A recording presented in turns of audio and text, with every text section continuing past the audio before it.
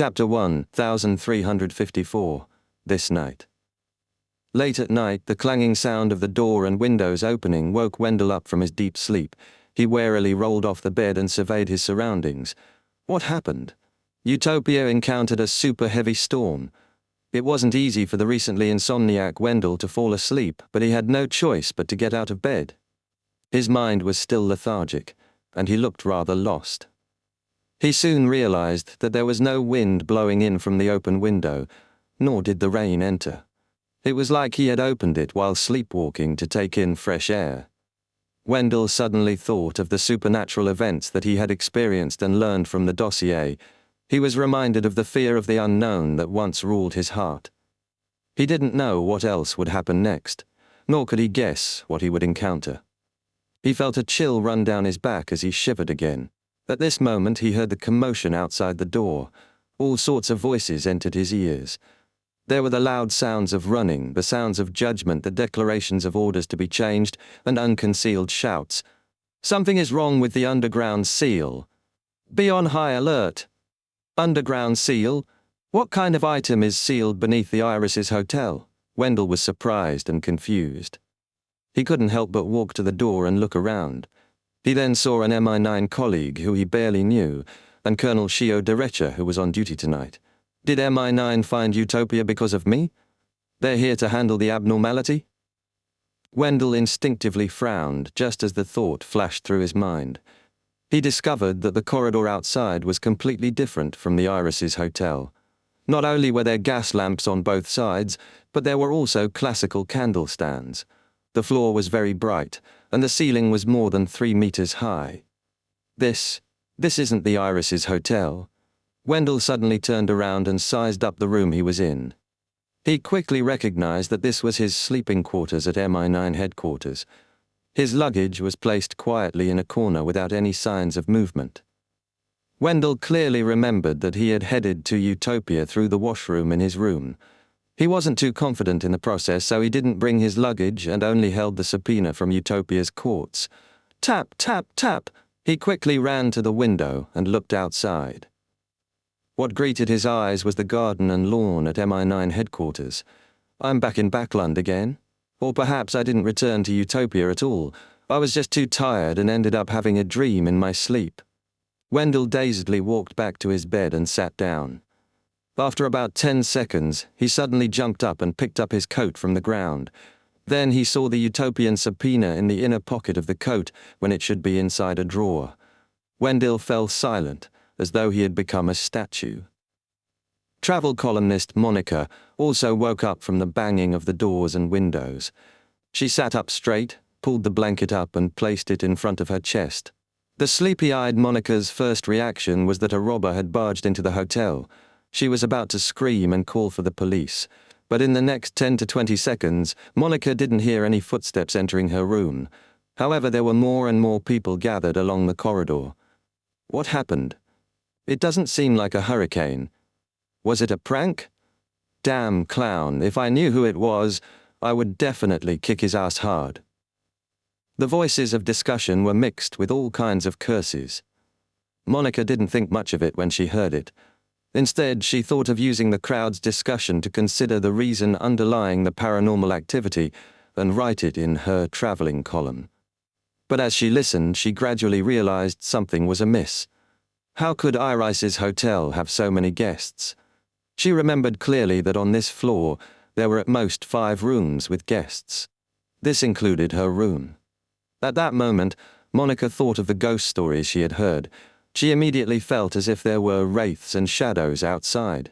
She had originally stretched her feet towards the bedside, preparing to leave the room to participate in the discussion and grasp more details for her writing material. But now she retracted her feet and curled into a ball, trembling.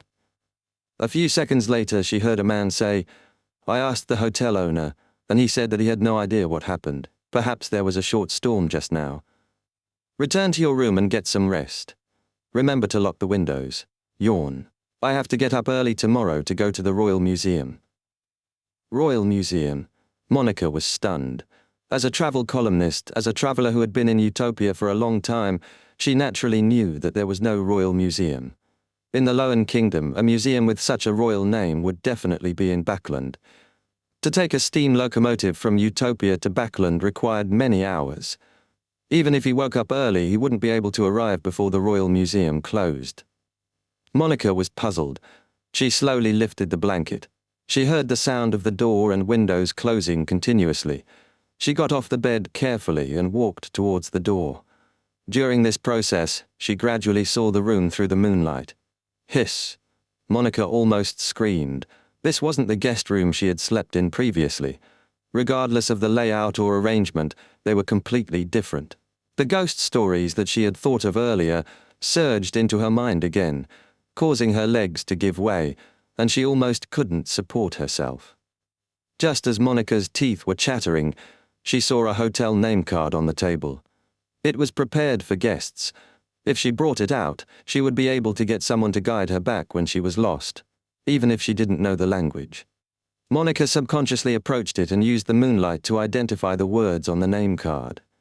Carl Penser Hotel, Backland Westborough, 19 Morning Street. Backland Westborough, Backland. Monica's eyes widened as she felt like space and time had gone topsy-turvy.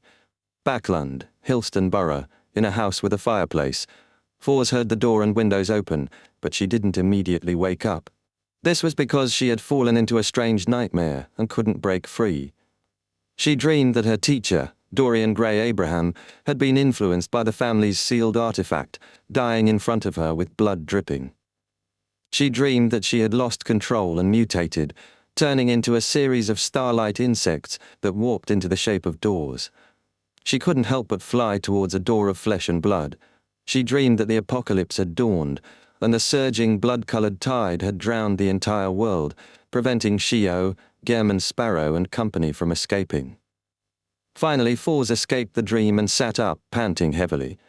As a demigod, one who was once an astrologer, she knew what such a dream meant. She hurriedly suppressed her emotions and looked up ahead. The glass on the oriel window in the bedroom all bore open at some point in time. Something must have happened. Furthermore, it has a certain relationship with the apocalypse, the Abraham family, and the apprentice pathway. Fours silently muttered to herself before standing up and wearing a cloak, preparing to teleport to her teacher to confirm his safety.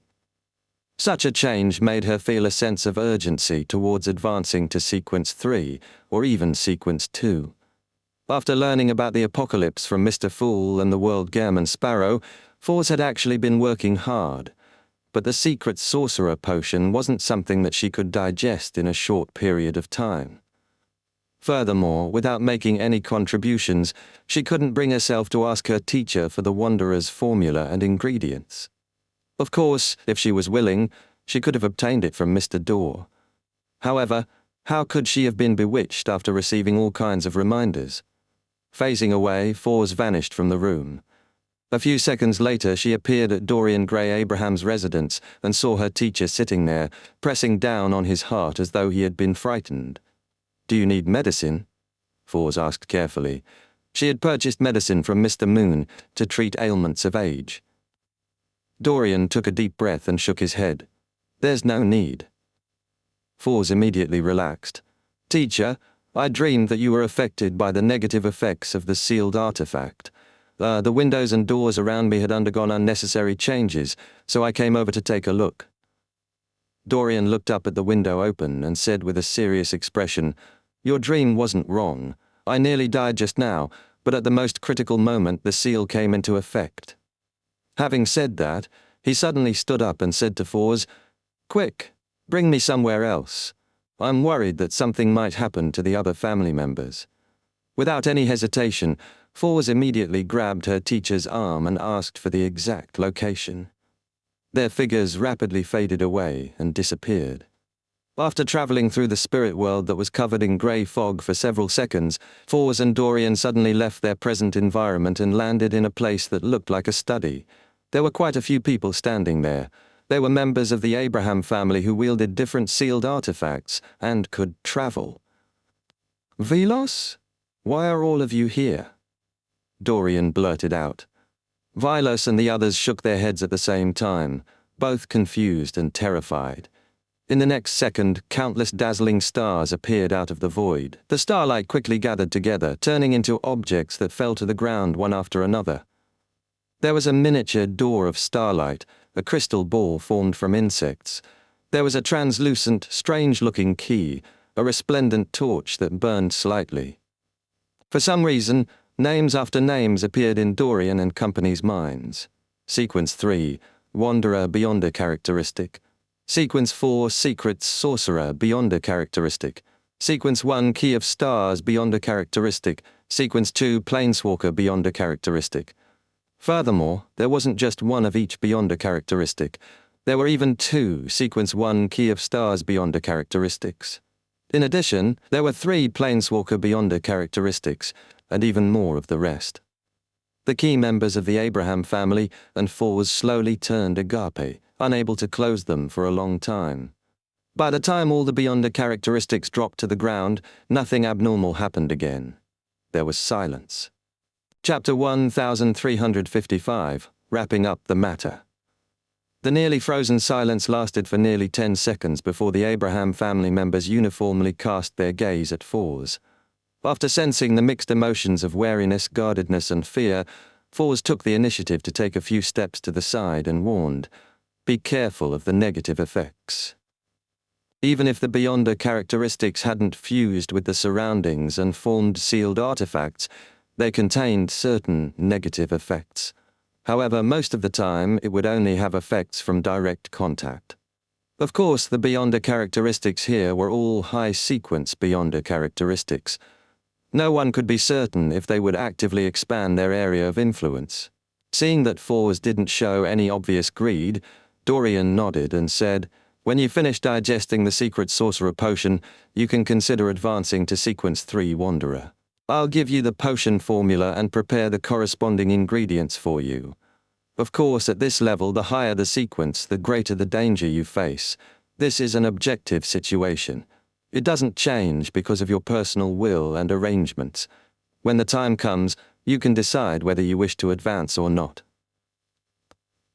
He said these words because he cared for his student, and on the other hand, he wanted to assure her that whatever the Abraham family possessed was equivalent to her possessing it. No one would treat her as an outsider and deliberately make things difficult for her on the matter of raising her sequence. This could effectively eliminate the heat brought by greed. And after obtaining so many high-sequence beyonder characteristics, Vilas and the other members of the Abraham family weren't unwilling to part with a wanderer beyonder characteristic. They even believed that using it to exchange for peace was absolutely worth it. After all, there was only one demigod here, Fours. Without the time to bring out their Grade 0 sealed artifacts, and because of the ineffectiveness of the seals, the Abraham family members didn't dare take out most of the Grade 1 sealed artifacts.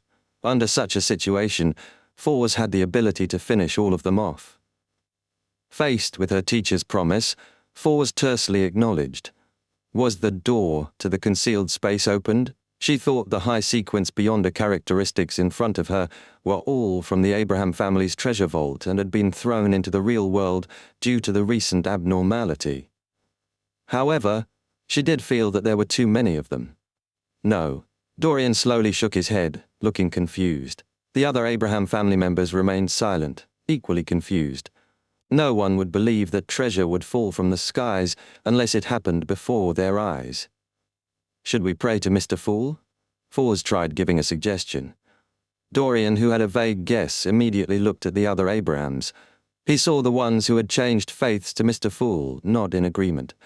Those who hadn't changed faiths were clearly hesitant and eager to object. After some consideration, Dorian composed himself and said, "Gather the ones with negative area of effect traits while using the correct method.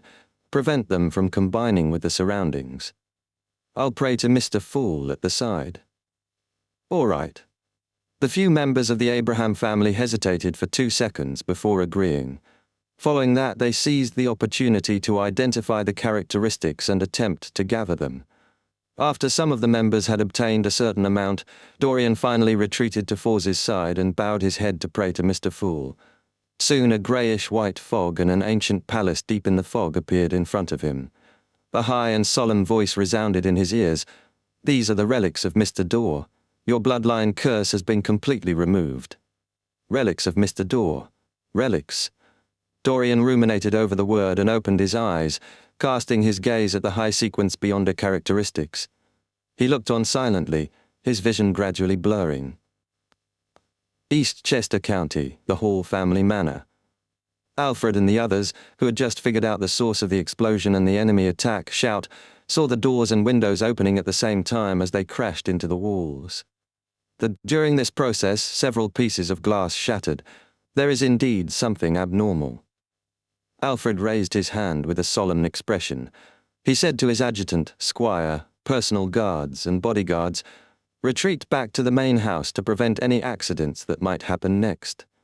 At the same time, send a telegram to the Archbishop of East Chester Diocese and request for assistance."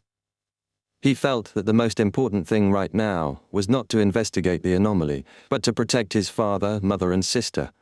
He had plenty of time to do the former after daybreak, but if anything happened to the latter, it would be impossible to make up for it. After returning to the manor's main house and arranging for strict patrols, Alfred walked into the living room and said to Earl Hall, there was indeed something abnormal, but the guard couldn't describe what he saw. He only felt extreme fear at that moment. Earl Hall nodded calmly and said, "We'll do further investigations after daybreak. Sit down and get some rest." Beside him, Audrey was holding her mother's arm as she quietly listened to her father and two brothers talking. Of course, this was only an image. She had been continuously releasing virtual personas in an attempt to find the reason for the sudden opening of doors and windows from the memories of eyewitnesses. After a few minutes, she ended the investigation, somewhat disappointed. For the time being, she temporarily attributed it to the influence left behind by the Mind Dragon, Arihog, and Mr. Wrath. At that moment, she realized that the golden retriever, Susie, had a strange look in her eyes. She quickly sent out a virtual persona and entered the mind island of the other party's soul to have a private conversation. "What did you discover?" Audrey asked directly. On Susie's mind island, a voice resounded. "I smell a thick scent of blood. At the edge of the manor, it happened sometime before the doors and windows opened. Yes, it happened about 10 seconds after the explosion." After hearing that, Audrey pursed her lips and fell silent for a few seconds. "Go take a look." Susie immediately stood up and tiptoed out of the living room. She left the manor's main house from a side door on the first floor. During this process, there would be people looking at her from time to time, but they didn't mind her and didn't attempt to stop her. After all, she was just a dog who had mastered psychological invisibility. After walking the path to the furthest building from the manor's main house, Susie twitched her nose and chose an open window before jumping in. Then, she saw a bloody corpse on the bed. Its skin had shed, and what she saw was equivalent to Audrey seeing it through the virtual persona that she planted in her mind island. In the living room inside the main house of the manor, Audrey, who was holding her mother's arm, lowered her head. Then she lifted her head, and her eyes swept slowly and deeply across her family's faces. Earl Hall, Lady Catelyn, Hibbert, and Alfred. She maintained her silence, becoming increasingly silent. Bian, inside the Cathedral of Waves. Alger, who was wearing a robe embroidered with the storm symbol, walked out from the underground area one step at a time. He nodded at the mandated punishers and priests who were waiting by the sides. The seals were restored to normal in time. You can return the items under your watch. Yes, Your Eminence. The mandated punishers, priests, and bishops heaved a sigh of relief as they struck their left chest with their right fists. Alger didn't say anything else as he responded with the same salute. After returning to his room, he slowly looked around. He took a deep breath and found a seat to sit down. The fool that doesn't belong to this era. Alger silently prayed to Mr. Fool, expressing his thoughts of preparing to leave the Church of Storms. The explanation that the seal was restored to normal in time could only convince relatively low-level members of the Church. It was impossible to hide from any cardinal or high-ranking deacon, much less the pontiff and the Lord of Storms. And if he didn't get Mr. Fool's approval and protection, Alger didn't dare leave the Church of Storms so casually. He would definitely suffer the wrath of a god. A few seconds later, he saw the familiar boundless grey fog and heard Mr. Fool's reply. "Okay, go to the Church of the Sea God." Phew. Alger relaxed, stood up, and took off his storm robe. After changing into a linen shirt, brown jacket, and pantaloons, Alger looked at the cardinal robe on the table and fell silent for a while. Then, he reached out and folded the robe neatly. After carefully examining it for a few seconds, Alger retracted his gaze and flew out of the cathedral through the open board window by controlling a strong wind. He first flew to the bell tower and landed on the top. He looked down at the surrounding streets and down at Bayam. During this process, Alger stepped on the edge of the roof and slowly circled it. Finally, he closed his eyes. A hurricane suddenly stirred as it swept Alger towards the Church of the Sea God. In the ancient palace above the fog, Klein silently sat on the high-backed chair belonging to the Fool. His figure would occasionally turn incorporeal, as though he was wearing a mysterious and classical black robe. During such instances, he wore a hood that made his face indiscernible. At other times, he would return to normal. However, he was enveloped in a faint grey fog. The frequency of this change gradually slowed down, and every time Klein transformed into the black-robed, hooded figure, slippery tentacles with strange patterns growing would extend out from under his clothes. These nearly transparent tentacles flailed about, striking everywhere as if taking the palace for itself. After a while, Klein's figure finally stabilized. Out of habit, he raised his right hand and rubbed his temples as he muttered to himself, "The awakening of the celestial worthy's will is faster and more intense than I expected." If I hadn't devoured Zarathul's Beyonder characteristic and used the remnant mental imprint to balance it and stalled for time, I wouldn't have been able to adjust my state and stop him from awakening. However, this made Klein's mental state rather unstable. And he didn't lose control, because his miracle invoker potion had already been completely digested, and the new attendant of mysteries Beyonder characteristic he consumed was mostly digested shortly after consumption.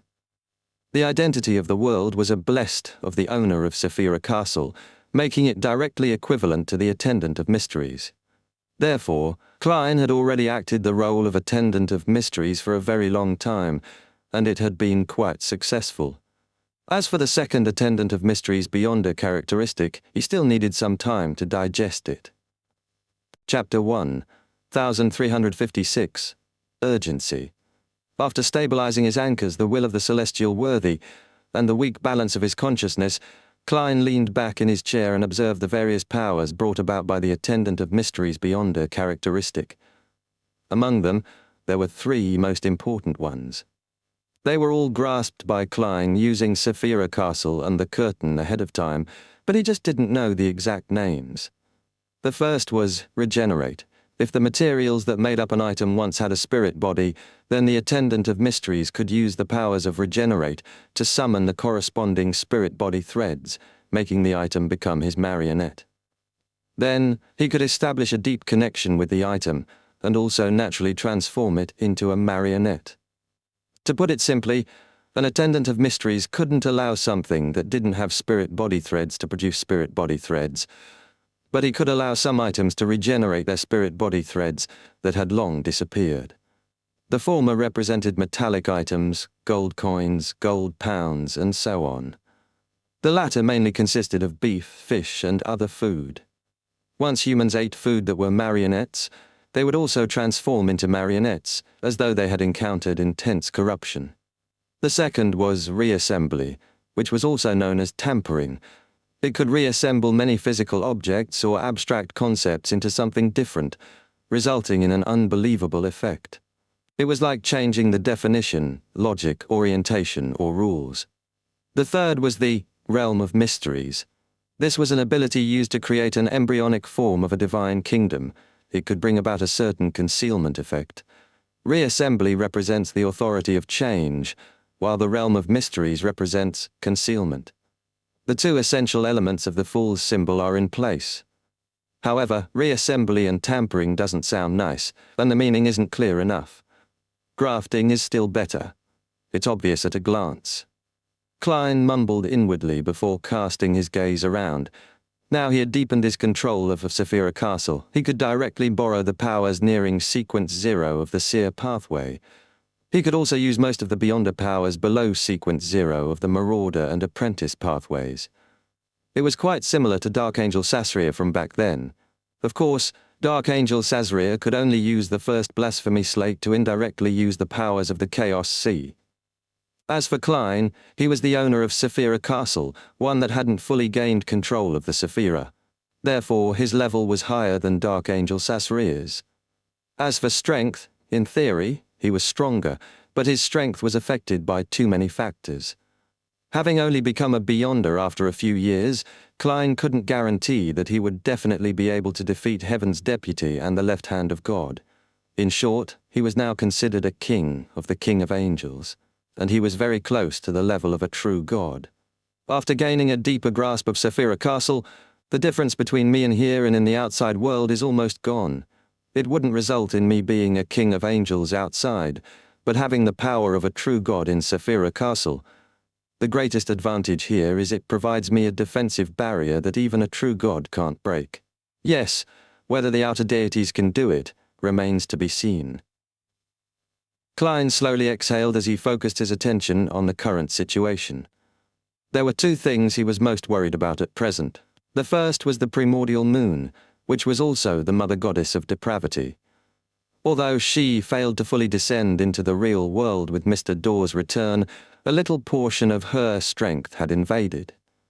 Furthermore, she maintained it for a few seconds under the attacks of the 5 orthodox deities of Evernite, Steen, and company. Whether this would affect the surroundings, the corresponding pathways, and exert certain effects on some matters remained to be seen. Second, Angel of Time Ammon has already stolen Mr. Dawes' ritual and became Sequence 0 of the Marauder pathway. He would be Klein's most direct and most powerful enemy. I wonder if Ammon has taken the opportunity to accommodate Mr. Dawes' uniqueness and Sequence 1 Key of Stars. If he has completed this step, he will be the most powerful true god in the real world. I wonder how he compares to the Evernite goddess. No one knows how much of the death and god of combat uniquenesses the goddess has accommodated. Typically speaking, Ammon shouldn't have the time to accommodate the apprentice pathway's uniqueness. Although Mr. Dawes' return is equivalent to the ritual itself, the most important matter at that moment was to replace Mr. Daw, allowing the 3 Sequence 1 Beyonder characteristics and the uniqueness of the Marauder pathway to gather together, resulting in a qualitative change. There's no time to accommodate the uniqueness of the apprentice pathway.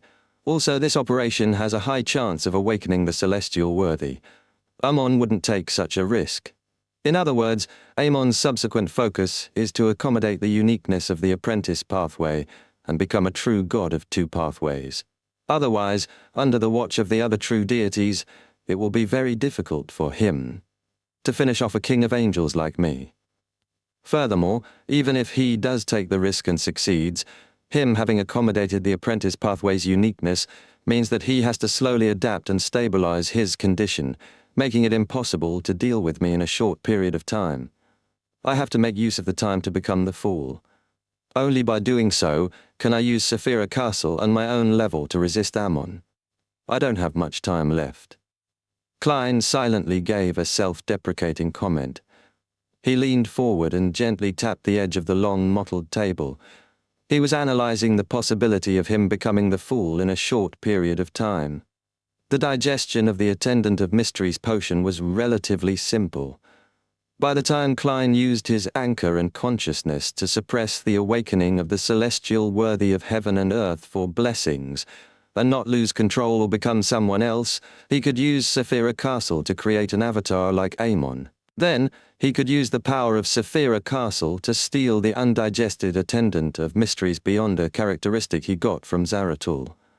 At this point, Klein would immediately turn the avatar into a marionette to prevent any unexpected developments.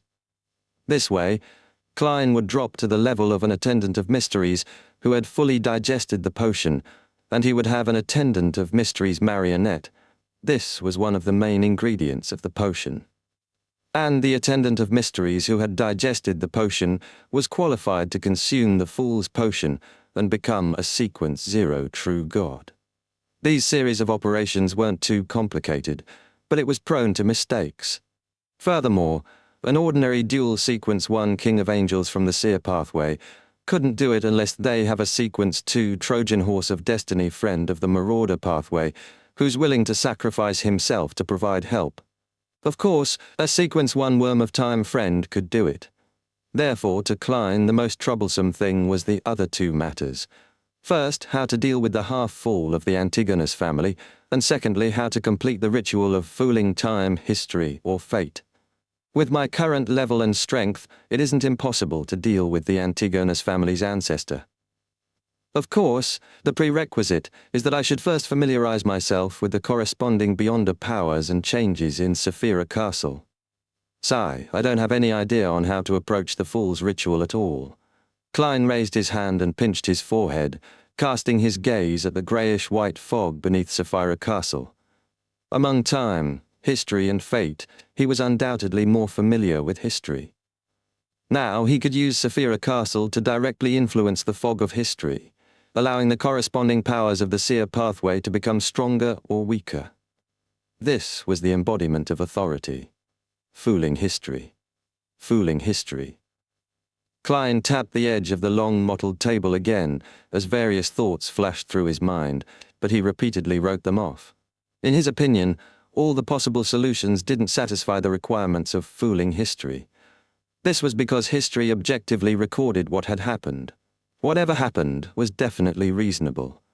And the solutions that could satisfy the requirements, such as returning to the past, consuming the potion, and becoming the fool that came from history, wasn't able to achieve it.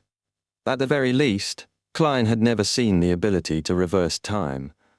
As his gaze moved deep into the fog of history, Klein suddenly had a feasible idea.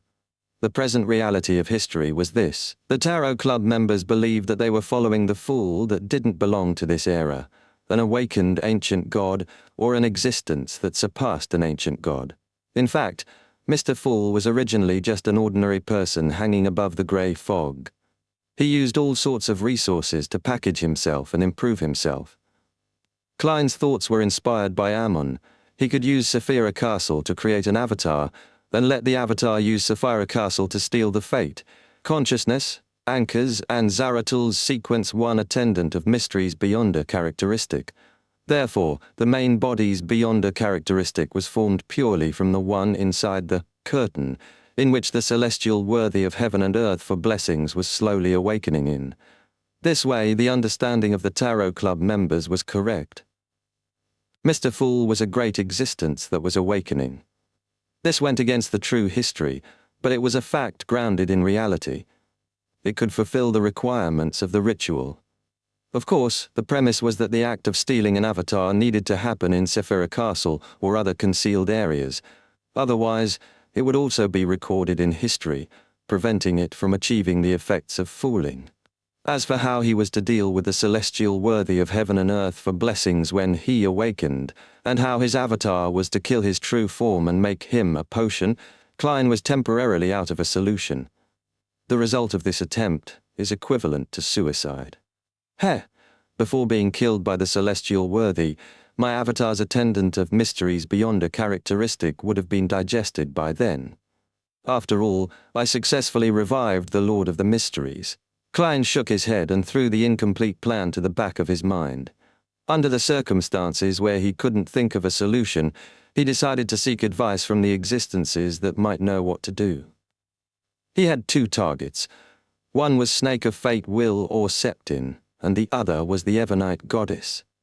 The former might have some thoughts about fooling fate, while the latter probably knew what kind of ritual the ancestor of the Antigonus family used to accommodate the fool's uniqueness. After stabilizing his mental state, Klein left Saphira Castle and directly teleported to Backlund. Chapter 1357, Meeting. Deep in the forsaken land of the gods, on the peak of a mountain stood a gigantic cross that bordered the realm of reality and illusion. There was a blurry figure hanging there. Ancient wooden stakes dyed with fresh blood that didn't drip down passed through his body, nailing him to the cross. At the bottom of the cross was the angel of fate Ouroboros, who was wearing a simple linen robe and had silver hair that reached his waist. He sat there cross-legged with a gentle and pious expression as he closed his eyes and prayed. Adam, whose face was half covered by a pale blonde beard, walked over and stopped in front of the huge cross. He raised his head and silently looked at the hanging figure. He held a rhodes in one hand and held the second blasphemy slate in the other. His eyes were limpid and his expression was calm. After an unknown period of time, the image of the hanged man on the huge cross suddenly faded away, connecting to the sky and to the land below with a shadow curtain. Behind the curtain, there seemed to be a pair of cold eyes watching over the world. In the next second, a rift appeared in the shadow curtain. It was dark inside, faintly reverberating with an illusory tidal wave. Adam raised his left hand and let the ancient and mysterious magic mirror emit a faint glow. In the light, a sticky but illusory black liquid surged out. A boundless sea that seemed to contain all colors appeared. It looked like it was at arm's length but couldn't affect reality. Following that, Adam placed the second blasphemy slate into the illusory scene. The illusory sea scene in the distance ebbed gently as it circled the second blasphemy slate, forming a certain connection with it. The second blasphemy slate was a manifestation of the corpse of the ancient sun god, one which was extremely close to being a great old one, and almost equivalent to the owner of the Chaos Sea. Upon seeing this scene, Adam's left hand moved slightly, allowing Orodes to fly up and fall towards the angel of fate Ouroboros under the huge cross. The second blasphemy slate that he held underwent some subtle changes, and through the rift on the curtain, he walked inside. The shadow curtain closed and quickly faded away, leaving behind a huge empty cross. No one said a word throughout the entire process. Everything was carried out silently. Angel of Fate Ouroboros didn't even attempt to open his eyes. At the same time, Ammon became a god and used the first blasphemy slate to block the tunnel that the mother goddess of depravity was trying to enter through. The Lord of Storms finally smote apart the corpse cathedral that Adam had envisioned out of nothing and one of Adam's identities. After a while, Tail Devourer Ouroboros opened his eyes and cast his gaze at Orodes, which had landed on his lap. On the surface of the mirror, silver words appeared in the swirling illusory water. You should know the feeling of piously believing and following a great existence, right? Ouroboros nodded indifferently. So, can you send me back to my lord? On the surface of the mirror, silver words squirmed and formed a new sentence. Once you answer, you can ask me 2 questions. Ouroboros silently looked at the ancient mirror in silence for a long time. Finally, Orodes couldn't help but produce a new question. Why aren't you answering? Ouroboros looked at himself in the mirror and replied calmly, I haven't thought through it yet. 3 questions.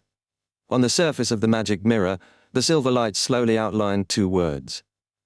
In Backland, on a lawn that belonged to a bungalow, Will Septin, who was already over 2 years old, was happily chasing a fat golden cat with glistening fur. Beside him was a nanny and a maid. Ever since this snake of fate was born, Aaron Sirius's career had improved by the day. Now, he owned a private hospital that provided medical services to high society. As he ran, Will Septin stepped on a spot that was slippery. With a slip, his body involuntarily leaned back. He took a few steps back and stepped on another rock. This provided an impetus to stop Will Septin's fall, miraculously allowing him to maintain his balance. In regards to this encounter, alarms started ringing in this chubby toddler's head. This was because with his luck, it was impossible for him to step on a spot that could make people slip. A familiar figure quickly appeared in his eyes. It was Sherlock Moriarty, wearing a half-top hat and a black double-breasted coat. Will Septin turned his head abruptly and looked at his nanny and maid. He discovered that they hadn't noticed the appearance of the stranger on the lawn. I have a nagging feeling you would say, go ahead and scream. No one will hear you, the 2-year-old toddler mumbled as he turned around. Without waiting for Klein's reply, he spread his hands and said, in short, I must congratulate you on becoming a king of angels. Bullying children doesn't suit your current status. Klein let out a soft chuckle. Do you know how to fool fate? Will Septin raised his head and looked warily at Klein. Giving me fake ice cream isn't equivalent to fooling fate. With that said, he grumbled, Why don't you squat down? At my age, it'll be bad for my next development if I have to keep raising my head like this. Klein didn't have the air of a newly advanced king of angels. He squatted down with a smile, allowing Will Septin to look him straight in the eye. Will Septin held his nanny's hand and said, "Unless I've advanced to sequence 0 and become a wheel of fortune, fooling me in any form doesn't count as fooling fate." Klein thought and asked, "You haven't found the opportunity to accommodate the die of probability?" "No." Will Septin shook his head before adding, "I have a premonition that it's coming soon." Klein carefully looked at the chubby 2-year-old toddler for a few seconds before suddenly smiling. "If I were to give you and the die of probability to Ouroboros, would he quickly advance to sequence 0?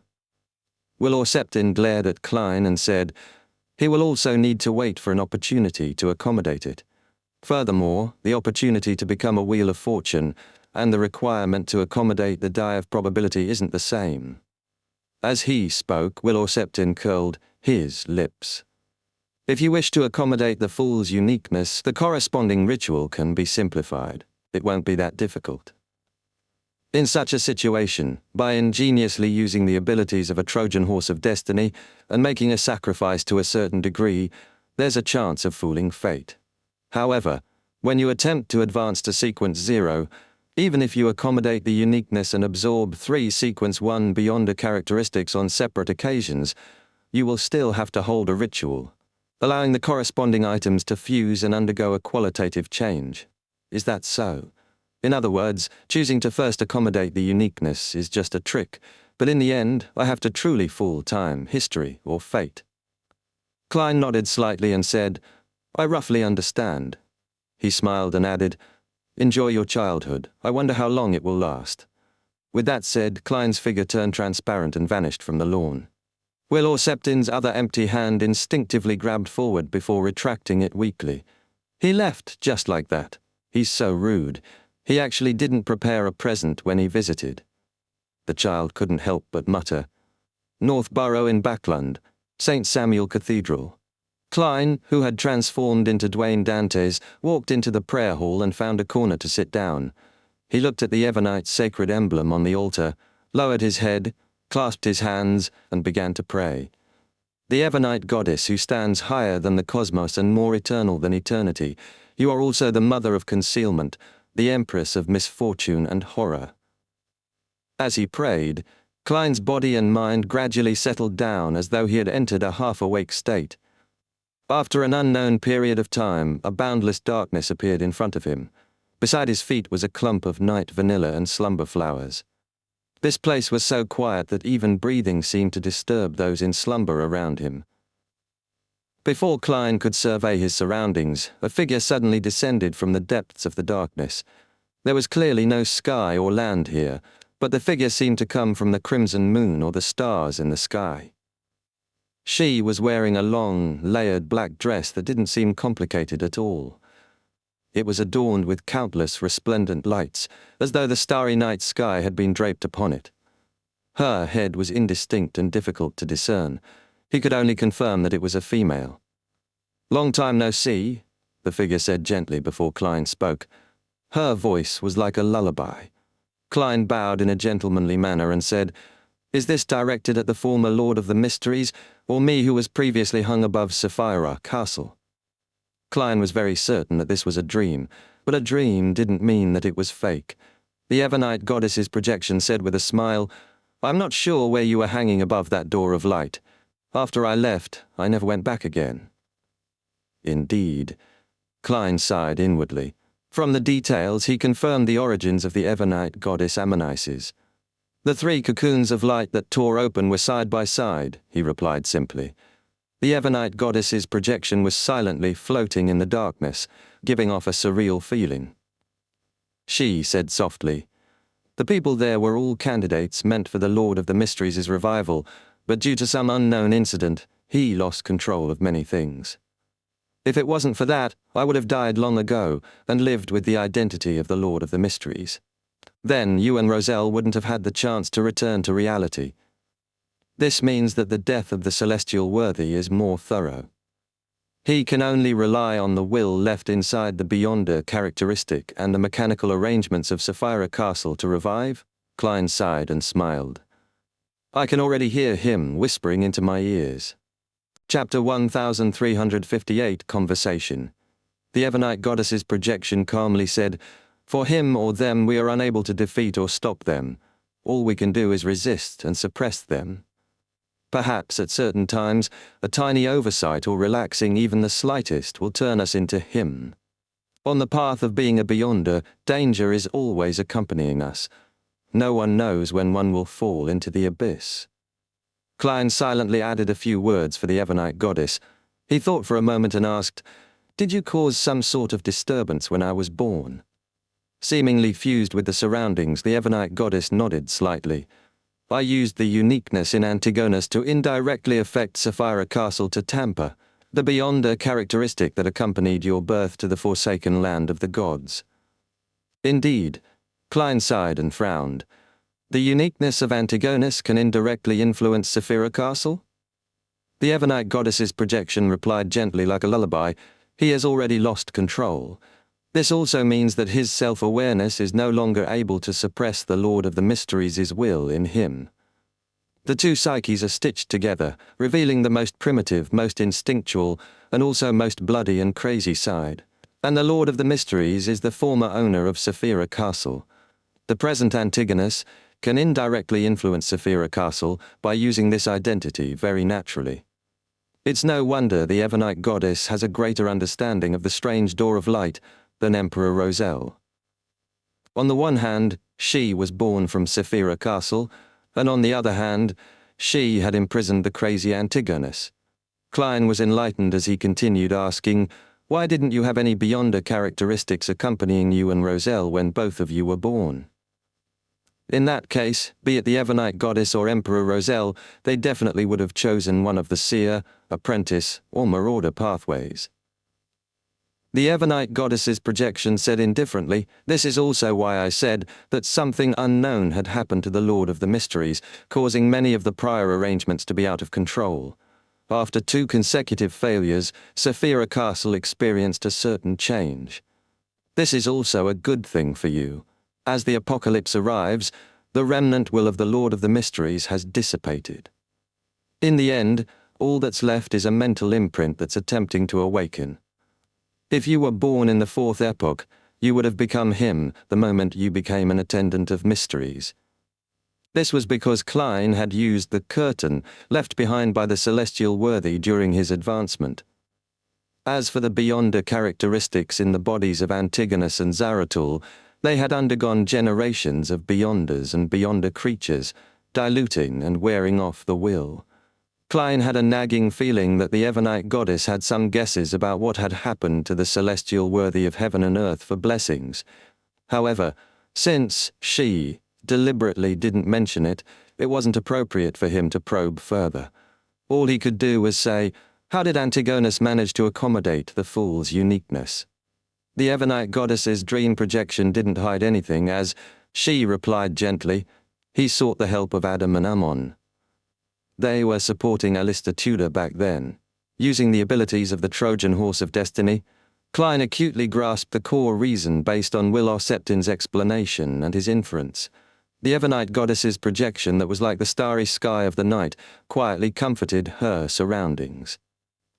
They captured a demigod from the Solomon Empire and got Adam to do a deeper level hypnotism act and a transplant of the corresponding memory, making him believe that he was Antigonus. Then, with Ammon working with Antigonus, he stole Antigonus's identity and fate, while Antigonus used the tampering authority to combine the identity and fate with the experimental subject. That demigod from the Solomon Empire began living in the state of Antigonus, and after some time, he took the initiative to accommodate the fool's uniqueness. He undoubtedly lost control. At this moment, the real Antigonus removed the tampering, allowing his identity and fate to return into Ammon's hands.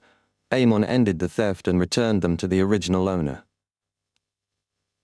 Klein listened attentively and added thoughtfully, If that's the case, it's equivalent to Antigonus failing to accommodate the uniqueness and turning into a monster, and a perfectly well Antigonus with no problems at all. The two completely different fates existed in the real world at the same time. Therefore, fate has been fooled to a certain extent. Before he finished his sentence, Klein sensed some latent problems and hurriedly asked, "Aren't there problems with this?" "It's very risky," the Evernite goddess's dream projection calmly replied. "Fate isn't easy to bear. If one can't retrieve the fate from the target in that short period of time, while he's losing control, things will undoubtedly fail. Retrieving it a second earlier will not achieve the effect of the ritual.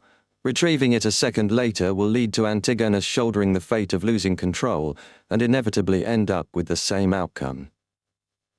"That's right. One has to naturally bear the burden of the troubles brought about by fate. If not for that, Ammon would have long stolen my fate and swaggered into Saphira Castle." Klein mumbled inwardly as he began to think about how he should imitate the ritual of the Antigonus family's ancestor.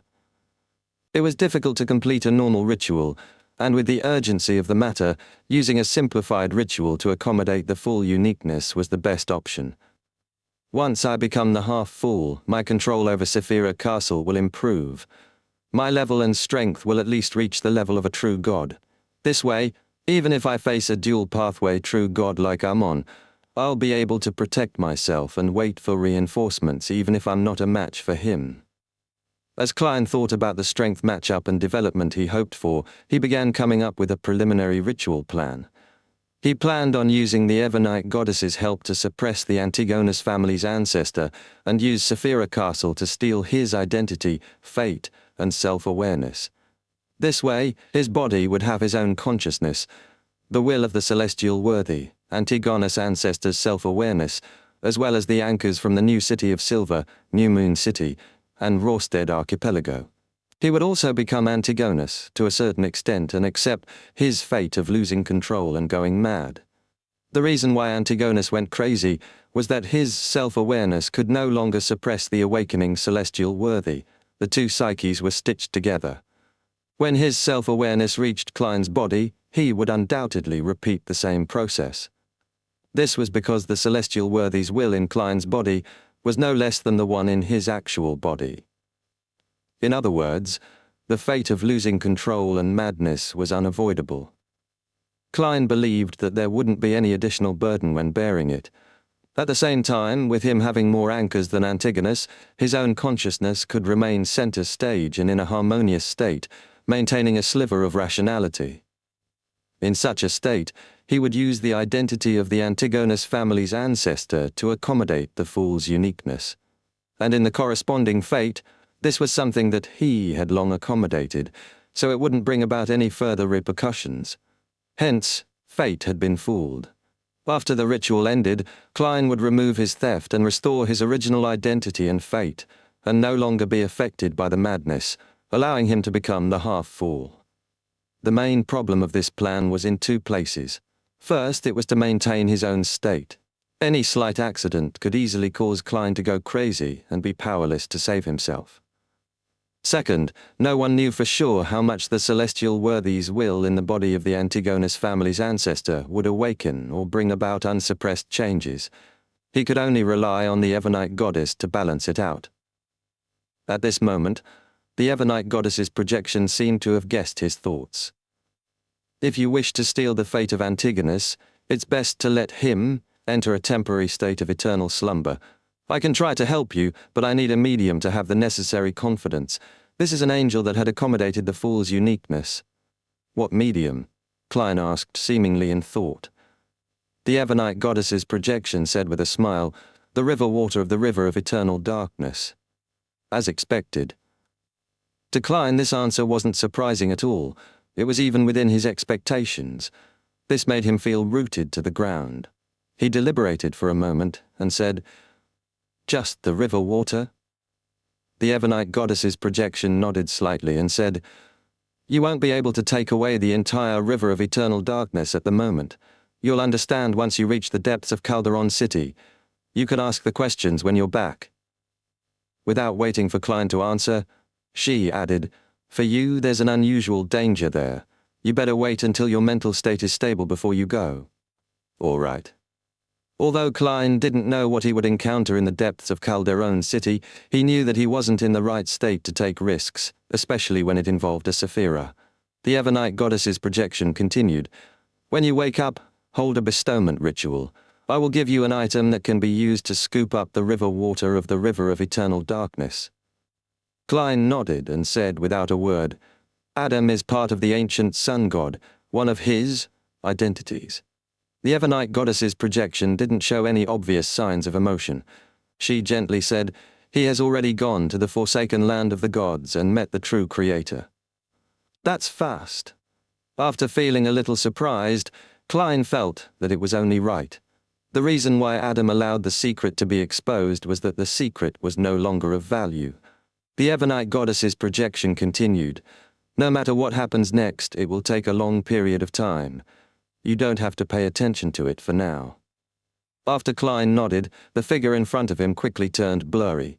The night vanilla and slumber flowers under his feet flew up one after another, scattering throughout the darkness. He opened his eyes and saw the dark hall and the pure light shining through the holes in the wall. The latter were like stars embedded into a velvet night sky. Chapter 1359, Early Morning. Klein watched as scarlet flames suddenly appeared and engulfed him. When the sparks scattered, his figure had already vanished from St. Samuel Cathedral. In an ordinary inn's empty room, Klein walked out of the sudden rising flames and began setting up a bestowment ritual. Soon, the mysterious door formed by candlelight opened. An ancient accessory flew out from the endless darkness and landed on the altar. This accessory seemed to be made out of gold. It looked like a slender bird, surrounded by a pair of wings formed by white flames. The bronze eyes shimmered with layers of light as though there were illusory doors hidden within. Klein sincerely thanked the Evernite goddess, ended the ritual, and picked up the golden bird-shaped accessory. This seems to be the image of the legendary phoenix ancestor Greggrace. Beyond this ancient death's own pathway, she had apparently grasped partial authority of the apprentice pathway.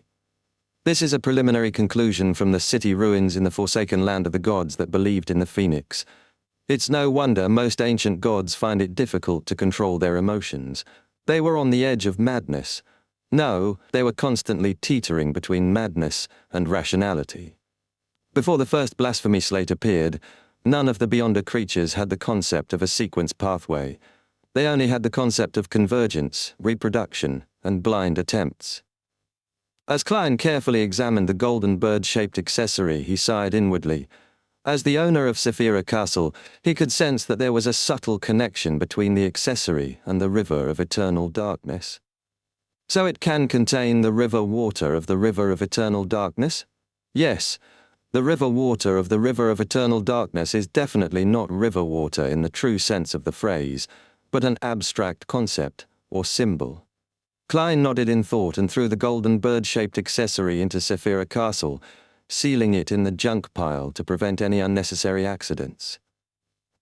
On a mountain peak outside Byam City, the Red Angel evil spirit watched as the edge of the sea gradually lit up as an orange sun slowly left the horizon. At some point in time, a young man wearing a pointed hat and a classic black robe appeared beside him.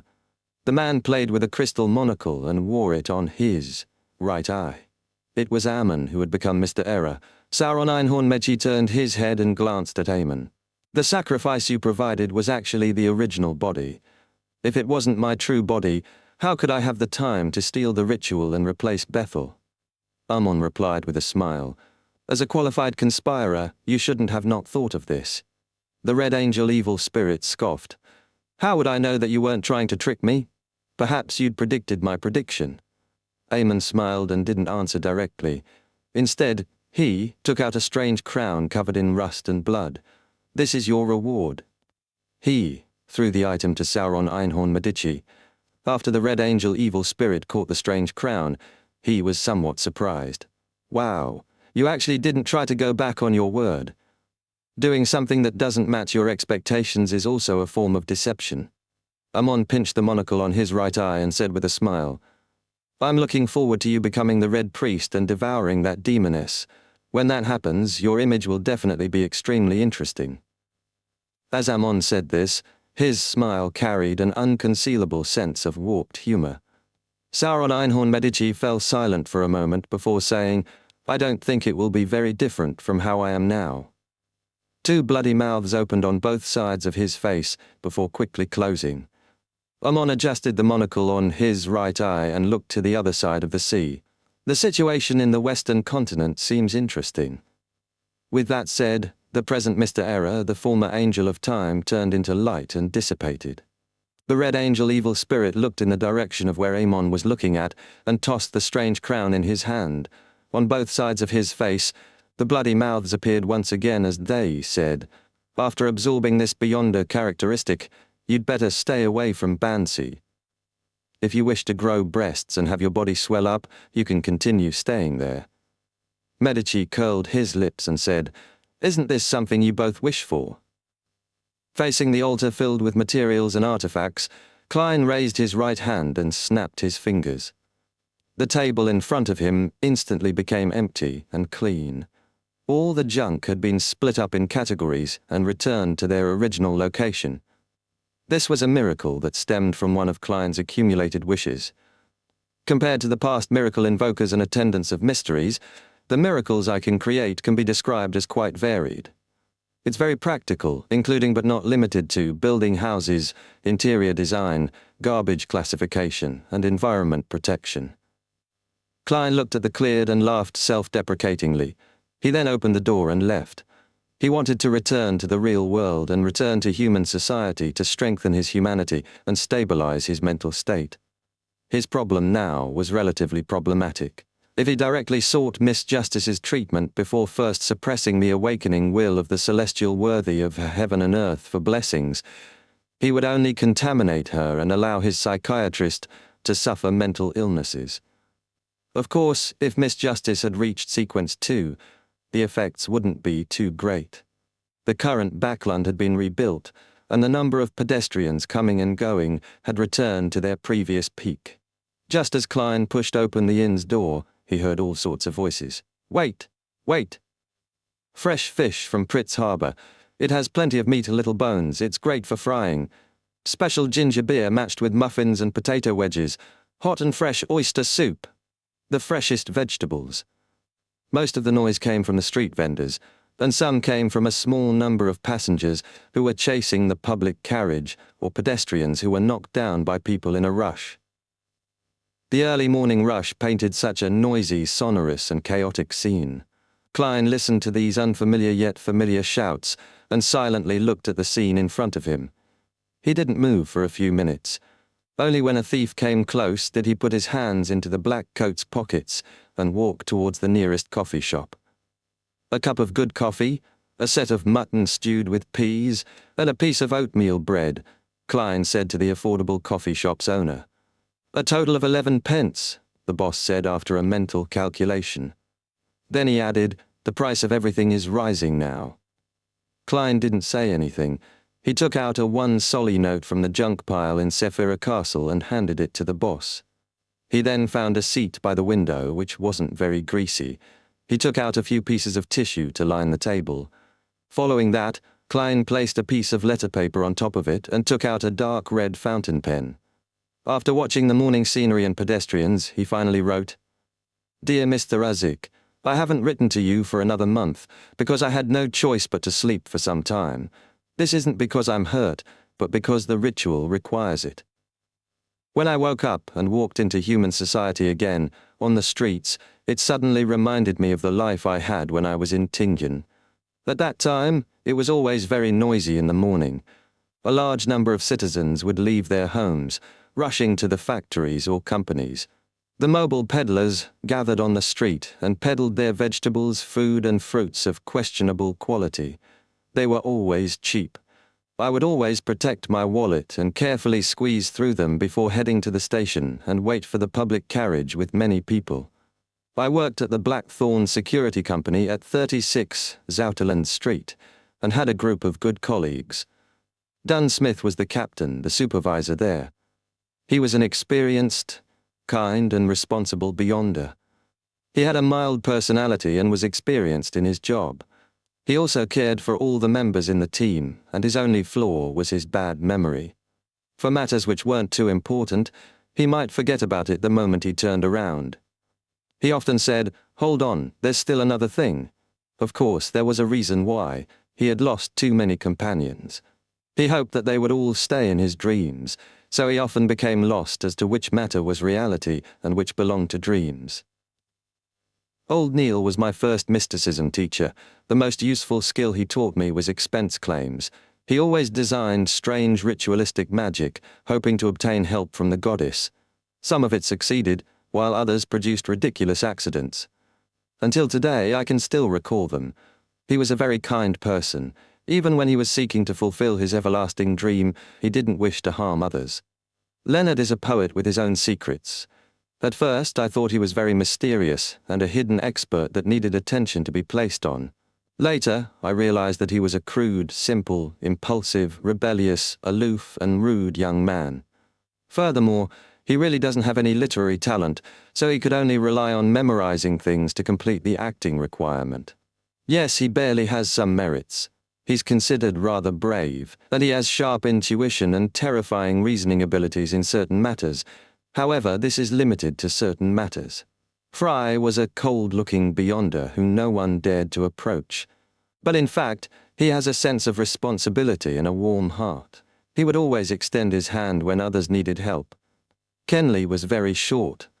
He used to be a civilian staff member, and he then took the initiative to apply to become an official member.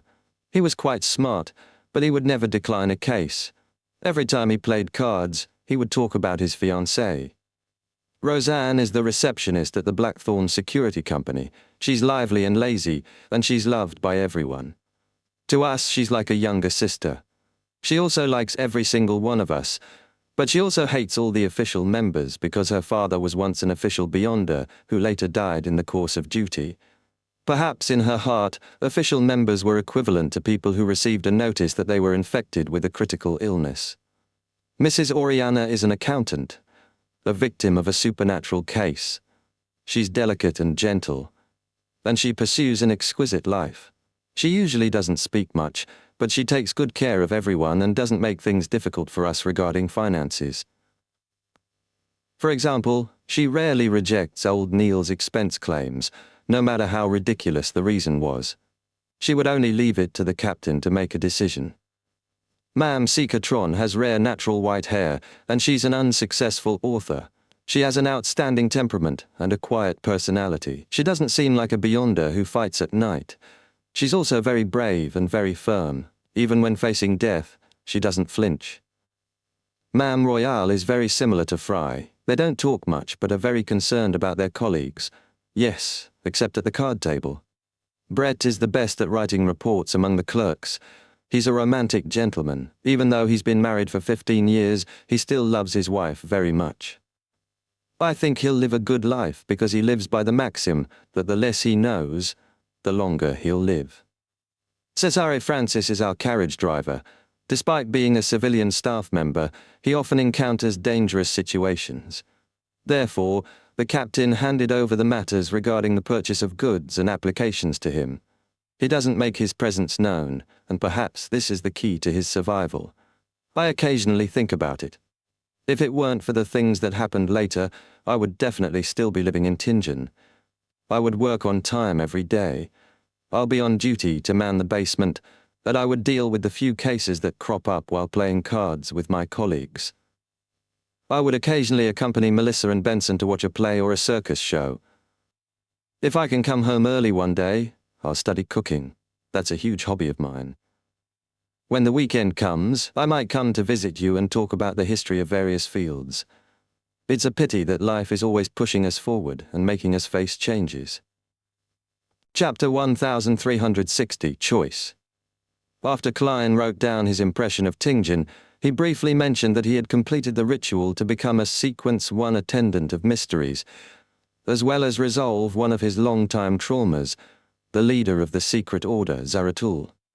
He didn't describe his predicament in detail, only seriously discussing the mental problems that angels suffered. Putting away the fountain pen and folding the paper, Klein reached out to take out Azic's copper whistle from Saphira Castle and blew at it. Inside the cheap coffee shop, white bones spewed out like fountains, forming a huge messenger. The messenger then shrank his body, becoming only the height of a normal person. At the same time, it knelt down on one knee and stretched out its palm. "There's no need to be afraid of me." Upon seeing this, Klein laughed. "It's not like I would do anything to you?" As he spoke, he picked up the letter and placed it in the skeleton messenger's hand. The messenger nodded heavily a few times. It was unknown what it was agreeing with. Then, its body disintegrated, turning into bones that drilled into the ground. At this moment, the boss brought coffee, oatmeal bread and mutton stewed with peas. As Klein enjoyed breakfast that wasn't too delicious, but was filled with a bourgeois style, he looked out the window and enjoyed the morning scenery without any reason. He admired the pedestrians, carriages, trees, mist, food and machinery that made up the scene. If there was no apocalypse, it's best to be a Sequence 7 Beyonder to maintain the life in Tinjin and live rather leisurely while being capable of handling most cases. When prepared, a magician, who has many tricks up his sleeve, won't appear too weak when facing Sequence 6 and Sequence 5 Beyonders. As for Faceless and Marionettist, one can easily get lost while acting. It's relatively easy to lose control when one advances, making it rather dangerous.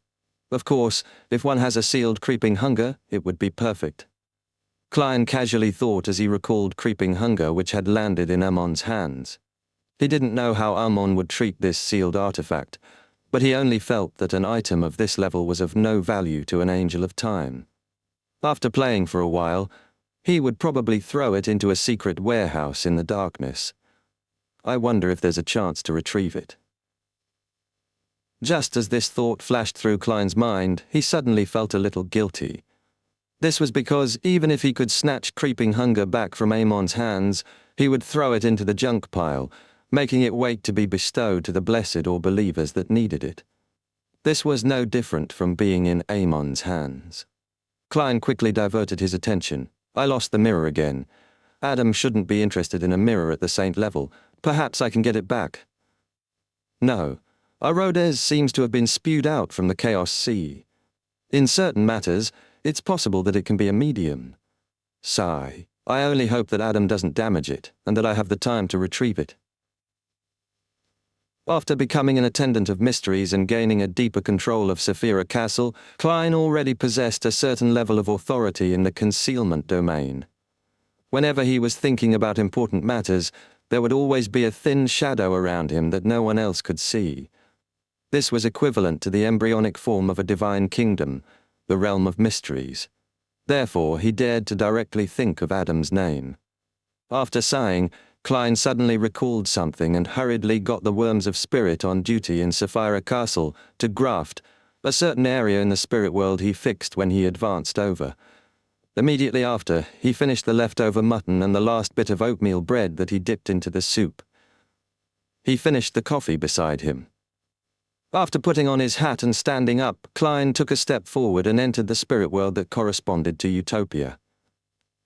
Then he removed the grafting and returned to the ruins of Utopia. This was to use the abilities of grafting, and his ability to freely enter the spirit world to indirectly achieve a teleportation effect. Of course, the prerequisite was that he could locate the corresponding region in the spirit world. On this point, as the owner of Saphira Castle, Klein had a unique advantage. As for Zaratul and the other attendants of mysteries, they could only rely on their preparations. As soon as he stepped into the ruins of Utopia, Klein surveyed the area and discovered that the collapsed houses and charred corpses were shimmering with different colors. They were the Beyonder characteristics inside the monster marionettes, the wealth accumulated by Klein back in the Forsaken Land of the Gods. This might be useless to him, but he still had many believers and blessed that would gradually increase in numbers. As a deity, he had to stock up some Beyonder characteristics in order to bestow them. Thankfully, the Lord of Storms didn't take the opportunity to sweep them away. As Klein silently muttered to himself, he couldn't help but thank Leodero. East Chester County, inside the Hall family manor. After the sun finally rose, the the suffering people returned to their rooms one after another to make up for their lack of sleep. Only Alfred, Earl Hall's personal bodyguards, the deacons and nighthawks, sent by the Church of Evernite to investigate the reason behind the incident last night, remained. As Audrey used the golden retriever, Susie, to monitor the development of the situation, she opened her bedroom door and walked in. Through the curtains and the weak sunlight in the room, a figure sat quietly on a high stool like a large doll. It was a huge snow-white rabbit. Audrey's brows twitched as she whispered, "Mr. Wrath." This was Mr. Wrath from the psychology alchemists that had pursued the mind dragon, Arihog. It was suspected to be one of Hermes' identities. As she spoke, Audrey reached out her hand and closed the door. And with this action, the back of her hand flashed with a star-like crimson tattoo. "I'm sorry, I made use of you." When the door closed, the giant white rabbit took the initiative to say, "However, I might have been used by someone else as well." Audrey thought of the opening of the doors and windows in the middle of the night and took 2 steps forward. She replied in thought, "There's no need to apologize, just don't disturb me in the future." She was tactfully expressing that she wanted to leave the psychology alchemists, hoping that no one would come looking for her again. The huge white rabbit stared at her with its bright red eyes for a few seconds and said, "Your previous wish was to protect your parents and family, but don't you think that you've been embroiled in too much trouble? The danger that you've brought them is greater than the help you provide?" Audrey fell silent. She didn't speak for a long time. Normally speaking, a saint can indeed allow the family to gain more safety, but the premise is that they do not involve themselves in the struggle between angels or deities. Or perhaps they are part of a powerful organization that can be relied on in the true sense of the word. Upon saying this, the huge white rabbit slowly said, "I have 2 gifts to express my apology. You can choose one." "2?" Audrey asked in a low voice. The giant white rabbit nodded, its ears constantly wiggling. "One is to truly become Miss Pride of the psychology alchemists. We can ignore all your other secrets and tacitly allow your other operations, as long as you don't reveal our matters and bring danger to the psychology alchemists. Of course, there will be a certain disadvantage. You will shoulder the burden of certain matters and might be embroiled in quite a bit of trouble. The only difference is that you will receive a lot of help and be rescued in time." "What about the second one?" Audrey had no intention of getting compensation from the psychology alchemists. To not have the secret organization disturb her again was the best form of apology. Furthermore, she suspected that Mr. Wrath's true intention behind his apology was just another form of exploitation. The huge white rabbit answered calmly, "I can help you divide another identity for you so that she can stay by your family and provide them with some protection and emotional comfort. As for you, you will stay away from them and live on in this world with another identity. This way, your troubles will not affect the people you want to protect. In the supernatural world, under certain circumstances, distancing yourself is the best form of love and protection." Audrey fell silent once again as her green eyes seemed like a still lake. "You don't need to answer me at once, or you can combine the 2 methods." The giant white rabbit got off the high stool and stood up. "You know how to get into the Garden of Eden." As it spoke, its figure gradually disappeared into the sea of collective subconscious. Biam, in a room in the Church of the Sea God. The oracle, Danitz, dressed in a gorgeous robe, sat on a chair, silently looking at Alger Wilson. The sleepiness from waking up in the middle of the night was gone from the fright. The cardinal of the Church of Storms actually wanted to defect to the Church of the Sea God. This was a huge matter in the field of religion, in the world of mysticism and international politics. Even though he only had a rough understanding of the Church of Storms, Danitz believed that with their style in handling matters, they definitely wouldn't let this matter go. Perhaps a calamity was already on its way to the entire Rorstead archipelago to destroy it. Furthermore, a cardinal is definitely highly valued by the Lord of Storms. Alger's betrayal might attract a god's punishment at any time. The more Danitz thought about it, the more he trembled, afraid that he would be affected. This made him recall a saying from his hometown, "Don't be near people abandoned by the gods." This was because those guys might get implicated when lightning smote down. If not for the fact that Gehrman Sparrow had sent me a message in the name of being Mr. Fool's attendant to help me settle Alger Wilson in, I would have already tied up this ticking bomb and sent him back to the Church of the Lord of Storms. The more afraid Danitz was, the more he couldn't help but mutter inwardly. Of course, he was just letting his thoughts run wild. He didn't even consider their difference in strength. After a while, someone knocked on his door. Danitz jumped up and quickly walked to the door, opening a crack. "Any results?" he asked in a low voice. The intel supervisor of the Church of the Sea God said simply, "Lord Oracle, the Church of Storms has switched cardinals." "What about the original one?" Danitz pressed in surprise. "It's said that he was transferred back to their headquarters." The intel supervisor recounted what he learned from some of the servants at the Cathedral of Waves. Transferred back to their headquarters. As Danitz was confused, a greyish-white fog suddenly appeared in front of him. He heard Mr. Fool's words.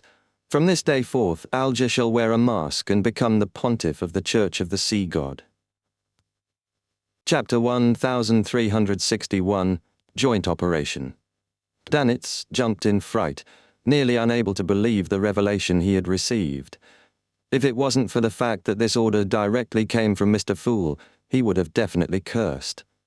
Of course, if the person opposite him was Gehrman Sparrow, he would suck it up. "Lord Oracle, is there anything else?" The intel supervisor of the Church of the Sea God saw that Lord Danitz's expression was rather odd. This left him a little afraid. Danitz retracted his thoughts and forced a smile. "Pay close attention to the development at the Cathedral of Waves." "Yes, Lord Oracle." The intel supervisor heaved a sigh of relief and hurriedly bowed to bid farewell. Danitz turned his head and looked at Alger Wilson as he said with a brilliant smile, "Mr. Fool has already issued a revelation." Alger didn't hesitate. He immediately stood up and pressed his right palm against his left chest. Danitz straightened his back and solemnly said, "God said that from this day forth, Alger shall wear a mask and become the pontiff of the Church of the Sea God. Mr. Fool's will is my will." Alger couldn't hide his smile as he bowed. Half of his smile was for Danitz to see, showing his humility, while the other half was from the bottom of his heart. This was because the revelation meant two things. Mr. Fool and the Lord of Storms had reached a certain agreement. With a tacit understanding, his betrayal would no longer be pursued. Of course, he had to wear masks and use a fake name to prevent humiliation to the Church of Storms. Becoming the pontiff of the Church of the Sea God was a critical step to reaching the throne of Sea God. From Alger's point of view, this meant that he had officially become Mr. Fool's subordinate. In the future, be it the exchange for the identity of Sea God or being the leader of the Church of the Fool, there would be plenty of opportunities. As for Mr. Fool, he was a great existence that was at the same level as a true god, or even higher. How could his proxy not be an angel? After the bow, Alger waited patiently for Oracle Danitz to bring him a silver-black mask. He received the mask and wore it solemnly. While wearing a red glove, Leonard strolled along the shores of Mid-Seashire, enjoying the R&R earned from closing a supernatural case. As for the mysterious opening of doors and windows last night, he had already received the orders from the Holy Cathedral not to pursue it through investigations or learn more about the matter. Regarding this order, Leonard couldn't do anything about it because he had long learned the general truth from old man Palez Zoroast. Mr. Dorr had returned to the real world, and Angel of Time Amon took the opportunity to steal his apotheosis ritual and advance to sequence 0 error. Almost at the same time, Mr. Fool awakened further. Through Saphira Castle, he had briefly and weakly connected to Beyonders of the Seer, Apprentice and Marauder pathways. As an angel of the Marauder pathway, Palais Zoroast was undoubtedly able to sense the changes in Amon's corresponding authority and his apotheosis. He also discovered that Saphira Castle had established a connection with him. "Old man, Amon has already advanced to sequence 0. You shouldn't be of much use to him now. Why do you still want to parasitize my body?" Leonard took in the fresh morning air as he suppressed his voice and asked with a hint of concern and confusion. In his mind, Palez Zoroast scoffed. Naive. Do you think that you don't need my guidance anymore after becoming a saint and having mastered a lot of mysticism knowledge? You can choose to teach me face to face, Leonard said after some deliberation.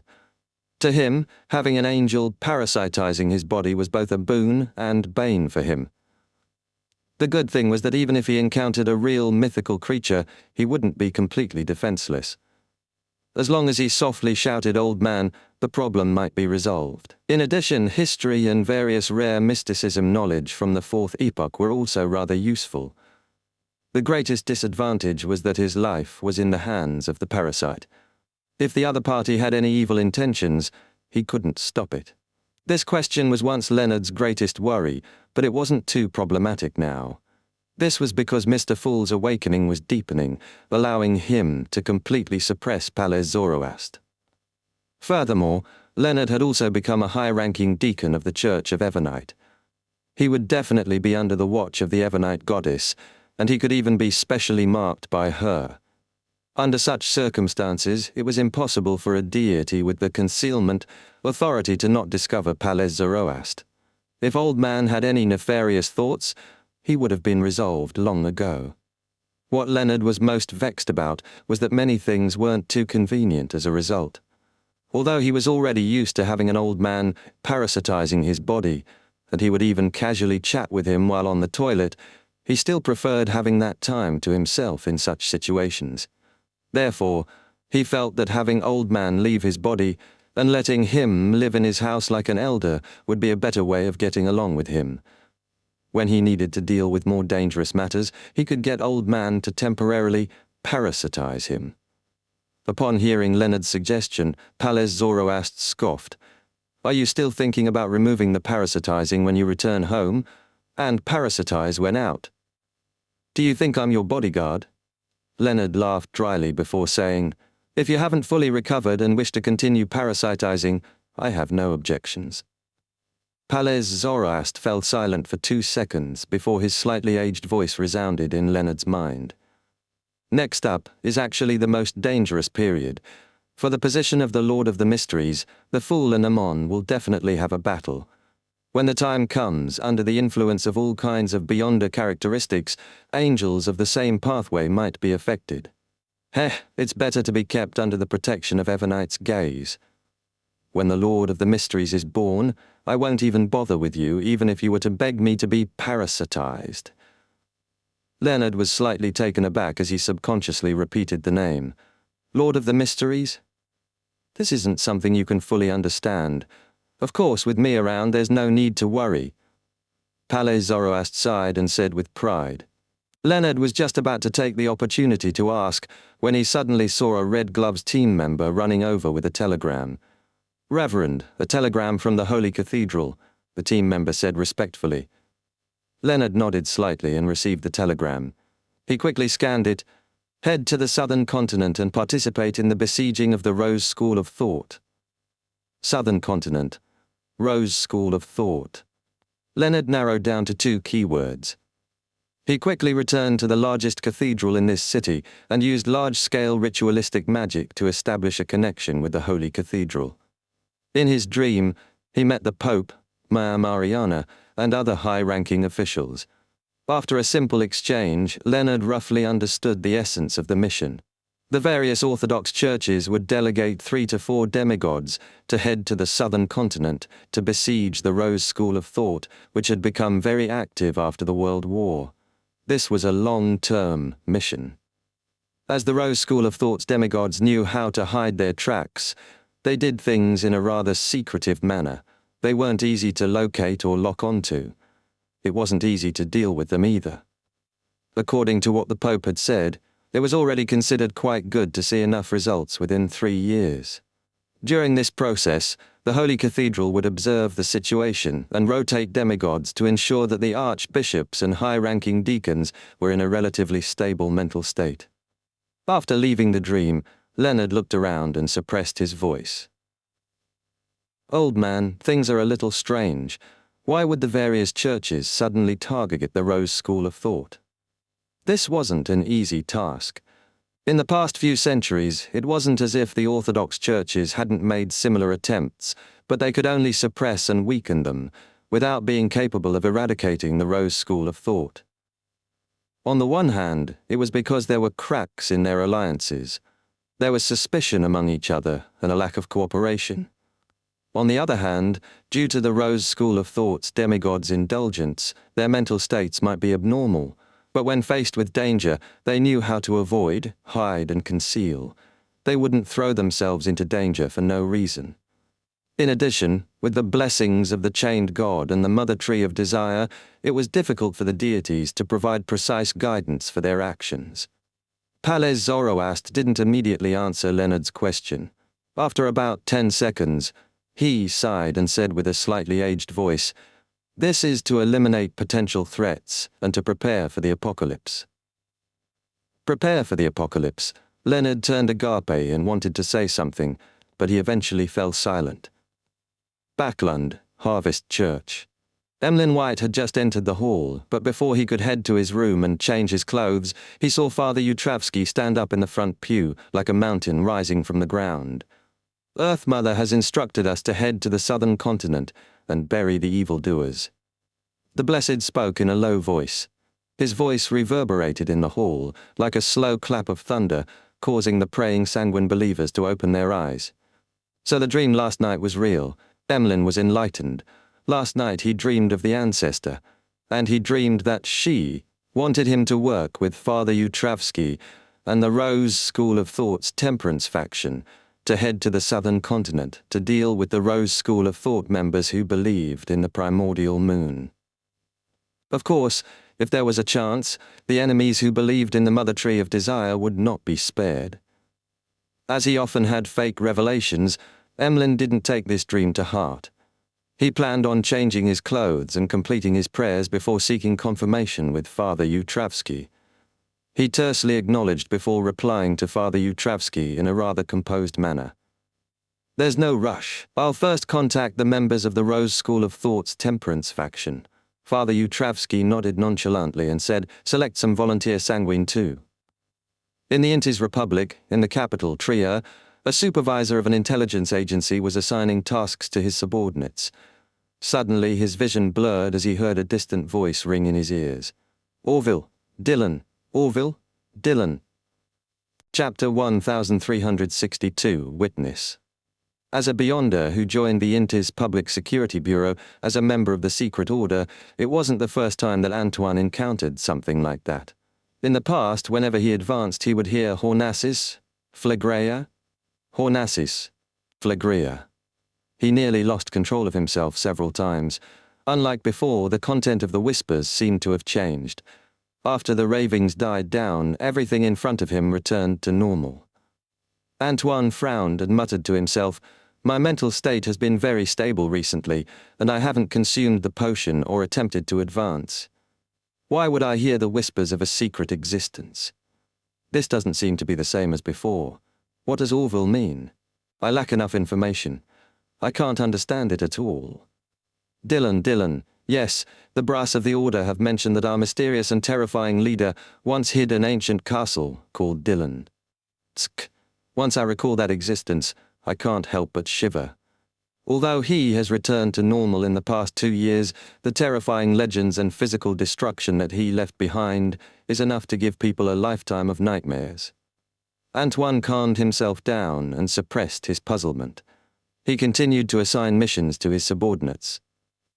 In front of a tombstone, Klein, who had just put down the white flowers, turned his head slightly, as though he was listening to something. Although he didn't hear anything, as a king of angels who wielded control over a portion of his pathway's authority, he could acutely sense that something was amiss. Some secret information was being transmitted to specific targets. Zaratul isn't completely dead yet?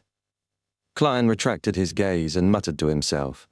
Back then, he had relied on his level, status, and authority to forcefully stop Zaratul's resurrection. He didn't sense anything abnormal. But after studying himself, he realized something problematic. The Beyonder characteristic he had absorbed from Zaratul was one that contained an entire set of sequence 9-to-1 Beyonder characteristics. That also meant that this only included a single Miracle Invoker Beyonder characteristic. And Snake of Fate, Will or Septin had mentioned that Zaratul and the ancestor of the Antigonus family had both taken an additional miracle invoker beyonder characteristic in them. Therefore, the reality of the situation was that there was no doubt that there was an additional miracle invoker beyonder characteristic on Zaratul, which had vanished. As for whether there were any additional beyonder characteristics like Scholar of Yore and Bizarro Sorcerer, Klein had no way of guessing due to his lack of understanding of Zaratul. Based on this situation, Klein had long suspected that Zaratul wasn't completely dead. Of course, if the other party wanted to revive, it wouldn't be that simple. This was because using too simple a method would result in a lack of concealment. It would definitely be discovered by the higher sequence beyonders of the same pathway, and thus an effective prevention method would be set up. When Zaratul was able to separate a sequence 2 beyonder characteristic from himself, he was undoubtedly a sequence 1 attendant of mysteries. There weren't many enemies that could restrain him, ones that had to be dealt with using the most cautious of attitudes. Therefore, Klein believed that he had used the portion of the beyonder characteristics that he had dissociated from himself to seize an opportunity. However, it wasn't to directly use it to revive. Instead, it was a way to make plenty of preparations. He needed an opportunity or some mediums to make the preparations play out. From the looks of it, he hid that portion of the beyonder characteristic that contained the miracle invoker beyonder characteristic in a particular manner and concealed it carefully. Otherwise, when I advanced to Attendant of Mysteries, I should have been able to use Saphira Castle to directly see it. Yes, the next step should be to use some concealed method to guide or entice a specific target to revive him. Heh, he hasn't accommodated a uniqueness, so he can't broadcast on all channels. Besides, he has to be sure that the advanced me or Amon doesn't hear the corresponding content and spoil his plans. Therefore, the number of targets he can entice is rather limited. All members of the secret order, or a portion of the members? Klein, who was genuflecting, nodded in thought. He exhaled and grumbled without hiding anything.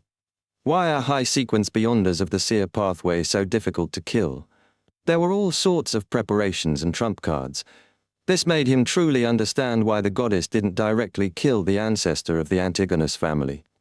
For the half-fool, death might mean a new lease of life. However, an intricate and complicated setup often means that the ability to take risks is inferior. Who knows if Zaratul's resurrection plan will benefit some lucky secret order member? The possibility of this happening might even be higher than him returning from the fog of history. Also, there's a chance of being interfered, influenced, or exploited by the outer deities. Klein sneered inwardly as he slowly stood up. He temporarily didn't have any thoughts of finding the miracle invoker beyonder characteristic. This was because, under the immense pressure brought by Error Amon, he had no choice but to seize the opportunity to strengthen his humanity and stabilize his mental state. He had to head to Calderon's city in the spirit world to retrieve the river water of the river of eternal darkness, so as to accommodate the fool's uniqueness. He had no time to waste on non-urgent matters. By the time he successfully advanced and restored a new balance for the situation he was in, he didn't mind heading to Intis and dealing with the members of the secret order in search of the hidden treasure vault that Zaratul had hidden. This would completely put the angel who had lived since the fourth epoch to eternal rest. He reined in his thoughts and lowered his head to look at the tombstone in front of him. Klein slowly retreated, inserted his hand into his pocket, and turned to the side to enter the spirit world. In recent times, he was like a tourist in mysticism. Occasionally he would return to where he used to be, and occasionally, under the guidance of fate, he would casually travel around the spirit world, heading to different realities to witness different scenes. As a result, his self-awareness and self-consciousness gradually recovered and solidified. He was now able to use his anchors to suppress the awakening will of the celestial worthy to a certain extent. This made his mind a lot more stable than when he met the Evernight goddess. In the spirit world, the saturated layers that resembled an abstract oil painting, Klein wandered aimlessly as he walked a few steps in a direction that wasn't in the usual meaning of the word direction. Following the guidance of fate and spirituality, he left this place and returned to the real world. The first thing that appeared before him was a small square and a cathedral belonging to the Ebonite goddess. At this moment, many people were entering the cathedral, looking delighted. "I'm back in Backland?" Klein looked up at the sun that penetrated the thin clouds and followed the crowd to the cathedral's door. The moment he passed the entrance, his gaze suddenly froze. He saw Benson. Benson Moretti. The black-haired, brown-eyed man's face looked somewhat similar to Klein's. However, the slightly older-looking man had his hair combed neatly backward, revealing his broad forehead. He stood beside the altar, wearing a well-ironed suit, looking a little nervous. Klein stared for 2 seconds before quickly looking away. Following that, he swept his gaze across the front pew and saw Melissa in a white, conservative dress. Compared to before, the young lady's face no longer had that adolescent look on it. There was more meat to her face, making her no longer look so skinny. She kept chatting with the people around her, skillfully handling all kinds of matters and socializing. She still dresses in such an old-fashioned manner. Thankfully, she didn't wear black. The corners of Klein's lips curled up as he mumbled. He walked to a corner of the cathedral and found a seat to sit down. About 10 minutes later, Melissa finished her work and sat in her seat. The joyous music started to play as it gradually turned solemn. A lady wearing a clean, white wedding gown held her father's arm in one hand and held her mother's arm with her other. She walked down the aisle towards the altar. Benson, who was standing near the altar, gulped a mouthful of saliva and couldn't help but smile. This was his wedding. Klein, who was in the corner, saw this scene and leaned back a little. He lowered his head slightly and muttered, "He smiles like a curly-haired baboon." After the bride was brought to the front of the altar by her parents, she bowed to Benson before facing the sacred emblem and the priest. Benson bowed and turned around. After the bride's parents sat down, the priest said, "Dear friends and family, we are gathered here today to witness and celebrate the union of this couple in marriage under the auspices of the benevolent goddess. Praise the lady." All the guests present raised their right hands as long as they were believers of the Ebonite goddess, before drawing 4 points in a clockwise fashion, drawing out a star. This included Klein. When everyone settled down, the priest turned his head and said to the bride, "Do you, Lucy Brooke, take Benson Moretti to be your lawfully wedded husband, promising to love and cherish through joy and sorrow, sickness and health, and whatever challenges you may face, for as long as you both shall live?" The lady named Lucy looked at the Ebonite goddess's sacred emblem and nodded solemnly. "I do." Benson's smile reappeared. The priest turned to look at him and said, "Do you, Benson Moretti, take Lucy Brooke to be your lawfully wedded wife, promising to love and cherish, through joy and sorrow, sickness and health, and whatever challenges you may face, for as long as you both shall live?" Benson immediately nodded and said, "I do."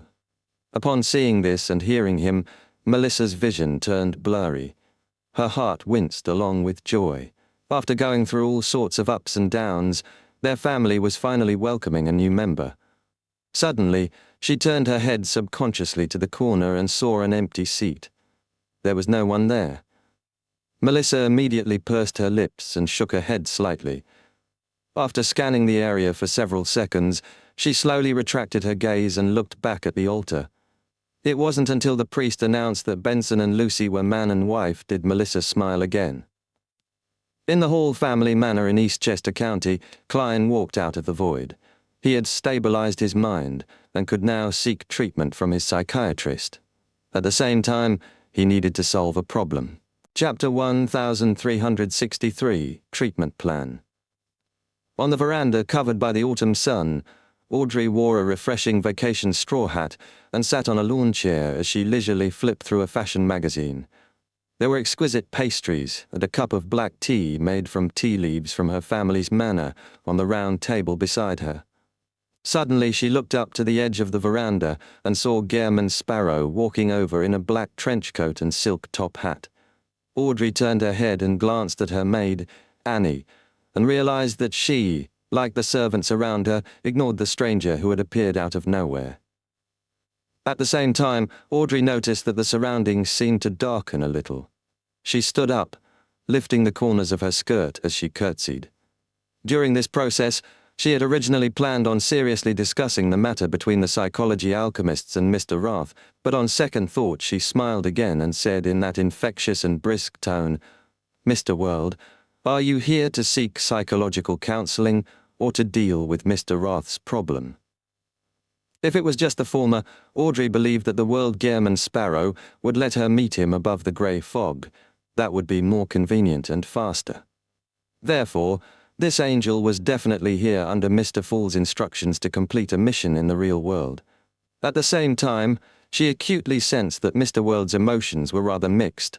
He was satisfied and happy, yet depressed and sad. As Gehrman Sparrow's main doctor, this situation wasn't rare. It often meant that he needed a certain degree of counseling or comfort. Both. Klein pulled a chair over and sat by the round table. "Do you want black tea or coffee?" Although Audrey hadn't taken the initiative to investigate Mr. World, she had met Dwayne Dantes many times before. They had attended meetings, banquets, and dances together, and under the keen observation of a spectator, many details weren't secrets. For example, Audrey knew that when Dwayne Dantes was Gehrman Sparrow, he preferred food that was sweet with a little sourness. He liked to drink coffee with sugar without milk. For black tea, he loved having lemon slices. Out of all the pastries, his first choice was the cream pastries. He loved foie gras, roasted chicken skin, and loved ribeye steaks more than beef tenderloin. His love for desi pie far exceeded bread. In addition, Audrey was undoubtedly certain that the other party was a spice enthusiast.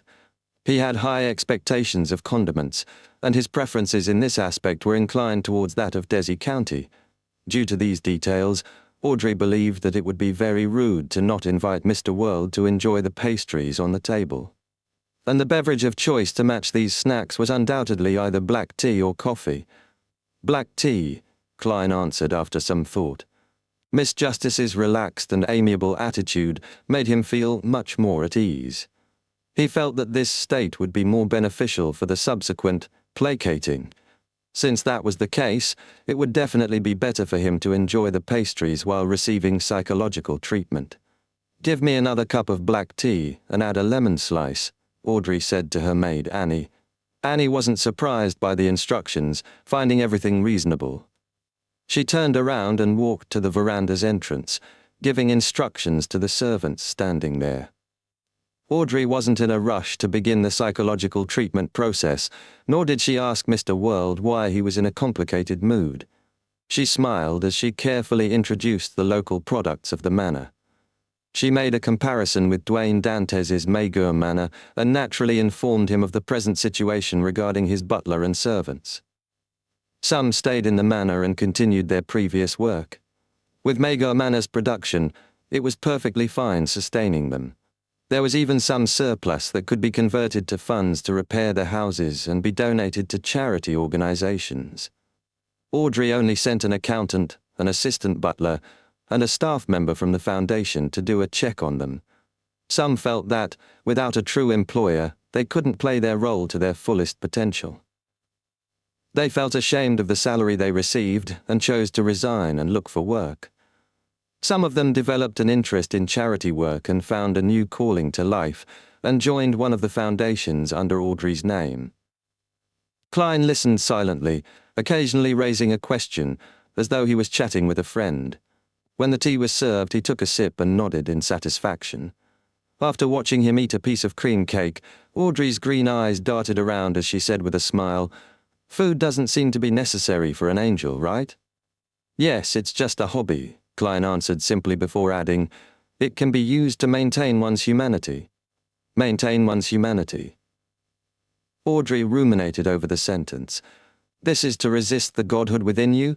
Your mental problems come under such a category?" She gently guided the topic to his psychological treatment. Klein nodded slightly and said, "That's right. You should have experienced it. Every Beyonder who has obtained godhood will definitely experience it in some way. The difference is in the quantity." Audrey seriously recalled and said, "I occasionally dream of a ball of light that illuminated the entire world. Occasionally I would hear an indescribable sound, and I would see a blurry, strange, illusory ocean that seemed to contain many conflicting thoughts. I'm certain that it was an illusion, but it was also so real. Well, I occasionally dream of a huge cross. I heard someone praying softly, but I couldn't tell the specifics no matter how I tried. The second is likely from the Sephira, Chaos Sea, and the indirect corruption from within. The third is visionary Adam beginning to exert influence on the beyonders of the same pathway. The first one is the primordial one awakening in the ancient sun god's body, the ancient God Almighty. Klein thought for a moment before saying in a deep voice, "The original creator created all living things and also split into various beyonder characteristics. This is the source of being extraordinary. Therefore, every one of us has godhood in our bodies. They have the original creator's will. The more beyonder characteristics gathered, the more he will awaken and replace us." He used the most common and most ambiguous method to explain the root of the problem in a way that wouldn't lead to corruption. This had been discussed to a certain extent at the Tarot Club, so Audrey didn't find it difficult to understand. She said thoughtfully, "That's why one needs to use one's humanity to resist godhood. At the same time, anchors are needed.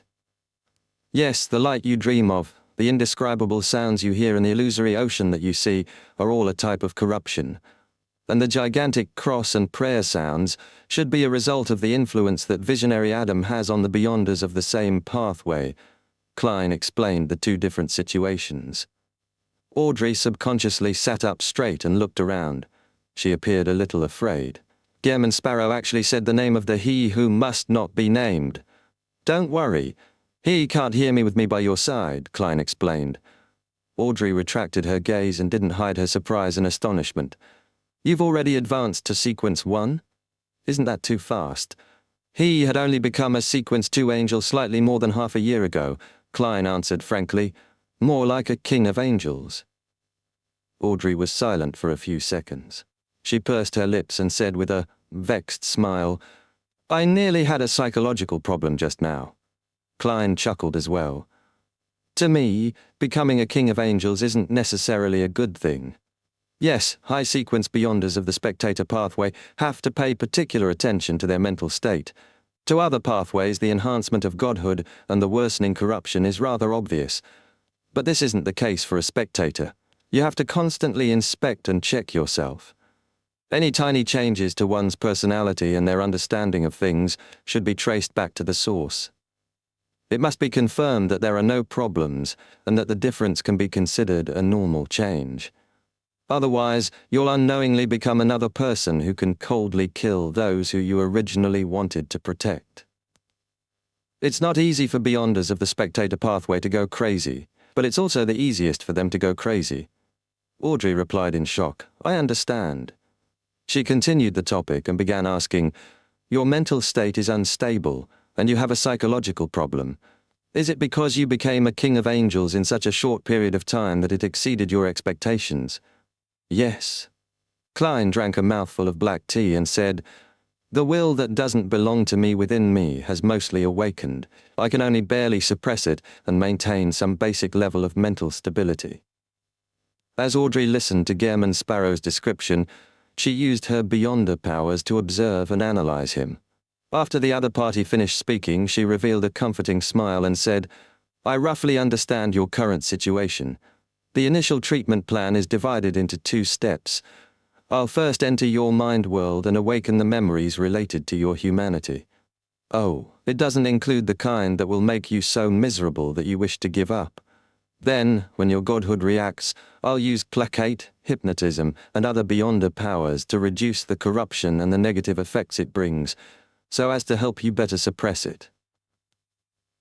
Klein was silent for a moment before saying, "Okay." He decided to use his unique trait of maintaining lucidity in the dream and the mind world, and first gather up the memories related to the fool before grafting them to the worms of spirit above the grey fog. At that moment, Audrey got her maid Annie to bring over a white silk scarf. Then she used the thin scarf to cover her eyes and ears. Klein watched this scene in puzzlement as he waited for Miss Justice to explain. After tying the scarf, Audrey smiled and said, "This is a hypnotism that allows me to seal my spirit body's perception. This way, even if I were to enter your mind world, I wouldn't be able to hear or see those awakened memories. Of course, I'll keep my spiritual intuition, otherwise I wouldn't be able to find your island of consciousness, and I wouldn't be able to sense the changes in your godhood. I could have just hypnotized you, but you're already a king of angels. I'm worried that I'll be affected by your consciousness, so I'm using this symbolic ritual to achieve the state of being hypnotized and strengthen the effects. She calmly explained, calming Klein's mood without him realizing it. He nodded gently and said, "All right, let's begin." Chapter 1364, Proactive Klein. After opening the door to the body of heart and mind, Klein carefully extracted the memories related to the fool. He gathered them together and grafted them above the grey fog. Following that, he saw the blonde-haired Audrey, who had a light white silk scarf covering her eyes, appear on the ancient stone steps. Step by step, she landed onto his mind island via the sea of collective subconscious. After some hesitation, Klein no longer allowed his consciousness to stay high in the sky. He gave up the corresponding control and allowed them to return and fuse together. If he didn't do that, he would maintain absolute rationality in the subsequent treatment, making him unable to be moved by all kinds of memories and lose the possibility of strengthening his humanity. This meant that Audrey's treatment was destined to fail right from the start.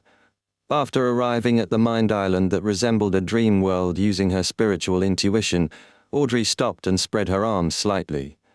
She recalled her parents' love for her, the excitement she felt when she first became a Beyonder, and the joy she felt after helping others to change her emotions and emit corresponding fluctuations. This was a method of awakening Gehrman Sparrow's memories related to his humanity.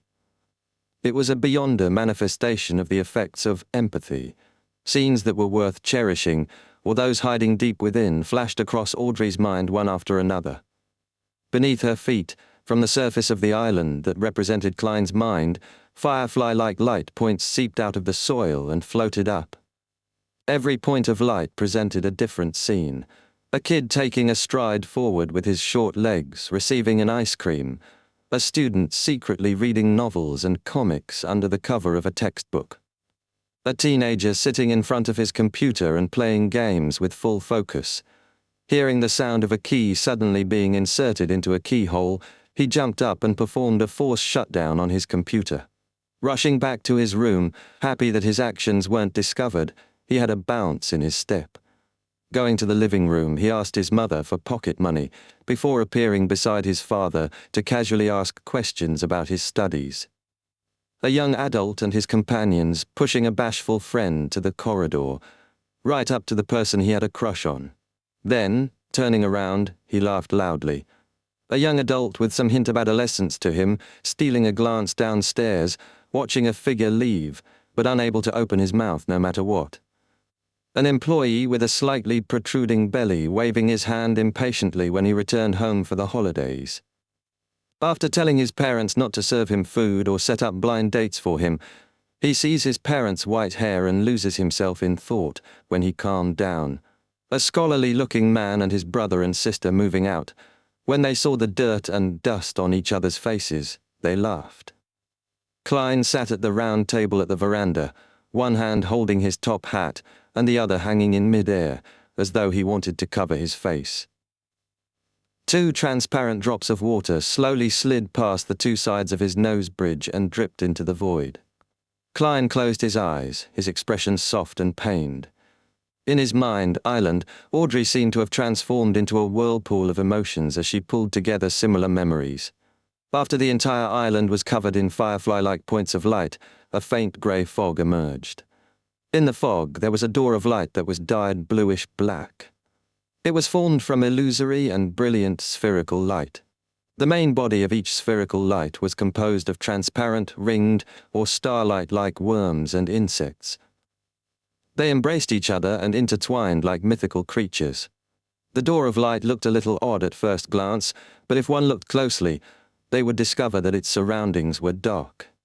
It was as though it was wearing a hooded black robe.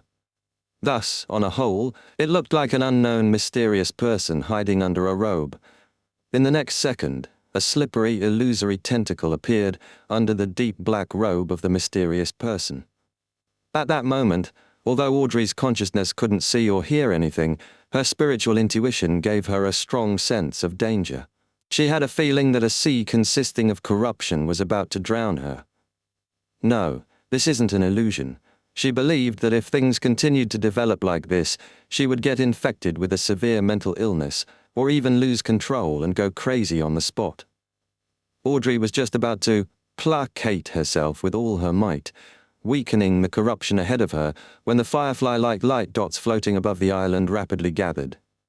They illuminated the greyish-white fog, diluting the darkness around the strange door of light, making the tentacles covered in mysterious patterns shrink back. This was also the reason why Klein could receive psychological treatment only after barely suppressing the awakening celestial worthy's consciousness. This made Audrey sense the weakening of the danger, and she quickly did a psychoanalysis. Then, she immediately placated the corruption, performing a true act of hypnosis. After repeating it over and over again, Audrey took an unknown amount of time before she finally managed to obtain the initial results she expected.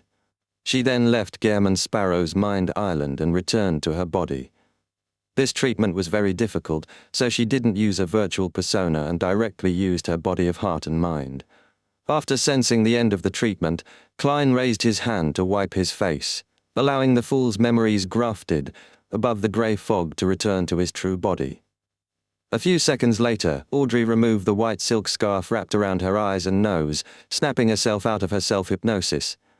She looked at Mr. World opposite her and muttered to herself poignantly, "Is this the mental problem brought by godhood?" How terrifying. Klein nodded slightly and said, "Yes, every angel has one. The only difference is whether it's serious or very serious. Saints have it too. Even low and mid-sequence beyonders who aren't demigods will have it too." Audrey added with Gehrman Sparrow's former explanation, "To a low or mid-sequence beyonder, the remnant mental imprint of the former owner of the characteristic is relatively more dangerous." Klein picked up the gold-lined cup and took a sip.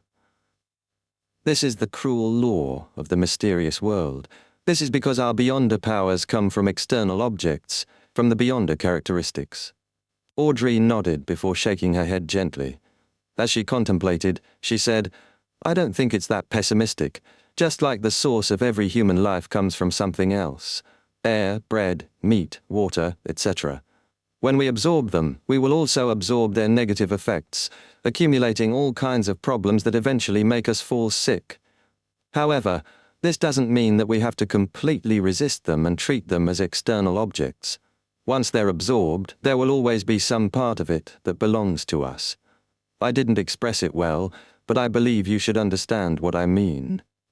Klein was taken aback for a moment before replying thoughtfully, "A beyonder's acquisition of a beyonder characteristic is like humans having food.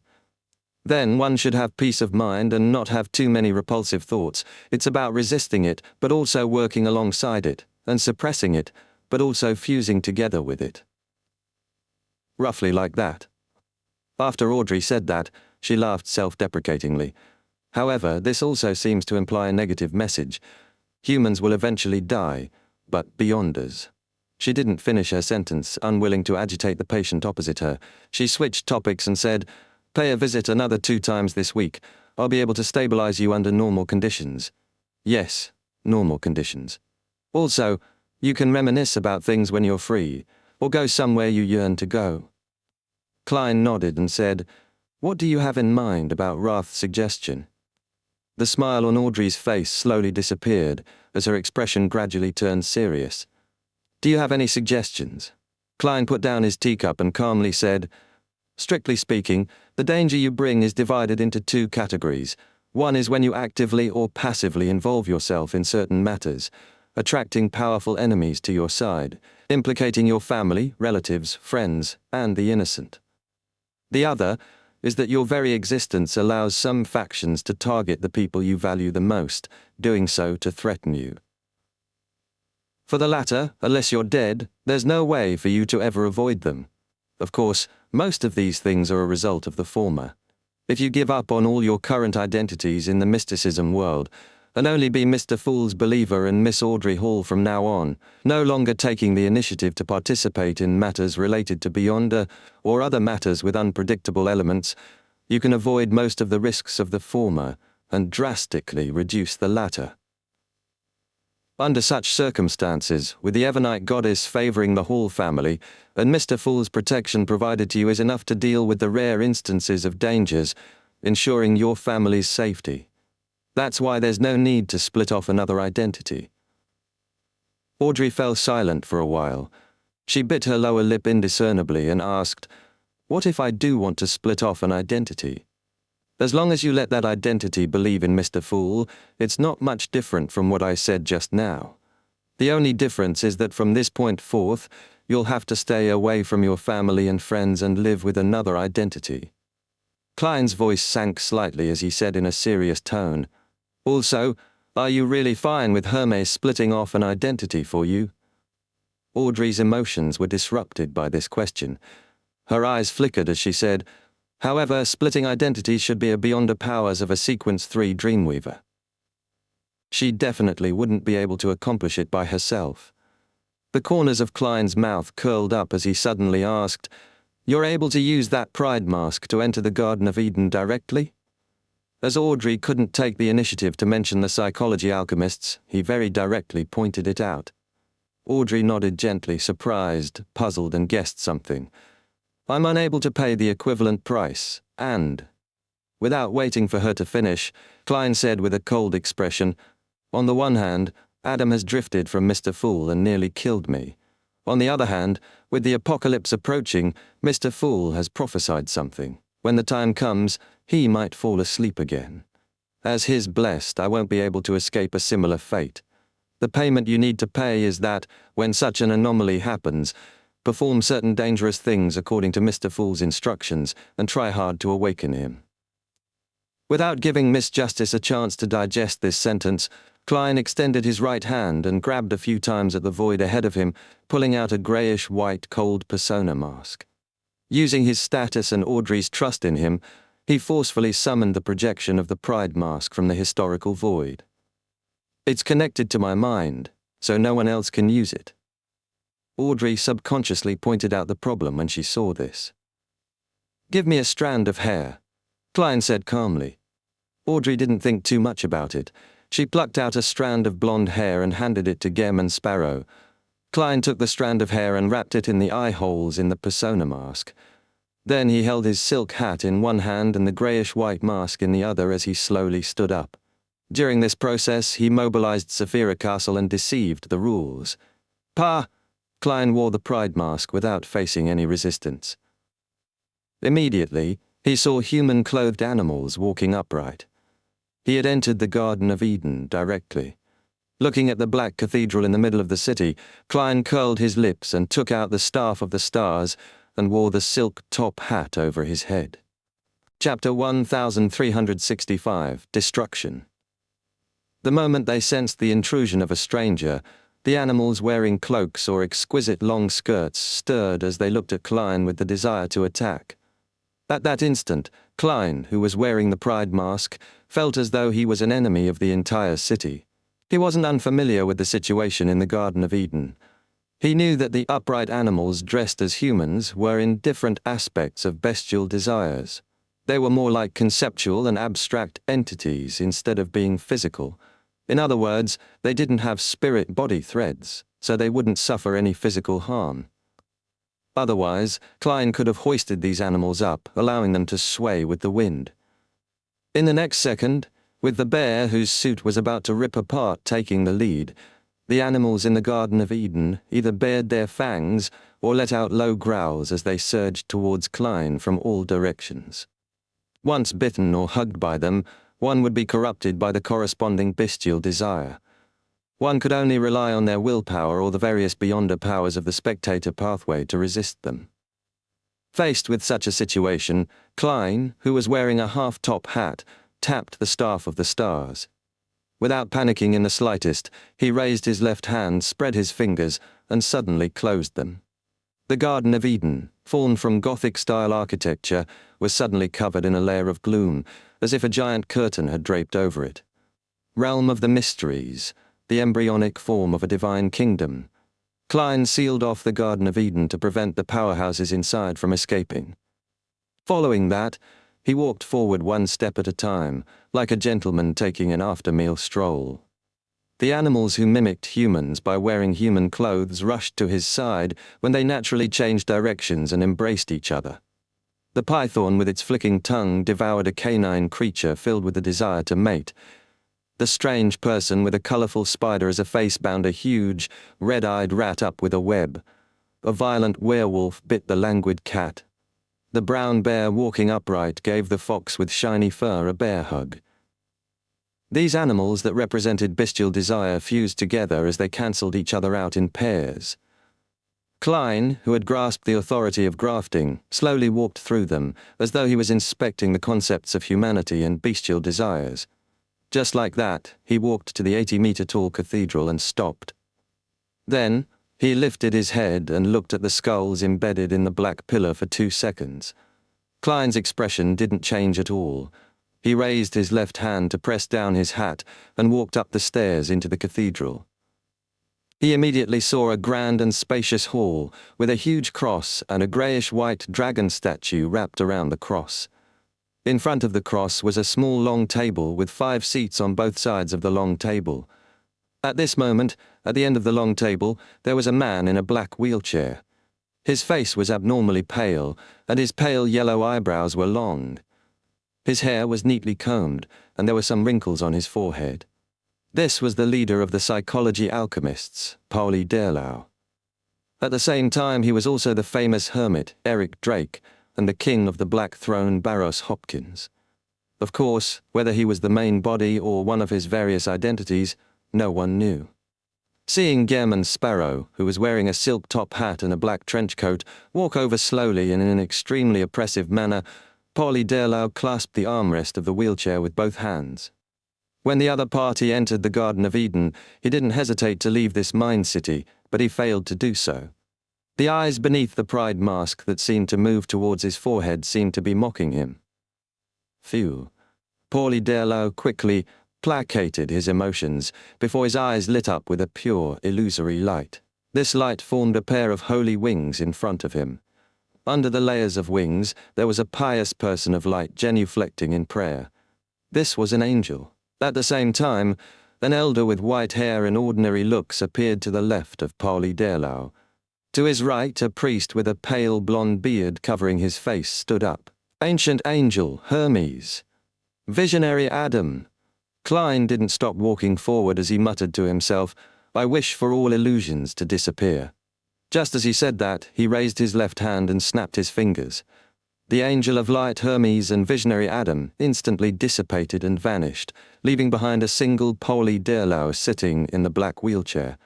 He had just used the beyond the powers of a dreamweaver to weave a few almost realistic images. Once the enemy believed that they were real, they would become real. Although the damage they caused didn't have any physical manifestations, it would make the target die for unknown reasons. Pauli Derlau has made countless targets die from fright in such nightmares. Unfortunately, he had encountered Klein, a king of angels who could maintain his lucidity in dreams and also possessed true vision. He used the wishes power of a miracle invoker to easily crack the illusion. Seeing this, Pauli Derlau's eyelids twitched.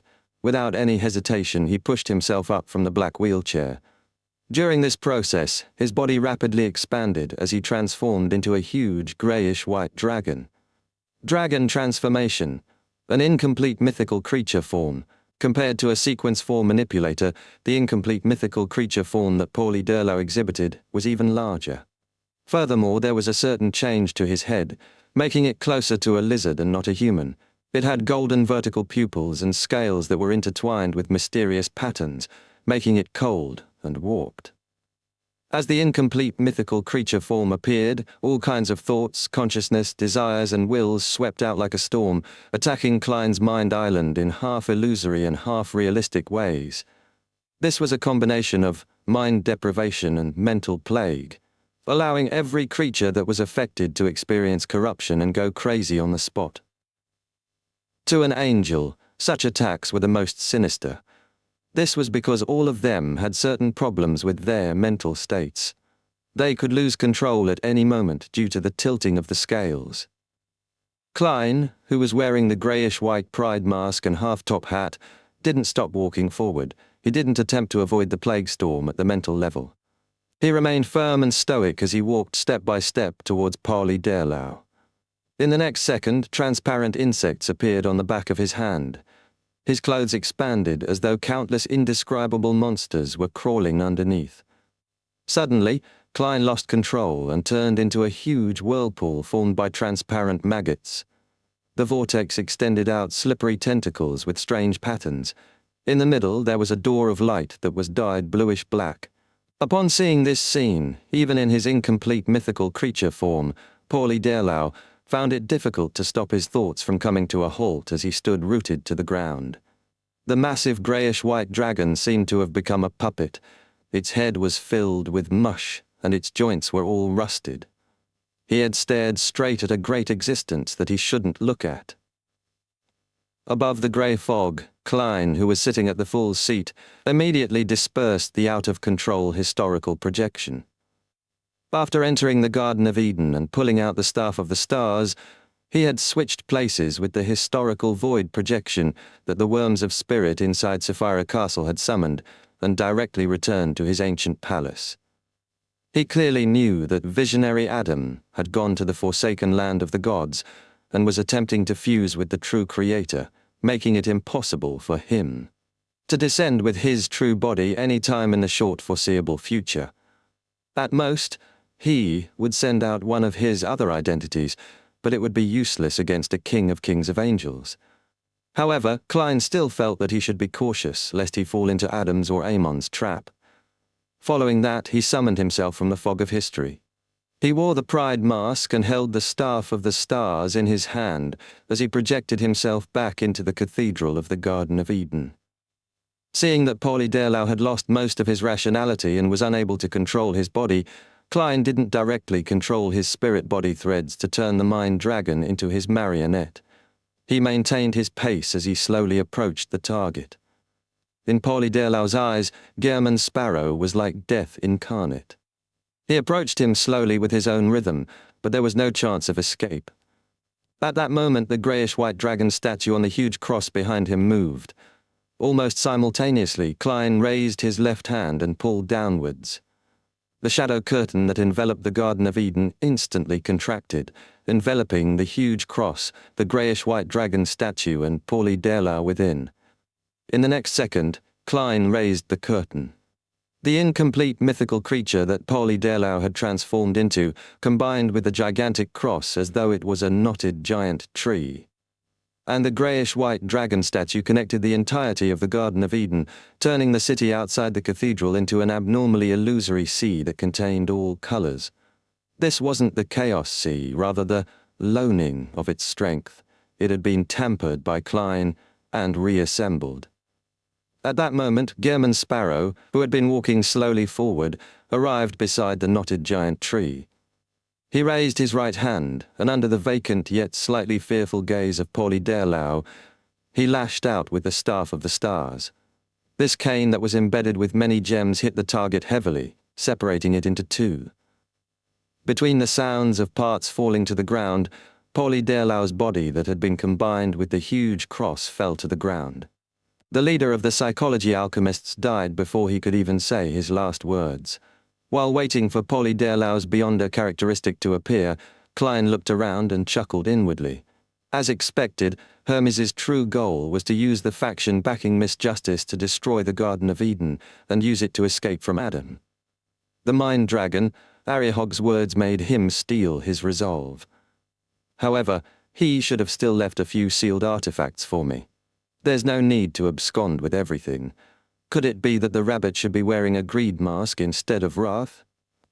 The psychology alchemists might appear again in the future, but the one controlling it in the shadows is no longer the Twilight Hermit Order, but Hermes himself.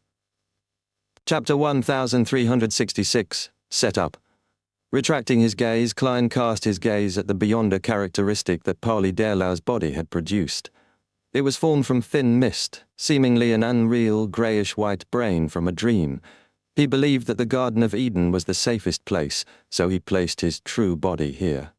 All activities in the outside world are just his many different identities.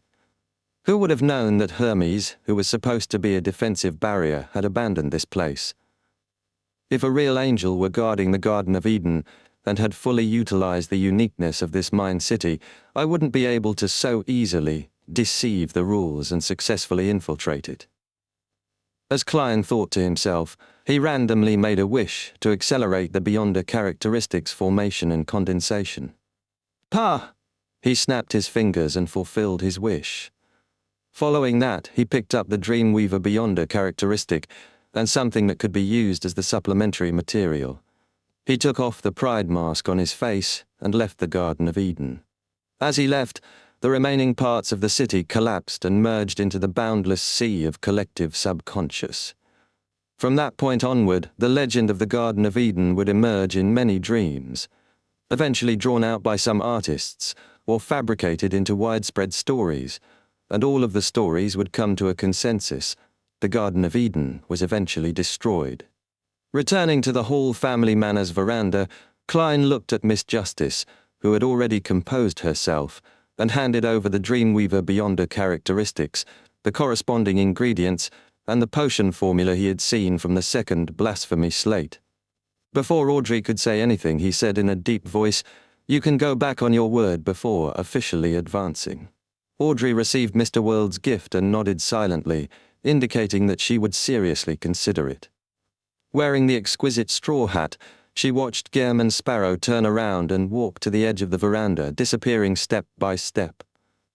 After removing his traces and concealing the clues, Klein cleverly used grafting and the uniqueness of Saphira Castle to return to Backlund, appearing in front of Judgment Shio, who was on holiday. The MI9 colonel, who was munching on an apple, immediately put down the food in her hands. As she wiped her mouth with a tissue, she stood up. "What's the matter?" She cautiously didn't address him as Mr. World, nor did she call him Gehrman Sparrow. Klein nodded slightly and said, "Mr. Fool got me to ask you if you wish to obtain the potion formula, Beyonder characteristic and supplementary ingredients for Sequence 4 Imperative Mage." Shio frowned slightly, not feeling any joy. She asked solemnly, "Then, what's the price?" Klein nodded approvingly. "The apocalypse is coming. Many changes are beginning to happen, and Mr. Fool has prophesied some matters. When the time comes, it's very likely that he will enter a period of slumber again, and as his left-hand man, I'm unable to escape the same fate. The price you need to pay is that when such a situation really appears, follow the revelation left behind by Mr. Fool, doing something that might be dangerous or simple. It might be an attempt that will take a long while, or just a short moment, so as to awaken Mr. Fool."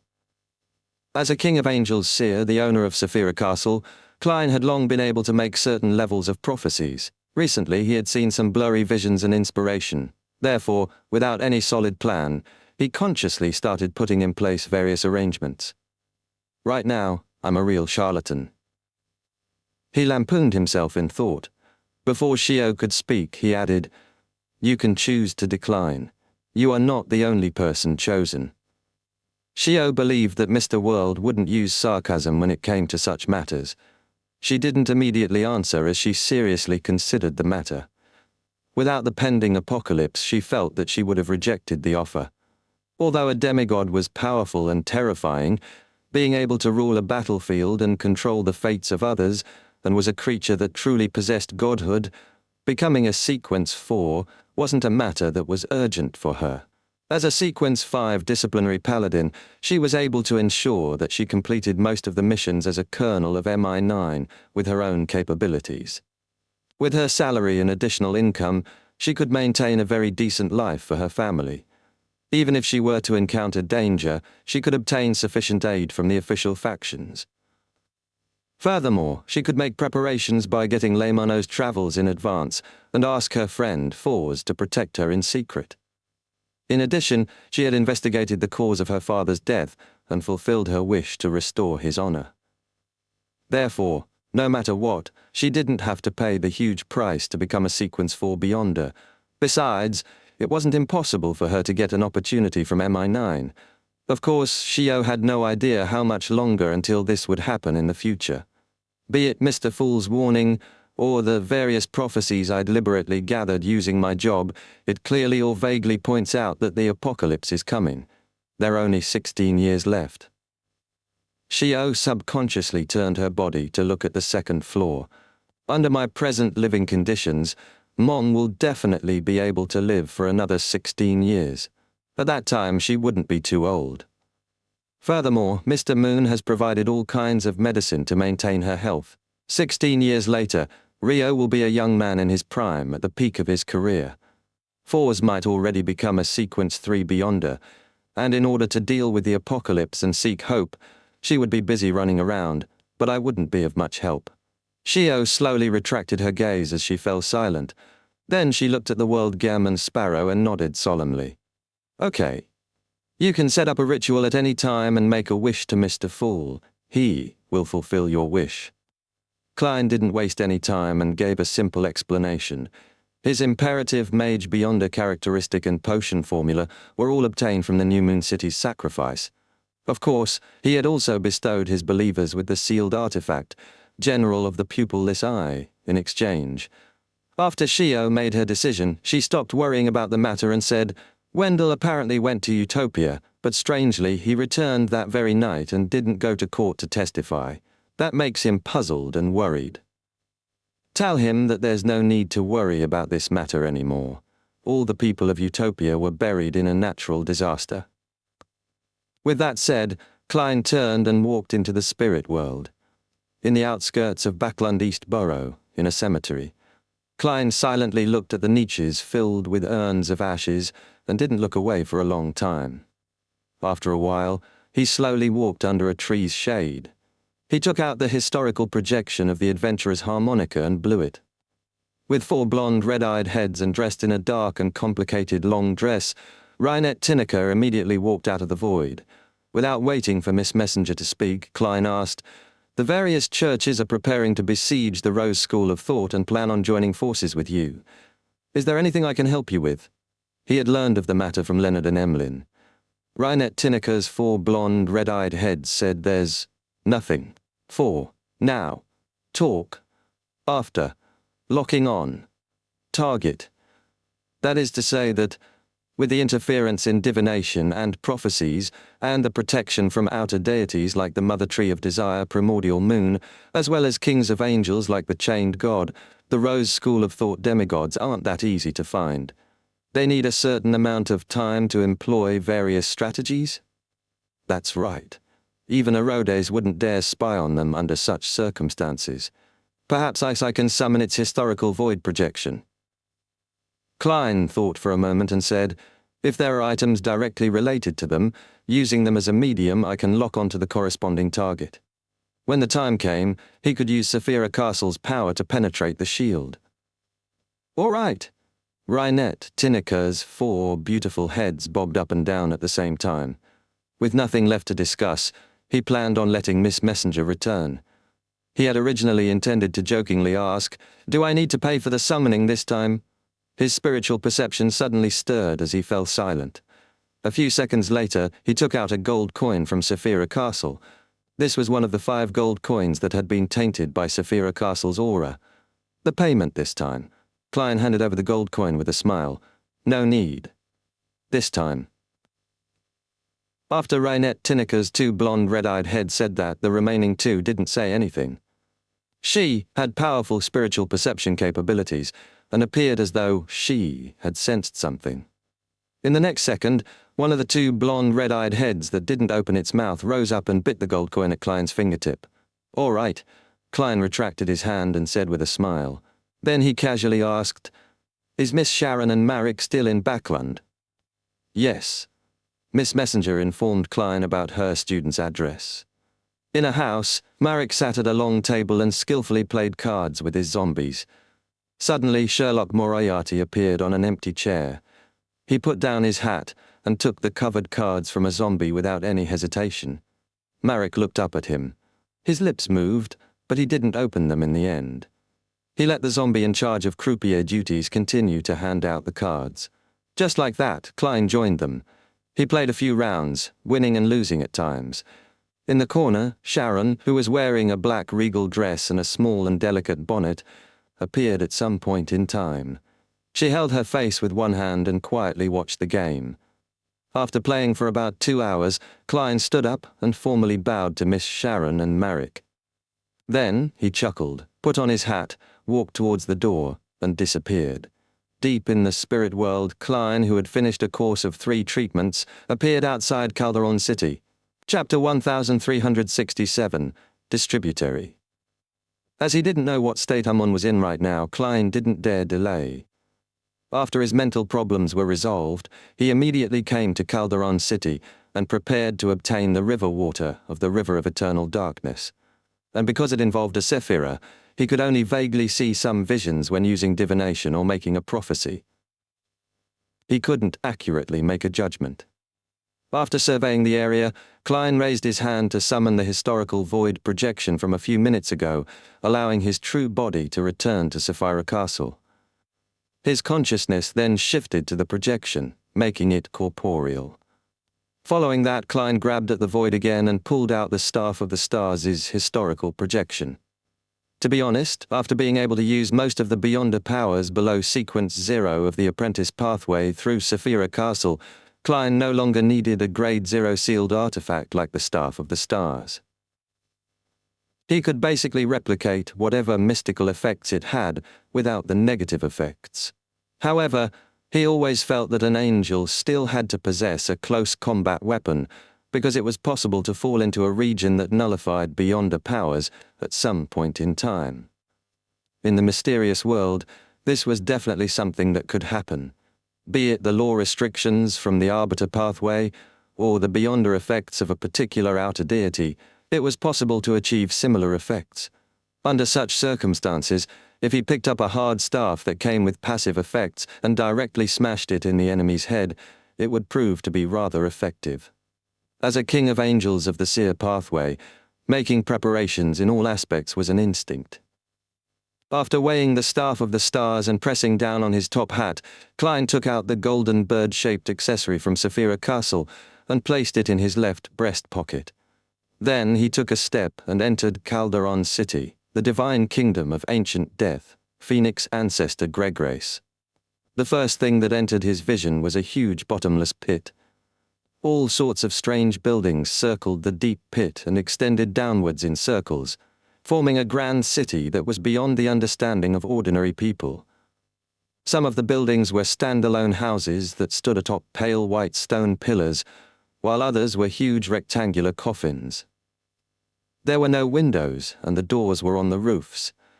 Some of them were just tombs with gravestones at the entrance, while others were constructed from all kinds of bones, making them seem rather messy.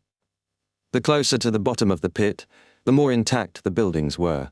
The closer they got to the top, the more they collapsed, filled with the decay and ruin of time. With just a glance, Klein made a faint greyish-white fog appear around him. He directly used Sapphira Castle's status to resist the laws of Calderon City, which turned all living beings into the dead. To him, becoming a dead person wasn't a negative effect, but he didn't like that cold and indifferent feeling. The greyish-white tide that rose previously has receded. Klein, who was wearing a top hat and trench coat while carrying the staff, nodded in thought. With one step, he stepped deep into Calderon City, which could be seen with the naked eye. This time, he used the Marauder Pathway's Beyonder powers to steal the distance of his perception so as to avoid being entangled with the various dangerous monsters that were active in this mysterious city. This wasn't something he was afraid of. The ones who should be afraid were the monsters. If it wasn't for the fact that he didn't wish to waste time, he wouldn't have minded taking the opportunity to gather a batch of marionettes to make up for the losses caused by the destruction of Utopia. Apart from this reason, Klein was still cautious about something else. Calderon City was a city of the dead. It was very likely that in the deepest depths of the city flowed the River of Eternal Darkness. And in essence, marionettes were already dead, so once they approached anywhere close to the bottom, there was a possibility of a mutation. Venturing deeper one step at a time, Klein realized that he had thought too much. None of the monsters hidden in this strange city dared to appear. The aura of Saphira Castle allowed their instinctual desire to live to overcome their inclinations of madness and their habits of hunting. The deeper he went, the quieter his surroundings became. The strange buildings remained intact, but they seemed to be dead for years. Even their auras were cold, gloomy, and decadent. It's the same as looking at a black and white film. If I didn't hear my breathing and heartbeat, I would have suspected that I was deaf. Klein coughed lightly and used his grumbling to resist the silence of death. His intuition told him that once he got used to this environment, his body and mind would become still and silent. Then he would truly die in the full meaning of the word. The closer he got to the ground, the stronger this feeling became. As he kept stealing the distance, Klein proceeded forward for a long time before finally seeing the bottom of the pit. No, this wasn't the true base of the pit. It was just a huge black palace that stood in the way. The palace was propped up by columns. There were all kinds of bones and different corpse pieces embedded in them. Some parts of the palace were even covered in blood. They belonged to different races. Klein stared at it for a few seconds. Without any hesitation, he carried the Staff of the Stars and entered the palace through the open door. On both sides of the hall were different types of coffins in different colors. They sat there silently, as if they had already been weathered by death. As Klein entered, there was a sudden noise coming from inside the coffins. It sounded like a rusted joint opening. The greyish-white fog around Klein thickened again as all the coffins suddenly quietened down. Ignoring them, Klein walked to the depths of the hall. There was a greyish-white stone staircase descending with a huge stone monument erected at the entrance.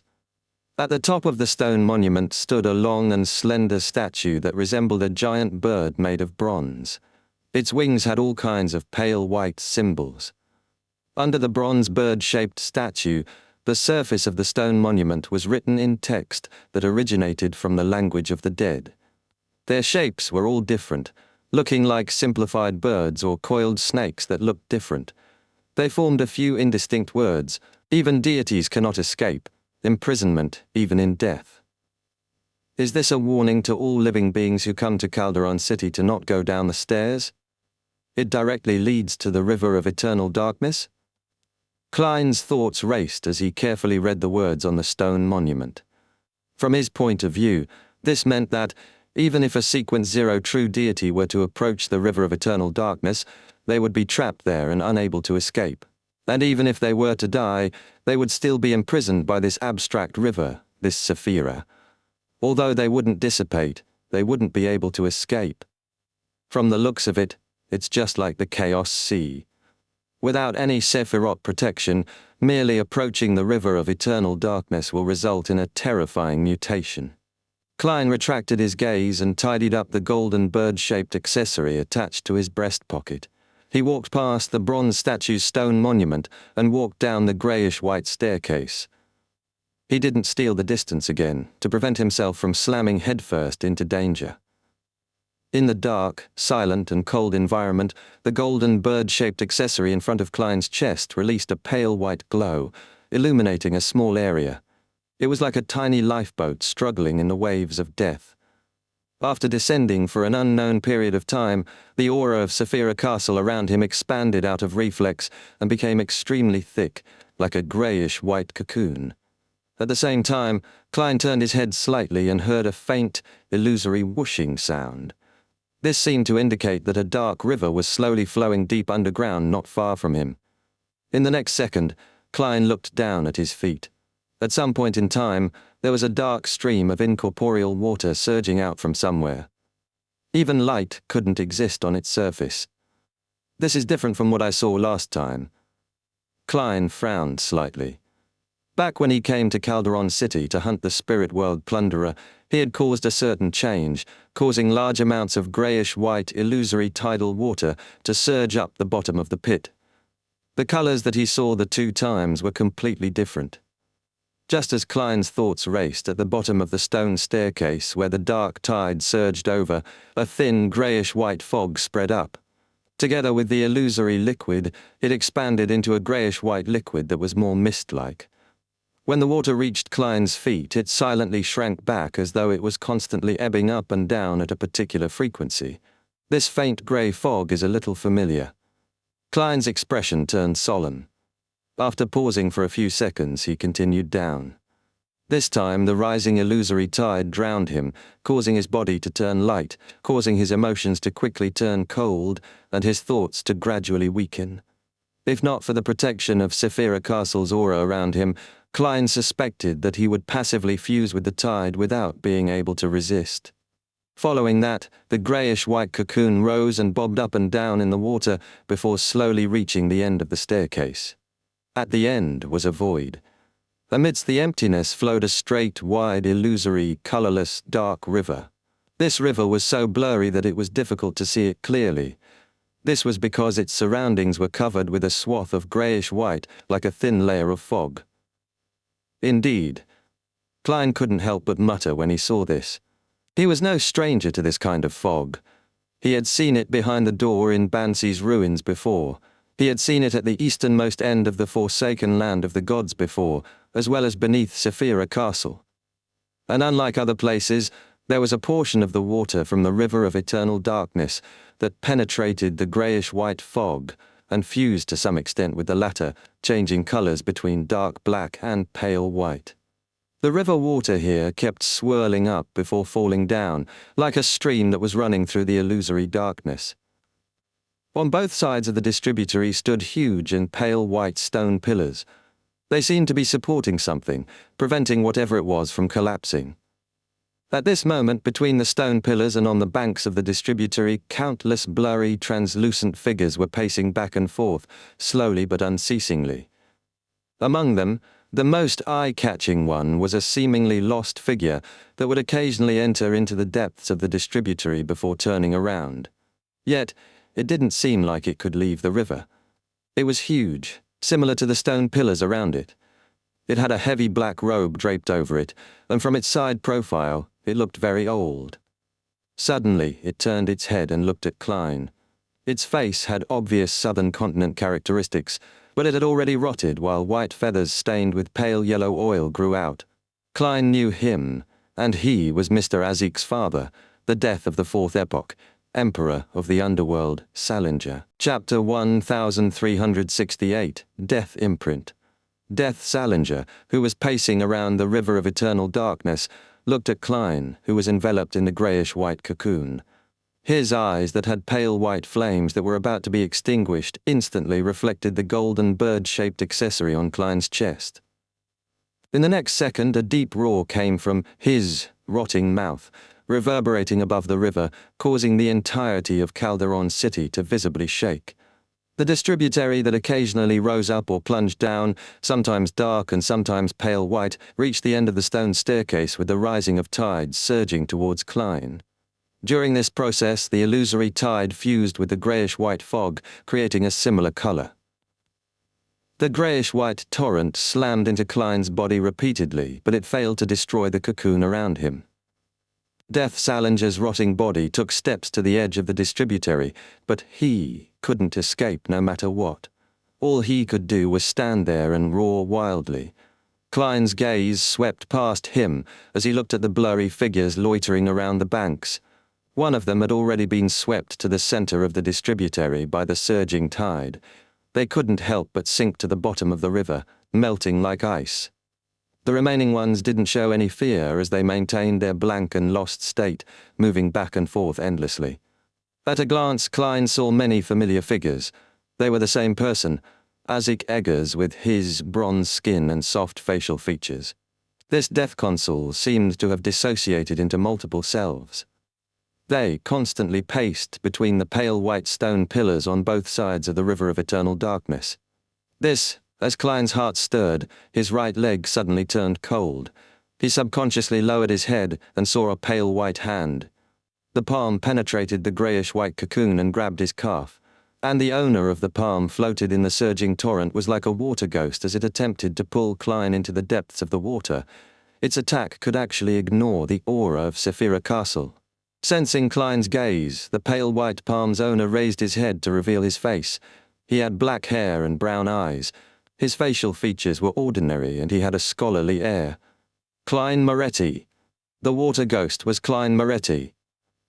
In the next second, Klein's left leg, right shoulder, and left arm were grabbed by different pale white hands. This made him feel cold all over as his spirit body seemed to freeze. He couldn't even use all his Beyonder powers. It was impossible to resist.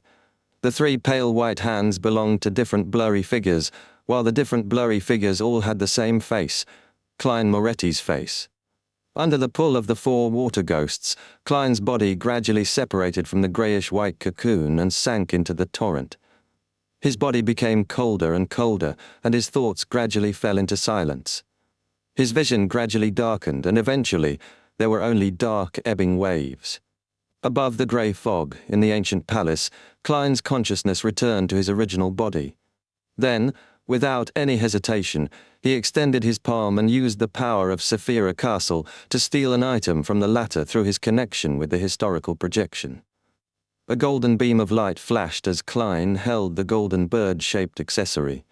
At the same time, he stopped maintaining the historical void projection. The drowning figure disappeared from the eternal night flood. It can ignore the aura of Saphira Castle, which means that those four figures truly are me. But why would I be trapped in the stream of the river of eternal darkness, pacing about endlessly? 4 figures, 4 figures. Klein's expression was solemn as he gently tapped the edge of the long mottled table. He gained some inspiration amidst the tapping. The words 4, souls, and death corresponded to the reality that he had died 4 times and had revived 4 times. Of course, after becoming an attendant of mysteries, the 4 resurrection opportunities had been reset again. Every time I die, regardless of whether I successfully revive or not, I will leave an imprint in the river of eternal darkness. I died 4 times, so there are 4 figures wandering the banks of the river of eternal darkness. Klein roughly grasped the crux of it before he sighed inwardly. The river of eternal darkness is indeed a Saphira, as expected of the symbol of death, repose, destination, endpoint, and darkness. This is what the goddess meant when she pointed out that I'll encounter a different kind of danger. When the historical projection was drowned, I suffered some mental damage. If my mental state was unstable, I might have suffered some terrible consequences by now. Based on this deduction, Klein had a brand new understanding of the many Azik figures and the wandering Death Salinger. They were the corresponding imprints of death. Mr. Azik has indeed died many times in the process of searching for his memories, but he comes back to life every time. According to the present situation, although an undying doesn't die, it leaves behind a lot of hidden dangers. Once the number of deaths reaches a certain level, their true bodies might be attracted to the river of eternal darkness one day, ending up as one of the figures that wander around there for an eternity. Only Salinger's figure is there. This means that after accommodating the uniqueness, his death imprint also becomes unique. As Klein's thoughts raced through his mind, he became worried about Mr. Azik's state of survival. And there were 2 solutions to resolving this problem. One was to make Azik's soul whole and make him stop repeating his resurrection process. And second, to help the Evernight goddess become a great old one and gain control of the river of eternal darkness. Perhaps this is another binary choice. When the goddess becomes a great old one, there's no need for her to make use of half of Mr. Azik's soul again. Klein reined in his thoughts and focused his attention on his goal. He had entered the depths of Calderon City, not to resolve the death imprint of Death Salinger and destroy any chances of him reviving. Instead, he was here to retrieve the river water from the river of eternal darkness. Clearly, the illusory tide's water that flows out of the river doesn't work. It's only an aura that flows out, not the river water itself. Also, water that has fused with the greyish-white fog won't do either. It's not pure enough, so it wouldn't be able to accomplish the desired effect. From the looks of it, only when the distributary turns back into its deep and dark state can I get the water. There's definitely no way to get it from the main river. That greyish-white fog is definitely a solid barrier. Klein quickly formulated a plan based on his analysis. That was to avoid going close to the river of eternal darkness and not attract the attention of Death Salinger. He would wait for the distributary's water to recede and turn dark before he headed over, before allowing his 4 death imprints to drag his historical projection to the bottom of the river.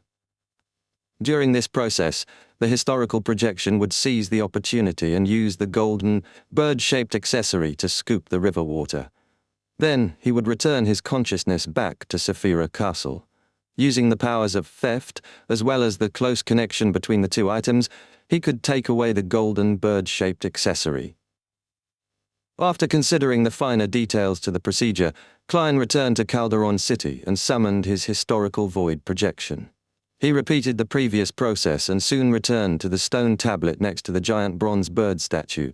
He walked down the grayish-white stone steps, step by step. The aura of Saphira Castle around him gradually thickened, turning into a thin cocoon. It didn't take long before Klein arrived at the end of the staircase. He saw the river of eternal darkness flowing in the void, the pale white columns on both banks, and the countless blurry figures that lingered at the banks of the distributary. This time, he wasn't in a hurry to go forward. He left the staircase and waited patiently at the same spot for the distributary's water to recede.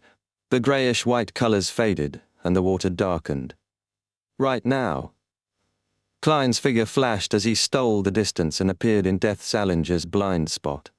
Without any surprise, as his body sank into the river of eternal darkness, the pale white hands immediately penetrated the aura of Saphira Castle and grabbed his limbs. His 4 death imprints appeared around him, eager to drag him to the bottom of the river. Klein's head submerged under the dark river water, making his body turn cold as his thoughts turned still. Before he completely lost his senses, transparent and distorted maggots crawled out from Klein's neck. They quickly crawled to the side of the golden, bird-shaped accessory clustered around it and lifted it up, preparing to scoop the water of the river of eternal darkness. At that moment, a massive shadow appeared in the swirling illusory river in front of Klein. It was a giant bird floating in the water, one that was completely submerged by the river of eternal darkness's distributary.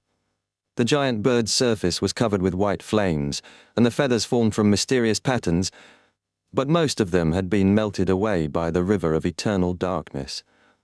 The exposed parts were pitch black and rotten with pale yellow pus on the surface. The giant bird's eyes seemed to be made of bronze, and layers of illusory doors were hidden within. Phoenix ancestor Gregrace, the ancient death who had opened up the underworld. In front of Gregrace's eyes, a bronze beam burst out, enveloping the golden, bird-shaped accessory and Klein's historical projection in a bid to drag them over together.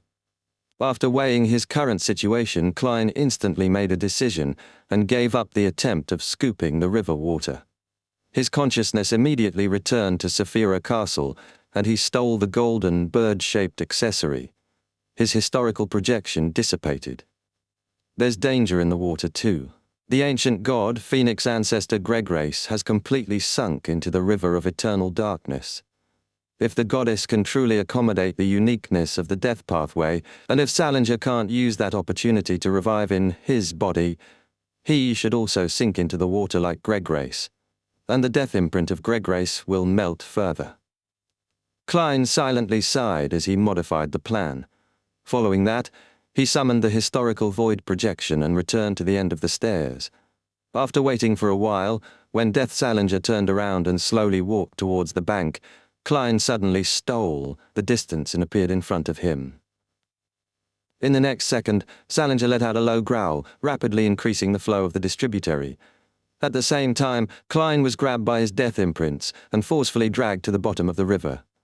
He sensed the Phoenix ancestor, Gregrace. Like before, Gregrace's bronze eyes lit up. However, what enveloped this light wasn't Klein and the golden, bird-shaped accessory, but Death Salinger. Grafting. Seizing this brief opportunity, the worms of spirit crawled out from Klein's historical projection and lifted the golden, bird-shaped accessory. The bronze eye of the accessory also released a beam of light, scooping up a tiny portion of the river water. In the next moment, Klein's consciousness returned to Saphira Castle. He raised his hand and retrieved the accessory. Phew, I'm finally done. Looking at the golden bird-shaped accessory in his hand, he slowly exhaled. As the owner of Saphira Castle, this mission wasn't too difficult. As long as he didn't rashly enter with his main body, he could rely on repeated failures to accumulate experience and figure out the situation. And if it wasn't for the fact that there were 2 deaths in the distributary of the River of Eternal Darkness, one wandering and the other sinking, Klein wouldn't have failed twice. Chapter 1369, Pomp. After weighing the bird-shaped golden accessory in his hand, Klein quickly returned to the real world. He casually picked an empty plot of land and set up an altar to hold a sacrificial ritual. With regards to the other secrets hidden in Calderon City, as well as the loitering figures around the River of Eternal Darkness, he temporarily didn't have any thoughts of starting a deeper exploration of it. This was because he still had more important matters to prepare for. He also had a key question to ask the Ebonite goddess. Soon he held the ritual and allowed the candlelight and spirituality materials to fuse together, forming a door of sacrifice and bestowment. Without any hesitation, Klein placed the bird-shaped golden accessory into the wind, allowing it to slowly pass through the mysterious door and vanish into the endless darkness. In the next second, he sharply noticed that he had been dragged into a dream. In the center of the dreamscape was a Gothic palace that seemed to blend with the darkness around it. Its details were exquisite, its color dim, but it was still gorgeous. Klein passed through bushes of night vanilla and slumber flowers before stepping into the palace. In the deepest part of the hall, the Ebonite goddess was sitting on an ancient high-back chair. She was still wearing the layered black dress that didn't seem complicated. The sparkling spots on the dress reflected the dome and the walls, and the pillars of the palace created a quiet and dreamy starry sky. The Ebonite goddess, whose face seemed to be covered in layers of fishnet veils, held the bird-shaped golden accessory and slowly stood up. She walked down the stairs to Klein. Her voice sounding like a lullaby. "What do you have to ask?" Klein politely took off his top hat and bowed slightly. "I want to know if the greyish-white fog that envelops the River of Eternal Darkness has something to do with that Lord of the Mysteries." That was also the celestial worthy of heaven and earth for blessings. Although he couldn't see the Ebonite goddess's face clearly, Klein felt like she was smiling when he looked straight at her. Yes. Furthermore, not only is the River of Eternal Darkness enveloped by the greyish-white fog, but the city behind Bansi Harbour and the entire western continent is enveloped by the same greyish-white fog.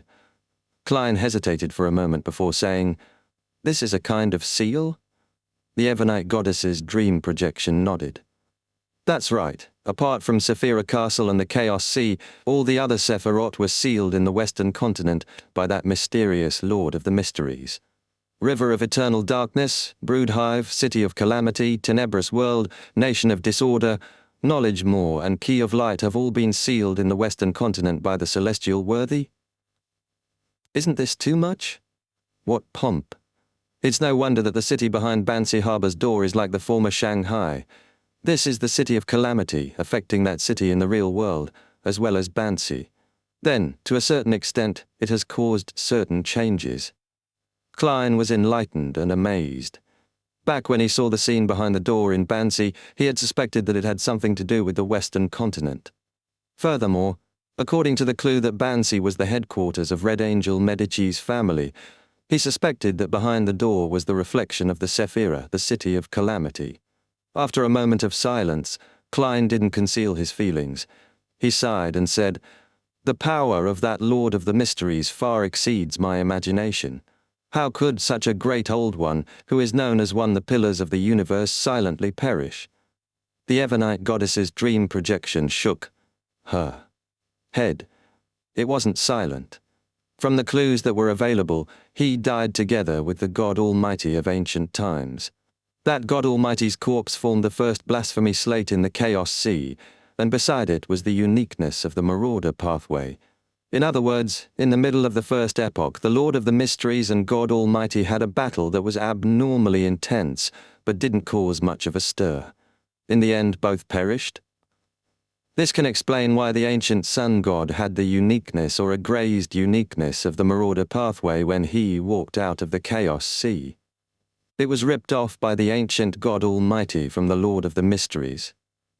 Amidst his thoughts, Klein asked in puzzlement, why would they want to kill each other?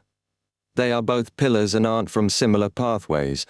There shouldn't be any life and death conflicts that cannot be resolved. The Evernite goddess's dream projection said gently, convergence is an instinct. The higher the level, the stronger the instinct. That Lord of the Mysteries and God Almighty of ancient times were unable to restrain themselves from converging together, becoming the embodiment of the entire universe, which is also the innate instinct of the original creator. The crazier one becomes, the stronger they become. And beyond cunning, powerful, terrifying, and filled with wisdom, there's such a side to the celestial worthy of heaven and earth for blessings?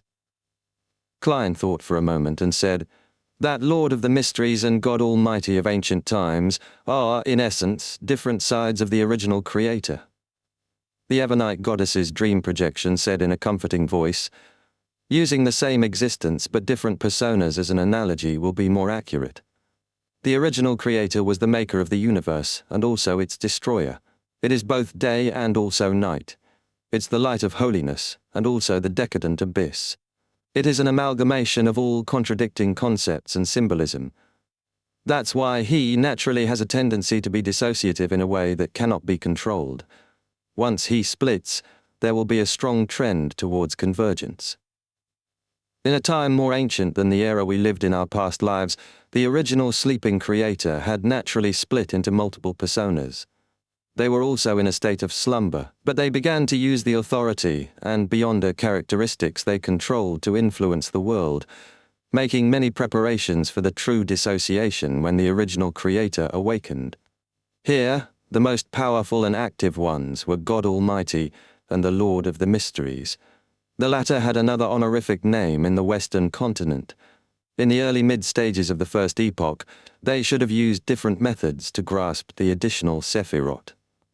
This made their inclination to converge more intense, making it impossible for them to control themselves, and began taking actions against each other.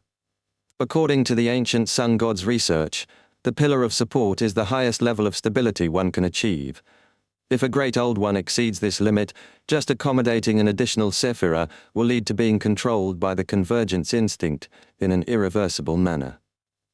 No one knows the exact situation of the battle. Even the seven lights of the spirit world do not know. We only know that, from that fateful moment onwards, the two great old ones known as the Pillars vanished completely. As for the other Sephirot other than the Chaos Sea and Sephirah Castle, they were sealed by Sephirah Castle's powers in the Western continent. That was once the territory ruled by the Lord of the Mysteries. This setup led to a problem. It was that before the reappearance of the Lord of the Mysteries and God Almighty, and before removal and breaking of the Western continent's seal, no sequence zero in this world could become a great old one to resist the outer deities. As the apocalypse approaches, this problem will force all the true deities to nurture a Lord of the Mysteries or God Almighty, and the former Lord of the Mysteries and God Almighty are very likely to awaken in their bodies.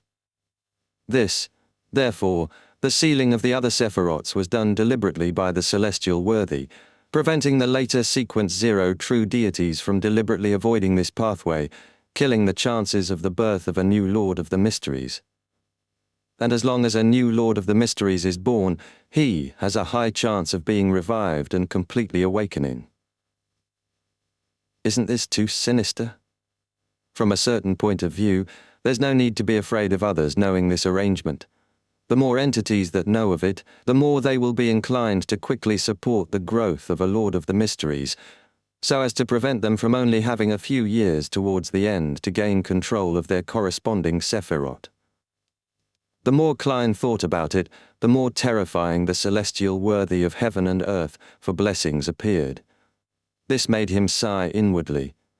As expected of a pillar that can make the genie fall into such a predicament to this day. Klein immediately asked, then why didn't you support the growth of a Lord of the Mysteries in the Fourth Epoch? He actually knew the answer to this question. As time passed, as the original creator's different personas, the celestial worthy and God Almighty will have their wills constantly weaken. The closer they got to the apocalypse, the weaker the corresponding will became. This made those of the future be able to resist and suppress them and avoid losing themselves. This could be proven by the fact that Adam had waited until recently to advance to visionary. The Ebonite goddess's dream projection revealed a smile. Back then, Ammon and Bethel were unwilling. All of them wished to make all sorts of preparations, hoping to make the attempt when the apocalypse was approaching. As for Salinger, he planned to use the river of eternal darkness to fuse with the Red Priest's uniqueness to create a brand new Great Old One path. Then, he went mad. He wasn't able to resist the desire for converging the Twilight and Ebonite pathway. Death was also forced into such circumstances. On the one hand, the apocalypse was only 1,000 years or so away, and on the other hand, the river of eternal darkness had been sealed by the celestial worthy, a pillar. This prevented him from attempting to control it. It's too sinister, too much. Klein couldn't help but inwardly criticize the celestial worthy. At this moment, the Ebonite goddess's dream projection continued. The seal on the western continent is gradually weakening with time. The Sephiroth will instinctively or consciously use their symbolism to corrode the uniqueness and high sequence beyond characteristics that land on them to influence the outside world. The first to seep out energy was the river of eternal darkness. In the second epoch, it formed a distributary through Gregorus. After that, in the fourth epoch, traces of more Sephiroth began to appear on the northern and southern continents and the islands over the 5 seas. This is an important factor hidden behind many of the anomalies in the fourth epoch. The Sephiroth had indirectly exacted their influence through the seal in the fourth epoch. It's no wonder Adam said that my understanding of the fourth epoch's history isn't deep enough. From the looks of it, Bansi Harbor retained the elven customs not because it was an elven settlement, but also because of other factors. Klein thought for a few seconds before smiling. I roughly understand. Is that why you've been helping me all this while? Chapter 1370, Decisive. The Ebonite goddess's dream projection replied with a smile. If it's just to nurture a Lord of the Mysteries, I should be betting on Ammon. At the very least, the chances of him succeeding is much higher than yours. Without waiting for Klein to ask any further, she continued with a voice as ethereal as a dream. The era that was buried in the past is a memory shared between us, and also the critical period in which our humanity was born, sprouted and nourished. Even if I've had a long life, it still remains my fondest of memories. You have its imprint in you, so I'm more willing to help you. The love for the house extends even to the crows perching on its roof. Klein made a conclusion in the form of an idiom. At that moment, he recalled the words Emperor Roselle had written in his diary. Home. In his wistful silence, the dream projection of the Ebonite goddess switched to saying, when you're ready, you can go to the main peak of the Hornasis mountain range anytime. Of course, it's your freedom to choose. No one will force you, and no one can force you either. You can choose to stop at a certain stage and not become a great old one, nor allow the Lord of the Mysteries to awaken in your body. Then, at the last moment of the apocalypse, you can bring the people and objects you want to protect and wander to other planets in other solar systems to avoid the attention of the outer deities and create another civilization. Klein had long thought of this problem. After a moment of silence, he said, I'm not sure if Roselle had said one thing. You can hide for a moment, but you can't hide forever. He was speaking in Jotun with the Ebonite goddess, so it was a little odd when translating the proverb. Escaping was just a temporary strategy. It couldn't be used as a long-term plan. After a pause, Klein continued, although the universe is vast and without an end, the outer deities are clearly more familiar with it than we are. They're also stronger, directly representing a certain aspect of the universe. It's very difficult to avoid their pursuit. Besides, even if we succeed, peace will only last for some time. The recreated civilization will be destroyed in less than 1,000 years. When that happens, we won't even have the chance to become great old ones, never capable of any form of self-redemption. This was because if one wanted to successfully escape during the invasion of the outer deities, they had to give up all the Sephiroth. Otherwise, they would definitely become the focus of their attention. Let alone wandering the cosmos, even withstanding the first wave of attacks was an unknown. The Ebonite goddess's dream projection spoke slowly. Apart from the items ripped from the outer deities, only taking away the uniquenesses and high-sequence beyonder characteristics of the other pathways might not necessarily garner the attention of the outer deities. They wouldn't spend too much time searching. You also said that it's not necessarily the case. The outer deities should still have a certain desire for the uniqueness and high-sequence beyonder characteristics of similar pathways. This can help them approach the level of a pillar, Klein replied calmly. We can't place our hopes on their feelings. They aren't benevolent. The Ebonite goddess's dream projection nodded and said, In this aspect, you're more aware than Roselle. Of course, it's because he had learned of the great old ones and the outer deities a little too late. She continued, You have another choice.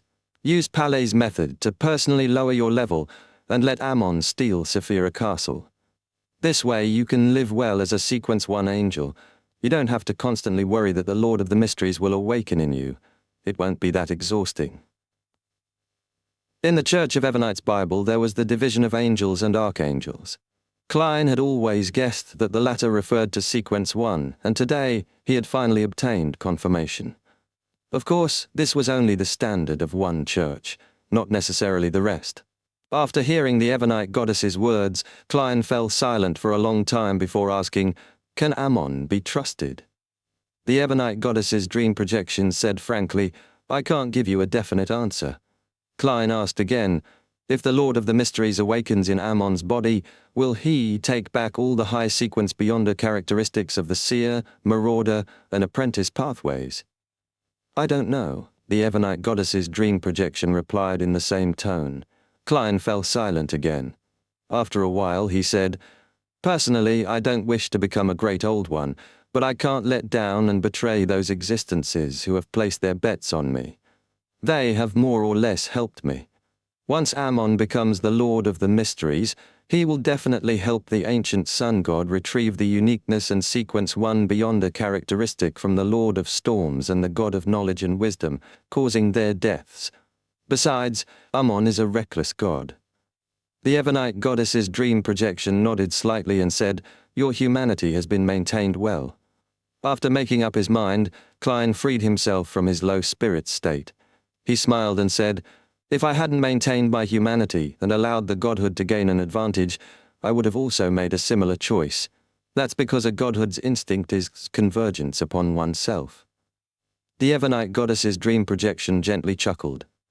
Make your preparations. Meet Antigonus as soon as possible. Klein nodded and suddenly recalled something. He hurriedly asked, Has Ammon already used Mr. Dawes' ritual to accommodate the uniqueness of the apprentice pathway? The Ebonite goddess's dream projection slowly replied, If it were another existence, then definitely not. But if it's Ammon, there's a 50% chance. He likes to take risks and seek thrills. Klein didn't say another word as he watched the Ebonite goddess's projection vanish before him as the dream gently collapsed.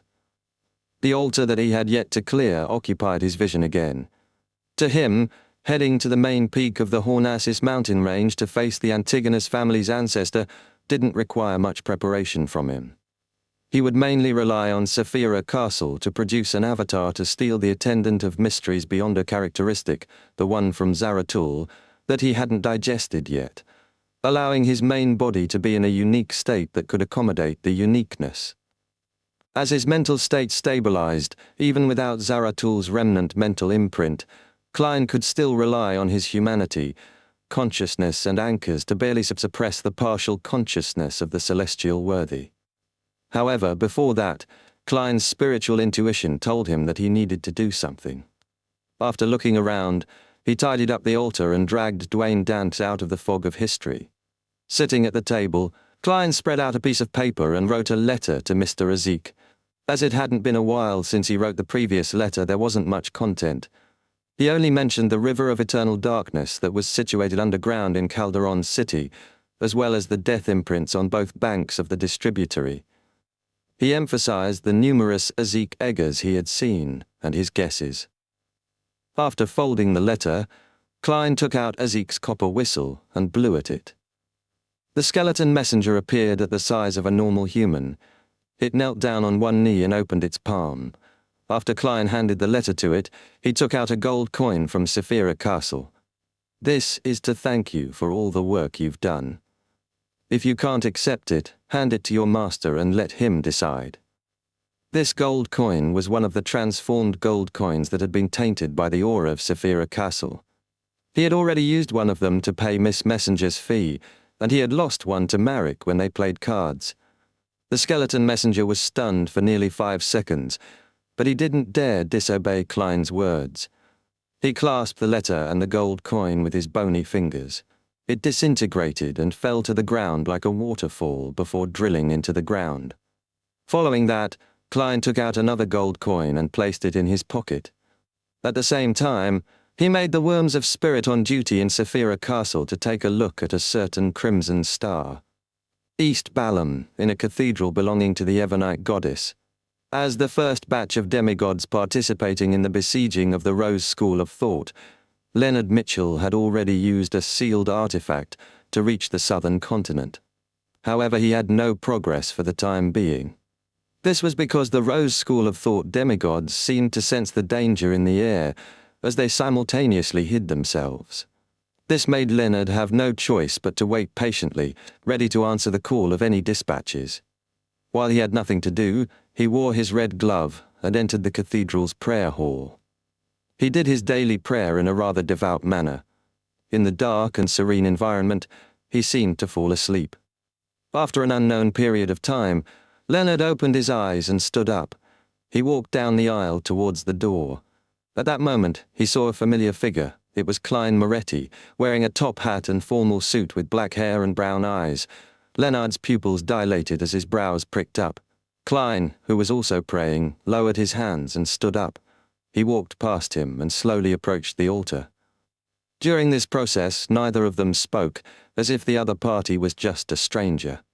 After reaching the donation box near the altar, Klein took out a gold coin from his pocket and threw it in with a serious expression. Then he changed direction and left the cathedral from another door. Leonard stood in the middle of the aisle and watched this scene with a puzzled look. He frowned slightly. At this moment in his mind, Palez Zoroast's slightly aged voice echoed, "Find a chance to get that gold coin." Backlund, in a particular house, Will Septon held a silver spoon and focused on digging at the pale green ice cream in front of him. Suddenly, he extended his left hand to block the side of the food. On the chair beside him, Dwayne Dantes's figure instantly appeared. "I seem to have missed your birthday twice," Klein said with a smile. "This is a belated present." As he spoke, he took out a gold coin and pushed it to Will Septon. "This is a lucky gold coin for you." Will was stunned for 2 seconds before muttering, "The gift celebrating my birth was a lucky amulet. For a birthday gift, it's a lucky gold coin. You really don't have any creativity." As he spoke, he reached out his chubby hand and quickly took the gold coin. Klein smiled, stood up, and vanished. Chapter 1371, Who Are Allies and Who Are Foes? Biam inside the Church of the Sea God. After the Mass, Alger Wilson returned to his room and saw a figure appear by the window. It was Gehrman Sparrow in a top hat and trench coat. Without waiting for Alger to speak, Klein took 2 steps forward and solemnly said, "I have come under Mr. Fool's orders." He habitually acted as the attendant of mysteries. Alger immediately lowered his head and pressed his right hand to his left chest. "Praise Mr. Fool." Klein nodded slightly and took out an item from the junk pile of Saphira Castle. Alger's eyes immediately reflected a short scepter made of bones. The tip of the scepter was embedded with tiny blue gems. A small number of them were dyed black, and a small number was covered in the light of dawn. Around it were countless pure points of light, and the sounds of illusory prayers emitted from it, stacked and holy. Alger's eyes widened as he couldn't help but reveal a hint of greed. As a Sequence 4 demigod of the Sailor Pathway, he was extremely certain that the white bone scepter before him was the symbol of the sea god's identity, level, and strength. As he endured the slight dizziness from the prayers, he cast his gaze at the whirled Gehrman sparrow, waiting for the deity's attendant to speak. Klein raised the sea god's scepter with one hand and said with a solemn expression, "This is Mr. Fool's gift and a sign of trust, as well as a reward for protecting a large number of believers. No matter what happens in the future, you are to keep following Mr. Fool's instructions and do your best to complete the missions he gives." Alger acutely sensed the hidden meaning. He suspected that Mr. Fool would encounter something in the future, causing him to suffer injuries or enter a nadir state. At the thought that he had already left the Church of Storms and had no way out, Alger pressed his right hand to his left chest and replied loudly, "My faith lies only with Mr. Fool." Upon seeing this, Klein secretly nodded before repeating what he had said to Miss Justice and Misjudgment. This made Alger heave a sigh of relief. After all, knowing what might happen in the future was better than not knowing anything. Without hesitation, he repeated his words in a serious tone. Klein handed the sea god's scepter to him. "You should get used to this sealed artifact and the daily life as a sea god. Once you finish digesting the cataclysmic Intera potion, use it to concoct the potion. The prior acting will reduce the difficulty of advancing."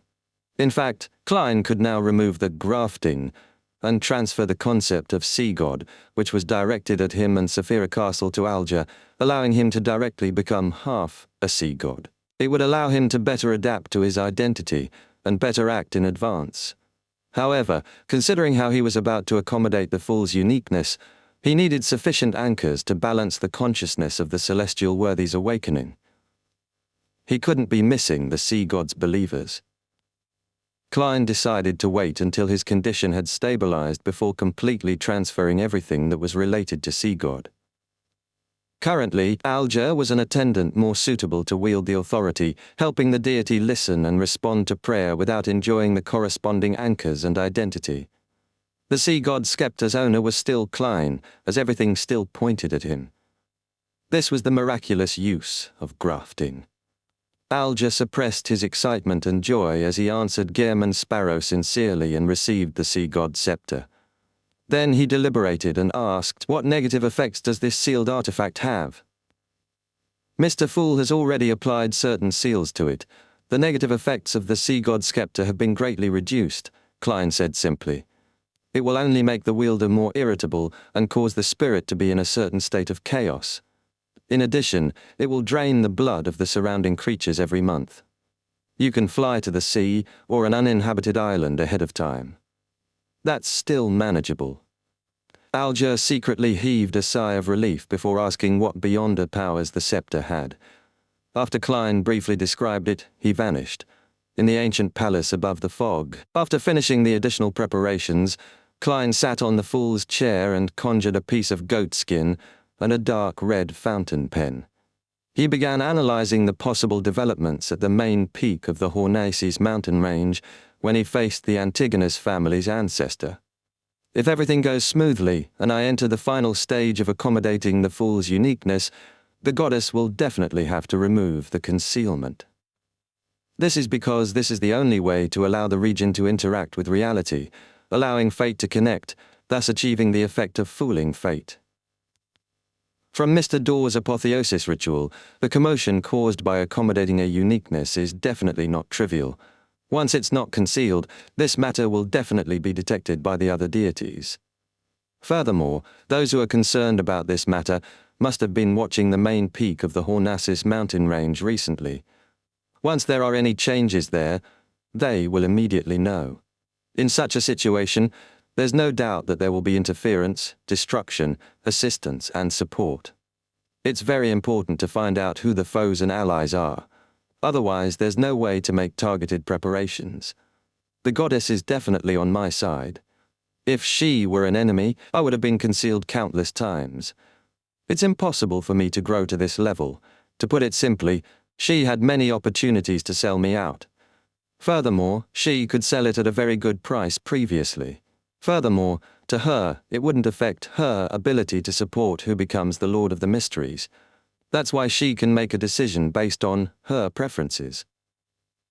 Adam is currently unable to bypass the seal and obtain the river of eternal darkness. The ones who do not wish for Ammon to become the Lord of the Mysteries the most are the eternal blazing sun, the Lord of Storms, and the God of Knowledge and Wisdom. Once someone attempts to destroy my ritual to accommodate the fool's uniqueness, they would definitely help me and directly provide help. Apart from these four true deities, the remaining sequence zeros are Visionary Adam and the true creator are Ammon's father. The probability of helping him is definitely higher than them being on the sidelines. Earth Mother has placed a bet on me through Emlyn, but it's not necessarily the case that she would definitely help me at the critical moment. To her, waiting patiently for the outcome when there are no interests at play is the best choice. The primordial demoness's condition is odd. It's possible for her to make any choice. The attitude of the god of steam and machinery is ambiguous.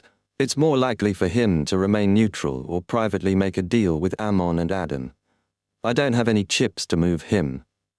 Other than these true deities, there are some uncommon sequence zeros or the consciousnesses in existence that are nearly at sequence zero. The Lord of the Abyss, also known as the dark side of the universe, is suspected to have been invaded by the Mother Tree of Desire. He would occasionally respond to the prayers of the Blood Sanctify sect. It has been a long time since he exerted any influence on the real world. Likewise, the chained god is in a similar situation. What they will do will only depend on the Mother Tree of Desire's thoughts. And to the outer deities, delaying the birth of a Lord of the Mysteries should be a consensus. Under such circumstances, stopping me from being able to accommodate the fool's uniqueness will only cause me to be at an absolute disadvantage in the competition with Ammon, allowing the competition to quickly determine a winner. The most plausible strategy of the Mother Tree of Desire is tacit consent. She might even help me to accommodate the fool's uniqueness, preventing the scale between me and Ammon from tilting. After that, she will repeatedly destroy our inclinations and attempts to converge, delaying the birth of the Lord of the Mysteries to the apocalypse. The Red Angel evil spirit definitely hasn't recovered to the level where he can be involved in such matters. The hidden sage is very mysterious, making it difficult to guess his thoughts, but he should know that I am hostile towards him. At this point in the analysis, Klein made a conclusion. Allies, the Evernite goddess, Lord of Storms, Eternal Blazing Sun, and the God of Knowledge and Wisdom. Foes, Visionary Adam, True Creator, and Mr. Error Amon. Neutral with tendencies to support me. Earth Mother, Dark Side of the Universe, and Chained God. Neutral with tendencies to support Amon, Hidden Sage. Neutral and ambiguous attitudes, Primordial Demoness, God of Steam and Machinery. Yes, I'll ignore how far Adam and the True Creator have fused. I'll consider the worst-case scenario. I'll treat them as the ancient sun god and treat them as a dual pathway, sequence zero true god. The goddess has the uniqueness of the Twilight Giant and Death. Although she hasn't accommodated them, she has some level of control of them, using that bird-shaped golden accessory as a medium. Even if she can't compare to the ancient sun god, she can definitely stall him. I'll also consider Ammon as a dual pathways sequence zero true god. At least two of the Lord of Storms trio have to be diverted to have a chance to fend him off. From the surface, I still hold a certain advantage. Klein looked at the content listed on the piece of paper as he thought silently. However, this advantage didn't consider the neutral factions. Klein tapped the edge of the long mottled table and considered the worst situation. The Primordial Demoness, Hidden Sage, and God of Steam and Machinery might all choose to help Ammon based on their own secret dealings or their morality. This way, even if Earth Mother participated in the battle, Klein's side would be at a disadvantage. The God of Steam and Machinery and the other god from the omnipotent and omniscient pathway would cancel out each other. The Primordial Demoness would hold back the Earth Mother, who had just taken back the uniqueness of the moon. The Hidden Sage would face the universe's dark side, and the Chained God, which were controlled by the Mother Tree of Desire. The powers that the outer deities could sneak into the world were extremely limited. This gave the Hidden Sage a likely advantage. Furthermore, this cancellation was a calculation based on ideal conditions. In reality, under the chaotic situation, Amon, who was in charge of the Error Authority, could play many tricks. It was possible that he would be able to find weaknesses in an instant and bypass the obstacles, causing Klein's ritual to fail and make him lose control on the spot. In addition, some deities who supported Klein on the surface might turn to help Amon due to reasons he wasn't aware of. As for the sealed artifacts that could change the power balance between the deities, Klein didn't know much about them and wasn't able to make an analysis. I didn't expect that there would be a day when I fleeced the mother tree of desire. Yes, I have to make some preparations for the worst-case scenario to prevent things from developing in this direction. Klein dispersed the paper and fountain pen in front of him and cast his gaze at a particular prayer light. His figure vanished from Saphira Castle and appeared on Bernadette's dawn. Chapter 1. 1372. The Other Use of the Magic Wishing Lamp. Queen Mystic Bernadette seemed to have a sense of foreboding when she saw Guillermin Sparrow's arrival. Without any surprise, she put down the ancient scroll in her hand and cast her gaze at the visitor at the door. Klein didn't stand on ceremony and said directly, "I wish to borrow the magic wishing lamp for a day." Bernadette nodded gently and raised her hand to pick up the magic wishing lamp beside her.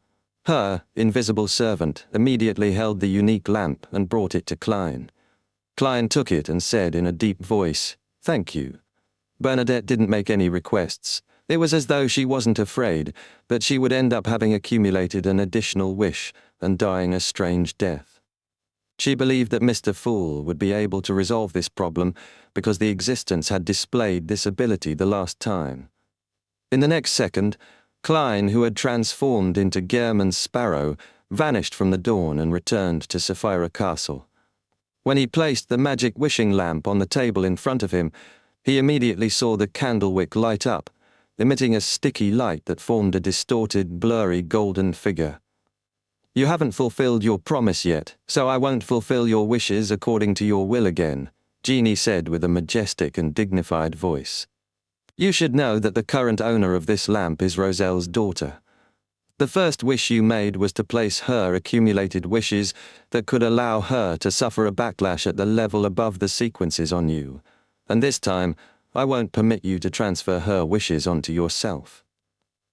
When Klein had used the magic wishing lamp to escape, he hadn't changed the ownership of this Grade 0 sealed artifact. It still belonged to Bernadette, and its wielder was still Queen Mystic. Therefore, his wish would simultaneously be accumulated on himself and Bernadette. At that time, his first wish was to transfer the 2 wishes that Bernadette had previously made under his name. This cleared Bernadette's accumulated wishes, and he was burdened with 2 wishes. But at the same time, this first wish was also accumulated.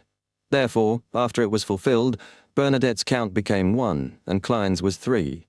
Following that, Klein made a second wish. It would undoubtedly be counted towards both Bernadette and him.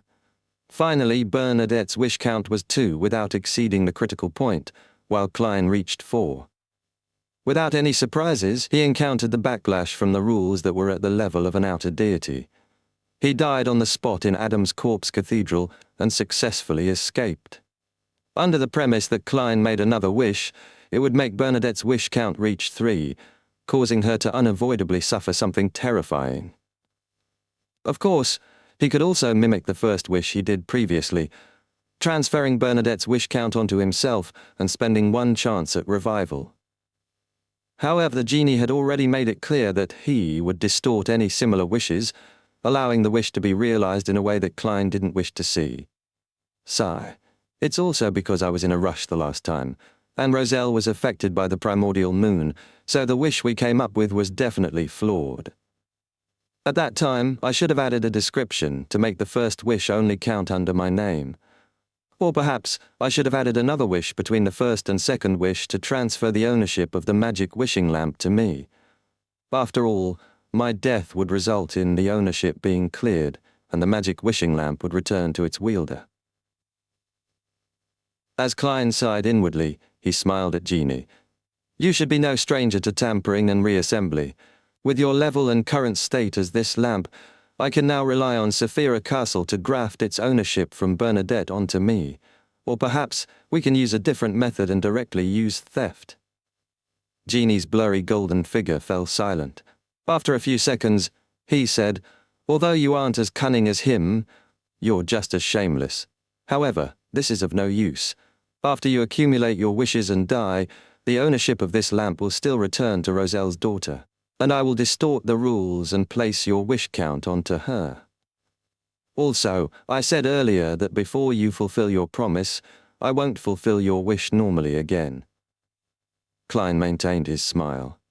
"I once heard a story regarding investors. When a company is in trouble, the ones who are more willing to provide aid will definitely be the original investors. Although they have already paid a lot, if they don't continue investing, they might not be able to recoup their investment and end up losing all their money. Of course, if they could use other means to retrieve their own share or exchange their investment for greater benefits, it would be another story."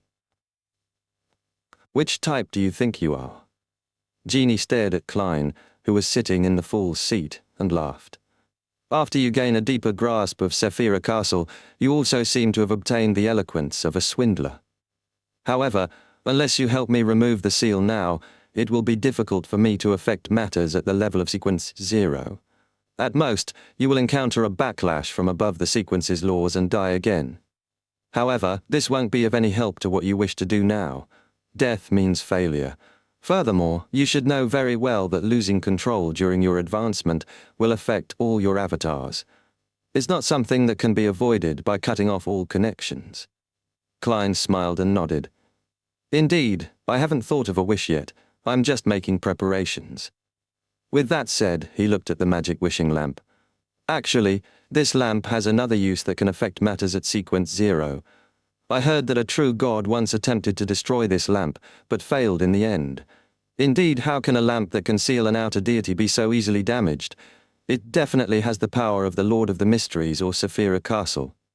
As he spoke, the smile on Klein's face gradually became obvious. It's such a waste not to use something as sturdy as this as a shield.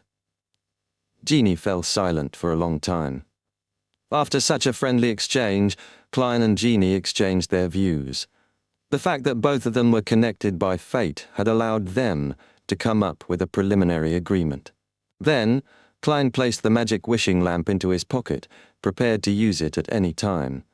After completing all of this, he cast his gaze at the fragments of light related to the Hornasis mountain range in the fog of history. He was almost done with his preparations. Next, he would create another avatar and steal the undigested attendant of mysteries beyonder characteristic from himself. Then, he could face the ancestor of the Antigonus family, and this might very well trigger a divine battle. To be frank, Klein didn't wish for that to happen. This was because a war of deities would likely have a negative impact on the real world. Back when the Rose Redemption stopped the resurrection of the Primordial One, in the divine battle to assassinate the ancient sun god, which involved the help of Dark Angel Sazria, it directly brought about a disaster that affected the entire eastern continent. This caused more than 99% of the living creatures there to die, making large swaths of the terrain to resemble the abyss. The War of the Four Emperors and the Pale Disaster had nearly destroyed the northern continent, causing countless people to die and mutate. This caused the mountains to turn into lakes, valleys into peaks, rivers changing paths, the land to collapse, and the ocean to go berserk. The battle between the Ebonite goddess and the god of combat happened in the astral world. It happened in the Ebonite goddess's divine kingdom, and it was relatively brief. Therefore, it had the least impact on the real world. However, before that, the world war that exceeded a year had drained the blood and tears of countless people. If it was possible, Klein was actually willing to give up on Sephira Castle and live on as a Sequence 1 or even a Sequence 2 angel. The matter would then develop in the most peaceful way. However, along the way, there were already too many existences who provided him with kindness, help, and faith. At this moment, if Klein were to give up, he would put them into danger. This wasn't being kind, but selfish. From time immemorial, which successful person didn't bear the fates of many people? If he gave up, what about the rest? The members of the Tarot Club, the full believers of the City of Silver and Moon City, Azik Eggers, Rainet Tinica, Will Septin, various faces quickly flashed across Klein's mind. Finally, he let out a long sigh. If Hammond could be trusted, it wasn't that Klein couldn't hand over all of this to him. However, this god of deceit had always been reckless. Even his believers were all himself. If Klein were to give up just like that, notwithstanding his own safety, the people or demigods he had just thought of might be caught by his enemies or directly end up wearing a monocle on their right eye. Among them, Will Septin and the Fool's believers were in the most danger. Believe in the might of deities, but do not trust their benevolence. This was Klein's decision. When facing the Evernite goddess, he had used the Lord of Storms and Company as an example. This was telling her that he wouldn't let her down after all the help she had given. This was the existence that had bet the most on him. If Klein were to give up, the Evernite goddess might have to pay a greater price to obtain the River of Eternal Darkness. She might even not be able to obtain it forever. This was because after the appearance of the two pillars, Lord of the Mysteries and God Almighty, it meant that the threat from the outer deities would be reduced to its lowest level. There wouldn't be any need for additional great old ones to appear. Phew. I'll later use Sephira Castle to gruff the main peak of the Hornassus mountain range to the astral world. This can prevent the war of deities from bringing any harm to the real world to the greatest extent. It can also allow the deities who are guarding the cracking barrier to unleash their full strength. After all, most of my supporters are orthodox deities. Klein's mind raced as he came up with a solution. He then snapped his fingers and used Sephira Castle to create an avatar to stand beside him. Chapter 1373, Facing. The avatar Klein created was a blueprint of his present state, and not Dwayne Dantes, Sherlock Moriarty, or Merlin Hermes, so as to avoid any obstacles in his self-awareness. After experiencing the mutation brought by Adam, he became more careful in such aspects. Glancing at his avatar, Klein's thoughts made his face turn blank. The avatar extended its right hand and stirred Sephira Castle's strength to grab at the main body. Again and again, it failed more than 10 times. Finally, it managed to extract bits of dark light from the main body. Finally. Klein sighed and extinguished the thought of trying to execute this attempt during the actual battle. Despite not resisting at all, with his body and mind at ease, his avatar had still spent so much time failing while using Sephira Castle's level and strength. It was easy to imagine its value in actual combat. As more and more Beyonder characteristics left his body, Klein felt relaxed. He felt like he had finally abandoned a heavy burden after a long walk. Of course, there was a certain fluctuation in his mental state. After losing the lingering mental imprint from Zaratul, the awakening of the celestial worthy's consciousness began to invade his mind. This was within Klein's expectations, therefore he wasn't flustered at all. With his self-awareness that had long stabilized, his tenacious willpower, and his ample anchors, he gradually resisted the corruption of the celestial worthy's will and found a new balance. At the same time, when the attendant of mysteries beyond a characteristic that Klein hadn't fully digested entered his avatar's body, its blank face suddenly twisted, growing out dark, lusterless eyes, and an indistinct white long beard. At this moment, it greatly resembled Zaratul. However, it was unable to withstand the madness brought about by the attendant of mysteries beyond a characteristic. Its body rapidly developed towards collapse as transparent, distorted maggots crawled out and slippery and sinister tentacles extended out. It lost control on the spot. Klein didn't stay idle. Without any hesitation, he moved his finger, making the avatar turn into his marionette. This terminated the process of losing control. At this point, he had already made all preparations. His main body had completely digested the potion, allowing him to be in a state to accommodate the fool's uniqueness. He also had a Sequence 1 marionette. Following that, Klein leaned back into his chair and replayed what he was about to do in his mind to see if there were any fatal flaws. This is the most I can do for the Battle of the Deities. I can only do my best afterwards. Am I being too optimistic about the first stage because of the goddess's help and the supplementary River of Eternal Darkness's water? That's why I'm not worried that the Antigonus family's ancestor won't cause any accidents. After a round of scrutiny, Klein felt that he was still not cautious enough. There was a little arrogance and carelessness in the matter. After some thought, he created another avatar which still had a blank face. After completing this, Klein stood up, took out Creeping Hunger from the fog of history and wore it on his left hand. This was a preparation for any possible small-scale battles. Under such a scene, Blink was faster and more convenient than grafting. After adjusting his collar, Klein slowly surveyed the area and made his gaze fall on the strange door of light that was stained with bluish black. It landed on the humans who were hanging there, wrapped in transparent cocoons. As he scanned each and every one of them, his gaze landed on the 3 shattered, transparent cocoons. In the next second, Klein's figure vanished and appeared in the greyish-white fog of history. He walked to the time before the first epoch, and he arrived at the stacked metropolis of old. He stood at the top of a dilapidated skyscraper that barely stood erect. He looked down at the pile of wreckage, the public transportation vehicles that had turned into metal pancakes, and numerous overlapping sedans. Amidst the silence, he swept his gaze across the remaining buildings. It seemed to pass through the barriers of history, allowing him to see the electric lamps lit up inside them. The light from the lamps spread out gently, illuminating the glass and skyscrapers, streets, and every corner of metropolis ruins. After staring at it for a long time, Klein retracted his gaze and took a step back to the real world. Right on the heels of that, he directly teleported to the summit of the Hornacis mountain range. He saw that ancient palace that was shrouded in fog, dilapidated and overgrown with weeds.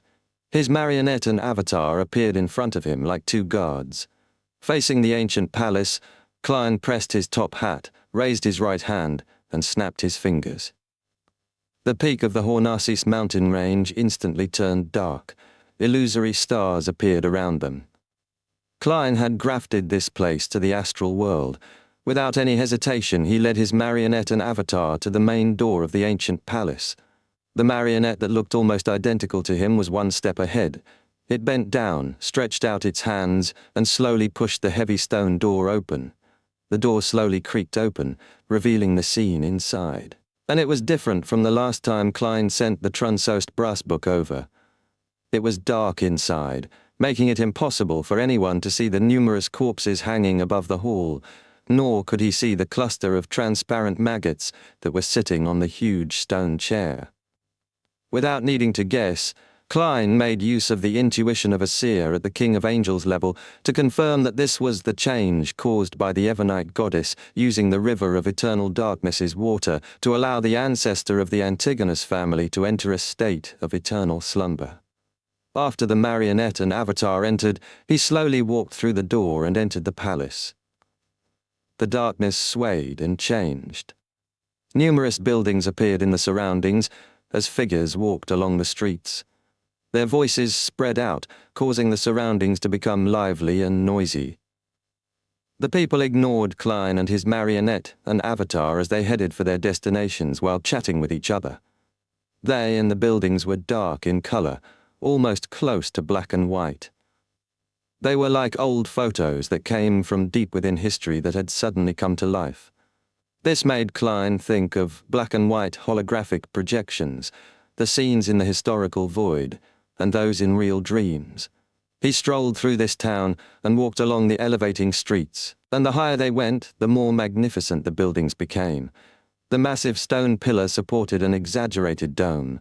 The people living in this black and white photo were generally tall. They seemed to be learning, working, and resting. The scenes here changed continuously, showing the birth of a baby, the growth of a child, the ignorance of youth, the worries of an adult, the pressure of a middle-aged man, and the sorrow of aging. Of course, they were all interlinked with each other. Only a portion would become the main theme at times. As Klein ventured deeper, he saw the residents of the towns die. Their loved ones weren't overly sad. They carried the dead back home, placed them on the bed with a pillow as if the corpses were still alive. When Klein was about to leave the town's borders, the dead got up from bed, left their family and walked out of their homes, heading towards the highest point of the street. There was also a city there. It seemed to be the city of the dead, the eventual refuge of life, a kingdom of eternal repose. This was very close to where normal people lived. The latter was distributed by the mountainside to the peak, while the former was on the peak. Others might be surprised by such a state, but Klein instantly understood what this scenery meant. This was because he directly saw spirit body threads on the deceased. The moment they were about to die, their spirit body threads floated towards the peak, controlled by an unknown existence. That also meant that they had become marionettes. Therefore, the deceased could leave their own families and head to the peak after dying for some time. And this was completely in line with the details mentioned in the research of the Hornassus main peak's relics. The nation of the Evernite belonged to the Mother of the Sky from the Evernite pathway, but at the peak there was a town used by the Antigonus family's ancestor. Therefore, the residents of the nation of the Evernite were respectful and afraid of Evernite. They believed in the Mother of the Sky. At the same time, they believed that death was not the end. They believed that their dead loved ones would bless them from Evernite. Indeed, death wasn't the end. The city of dead was just beside them, at the peak. They could reach it just by walking, and the dead would continue living their lives as marionettes. In the eyes of ordinary people, this was undoubtedly the same as still being alive. The nation of the living and the city of dead were like two ends of a road. The distance between life and death was so close that they were like neighbors. This also explained why the nation of the Evernite didn't have tombs, as the deceased didn't need to be buried. They turned into marionettes and headed for the peak. This should be the nation of the Evernite from back then. Klein nodded slightly and proceeded towards the peak in the dark environment.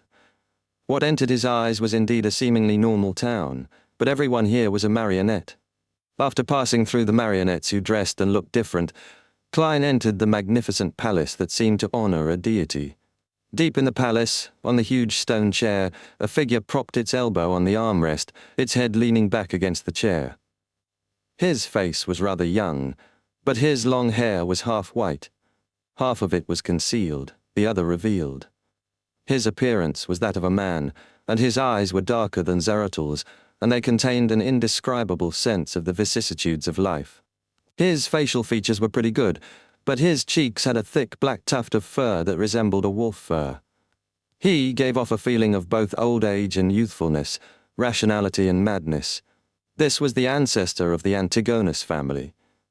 This time, he didn't appear in the form of a mythical creature, and instead sat on a huge stone chair in his original appearance. At that moment, his eyes were tightly shut as though he was in a deep sleep. And inside the hall, there were corpses wearing simple or luxurious clothes hanging from the ceiling. They were like inverted forests that swayed gently in the wind. After entering a state of eternal slumber, the ancestor of the Antigonus family finally managed to temporarily free himself from the state of losing control and madness, and returned to how he was before. Klein stood in the middle of the hall, looking at his target as he sighed. The scene he saw of the nation of the Evernite and the city of dead earlier was the dream belonging to Antigonus, a dream that lasted for more than 1,000 years. Chapter 1374, Trojan Horse of Destiny. Looking at the half-fool on the huge stone chair, the scenes from before, as well as the relevant scenes of the nation of the Evernite, flashed through Klein's mind. This evoked thoughts in him. He didn't know much about Antigonus. In fact, he had almost lost control because of the ravings of his Hornassus, Phlegrea. Therefore, he didn't feel any sympathy at the moment, at best some form of empathy. The lingering memories were undoubtedly one of the best memories of the past. Even though he was born extraordinary, Antigonus seemed to be deeply fond of the small, peaceful, and isolated nation. Klein slowly exhaled as he looked away from the man with the thick, black, sharp beard, and his gaze landed on the huge stone chair to the side. A book made of thin yellow brass was quietly placed there. It kept having 3 mercury-colored lines of rules being superseded on it. 002, Trunsost Brass Book. Using powers similar to grafting to complete the seal? Yes, it seems to have gone a step further. Not only is the beginning directly connected to the end, but the intelligence of the Trunsost brass book has also been fooled, allowing it to ignore the middle parts that had been skipped, and not making attempts to change things. It just keeps repeating actions over and over again. Klein glanced at 002 and muttered to himself in thought. This made him have some guesses about the abilities of the fool. Without thinking further, Klein got the attendant of Mystery's marionette to graft the starting point to the end point as he walked to the huge stone chair and picked up the Trunsost brass book. On the one hand, this was to eliminate any possible interference, and on the other hand, he was trying to test out Antigonus's current condition. Seeing that the half-fool was still sleeping and unable to escape from his eternal slumber, Klein heaved a sigh of relief. He made his marionette take the Trunsost brass book and retreat to the entrance of the palace to wait for him. The reason he didn't allow his avatar to retrieve the Grade 0 sealed artifact was that he was worried that the Trunsost brass book, which had a certain connection with a Sephira, would be able to produce passive negative effects during the critical moment he was accommodating the fool's uniqueness. This might lead to the situation developing in a terrible direction. When it came to avoiding the negative effects of the sealed artifact, marionettes were definitely better than avatars. This was also why Klein didn't bring the Staff of the Stars. He couldn't place a time bomb beside him. Usually it was fine. He could rely on his level, status, and abilities so as to forcefully suppress the Staff of the Stars, but in the process of accommodating the fool's uniqueness, he would be very weak. He couldn't interfere with the people or things around him. Any mistakes could cause him to lose control on the spot. To deal with the situation of Sephira Castle being sealed, thus causing him to be unable to use its powers, Klein had no choice but to bring a sealed artifact that could provide teleportation powers. Therefore, he chose Creeping Hunger. At that moment, Klein felt the glove on his left hand tremble while facing a king of angels that controlled a uniqueness. He then used his right hand to caress Creeping Hunger and whispered jokingly, "Don't worry. You're just a projection from the historical void." Using this method to ease his taut nerves, Klein surveyed the area and confirmed that there was nothing else he needed to do. Immediately after, he placed his hand on his chest and bowed deeply to Antigonus. When he straightened his body and lifted his head, a complicated, mysterious, illusory brand appeared on his forehead. This brand was like a strange door of light that was tainted with hints of bluish-black. It constantly emitted a faint greyish-white fog. In the next second, Klein reached out his right hand. Although it wasn't too far away, nor was it too close. He contained Antigonus's body within his fingers. His fingers quickly closed, and with a twist of his wrist, he completed the theft. He obtained nothing. This attempt failed. Klein wasn't depressed. He once again began stealing Antigonus's identity, fate, and self-awareness. Although he was already a king of angels, his powers in stealing came from Sephira Castle. At present, he was only at Sequence 1, while Antigonus had been corrupted by the Lord of the Mysteries, a king of angels that had accommodated the uniqueness. There was still an obvious difference between the two. Therefore, even if Antigonus had entered a temporary state of eternal slumber and was unable to resist, Klein suffered failure many times. He wasn't nervous or disappointed in such a situation. This was something he had expected previously. After all, as long as the theft wasn't completed, the Evernite goddess wouldn't dispel the concealment effect and let the fate here interact with the real world. There wouldn't be any external interference either. Klein had plenty of time and a stable environment to continue his attempts. After failing countless times, Klein suddenly had a flash of inspiration and predicted something. He reached out his right hand again, closed his fingers and twisted them gently. Suddenly, he felt something invisible leave Antigonus's body and float towards him. At the same time, an indescribable river of light with countless distributaries appeared in front of him. The illusory river continued to flow forward, drowning one distributary after another, allowing them to become part of the main river. This was a symbol of fate. It also had many different images, such as a slowly rotating segmented wheel or a giant serpent that had its head and tail connected. At that moment when fate was swapped, Klein saw the river of light. In the next second, fragmented images and scenes appeared in Klein's mind. An 8-legged demonic wolf who had just been born was sprawled on the hill. Amidst the thick and black short fur on its body, transparent and distorted maggots crawled about. He was the youngest son of the ancient god, Phlegrea, a natural mythical creature. At that moment, he was looking at his sister, brother, and a portion of his clansmen playing amongst corpses. He despised the crude methods they employed when dealing with their prey.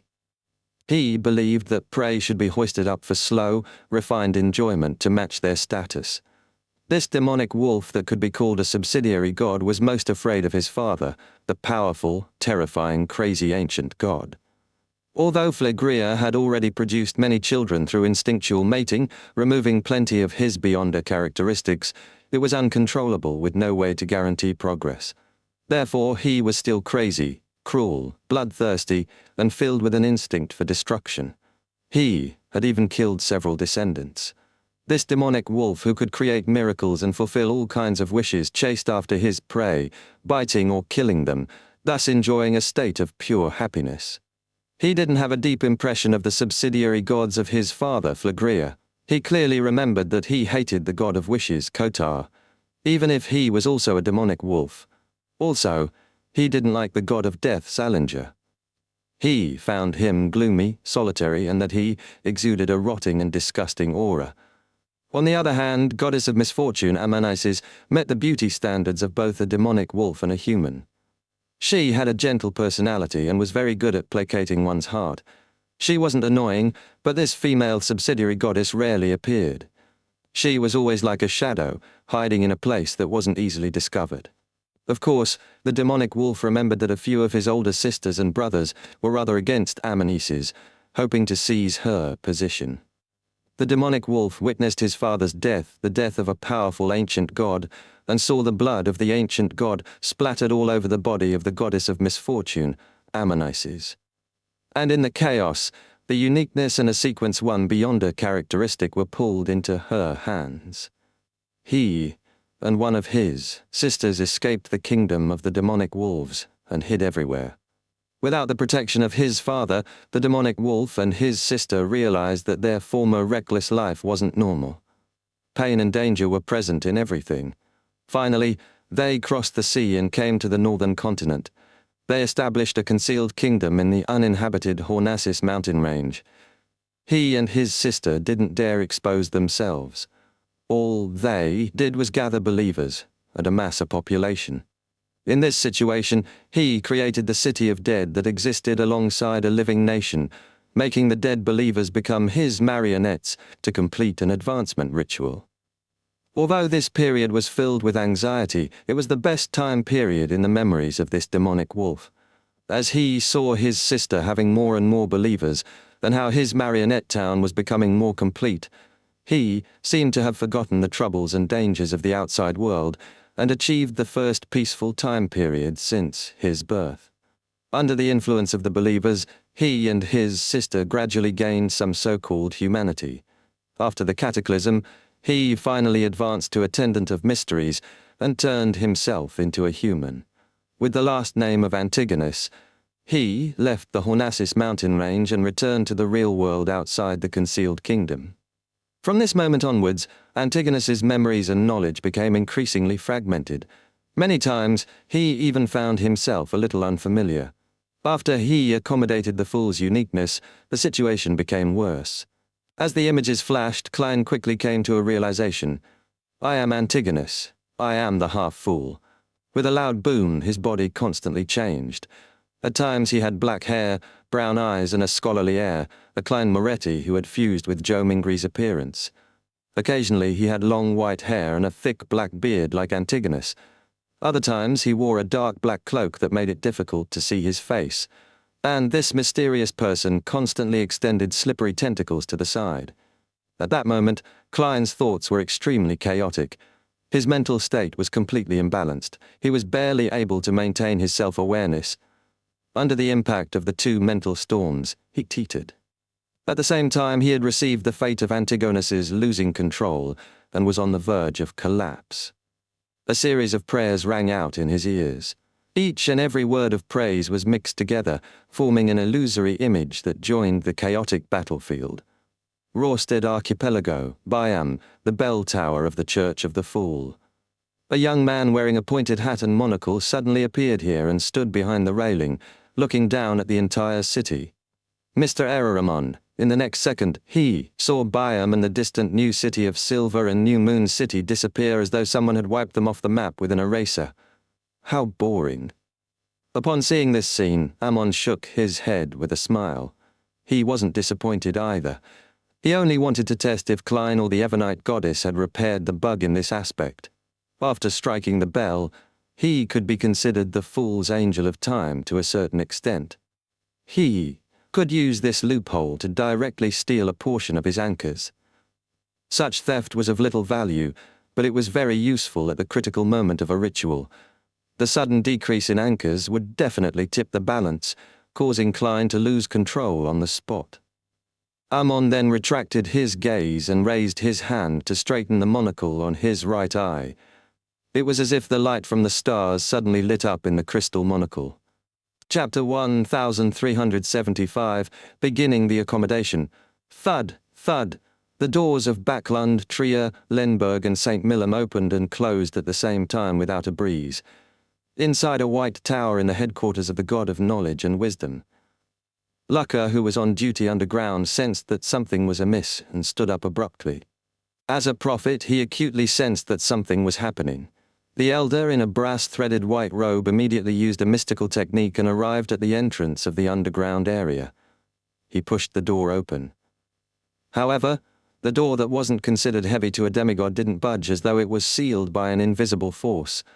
Lucca Brewster didn't attempt to forcibly open it as he cast his gaze deep underground. There was silence. There was no sound. This isn't normal. Lucca didn't need to rely on his Beyonder powers to determine the problem here. Usually, in the deepest part of the ground, there would always be sounds that made people's hair stand on end. But now, it was as if it had disappeared, as though it never existed. Others might not know, but as a high-ranking member of the Church of Knowledge, Lucca knew that the voice came from an extremely terrifying sealed artifact that even he didn't know the exact details of, so it was impossible for it to be erased out of thin air. The current situation could only mean one thing. Either the sealed artifact had already escaped the restrictions and entered a more bizarre state, or it had been sealed further, preventing it from affecting the outside world. Regardless of the possibility, it meant that there was extreme danger lurking in the surroundings. This was because the sealed artifact's number was 001. At the top of Byam's remaining bell tower, the light on Ammon's monocle gradually faded, returning to normal. Mr. Era hadn't held back from showcasing his new Beyonder powers, doing so to make a statement to all the existences watching him. He had already accommodated Door's uniqueness and obtained the corresponding authority.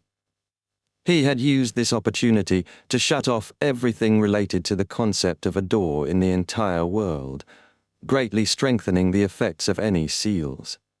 This caused the Orthodox churches and secret organizations to be unable to use sealed items for a short period of time because no one could remove the seal. Even if a true deity descended from the astral world, it would still take them a certain amount of time before they could break the restrictions. Therefore, Ammon eliminated most Grade 0 sealed artifacts in the subsequent Battle of Gods. He no longer needed to consider the corresponding interference. Of course, such authority wouldn't be able to influence the entire world for too long unless Mr. Era had put all his energy into this matter. It was precisely because of this that he didn't do it ahead of time. Only when he observed the disturbance in Klein's anchors did he suddenly act. The more powerful a Grade 0 sealed artifact was, the more terrifying the negative effects would be. It was even more so for those that could produce effects at the level of a deity. Even a Sequence 0 true deity might not be able to withstand it for too long. Therefore, true deities wouldn't unseal them unless it was necessary. Otherwise, this would bring about an even greater disturbance to them, causing them to suffer a net loss. After doing this, Ammon held up his palm and gently leaped up. Without the bearing of a true god, he sat on the railing at the top of the bell tower. As he gazed at the horizon out into the sea, he leisurely waited for the concealment to be removed. That was when Klein's ritual to accommodate the fool's uniqueness officially began. When that happened, he would strike the death knell for him. In the concealed world of the Ebonite goddess, under the repeated impact of the awakening of the celestial worthy of heaven and earth for blessings and Antigonus's self-awareness and mental imprint, Klein's consciousness was like a sailboat in a storm. It would sometimes be thrown high while being struck down. At times it would suffer corrosion, and at other times be slammed to the side. This made his thoughts turn extremely chaotic. He was about to split into two different personalities known as Antigonus and the Lord of the Mysteries. At the same time, his avatar also lost its rationality. It was in a state of being about to collapse into a whirlpool of maggots. Only the marionette remained standing there in a daze due to the lack of any control. The prayers from the believers resounded in Klein's ears, forming a corresponding image of what he knew. This was like a dam that was resisting a surging flood. Klein wasn't too unfamiliar with such a situation. He had a similar experience after becoming an attendant of mysteries and swallowing Zarathul's Beyonder characteristic. Therefore, with the help of his anchors, he managed to survive the initial chaos. With great familiarity, he directed the self-awareness and mental imprint of Antigonus towards the awakening will of the celestial worthy of heaven and earth for blessings. This caused both parties to corrode each other and be occupied with each other. The mind storm weakened a lot, finally giving Klein's self-consciousness a breather. Before he could calm down, he immediately directed the image of him as a god formed by many anchors into the two mental corruptions struggle and tried to find a new balance. However, this didn't go smoothly. Compared to before, the essence of Antigonus's mental imprint, resilience, and madness were clearly stronger than Zarathul's. After all, this was a king of angels that had accommodated the uniqueness and was known as the half-fool. Furthermore, Klein had also stolen the other party's identity and fate. This brought about two other negative effects. His personality was constantly on the edge of dissociating. From time to time he would think that he was Antigonus, attempting to fuse his mental imprint with his own mind. Having accepted the fate of Antigonus's loss of control, his entire body was collapsing uncontrollably. This brought about even more mental corruption. In addition, Antigonus's mental imprint and the awakened will of the celestial worthy of heaven and earth for blessings wasn't completely incompatible. In some aspects of their battle, they showed signs of fusing together. It was as if they originated from the same existence. This gave Klein preliminary confirmation. As a natural mythical creature, Antigonus was born with some of the celestial worthy's will. When he advanced to attendant of mysteries, the problem suddenly became serious, causing him to undergo unexpected changes without him realizing it. By the time he managed to accommodate the fool's uniqueness, madness had apparently become another side of him. In other words, before completely losing control, Antigonus was already a mentally sutured monster to a certain level. His self-awareness and mental imprint were part of the celestial worthy of heaven and earth for blessings, and this was something that couldn't be separated by using theft. Compared to him, Zarathul's mental imprint was much cleaner. There was only a small portion that belonged to the celestial worthy of heaven and earth for blessings. Most of it came from Zarathul's intense emotions at his deathbed. The reason why the two were different was that, apart from the fact that Antigonus had accommodated the fool's uniqueness, the former had become the attendant of mysteries at the beginning of the fourth epoch. At that time, the will of the celestial worthy hadn't weakened to the state it was in during the late fifth epoch. Without being able to form a new balance, the speed of Klein's breakdown became faster and faster. More than half of his body was formed from transparent and distorted maggots, and he extended slippery and sinister tentacles into his surroundings. Just as he was trying his best to maintain his consciousness and not give up searching for a new balance, his collapsed body, Antigonus's crazy mental state, and the consciousness of the celestial worthy of heaven and earth for blessings all fell into a deep sleep. This caused all the changes to stop abruptly and return to normal.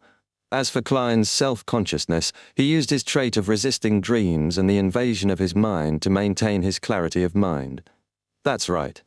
The fate that I stole includes the fate of being in a state of eternal slumber, outside the fate of going crazy and losing control. As for me, I can resist eternal slumber to a certain extent. Klein grabbed the sliver of clarity and gained a certain understanding of his present state. To him, this was an opportunity. It was only at this moment that he fully understood why the Evernight goddess needed the river water of the river of eternal darkness to use as a medium to attempt this. This wasn't only because it was difficult to put a king of angels who had accommodated the uniqueness and the awakening will of the Lord of the Mysteries in him to temporarily enter a state of eternal sleep, but it was beneficial to Klein for this state of eternal slumber. This could create an excellent environment of him being the only one with a sliver of consciousness, while the other interference was all sleeping. At the same time, Klein also confirmed one thing. The reason why he was able to remain clear-headed in a dream, and during the instances where his mind was intruded, wasn't because of the special traits from Saphira Castle. This was because the celestial worthy of heaven and earth for blessings in his body was also sleeping. Although the awakening of the Lord of the Mysteries was still greatly limited, his level and his connection with Saphira Castle were undoubtedly stronger than Klein's. If he couldn't completely resist a state of eternal slumber, why could Klein? Therefore, Klein believed that this trait was likely due to the blessings of the Evernight goddess, a gift he received when he came to life. The blessings given by a true goddess who wielded the power of the dream domain and the aura, strength, and magical powers that Saphira Castle augmented him with had combined together to form such a special trait. It was as if a gentle song came from deep within the dream. Klein's consciousness became clearer. Without any hesitation, he immediately adjusted the sleeping imprint and corruption in his body and found a new balance.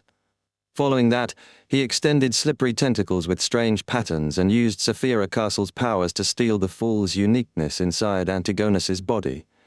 Perhaps it was because he was now Antigonus. The theft this time was successful after a small number of failures. A translucent mask with the symbol of the fool flew out from Antigonus's body. The man with the thick black beard was still sleeping, as though he would sleep forever.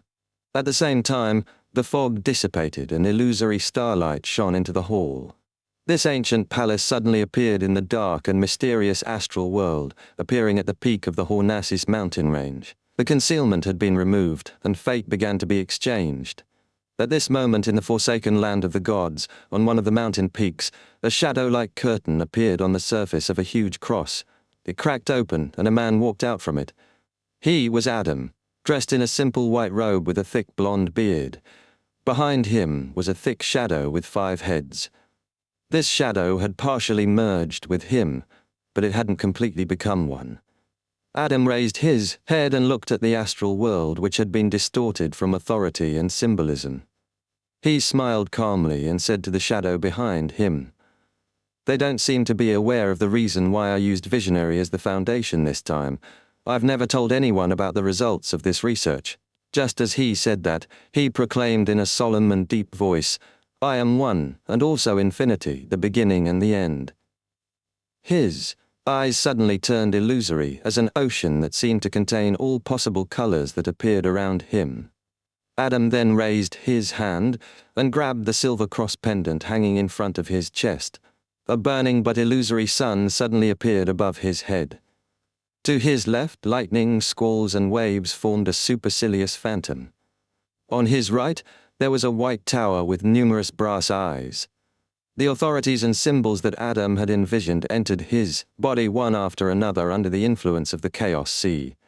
Finally, the shadow that clung tightly to Adam's back shrank into his body. Suddenly, the sea that contained all the colors began to rise. Adam expanded into a giant shadow that seemed capable of holding up the world. The shadow slowly walked on the water surface of the illusory, chaotic darkness. It pointed at the astral world and solemnly declared, "Let there be light." In a blink of an eye, the entire astral world lit up. There were no other secrets that could be concealed. Even portions of the astral world that connected to Earth, the entire astral world, and the invisible barrier that had been separated from the universe appeared. At that moment, giant, indescribable faces seemed to cling to the transparent cracked barrier, silently watching the developments inside. Chapter 1376, Half a Great Old One. Inside the astral world, which was even more abstract than the spirit world, looking as though all the authorities and symbolism in the universe were included inside, every object appeared. And the light that illuminated this area wasn't spread uniformly. It was mainly concentrated in a few places, stacking together, forming spots created by a prism. There were a total of 3 spots in such a state, each sealing the various illusory kingdoms. One of the kingdoms was covered in bright flowers in perpetual daylight. Another seemed to be formed from books that were opened or closed.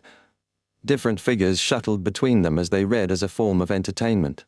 One was covered in storms as lightning and thunder continued without end in the boundless ocean. In the next second, the 3 different kingdoms underwent a violent change. In the area with perpetual daylight, all the flowers emitted light, as if they had become burning, miniature suns. The countless miniature suns intertwined together and surged deep into the kingdom before rising into an abnormally blinding golden sun. It emitted a scorching light that could illuminate the entire world, an entire solar system. However, no matter how much energy was released by this almost real sun, or how many flares of super high-temperature flames it created, it was unable to break through the prism-like spots of light. Every destroyed layer had a new layer produced at an equal speed. In another part of the astral world, on the surface of the mysterious country formed from all kinds of books, bits of brass points of light rapidly circulated on the spot of light, forming mysterious symbols that seemed to be searching for a critical point or effective method to destroy the barrier. During this process, the faint light formed a pair of illusory eyes that directly saw the weak spots and created eyes there. Meanwhile, inside the spot of light, there was also faint light swirling in it. It repeatedly took form, changing the critical points of the structure. This made it seem as though both sides were in a contest of their calculative abilities, with neither side clinching victory. In the boundless sea that was enveloped by lightning, wind, and rain, the spot of light suddenly lit up. It brought a portion of matter and approached the limit to speed, creating a violent wave that could destroy a planet. Such a wave, and the tiny bits of light constantly struck the prism-like spot of light, turning it into countless falling specks of light. At some point in time, the spot of light began to ripple like an illusory ocean that seemed to contain all colors. It seemed to solidify the surrounding environment, causing the light spots that carried the storm to slow down uncontrollably. Then the points of light repeated a state of acceleration and deceleration. This kept repeating, but they refused to give up. With the Chaos Sea as a source, Adam used himself and the true creator as a pillar, envisioned 3 uniquenesses, and accommodated them into this system. Adam seemed to exceed the limitations of above the sequences and became half a great old one. He was able to forcefully suppress the eternal blazing sun, the Lord of Storms and the God of Knowledge and Wisdom by himself, trapping the 3 sequence 0 true gods within their respective divine kingdoms. At that moment, he seemed to return to his peak condition, becoming that ancient sun god who slew one ancient god after another. He chose the 2 pathways of Visionary and the Hanged Man as his foundation for his resurrection because, apart from them having the trait of resurrecting, this was also the result of his research. This had the highest chance of becoming God Almighty. After using either one of the 2 pathways of Visionary and the Hanged Man to become a true god and gaining initial control over the Chaos Sea, he could take back the remaining uniquenesses and sequence 1 beyonder characteristics. This was the easiest path to advance to the Lord of the astral world. And in this matter there was something more special about Visionary than the Hanged Man. When the Visionary first gained control of the Chaos Sea and accommodated a second uniqueness and corresponding sequence 1 beyonder characteristic to a certain extent, he could envision the remaining fake symbolism and authority, allowing him to briefly obtain strength that transcended the sequences, giving him half a great old one's strength. However, at the end of the third epoch, the ancient sun god's plan was, after being assassinated, he would immediately revive in the giant king's court where Sasria was. He would first take back the hanged man's uniqueness and 3 sequence 1 beyonder characteristics and became a sequence 0 true god. Then, with the first blasphemy slate placed beside him, he would gain preliminary control over the Chaos Sea. With this foundation, he would allow Angel of Imagination Adam to awaken and return to his main body to form a support. After building such a system, the ancient sun god would make use of the hanged man's grazing ability and a visionary's virtual persona, means to control the uniquenesses and sequence 1 beyonder characteristics of the sun, reader, and sailor pathways to allow himself to become infinitely close to a great old one and to maintain a minimum level of stability. He didn't directly accommodate the Chaos Sea and the other 3 pathways' uniqueness and sequence 1 beyonder characteristics, because he didn't want to advance to become a great old one, a pillar in that era. That would inevitably lead to the resurrection of God Almighty, causing him to lose himself. He planned on controlling the situation and materials. When the apocalypse approached, he would finish the last few steps and become a pillar with self-consciousness. And back then, he didn't plan on using visionary as a foundation because he hadn't obtained the quill of Al-Zuhod. He lacked the main ingredient. When the kings of angels betrayed him and the plan failed miserably, he decided to take advantage of the disaster to take the best path when he was revived in Adam. At this moment, Adam, who had transformed into a giant shadow, stood on the water surface of the illusory chaotic darkness, reflecting the astral world into his eyes, making it difficult for the 3 true gods to break through the restrictions. Surrounding him were beams of light that constantly fell from high above with blazing tails, illuminating the entire forsaken land of the gods, making both the northern and southern continents experience midday conditions simultaneously.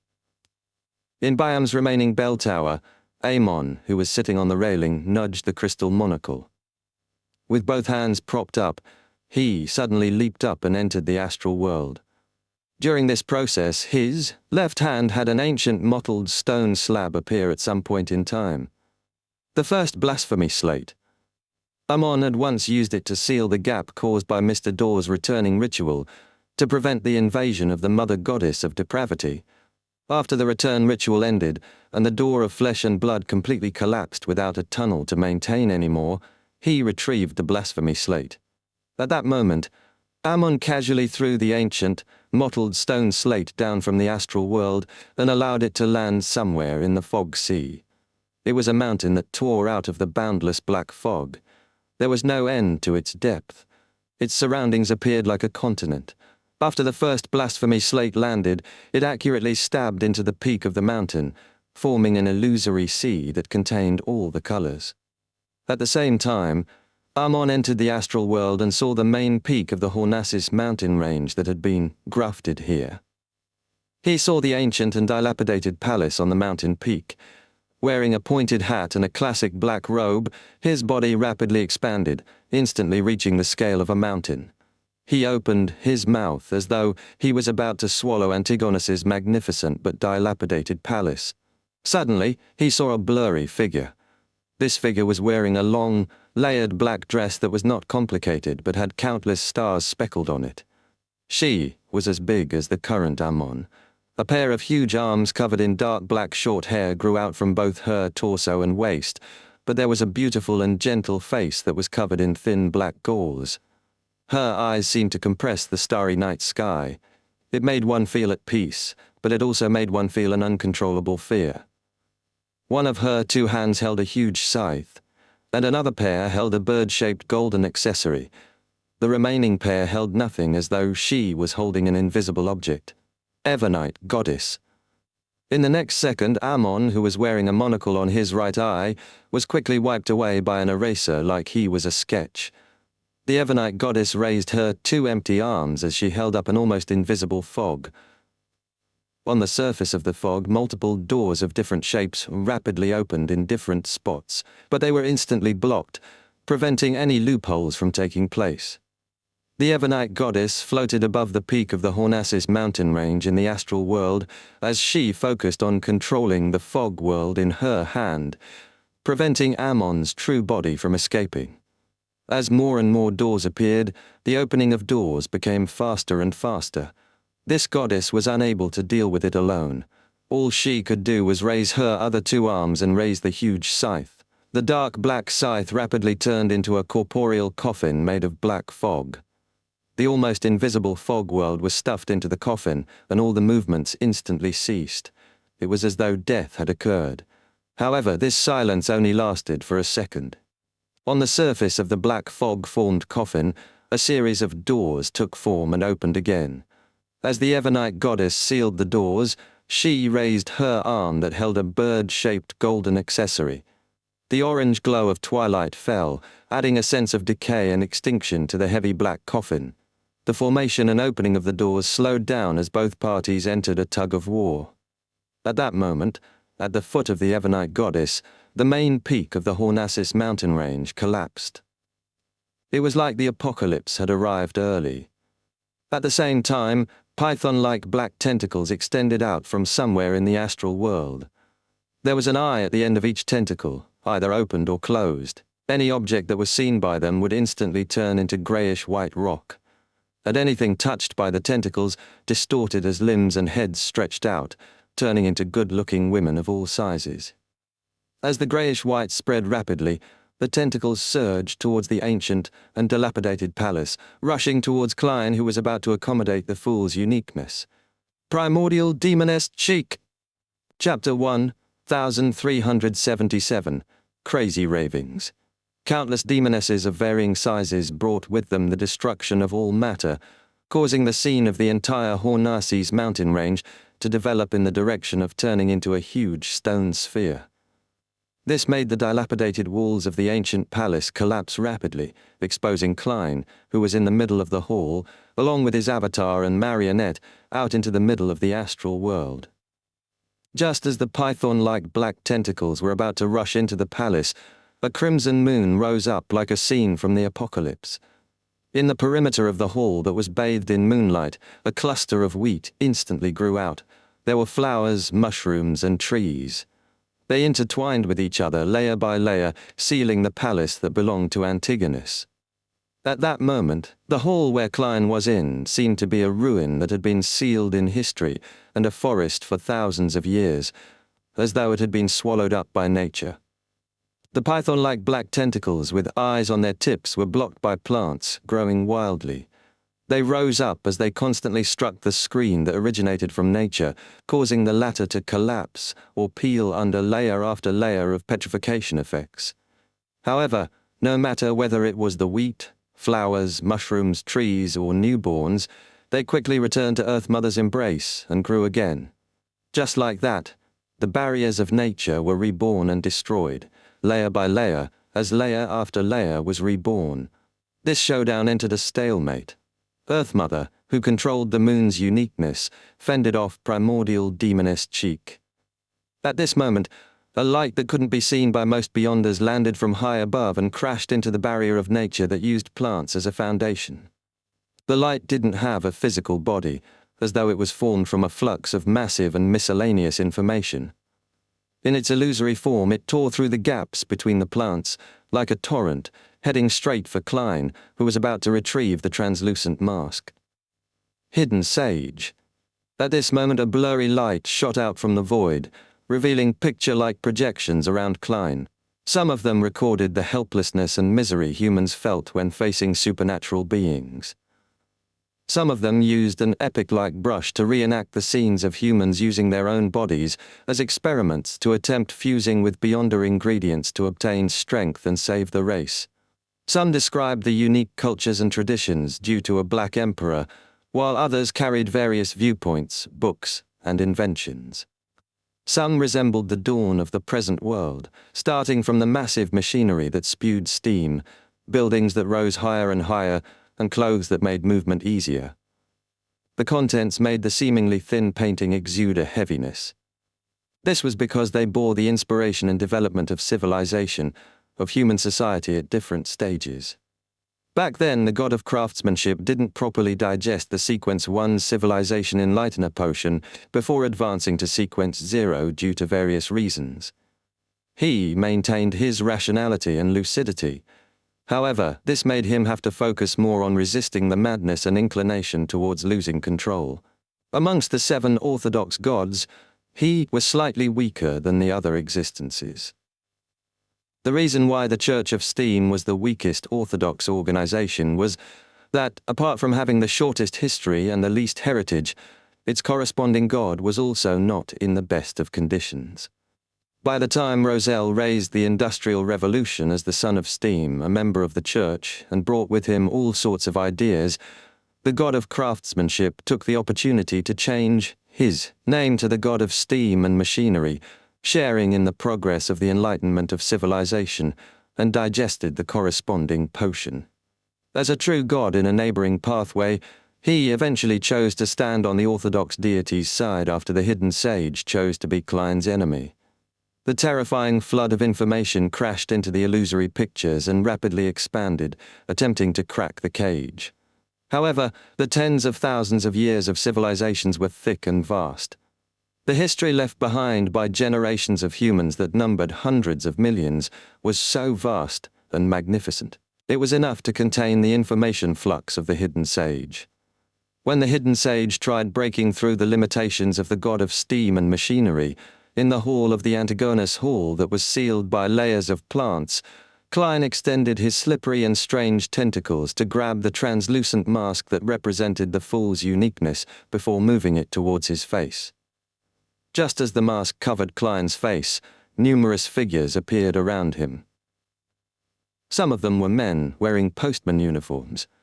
Some were ordinary birds, while others were microbes that couldn't be seen with the naked eye.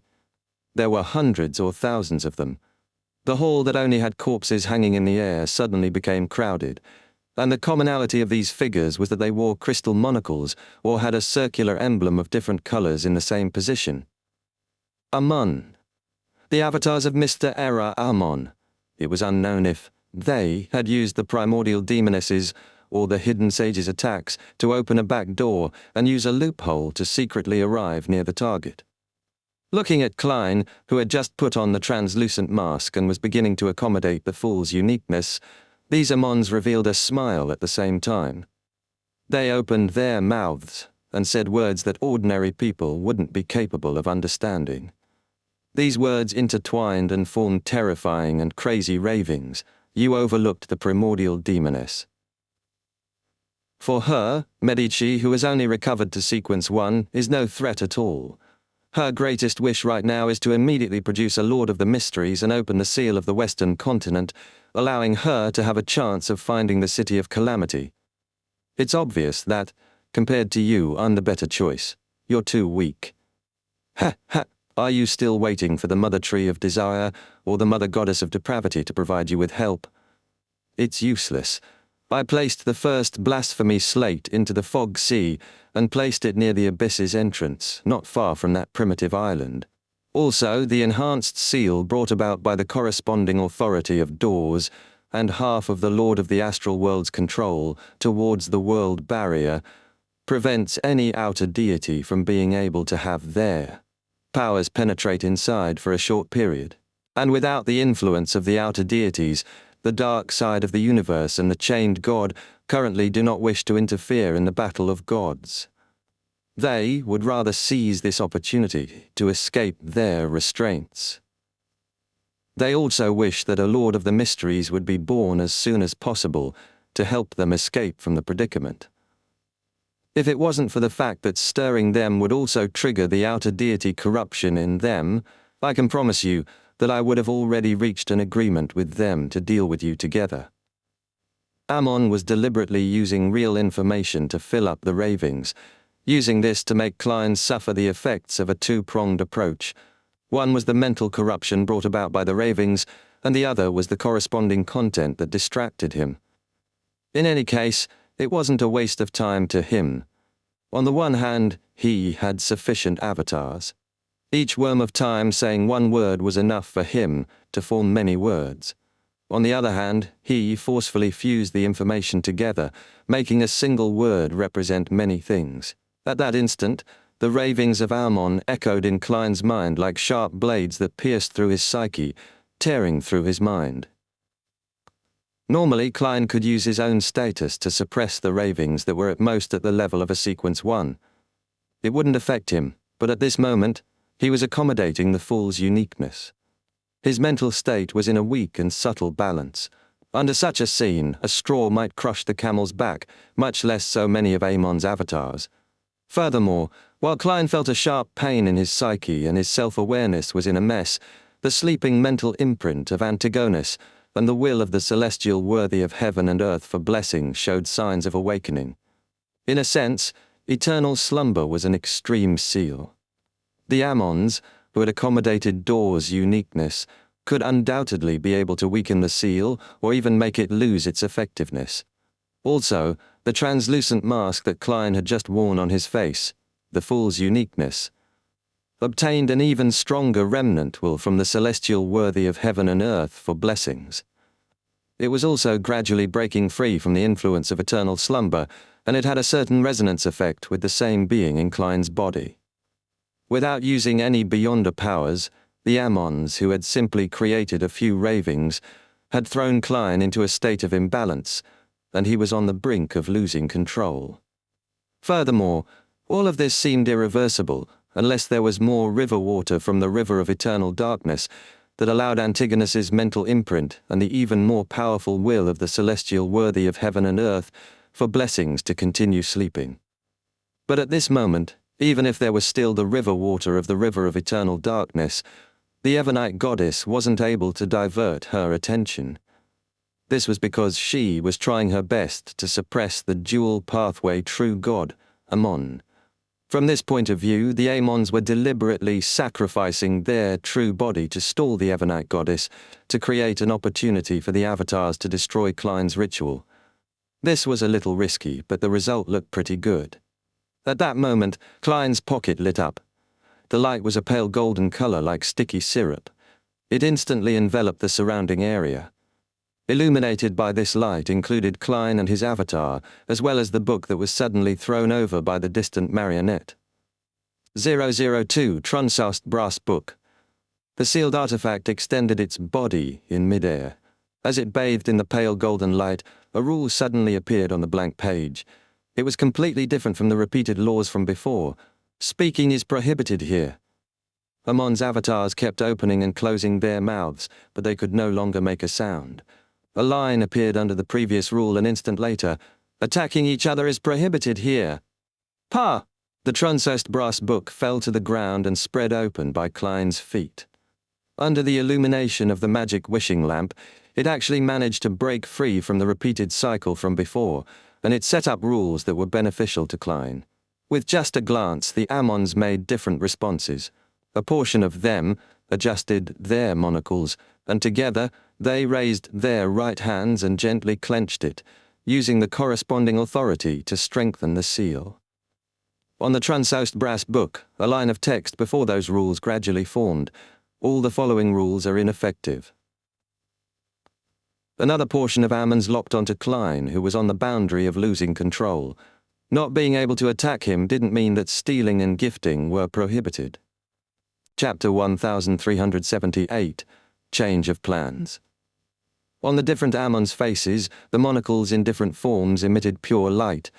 This was something they had stolen from the depths of the ruins of the Battle of Gods. It came from the ancient sun god's eternal daytime effect there. It could purify filthy and evil objects and awaken sleeping creatures. They gifted this to Klein. This, combined with the ability to control the strength of seals obtained from the apprentice domain's authority, was enough to break the state of eternal slumber. In that instant, the mental imprint of Antigonus and the will of the celestial worthy of heaven and earth for blessings in Klein's body awakened. The madness, the vastness, cruelty, bloodthirstiness, and coldness were like an invisible storm that wreaked havoc in Klein's mind. Almost at the same time, in the fool's uniqueness that he wore on his face without fully accommodating it, the powerful will of the celestial worthy of heaven and earth for blessings seemed like a terrifying monster that had been sleeping in the darkness for thousands of years. It suddenly opened its eyes. The former chaos and loss of control swept over again at that instant, but Klein didn't panic. Following one of his contingency plans, he calmly used the grafting ability to guide the mental imprint of Antigonus to Celestial Worthy's will in the fool's uniqueness, allowing the 2,000 years of entanglement between them to collide again. Meanwhile, Klein relied on his own consciousness and the anchors from the Fool and the Sea God believers to balance out the Celestial Worthy's will contained within his Beyonder characteristic, just like when he separated out the Attendant of Mysteries marionette. If there weren't any accidents, and if this continued, there was a chance that Klein would be able to balance between the two sides and completely accommodate the Fool's uniqueness. He would enter the final stage of the ritual, but how could there be no accidents when he was surrounded by Ammons? Several Ammons strengthened the seal of the Trunsost brass book and the magic wishing lamp to resist the former's rule limitations. Some Ammons gave the eternal daytime to Klein, and a small number of Ammons locked onto Klein and attempted a theft. They were trying to steal his lucidity. One Ammon failed after another, but in the end, there were still a few Ammons who succeeded. They stole away Klein's self-awareness for the next 2 seconds. Klein's thoughts blurred. Without his guidance, the Antigonus's mental imprint, the two wills of the Celestial Worthy of heaven and earth for blessings, as well as the anchors from his believers, instantly lost their balance and began to madly invade, influence and corrupt each other. Everything became extremely chaotic, and it was as if it was developing irreversibly. Klein's body collapsed inch by inch, turning into clusters of transparent and distorted maggots as he extended even more slippery and sinister tentacles. And at this moment, the rules on the Trunsost brass book were wiped away and began writing. Speaking is prohibited here. Attacking each other is prohibited here. Soon after, a familiar text appeared before the two rules. All the following rules are ineffective. After the seal was strengthened, the Trunsost brass book seemed to enter a new cycle, and the influence the genie exerted on it became rather limited. Klein's consciousness quickly regained lucidity, but the situation in his body was completely chaotic and out of control. This made him completely unable to deal with the different influences or have any hope of finding a new sense of balance. In other words, he would run down the path of losing control until he became a monster. Without any time to think, Klein initiated his final contingency plan using his instincts and experience. He instantly gave up on saving his body and no longer focused on this matter. Not only that, but Klein had also even allowed the Attendant of Mysteries marionette to turn into a whirlpool of maggots and let it fuse with his body, along with Zaratul's mental imprint. He wanted to mess things up. However, Ammon's avatars wouldn't allow him to make any attempts. Apart from the Ammons, who were fighting against the magic wishing lamp and the Trunsost brass book, the rest of them began to steal once again, trying to throw Klein's thoughts into chaos again until he completely lost control. The Ammon in the postman uniform succeeded, but what he stole wasn't Klein's lucidity but a drop of fresh blood. This blood immediately seeped into Postman Ammon's palm. Right on the heels of that, Postman Ammon's eyes turned crimson as his stomach bulged at an unimaginable speed as it squirmed. He seemed to be pregnant with a child. He had stolen the blood blessed by the primordial moon, or in other words, the mother goddess of depravity. Klein no longer placed most of his consciousness on balancing the Antigonus's mental imprint, the awakening will of the Celestial Worthy of heaven and earth for blessings, and his anchors. There was no need for him to endure it passively like before. He could barely respond to Ammon's theft. He used grafting to change the target that Ammon had stolen to Saphira Castle, and tampered it to the junk pile, replacing it with the blessed blood of the primordial moon. This was from Shaman King Klarman. There was no doubt that there was a certain connection between Ammon's avatars.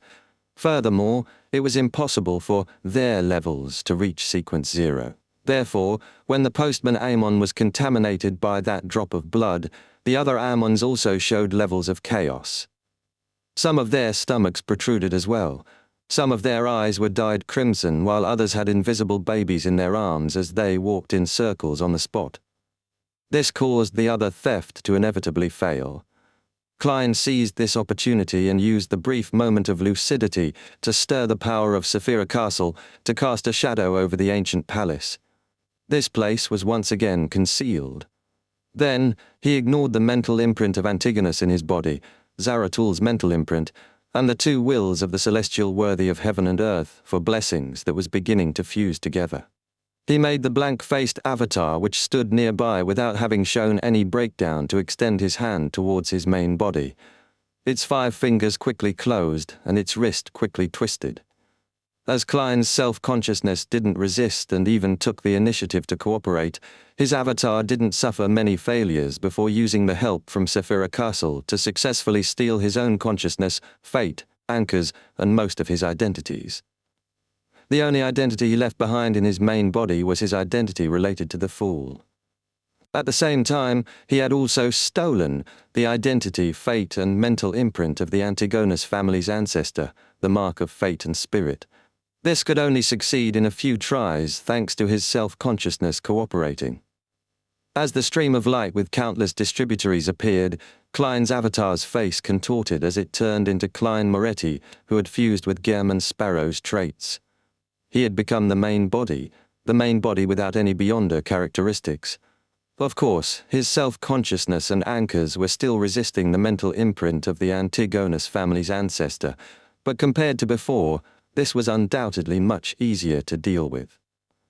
Having already adapted to the identity of Antigonus, he quickly found a new balance, delaying the fate of losing control. Although this remained unavoidable, it gave him a certain amount of time for his subsequent actions. On the other side, in the spot where Klein's original body was, there was only the Fool's uniqueness. All the Beyonder characteristics from the curtain, the Beyonder characteristics that originated from Zaratul, the tiny number of Beyonder characteristics which Klein had consumed and digested previously, as well as the awakening will of the celestial worthy of heaven and earth for blessings, the remnant mental imprint of Zaratul, as well as the Fool's identity. And without Klein's self-consciousness, Antigonus's mental imprint, and the large number of anchors involved, Zaratul's remnant mental imprint was quickly destroyed and corroded by the awakening will of the celestial worthy of heaven and earth for blessings. In the next second, Klein's main body suddenly fell silent. The collapse of his body stopped. He lowered his head and stopped extending the slippery and sinister tentacles around him. He was so quiet that he appeared to have lost his soul. In such a scene, the silence was even more terrifying than madness. That frozen body seemed to be giving birth to an extremely terrifying monster. Klein didn't care about what was happening. He quickly grafted the partial connection between himself and his main body above the grey fog. Then he shifted his target and locked onto Antigonus, who was on the huge stone chair. Without receiving Ammon's help, the former half-fool failed to escape from his state of eternal slumber. Klein once again reached out his right hand, stealing the remaining sequence 9 and 1 Beyonder characteristics of the other party. Although he was currently using the identity and fate of Antigonus, it was still difficult for him to complete the theft. Failure was inevitable. At that moment, outside the realm of mysteries created by Saphira Castle, Ammon regained his consciousness from the initial chaos. They raised their hands and adjusted their monocles, causing the redness in their eyes to vanish. Others looked down at their stomachs and reached out to stroke them. A second later, the bulging stomachs split open, and baby after baby with faint crimson colors appeared. These infants didn't cry, nor were they deformed. All of them took out crystal monocles from the void in smooth succession and wore them to their right eye. The number of Ammons increased. He had converted the babies which were due, turning them into his avatars so as to prevent the corruption of the primordial moon from interfering with him. At this moment, Earth Mother and God of Steam and Machinery had achieved the upper hand to some extent on their respective battlefields. They could finally make use of this small advantage to interfere with the situation inside the palace. Instantly, a portion of Ammons turned into plants as they bloomed or bore fruit, returning to the land. A portion of Ammon's became knowledge, information, and words, as they ended up imprinted into an illusory book. However, there were still some Ammons who had used blink, relied on loopholes, or from using the deception of the rules to successfully avoid the influence of the two true deities. As they continued to strengthen the seal of the magic wishing lamp and the Trunsost brass book, they opened a door in Klein's realm of mysteries. At the same time, the angels also noticed the changes in the astral world, but their gazes were unable to penetrate the Earth Mother's natural barrier and the god of steam and machinery's civilization picture. They couldn't see the interior at all. This also meant that, even if they wanted to exert influence, there was nothing they could do. Inside the realm of mysteries created by Saphira Castle, Klein finally succeeded in stealing the Beyonder characteristics of Antigonus from Sequence 9 to Sequence 1, ones that had been digested. Due to the law of Beyonder characteristic convergence, the latter had attracted many Beyonders of the same pathway over a long span of history. While turning them into marionettes, he had also absorbed their Beyonder characteristics. Therefore, at that moment, there was still a large number of Seer Pathway Beyonder characteristics left in Antigonus's body, including a Miracle Invoker Beyonder characteristic. The dark points of light quickly merged into Klein's body and fused with him. As he was now Antigonus, and as all the Beyonder characteristics had been digested by Antigonus, his fate of losing control didn't speed up as he maintained his previous progress. This way, Klein had once again become a Sequence 1 attendant of mysteries, one who had already digested the potion, with a fate that pointed towards losing control. At this moment, his original main body raised his head, his eyes dark. However, from this glance, the present Klein's mind instantly slowed down as his body turned cold. He almost had no way of resisting it. The powerful will that he was very familiar with began to slowly rise, attempting to influence Saphira Castle. The Lord of the Mysteries had awakened to a certain threshold in Klein's main body. The Fool had become a truly great existence that was being awakened. It matched the guess of the Tarot Club and was in conflict with true history. Before Klein's thoughts slowed down, he took the initiative to cooperate with Amon and dispelled the realm of mysteries, allowing the situation inside to interact with the outside world. He had already fooled history without any problems, just like the first plan he came up with. As for how to end it, he never had a good idea. According to the changes in the situation, the final plan he activated at this critical moment was to not leave himself any way out. He would go from accommodating the Fool's uniqueness to advancing to the true Fool. In any case, this wouldn't be worse than the previous situation. Chapter 1379, Combining Forces. The curtain that enveloped the Antigonus palace instantly vanished. An indescribable aura returned to reality, causing the entire astral world to shake. Outside the world barrier that was covered in cracks, the terrifying, indescribable faces suddenly changed. The invisible barrier began to tremble violently as if it would collapse at any moment. Every continent on the planet within experienced an earthquake. It wasn't a serious one, just rather obvious. Above the 5 seas, waves surged as if they had encountered a sudden tidal force. Amid the noon sky, the crimson moon suddenly appeared. Its color became extremely saturated and expanded in an exaggerated manner. It was as if it had hung off the roofs of every house. Other than that, the brown planet, orange planet, scarlet planet, gold planet, and blue planet lit up at the same time, emitting light of different textures. If one looked down from the cosmos, the entire Earth appeared to be swept up by an invisible storm and trembled in place. This was a slight change brought about by the outer deity's attempt to break the barrier. The aura that floated inside the ancient palace in the astral world had made them collectively recall that terrifying existence. Agitated by this, either a result of rage or madness, all of them tried to stop his revival. Compared to them who were blocked outside the real world, the first to react was the magic wishing lamp in the pocket of Klein's main body. The sticky, pale golden light penetrated through the Ammon's enhanced seal, turning into a blurry and distorted figure. It stretched out its arm and pulled the Trunsost brass book into its palm. The rules that were written previously had all disappeared, and a new article immediately formed. Resurrection of the deceased is prohibited here. A faint greyish-white fog flashed, and a familiar text appeared in front of this rule. All the following rules are ineffective. Even though he hadn't really resurrected and had yet to absorb the fool's uniqueness, and 2 sequence 9 to sequence 1 seer pathway beyonder characteristics, the celestial worthy of heaven and earth for blessings in Klein's main body could also control Saphira Castle and use its status to direct its powers. At this moment, his existence and the fog of history had completed their interactions. Fragments of light began to distort as they merged into one, sometimes breaking apart, unable to completely form a piece of history. A sense of self-conflict appeared in that piece of history.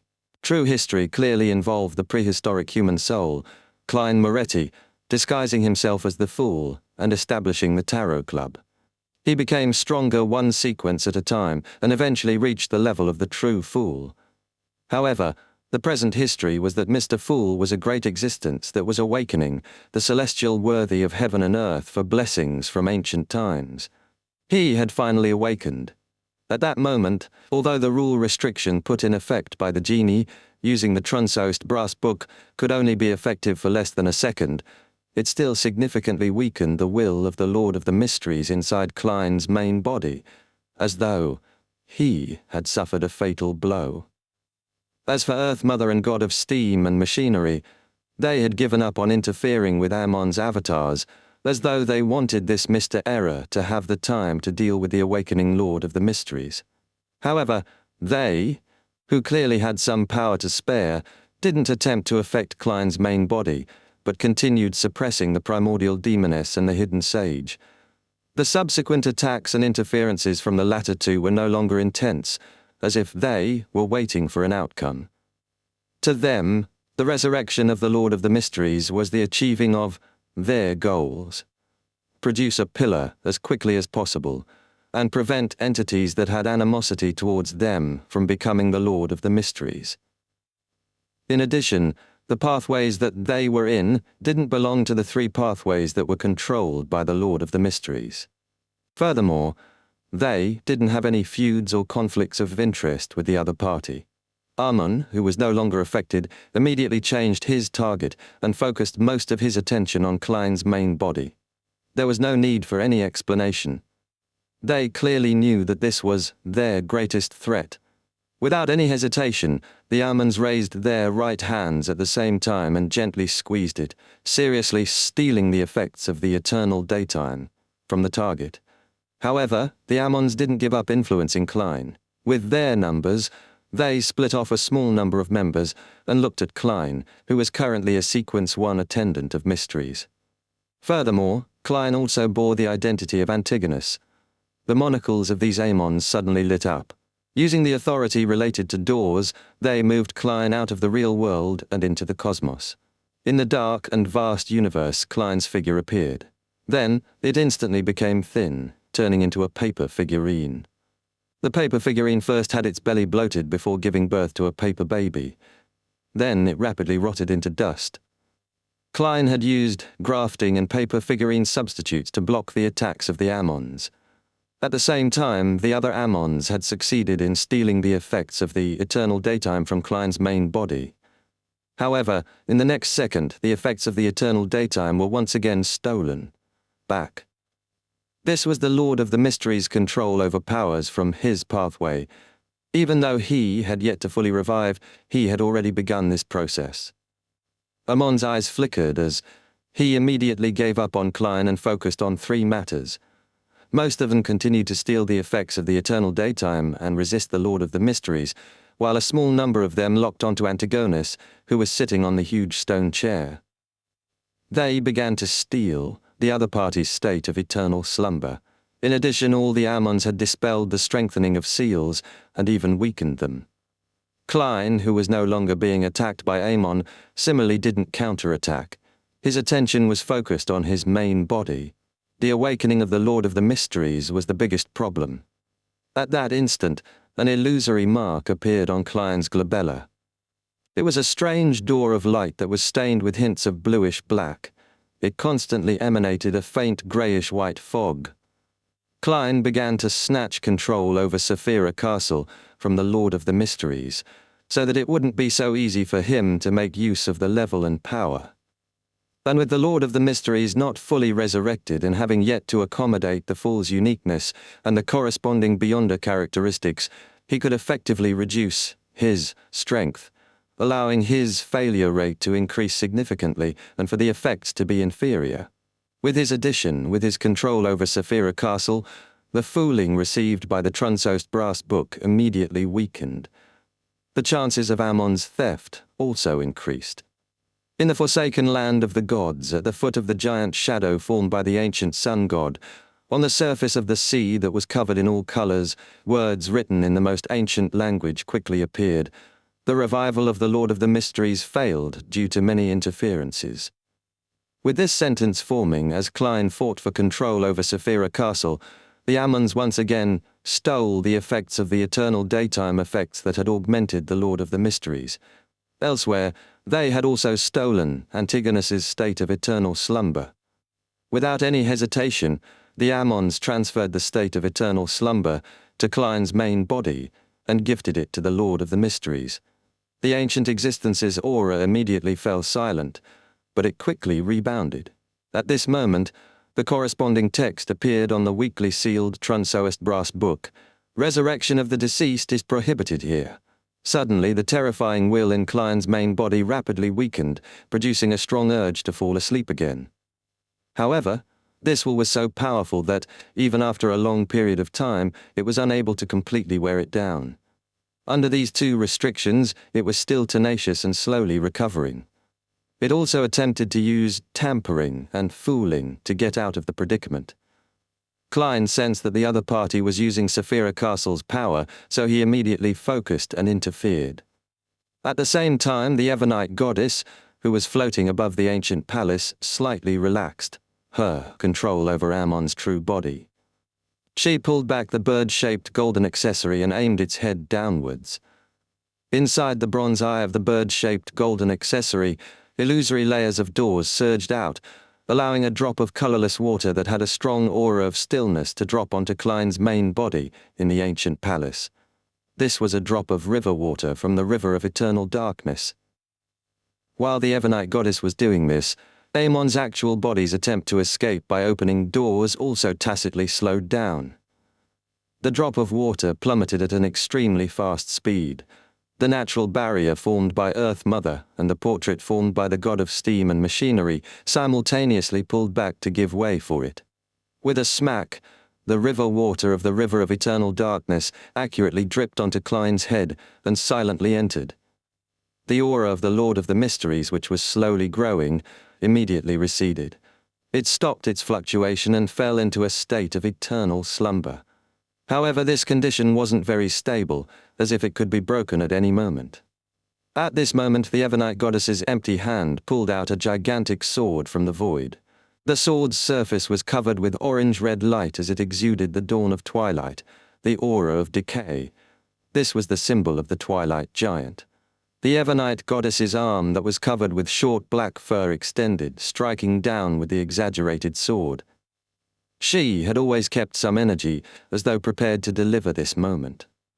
In the strange sound of the void shattering and decaying, the sword that was covered with the light of twilight slashed through the dome of the Antigonus palace, causing the hanging corpses to drop to the ground. Right on the heels of that, it struck Klein's main body, which had yet to escape the state of eternal slumber. The portion of the awakening of the Lord of the Mysteries rapidly vanished, and the body began to wane uncontrollably. It broke down along with the Fool's uniqueness and the two sets of sequence 9-1 Beyonder characteristics in his body. They also collapsed and gathered together. Upon seeing this, Klein followed his plan without any thought. He used Saphira Castle to pull down a quarter of the fog of history and enveloped it. Amidst the greyish-white fog, the Fool's uniqueness and the Beyonder characteristics fully converged. They frantically absorbed the fog of history around them, turning into a shapeless and dark liquid. This blob of liquid stretched out as though it was forming a strange, translucent hooded cloak, or a person whose internal organs and flesh were emptied out. The Fool's potion. The Ammons reached out their right hands at the same time in a bid to steal the potion. Chapter 1380. A Miracle. More than 1,000 Ammons each committed theft. With his numbers, as long as he wasn't extremely unlucky, there would always be a few who would have succeeded. Furthermore, the fool's potion was ownerless, so it wasn't difficult to steal. While carrying out the theft, Ammon removed a particular seal on his body, allowing the apprentice and marauder beyonder characteristics to release their powers of convergence. This was rather effective towards the fool's potion, allowing Ammon to increase his success rate to the greatest extent. However, all the Ammons ultimately failed. This was because a new rule had appeared on the Trunsost brass book. Acts of theft are prohibited here. In order to deal with the awakening Lord of the Mysteries, Ammon had weakened all the seals here and helped the Trunsost brass book escape the fooling. It could now have a limited number of effective rules, for a brief moment amidst its repeated cycles, but now this had adversely affected them. Seizing this opportunity, the illusory brand between Klein's brows became more obvious. A faint greyish-white fog gathered around him, forming a thin cocoon. He activated Sephira Castle with all his might. Together with his attendant of mysteries beyonder characteristic, he created an extremely powerful convergence effect on the fool's potion. The black liquid that didn't have a fixed form seemed to be a starving beast that saw food. It immediately pounced onto Klein.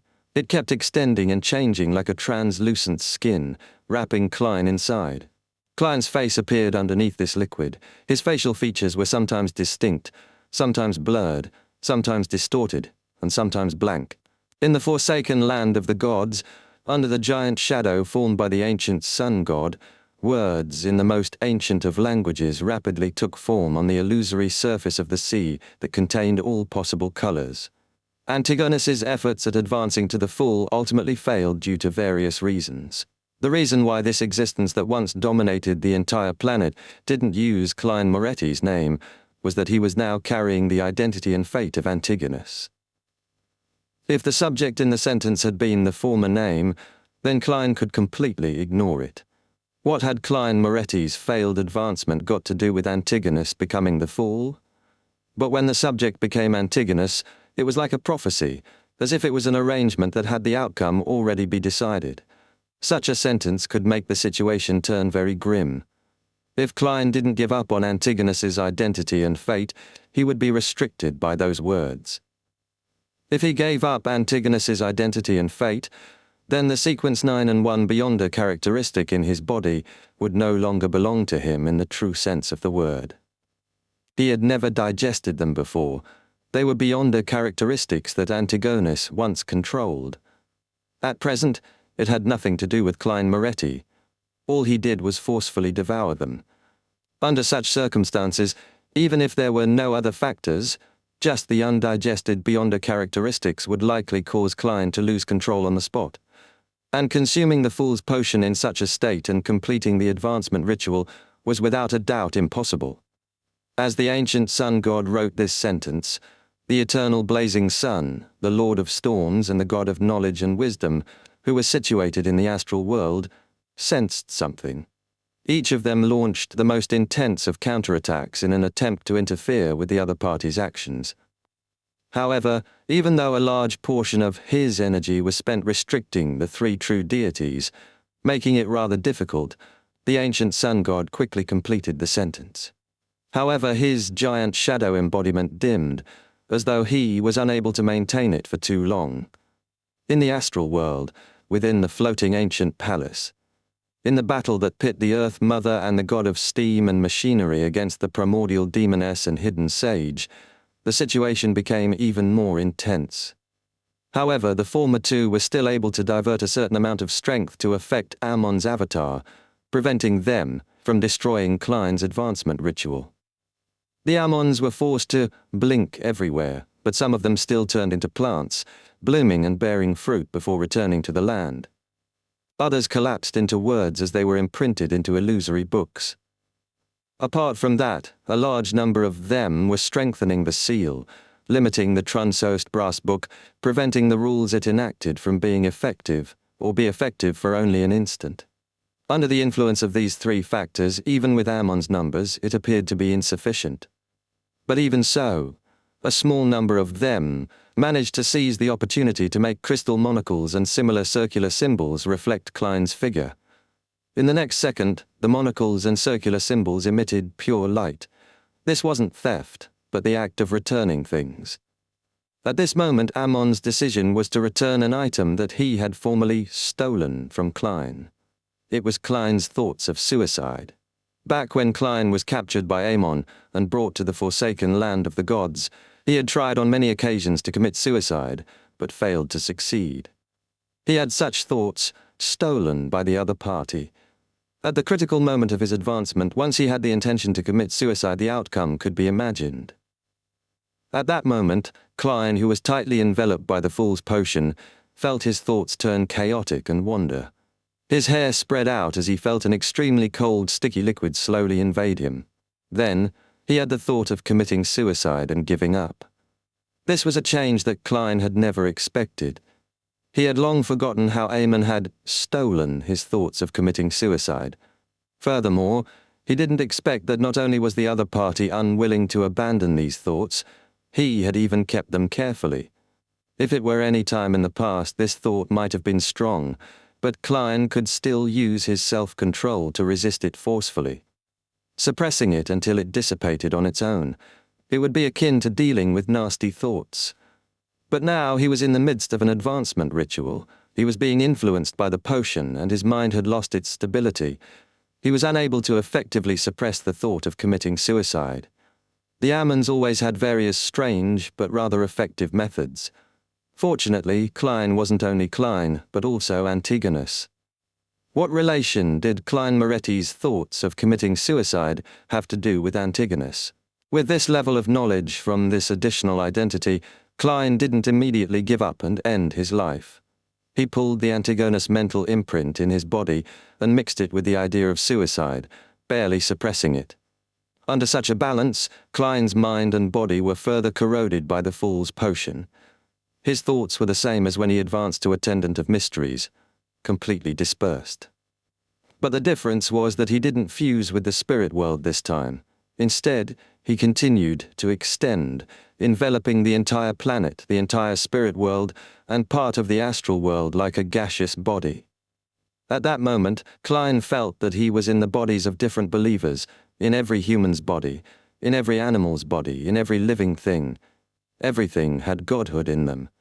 At the same time, he was still scattered within the fog of history, scattered through fleeting time, and scattered inside the silent flow of a river of light with multiple distributaries. One was also infinity. At the level of godhood, an experience like this made Klein's thoughts wear away even further, as though all that was left was a coldness that looked down on everything. Even this coldness was dissipating slowly.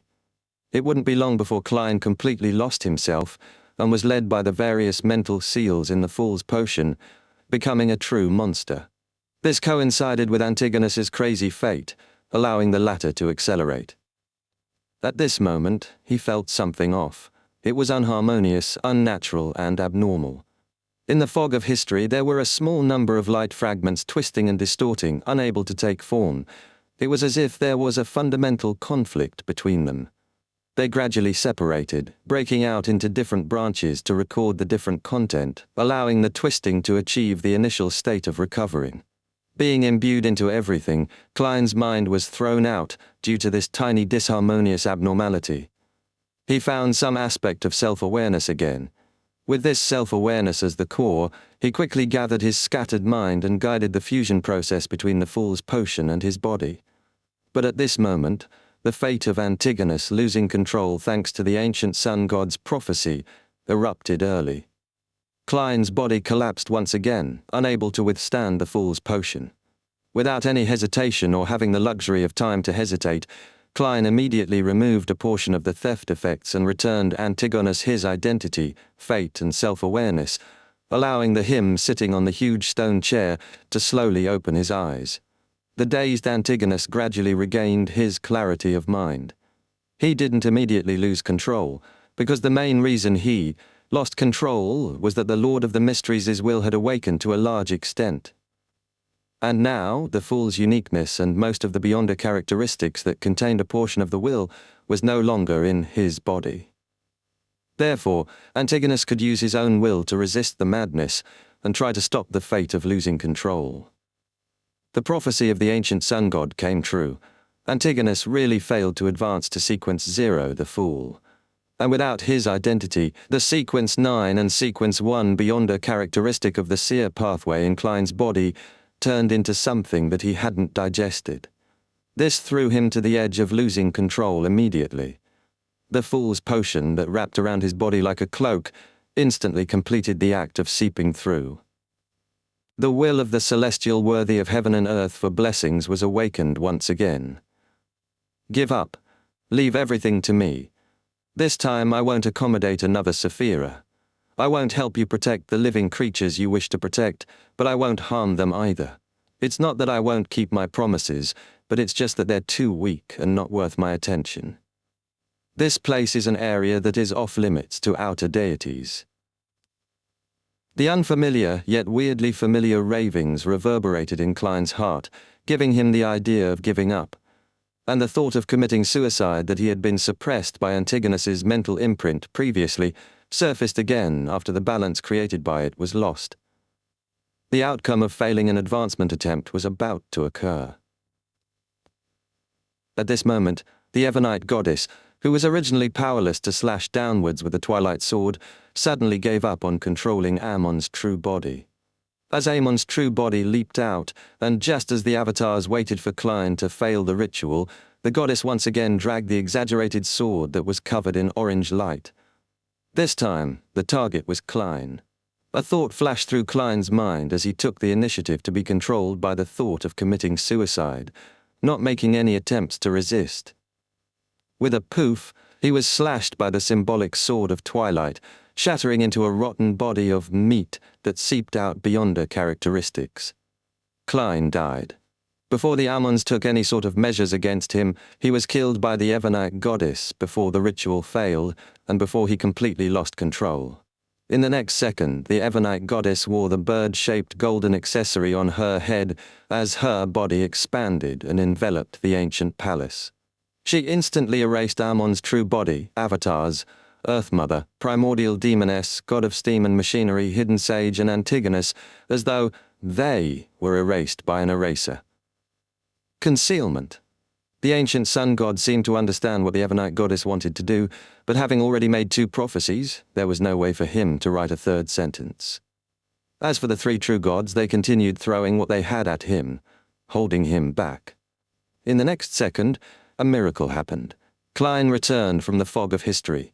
The uniqueness of the fool that had already belonged to him, and the 3 sequence 9 to sequence 1 beyonder characteristics rapidly returned to his body.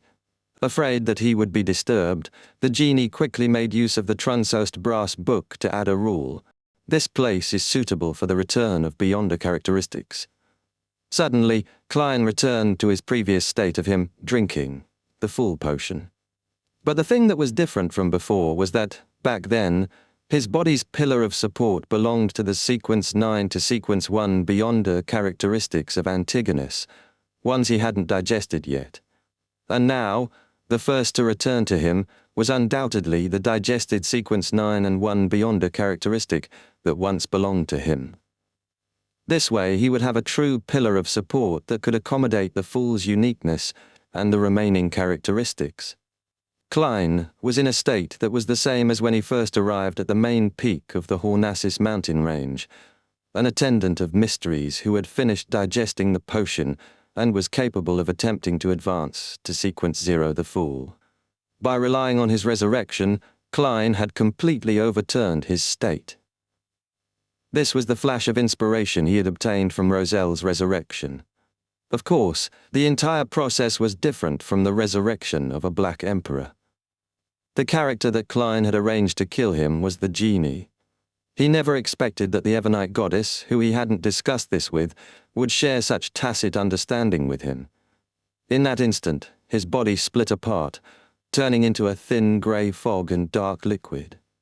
The grey fog and black liquid blended together, and the countless maggots that resembled meat tendrils sprouted on the surface. Then they intertwined into a translucent dark-colored cloak. There was no body under the cloak, just darkness. This process was very brief. In less than 2 seconds, the Ebonite goddess's concealment of so many deities was clearly unable to last that long. In an instant, a door of light traveled across the surface of the concealed world at an extremely high speed. The door suddenly opened, and Armand, who was wearing a pointed hat and wearing a classic black robe, leaped out. At the same time, he saw an illusory mask with blank facial features appear under the translucent dark-colored cloak.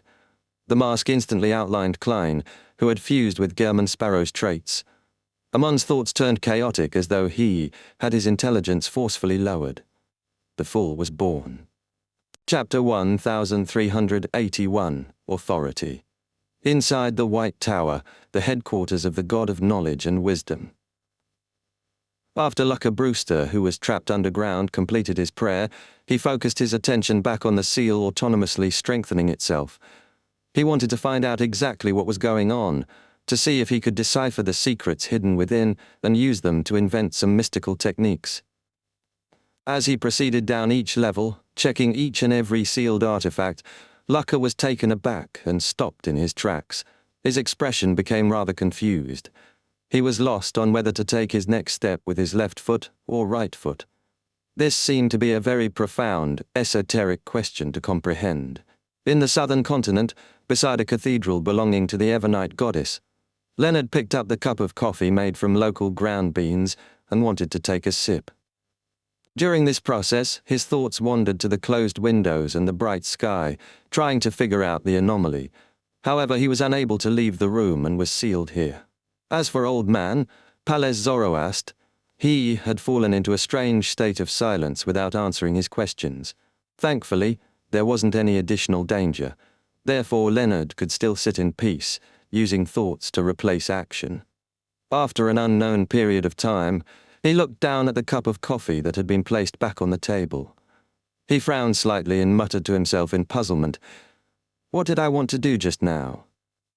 The Rorstead archipelago, in the concealed Byam city. Having not noticed the changes in the environment, Danitz carefully fiddled with the telegraph device in his room. The Golden Dream had recently come to the Sonia Sea and stopped at a port with a telegraph office. Danitz wanted to invite them over to Byam as guests to take in the grandeur of a Lord's oracle. If possible, he wished that the Golden Dream could use Byam as its primary harbour. This way, he could return to the ship at any time to participate in adventures and seek out treasures. At the same time, he could choose to listen to the captain's lectures. As an all-rounder, Danitz had no doubt mastered all the knowledge and techniques needed to send a telegram. At that moment, he sat in front of the machine and quickly tapped his fingers, sending out the words he had constructed. At the very beginning, his thoughts were clear, and his words were proper. This left him somewhat smug. Gradually, his eyes stared straight and his hands didn't stop moving, as if he was doing it on instinct. After the telegram was sent out, Danitz exhaled, picked up a cup, and gulped down a mouthful of beer. It was quicker than I expected. Even if I lose my job in the future, I can still go to the telegraph office to get a job with a good salary, Danitz thought proudly and worriedly. He casually picked up the telegram draft and recalled the process of how he sent it out. His expression gradually turned odd. What did I send in the end? Danitz couldn't help but whisper. Apparently, he had very likely mocked the first mate, second mate, iron skin, and barrel towards the latter half of the telegram. Then he passionately confessed to the captain. I'm finished. Why would I express what's hidden in my heart? Danitz's face turned pale as he suspected that he had been controlled by the potion. The content he had written didn't actually go through his head. He hurriedly sent a telegram to indicate that the content from before had nothing to do with him. It was all a result of Anderson deliberately causing trouble. At this moment, he realized that something was amiss outside. The sky was grey, and there wasn't a single cloud. In the astral world, the existences and objects that had been concealed by the Ebonite goddess broke through the restrictions and returned to reality one after another. They were like Ammon's actual body, looking somewhat dazed without making any immediate reaction. In addition, the Evernite goddess also paused in midair in confusion, as though she hadn't thought about her subsequent actions. However, her first instinct was to protect herself. The Lord of Storms, the eternal blazing sun, and the God of knowledge and wisdom, who had been restricted by the thick prism-like spots of light in their own kingdoms, also experienced certain changes. The intensity of their counterattacks was clearly lower, giving people a sense of self-doubt, unsure if the entity before them was an enemy. The genie abandoned the Trunsost brass book and directly returned to the magic wishing lamp. He seemed to have fought to his limits and had no choice but to retreat into the seal. He also seemed to recall something as he subconsciously evaded. Antigonus, who had just regained his self-awareness and lucidity, was once again confused. His face was filled with question marks. Who am I? Where am I? What am I doing? What is happening around me? In the forsaken land of the gods, the ancient sun god's giant shadow sun said, "Let there be light." The light in the astral world brightened as it stabbed into the eyes of Amon's true body, avatars, primordial demoness, hidden sage, and other existences. They immediately regained their senses and made use of the time to respond differently. The flood of information suddenly dispersed and fused with the various symbols around it, instantly disappearing. The black, python-like tentacles with an eyeball on their ends retracted rapidly. No one knew where they went. Amon's true body looked at Klein, who had just advanced, and gave up the chance to exert his influence while his condition was unstable. He raised his hand and adjusted the crystal monocle on his right eye. His figure split into multiple seemingly illusory and realistic doors. The doors opened and closed at the same time, preventing any existences like the Evernite goddess from knowing where Amon's true body had gone to. After Amon's true body left, his avatars faded and disappeared in a bizarre manner. This was using a loophole, turning the act of Amon's true body leaving to being equivalent to Amon's leaving. At the same time, the giant shadow that the ancient sun god had expanded only to shrink and transform back into Adam, who carried a thick shadow on his back. Beneath the feet of this visionary, the sea that contained all colors instantly dissipated as though it had returned underground. Looking up at the astral world, Adam returned to the back of that shadow screen through a crack. The fusion between him and the true creator had just begun, and it wasn't over yet. The attempt to raise himself to the level of half a great old one was actually rather difficult and risky. This would make their progress a lot slower in the future. In the astral world, as the war subsided, the natural barrier formed by plants and the portraits of civilization faded away, along with the illusory crimson moon. The Lord of Storms, eternal blazing sun, and the God of knowledge and wisdom first shattered the thick spots of light outside their divine kingdoms. Then they calmed down and returned to continue blocking the world barrier's cracks. The Evernite goddess who was floating above the ancient palace put away the pitch-black coffin, the twilight sword, the bird-shaped golden accessory, and her 4 arms. She cast her gaze downwards. After the translucent dark-colored cloak produced the mask, it transformed into Klein's body. Klein pressed one hand against the almost invisible mask on his face, and he placed the other at his abdomen. His back was slightly arched, as though he was suffering indescribable pain. Just as he raised his head and looked at the Evernite goddess's face that was covered with a thin black veil, a pitch-black cloak appeared outside his body.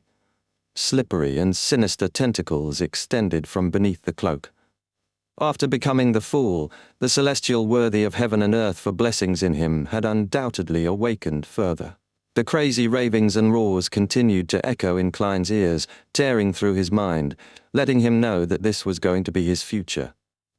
There was no way to kill the Lord of the Mysteries. Even if his will was slowly worn down by time, his consciousness would remain forever. He could snatch Klein's body at any moment and completely revive. If it wasn't for the fact that he had just killed the Lord of the Mysteries' will, making the awakening him weaker than what Klein expected, Klein suspected that he might not be able to survive. All he could do was watch as his body collapsed, and he became another existence. Of course, he could still seek the Evernite goddess's help to give him a drop of the river of eternal darkness's river water. However, This wasn't a long-term solution. He could only delay it for some time before ultimately facing it. Relying on his own consciousness and anchors, Klein stabilized the consciousness of the celestial worthy in him. At this moment, he was unable to speak. The Evernight goddess above nodded gently and said, "What you need now is stability." With that said, her figure was wiped inch by inch as she returned to the divine kingdom in the astral world. Klein turned his head to look at the slightly dazed Antigonus. With a thought, he returned to Sapphira Castle. Sitting in the half-collapsed palace, Antigonus sat on a huge stone chair. He felt as though he had just been through a very, very long dream. Inside Sapphira Castle, Klein sat at the full seat focused on stabilizing his mental state. Just like before he achieved an initial level of stability, he had no way of seeking treatment from a psychiatrist. Unless he paid a visit to Adam, it was very likely that he would go even crazier. With some stability, Klein quickly checked the authorities he obtained. It was called fooling. Not only did it contain history, time, fate, change, and concealment, but it also included the mind domains of blind stupidity. The simplest application was to lower an enemy's intelligence. Just as Klein was about to research them further, his spiritual perception was triggered. Someone had invaded Sapphira Castle. And only when the enemy successfully invaded did Klein obtain a notification. Klein suddenly looked up and saw that the greyish-white fog had formed a door at the other end of the long, mottled table. The figure wearing a pointed hat, a classic black robe, and a monocle walked out. Amun! There was a tinge of darkness in Mr. Error's eyes as his smile appeared somewhat crazy. He leisurely looked around and nudged his monocle. He said with a smile, "Are you pleasantly surprised?" Klein wanted to use Sapphira Castle to expel him, but he realized that at some point in time, Amun had gained control over Sapphira Castle. Amun cast his gaze at him, pulled out a chair and sat down, chuckling. "I released the suppression of the Lord of the Mysteries in my body. Being the owner of Sapphira Castle makes me equivalent to being the owner of Sapphira Castle. Of course, I can enter. This is very risky. Even in the past, I didn't dare to try it before, but since you've grown to this extent, I can only take the risk. This is very exciting. I'm quite pleased with the effects." As Amun spoke, slippery and sinister tentacles appeared beneath his clothes. He took the initiative to revive part of the Lord of the Mysteries, allowing himself to enter a half-crazy state. Chapter 1382, Home Ground Advantage. As Amun spoke, Klein appeared to be listening, but he had actually attempted to leave Sapphira Castle.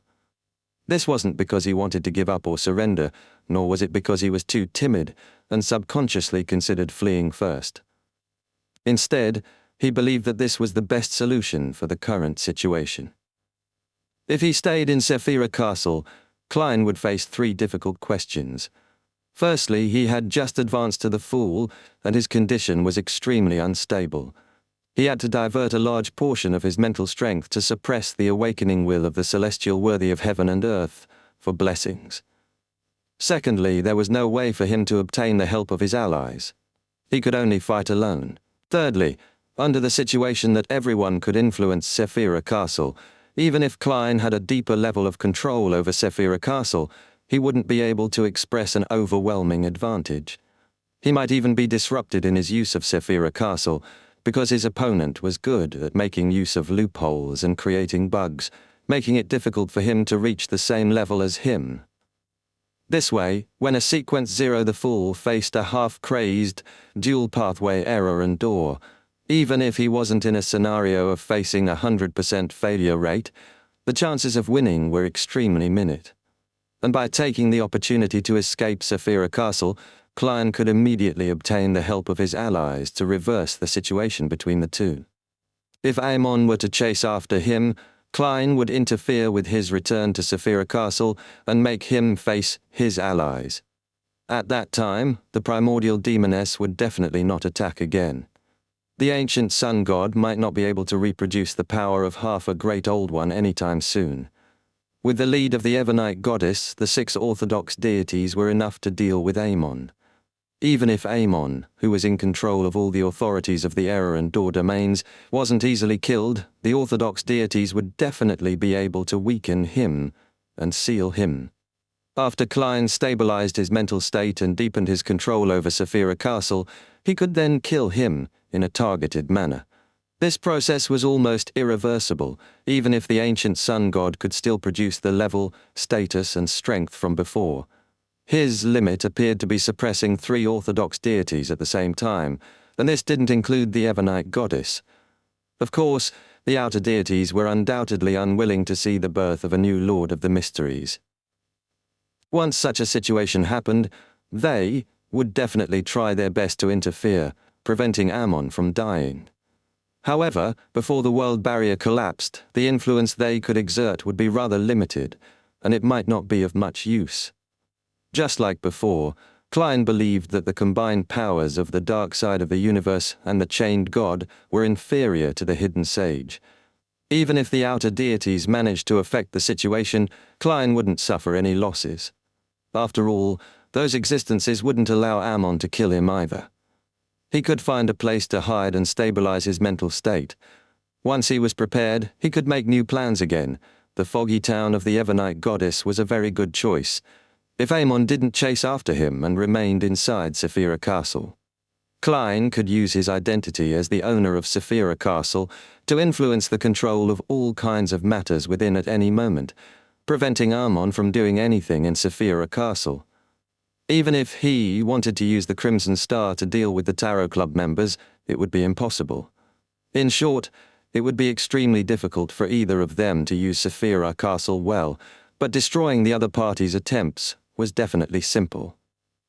Under such a stalemate, Klein had time to stabilize his mental state, deepening his control over Saphira Castle, slowly turning the situation around.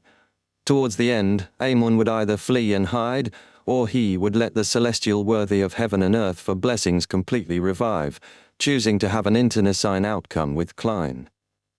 Therefore, although he didn't have the time to analyze the pros and cons, Klein quickly came to a conclusion. Leaving Saphira Castle now was the best choice. However, just as his consciousness sank to the edge of Saphira Castle, he saw a crystal monocle. This item appeared in time, crushing Klein's hopes of escaping. "Did you think I'd leave such an obvious loophole? Of course you can stop me from leaving Saphira Castle at any time." Ammon curled his index finger and pressed it against the monocle as he smiled. Behind the chair that he was sitting on, the resplendent symbol rapidly changed. At times it was formed from symbols corresponding to parasitizing, time, and fate. At times it was a series of doors. These 2 different symbols appeared one after another, making it impossible to truly be fixed.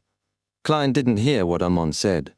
The moment he failed, he created a real realm of mysteries, a complete divine kingdom of the fool. Light and shadows instantly changed in front of Ammon's eyes. It brought with it the disappearance of the grand palace, mottled table, and luxurious high-backed chair, bringing with it an ancient castle. Ammon wasn't sure what the ancient castle looked like. This was because he was standing in a corridor inside the castle. He could only sense the various changes in Saphira Castle and see with the limited vision he had. The corridor was unusually dark and gloomy. The corridor stretched endlessly. There were silver-colored elegant candle stands spaced widely apart, each producing a dim and yellow glow. There were dark red wooden doors on both sides of the corridor that seemed to connect to different rooms. There was no sound from the rooms, making it virtually impossible to know what was hidden inside. Ammon casually glanced at it and smiled with interest. Interesting. As the most powerful cryptologist, he naturally knew that this was a divine kingdom, one that couldn't be broken through with brute force. This was because every door was reassembled with different items. If he forcefully broke through them, he would trigger unknown effects. Ammon didn't underestimate the abilities and intelligence of a Sequence Zero the Fool. He didn't plan on experiencing any more surprises or accidents. However, once the Divine Kingdom's rules were fixed, its owner would similarly be restricted to a certain extent. To put it simply, Klein was definitely in one of the rooms, not somewhere else. One had to bear the corresponding responsibility for the benefits obtained. "You want to use this method to stall for time and stabilize your mental state?" Ammon whispered as though he was talking to an invisible person. Then, wearing a pointed hat and a classic black robe, he walked to the nearest dark red wooden door. There were no holes on the wooden door, so he couldn't see the exact situation inside.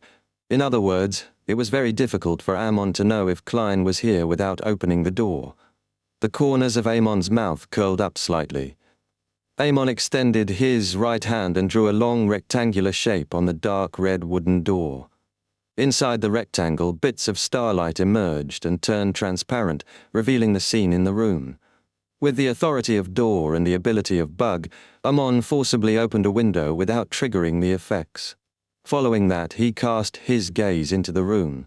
There were no tables, chairs, carpets, and other furniture, but a blue sea. Indeed, this door has been connected with the sea outside, Ammon said without any surprise. Once he twisted the door, he would leave Saphira Castle and appear in the sea outside. And at that time, with Klein being wary, it was almost impossible for him to enter Saphira Castle again, just like how Klein was unable to leave Saphira Castle. This was the reason why Ammon didn't forcibly destroy the Fool's divine kingdom, but opened one door at a time. Destruction led to similar effects.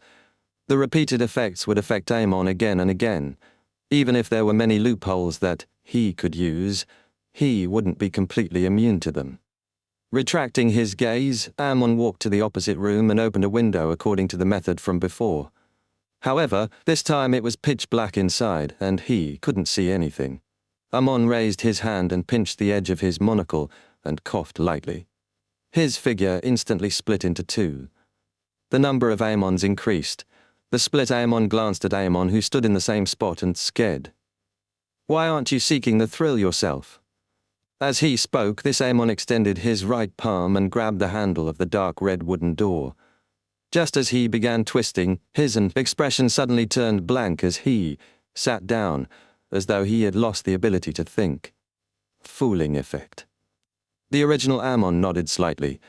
The retarded Ammon immediately collapsed and turned into a transparent worm with 12 segments.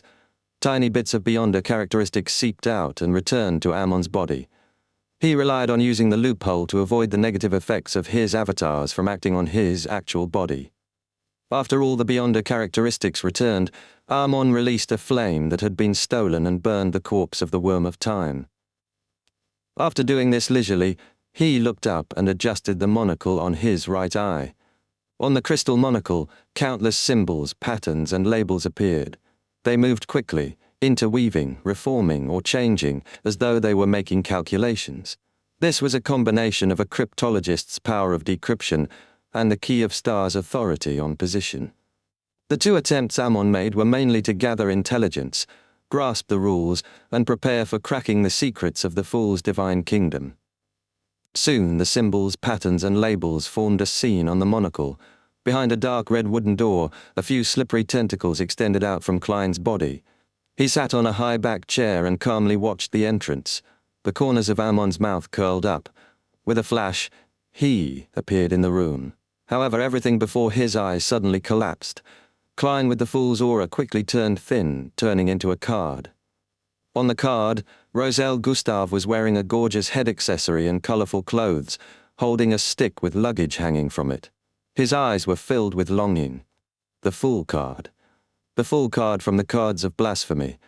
Klein knew that relying solely on paper figurine substitutes and adding the fooling effect and grafting his true aura onto it wouldn't be able to deceive a top-notch swindler like Ammon.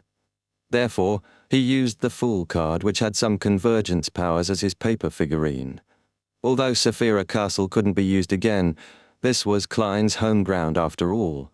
There was his junk pile, the various items he had gathered, and the newly obtained Trunsoest brass book and the borrowed magic wishing lamp. Chapter 1383, Stipulated Rules. With the Klein in front of Ammon turning into the Fool card, the room shrank and revealed its original appearance.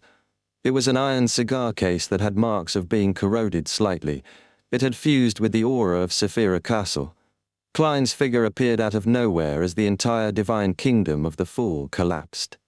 As the magnificent palace reappeared, he grabbed the vessel that carried the Fool card and Ammon's true body and suddenly closed it. He didn't have hopes of using this item to seal Ammon.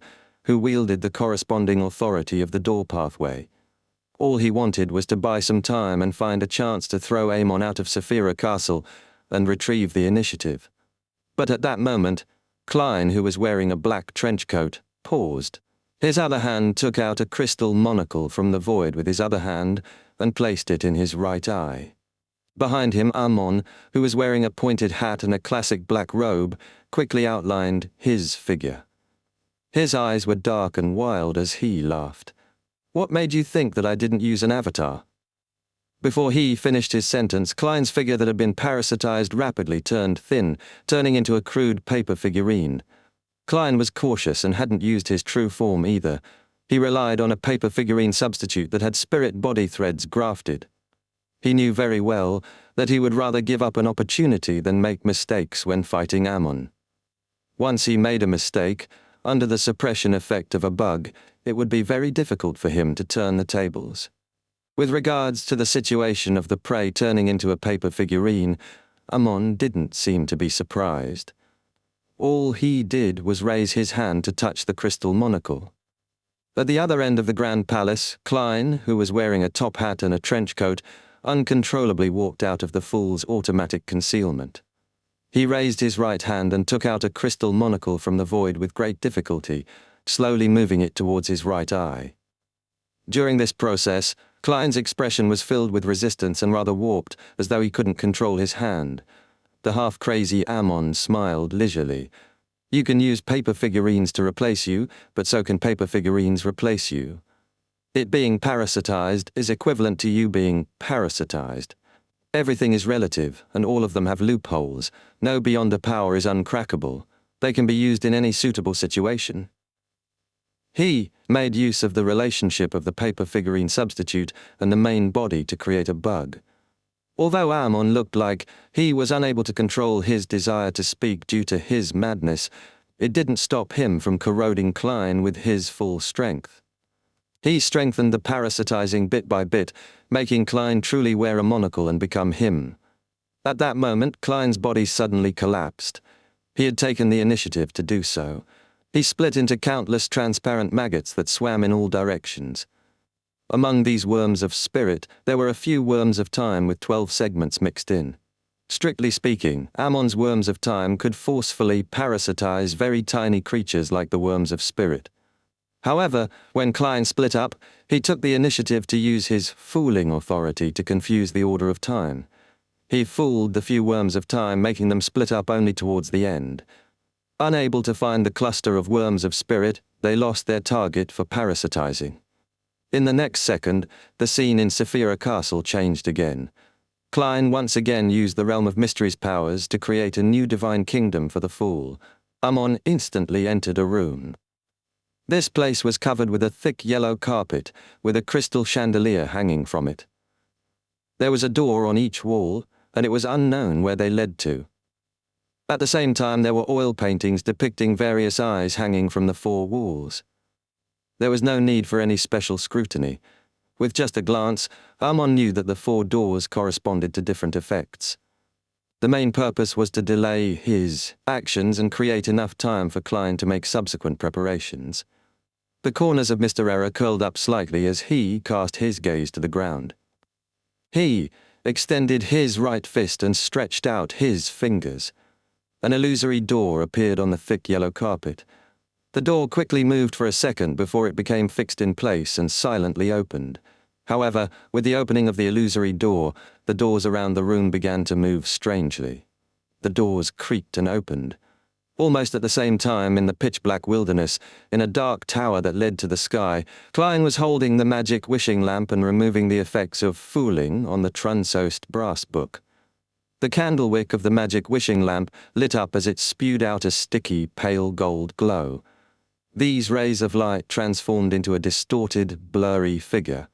Klein didn't consider making a wish with the genie to transfer Bernadette's wishes onto him and change the ownership of the magic wishing lamp. This was because there would only be one outcome. He would die on the spot and return from the fog of history with the miracle invoker's powers. Normally, this was a good way to escape, especially since Klein could revive several times. However, the situation this time was completely different from before. Once Klein died, it would mean that he had temporarily given up on his identity as the owner of Saphira Castle, making this place a paradise for Ammon.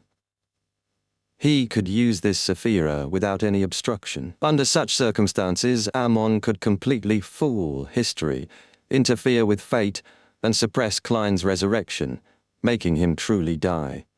The ones who were most effective against a Beyonder were definitely higher sequence Beyonders of the same pathway. Therefore, Klein's current plan was to use the status of the genie to better use the Trunsost Brass Book. If the genie didn't exert a certain influence, the rules set by the Trunsost Brass Book definitely wouldn't be biased towards Klein. It would only restrict all existences other than itself. As the genie's blurry, pale gold figure took form, the Trunsost Brass Book produced the sound of colliding metal and quickly flipped to the second half of the book that allowed writing. Without any gap in time, new text appeared on the brass page. Theft is prohibited here. If Klein had the choice, the most suitable rule would be acts of theft are prohibited here, because the former clause was a law. It couldn't stop someone from committing theft ahead of time, and it could only deliver punishment after the act. Furthermore, punishment for first-time thieves was inevitably light, something the Ammons could withstand.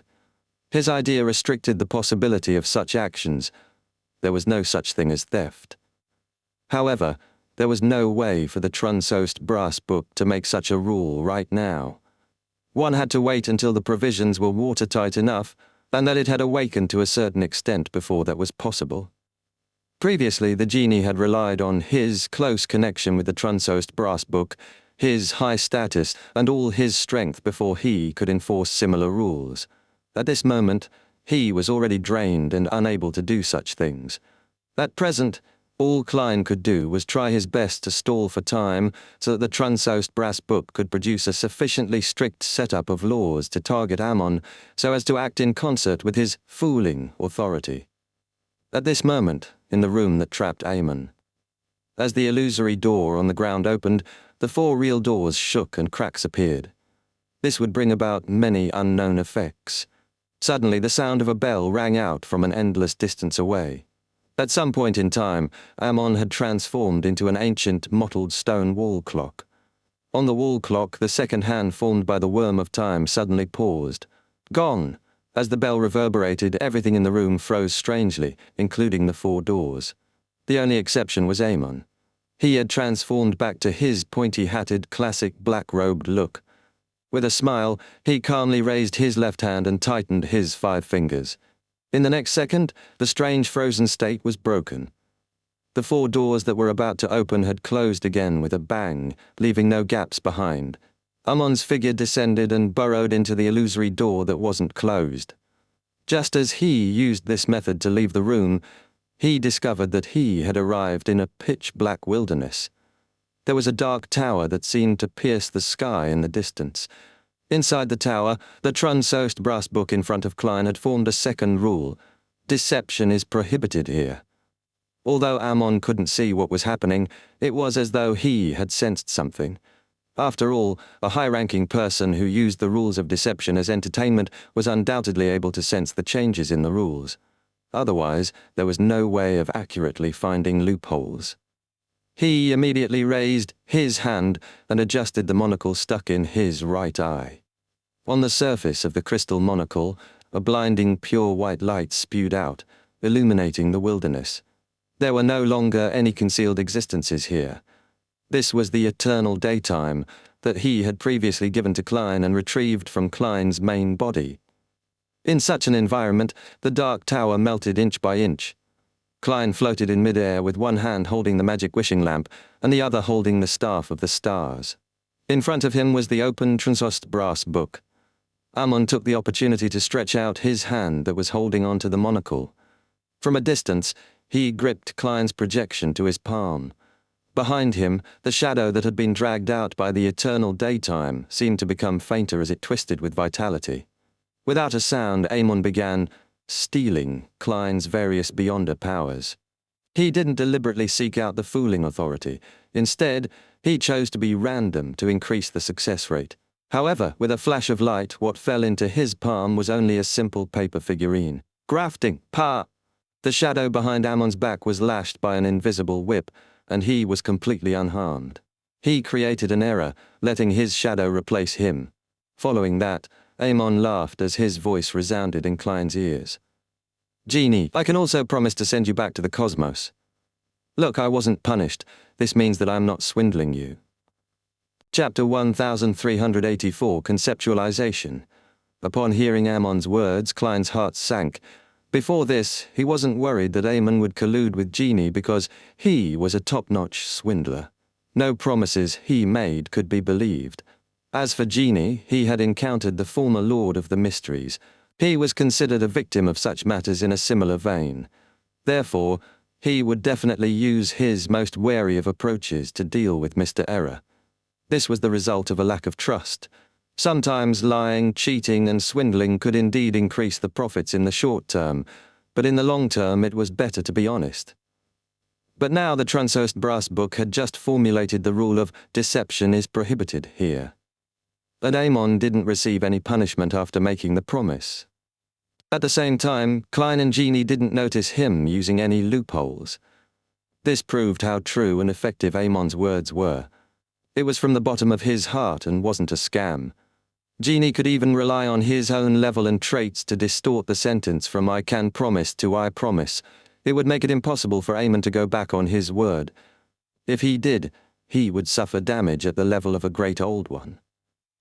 This made Klein not help but wonder if the rule that deception is prohibited here was secretly guided by Ammon or deliberately created by Genie, making any Lord of the Mysteries candidate to promise to return him to the cosmos. To Genie, he didn't suffer any losses in such a deal because Klein himself owed him a promise. If it were any other scene, Klein would still have the time to communicate with Genie and rebuild his trust. However, at this moment, Ammon's threat was right before his eyes. He wouldn't give him the chance to resolve this problem. If he chose to continue to believe in Genie, Klein would be putting his life in the hands of this outer deity and be under his control. In the subsequent battle, as long as Genie was able to formulate a few rules that appeared to be fine but were biased towards Ammon through the Trunsost Brass Book, Klein, who was already at a great disadvantage, would rapidly lose with no way to reverse the situation. As his thoughts raced, Klein made the choice of this gamble. A translucent, dark-colored cloak instantly appeared around him. His face was covered with a strange and distorted mask. The fool! Invisible rings rippled from his body and instantly enveloped Genie, the Trunsost Brass Book, and the entire wilderness, as well as Ammon. Blind stupidity authority! Ammon's monocle temporarily lost its luster, as though he had lost his vision. His gaze also turned dull. The speed of text being written on the Trunsost Brass Book clearly slowed down, as though it would take 15 minutes or even hours to think up the next rule. Genie's blurry and distorted golden figure shook as it suddenly shrank back into the golden magic lamp that looked like a water flask. It was unknown if it was escaping or if it was purely an instinctual reaction. Seizing this opportunity, Klein attempted to escape Saphira Castle as he prepared to graft something to himself. Just as his consciousness sank, the crystal monocle appeared at the edge of Saphira Castle, blocking his path. Even though his intelligence had been reduced briefly, Ammon still seemed to remember to stop Klein from leaving Saphira Castle. His eyes quickly regained clarity as they were still dyed black. His mouth slowly opened as he laughed uncontrollably. I've written this matter into my instinct. This is a good way to resist the effects of blind stupidity. Clearly he had cheated the rules and lied to himself, making his instincts believe that this was what he wanted. Klein wasn't depressed. He immediately completed the grafting he had prepared long ago. In the cosmos, a giant star that emitted light and heat suddenly dimmed. In the wilderness, with the effects of eternal daylight, an orange sun with a destructive aura and a heavy feeling descended from the sky. The entire wilderness collapsed and curled up as though it was going to charge straight into the star. At the same time, everything here was ignited, including Ammon. In the next second, the surrounding void began to shrink as they revolved around the real sun. Everything in the world either disintegrated or vaporized. All that was left was the magic wishing lamp and the Trunsost brass book, which were still struggling to withstand the flames, barely suffering any damage. Klein, who was floating in mid-air, had long disappeared. He had grafted himself to that star. Of course, his grafting was only with the concept of a star, not a physical entity. Otherwise, with the Fool's obviously lower defense than most sequence zeros, he would be directly swallowed by a real star and die on the spot thanks to his relatively weak body. The Fool was a very extreme deity. He had the ability to destroy a star, but he was unable to face it directly. His strengths and weaknesses were equally obvious. In addition, conceptualized objects couldn't directly affect the surrounding environment and harm the enemy. It wasn't enough to write the words immense mass, gravity, high temperatures, high heat and fusion to create similar effects, but as Mr. Fool, Klein held the authority of fooling. He made his surroundings change according to the concept of a star. This was an intense change and also a type of fooling. Amon, who was wearing a pointed hat and a classic black robe, was completely ignited under the illumination of the star. He began to vaporize. At this moment his figure distorted as he was instantly dyed with resplendent starlight. He turned extremely illusory, as though he had transformed into an astral door. At that moment, Amon no longer resembled a physical creature. He was closer to a collective body of the symbols like wandering, astral world tunnel, key, and door. This was the ability of a planeswalker to use the astral world to head to different planets and worlds. They were able to transform themselves into symbols, allowing them to effectively use the astral world. At Sequence 0 Door's stage, the qualitative change in such powers became conceptualized. Amon transformed himself into a concept creature and avoided the damage brought by the star. A figure suddenly appeared behind him. It was Klein, who was wearing a trench coat and a top hat. Almost at the same time, Amon's thoughts slowed down a little. His spirit body threads were grabbed by Klein. Using the chaos brought by the star, Klein dispelled the combination he had with the corresponding concepts, and he secretly grafted the location of both parties and arrived behind Amon. Originally, without the concept of reassembly, the star's influence on the surroundings would immediately stop.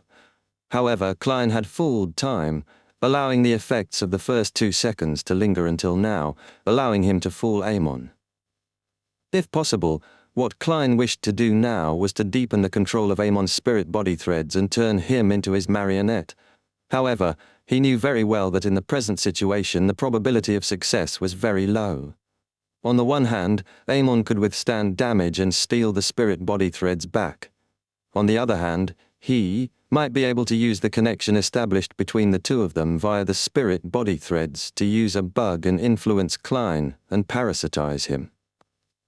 Before he had absolute confidence, Klein didn't want his actions to appear rash. The main goal of capturing Amon's spirit body threads was to give the other party a certain sense of sluggishness. This was a performance of the fooling authority during the stage of transforming into a marionette. And with Klein's present state, he was naturally more willing to choose such a low-level but effective method. This would be less of a burden on him, and it wouldn't seriously affect his mental stability, like when he used the authority of fooling. At this moment, apart from Amon, his enemy also included the celestial worthy of heaven and earth for blessings in his body. Of course, Amon was the same.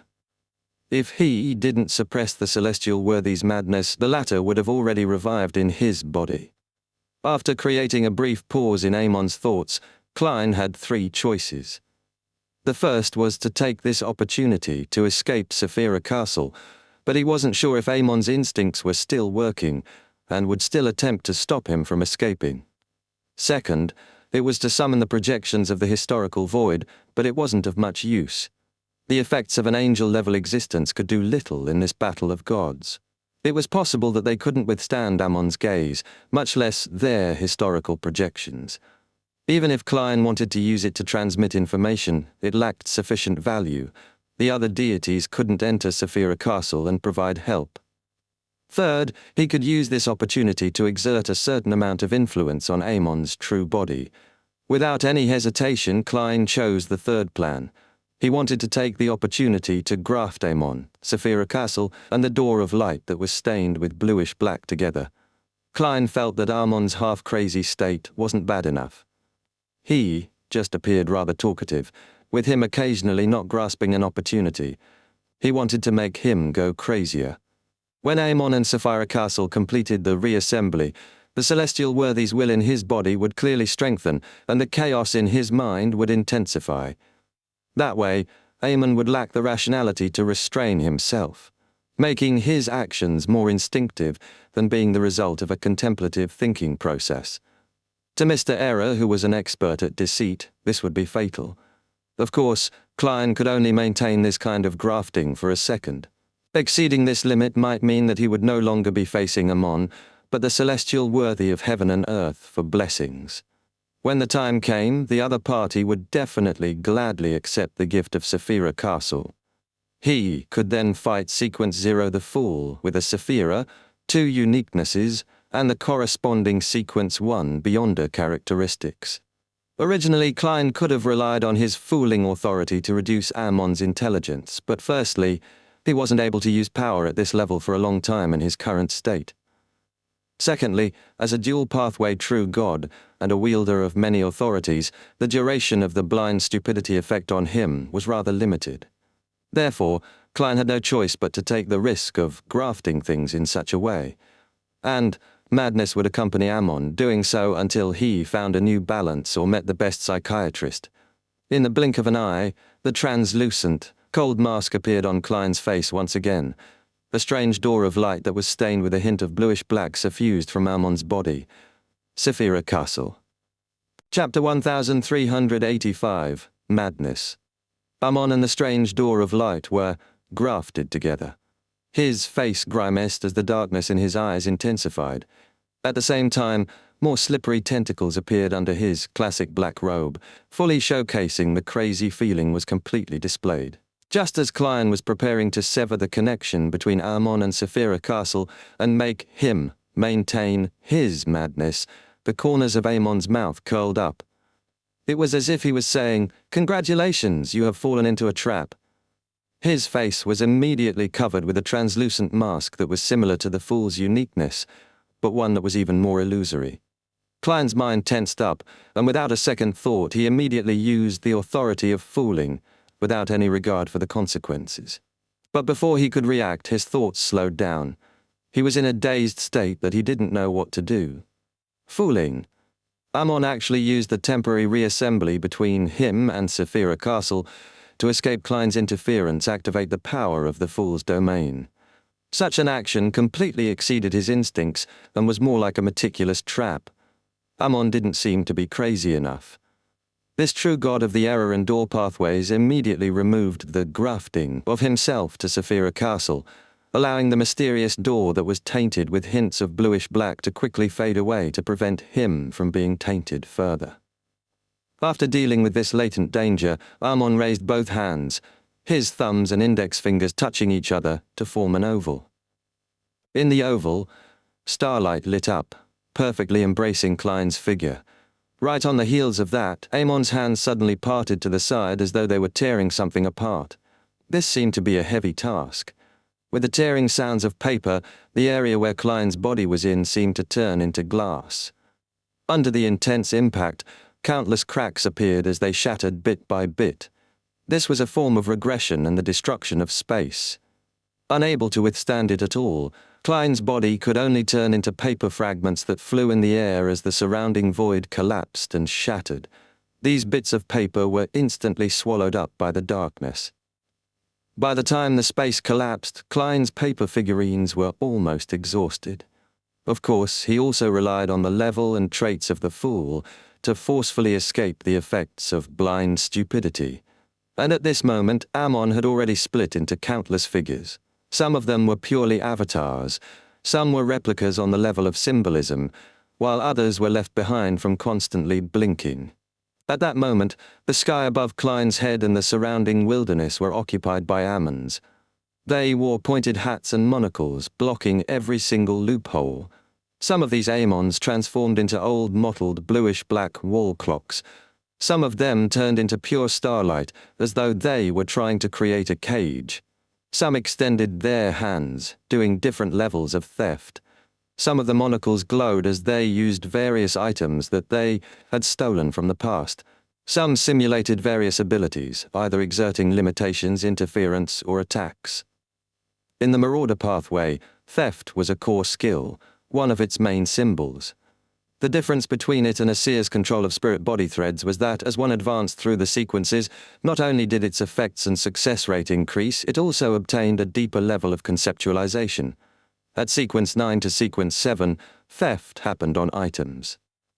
At sequence 6, theft happened on Beyonder powers.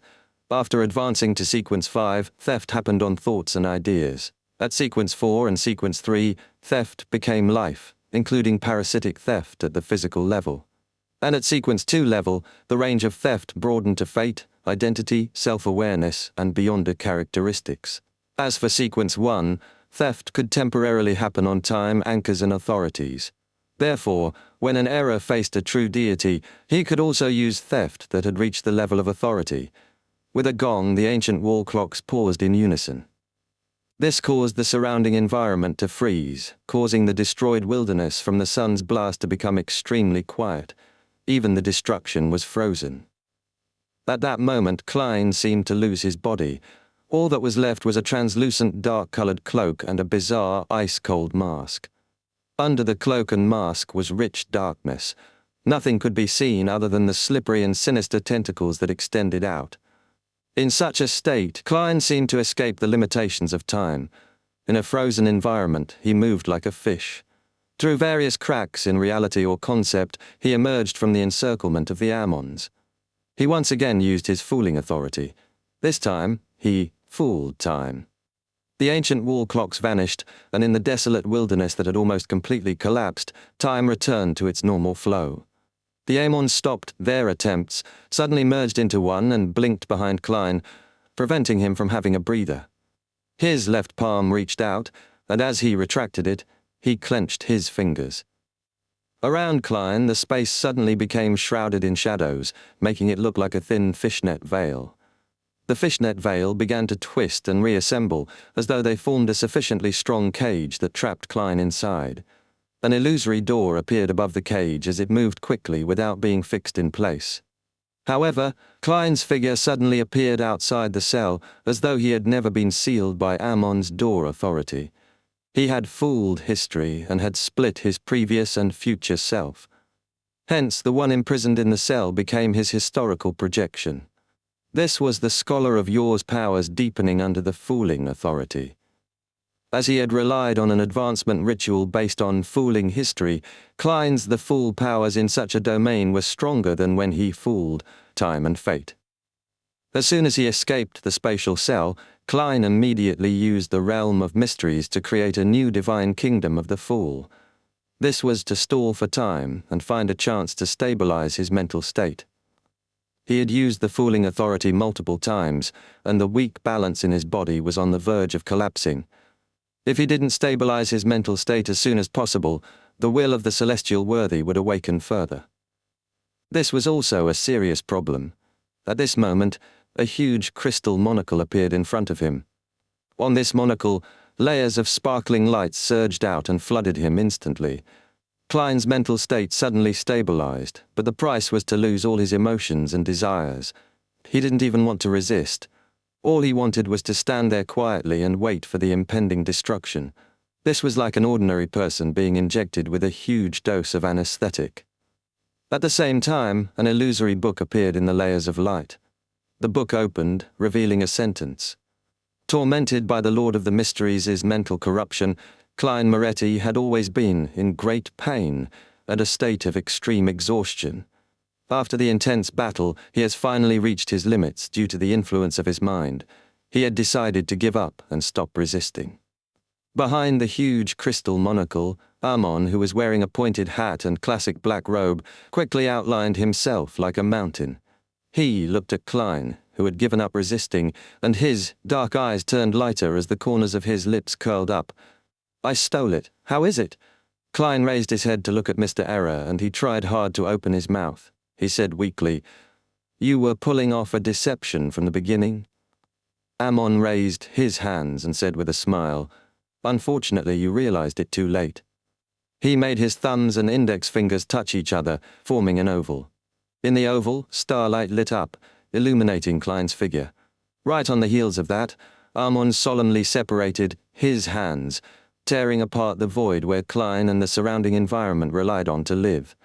The void was like glass, shattering into pieces like the collapse of a skyscraper.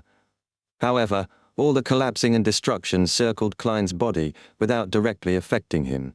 He was like a small fishing boat that calmly cruised through a storm. It appeared out of place and disharmonious, as though it didn't seem to belong here. Ammon raised his hand and adjusted his monocle on his right eye, the smile on his face somewhat faded. A translucent cloak kept popping up and disappearing over the surface of Klein's body. He looked at the mountain like Ammon, his eyes turning darker. "From the moment you entered Saphira Castle and said the first word, you began your deceit." At that time, Ammon said that he had taken the risk to release the suppression of the Lord of the Mysteries in his body, in exchange for the identity of Saphira Castle's owner. At that moment, Ammon didn't take the opportunity to continue attacking Klein. He floated in midair and looked down at Mr. Fool. Klein didn't make any attempts either. His tone was strangely calm, as though he was preparing something. If simply releasing the suppression of the Lord of the Mysteries' will allows you to enter Saphira Castle at the cost of being half crazy, Antigonus could have done so back then. The Annihilation demonic wolf, Phlegria, from even earlier could have done it as well. You and Mr. Dorr previously had countless opportunities. Clearly, it's impossible to invade Saphira Castle by just making the Lord of the Mysteries awaken to a certain extent, and using half-craziness in concert with error. There's no way you can find a usable bug in this matter unless you directly get him to replace you. Only when you possessed the door authority to go anywhere did you see hope. By creating a back door and using bugs, you could make Saphira Castle treat you as the Lord of the Mysteries and give you the corresponding authority. Of course, this will definitely require the awakening of the Lord of the Mysteries to a rather dangerous state. Without this hidden identity, you won't be able to deceive Saphira Castle without any reason. After absorbing Dorr's uniqueness, you didn't immediately infiltrate Saphira Castle to deal with me, who was even weaker back then. It was because at that time, you were unable to completely withstand the awakening of the Lord of the Mysteries' will, with you having just advanced. I believe you've already found a relatively safer solution. If I hadn't advanced to the Fool so quickly, you would have been able to enter Saphira Castle in the best state to resolve everything sometime later. And now, you have no choice but to bring this plan forward.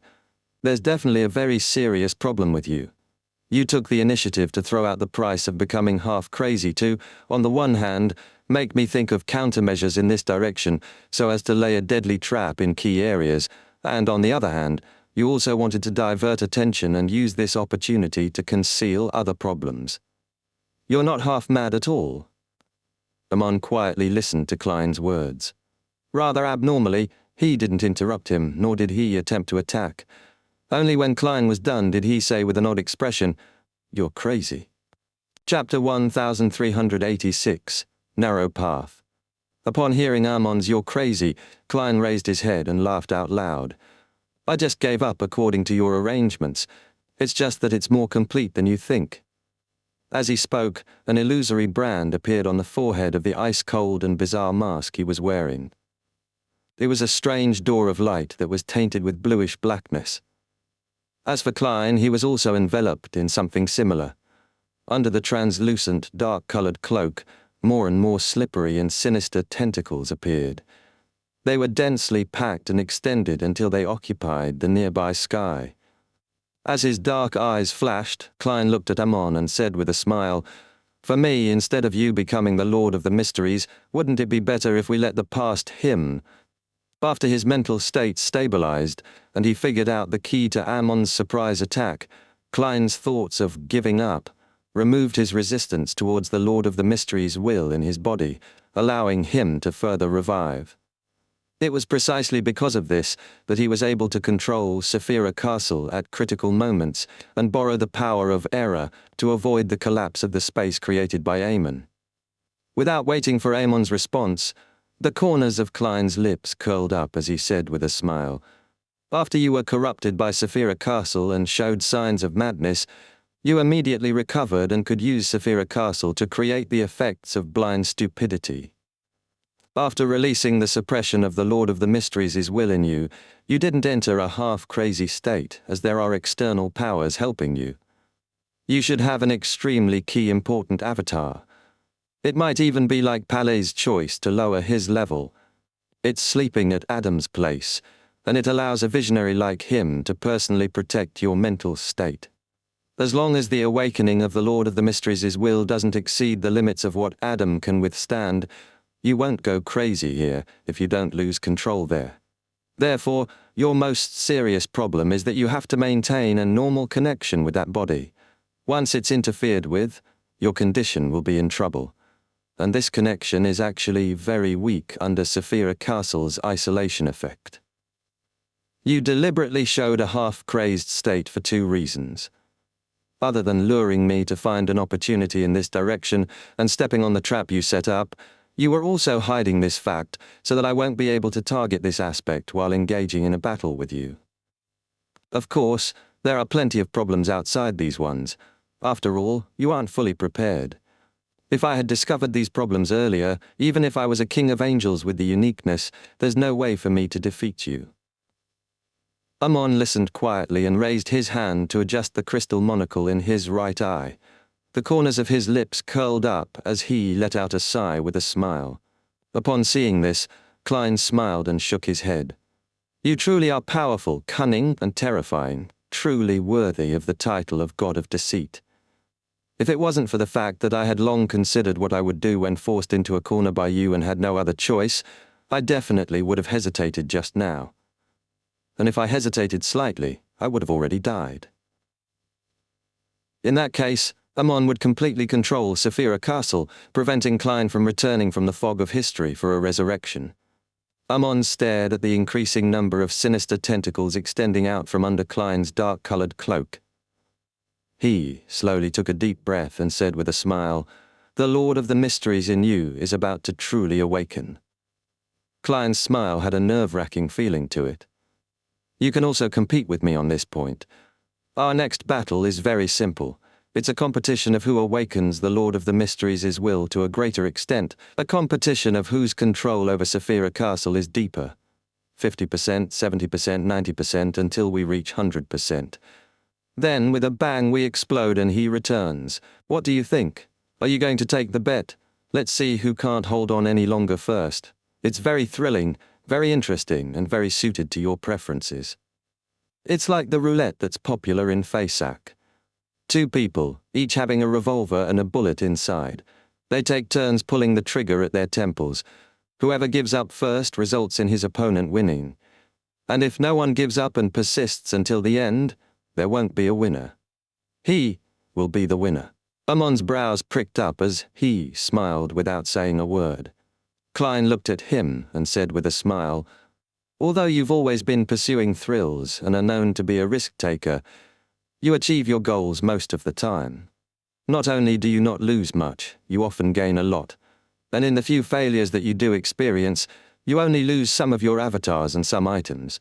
You've never suffered any serious injuries or been placed in a desperate situation. Your every action is a product of meticulous planning. Even if you fail, you will have a way out. Does this mean that you value your life more than I imagined? You do like thrills and seek it for pleasure, but to do so regardless of the price is just an image you portray. How can a real god of deceit wager a bet with himself at stake?" Of course, this is just my own guess. Perhaps it's wrong. Anyway, do you want to take the bet? Amon stroked the crystal monocle and made a tsk like Medici. "You're really crazy." Klein replied with a smile. "In the eyes of others, this is indeed insane. But to me, it's just a choice. Compared to you, I'm more willing to believe in the former Lord of the Mysteries. He is a true great old one, looking down on the universe from high above and treating most of the living beings as insects. This would make him distance himself from reality. Besides, I should still have time to get the genie to be my witness. I'll get the Lord of the Mysteries to promise me certain things. To him, it's very simple and worthless. Having said that, the corners of Klein's mouth curled up as he said, I won't lose too much, just myself. There are always some things that are more important than others. Amon maintained his smile but didn't say a word. Klein then surveyed the area and found the magic wishing lamp and Trunsost brass book among the floating fragments of the wilderness. He immediately laughed out loud. Look, I didn't get punished. This means that I'm not lying. I'm telling the truth. In fact, the laws set up by the Trunsost brass book had long been abolished since the divine kingdom was destroyed during the star's descent. Later on, the Ammons dared to attempt to use steel, but Klein's main goal wasn't to prove anything, but to show his determination, firmness, or perhaps madness. Of course, what he said was the truth. He was indeed willing to put them into practice. Otherwise, there was no way he could hide it from Ammon or exert enough pressure on him. Ammon smiled and said without a hint of panic, Sounds interesting. Isn't it? Let's begin, Klein replied without hesitation as his eyes turned darker. Ammon's smile froze as his palms suddenly gathered together. Beneath his classical black robe, there were also slippery and sinister tentacles. His aura changed a little as his body seemed to have a dark cloak on it. At that moment, Ammon became more like the Lord of the Mysteries. However, he wasn't competing with Klein in the progression of the awakening of the Lord of the Mysteries. Instead, he was using this to deceive Saphira Castle to create a corresponding bug and creating a chance to escape. If the authority of the era were to take effect at the same level, it would often have different preconditions. First, the medium and target had to be similar enough. Second, there was a certain connection between the two. Third, there were certain logical contradictions between certain matters or objects. Fourth, some of the rules were indeed incomplete. Fifth, while not directly affecting the target, construct an erroneous environment as a divine kingdom. In this aspect, the restrictions of fooling were even fewer. But once an error satisfied the conditions, it would be difficult to defend against or terminate it. Ammon now wanted to take the initiative to disguise himself and satisfy the first category. This was similar to the invasion of a virus. First, it had to make the other party believe that they were on the same side to avoid detection, and then paralyze any defenses to achieve their respective goals. When a fruit looked like a strawberry, smelled like a strawberry, tasted like a strawberry, then it would basically be considered as a strawberry. But in reality, there might be an exception. At this moment, Ammon's appearance resembled that of the Lord of the Mysteries. His aura was like the Lord of the Mysteries, and his powers were like the Lord of the Mysteries. His mental imprint was also similar to the Lord of the Mysteries. With the authority of an error, it would naturally make Saphira Castle believe that he was the Lord of the Mysteries. Suddenly, Klein's damaged the full divine kingdom completely collapsed. The grand and ancient palace and the mottled table inside appeared. The greyish-white fog beneath Saphira Castle rose and enveloped the space. The greyish-white fog split into two waves. They clashed fiercely in a particular spot, producing vortexes one after another. They tore open a gap that led to reality. The power of Saphira Castle was at odds with itself in this second. It was as though it didn't know which Lord of the Mysteries to obey. Ammon's figure immediately vanished, using Dor's authority to rush out of Saphira Castle. Just as he touched the edge, his body paused before being sent flying backward. At the fool's seat, the corners of Klein's lips curled up as he sat there. His glabella and the strange door of light around him became more obvious, as though they were corporeal. This released an immense convergence force that reached an unimaginable level. It was like an invisible hand that pulled Ammon back. Ammon's body suddenly split apart, transforming into countless selves, and in front of every Ammon an illusory astral door appeared. Silently, the astral doors opened at the same time, but in the endless darkness behind the doors, slippery and sinister tentacles appeared, blocking Ammon's escape. At the tip of the tentacles, resplendent starlight lit up as they instantly enveloped the Ammons. The Ammons couldn't help but gather together, turning into a conceptual cluster.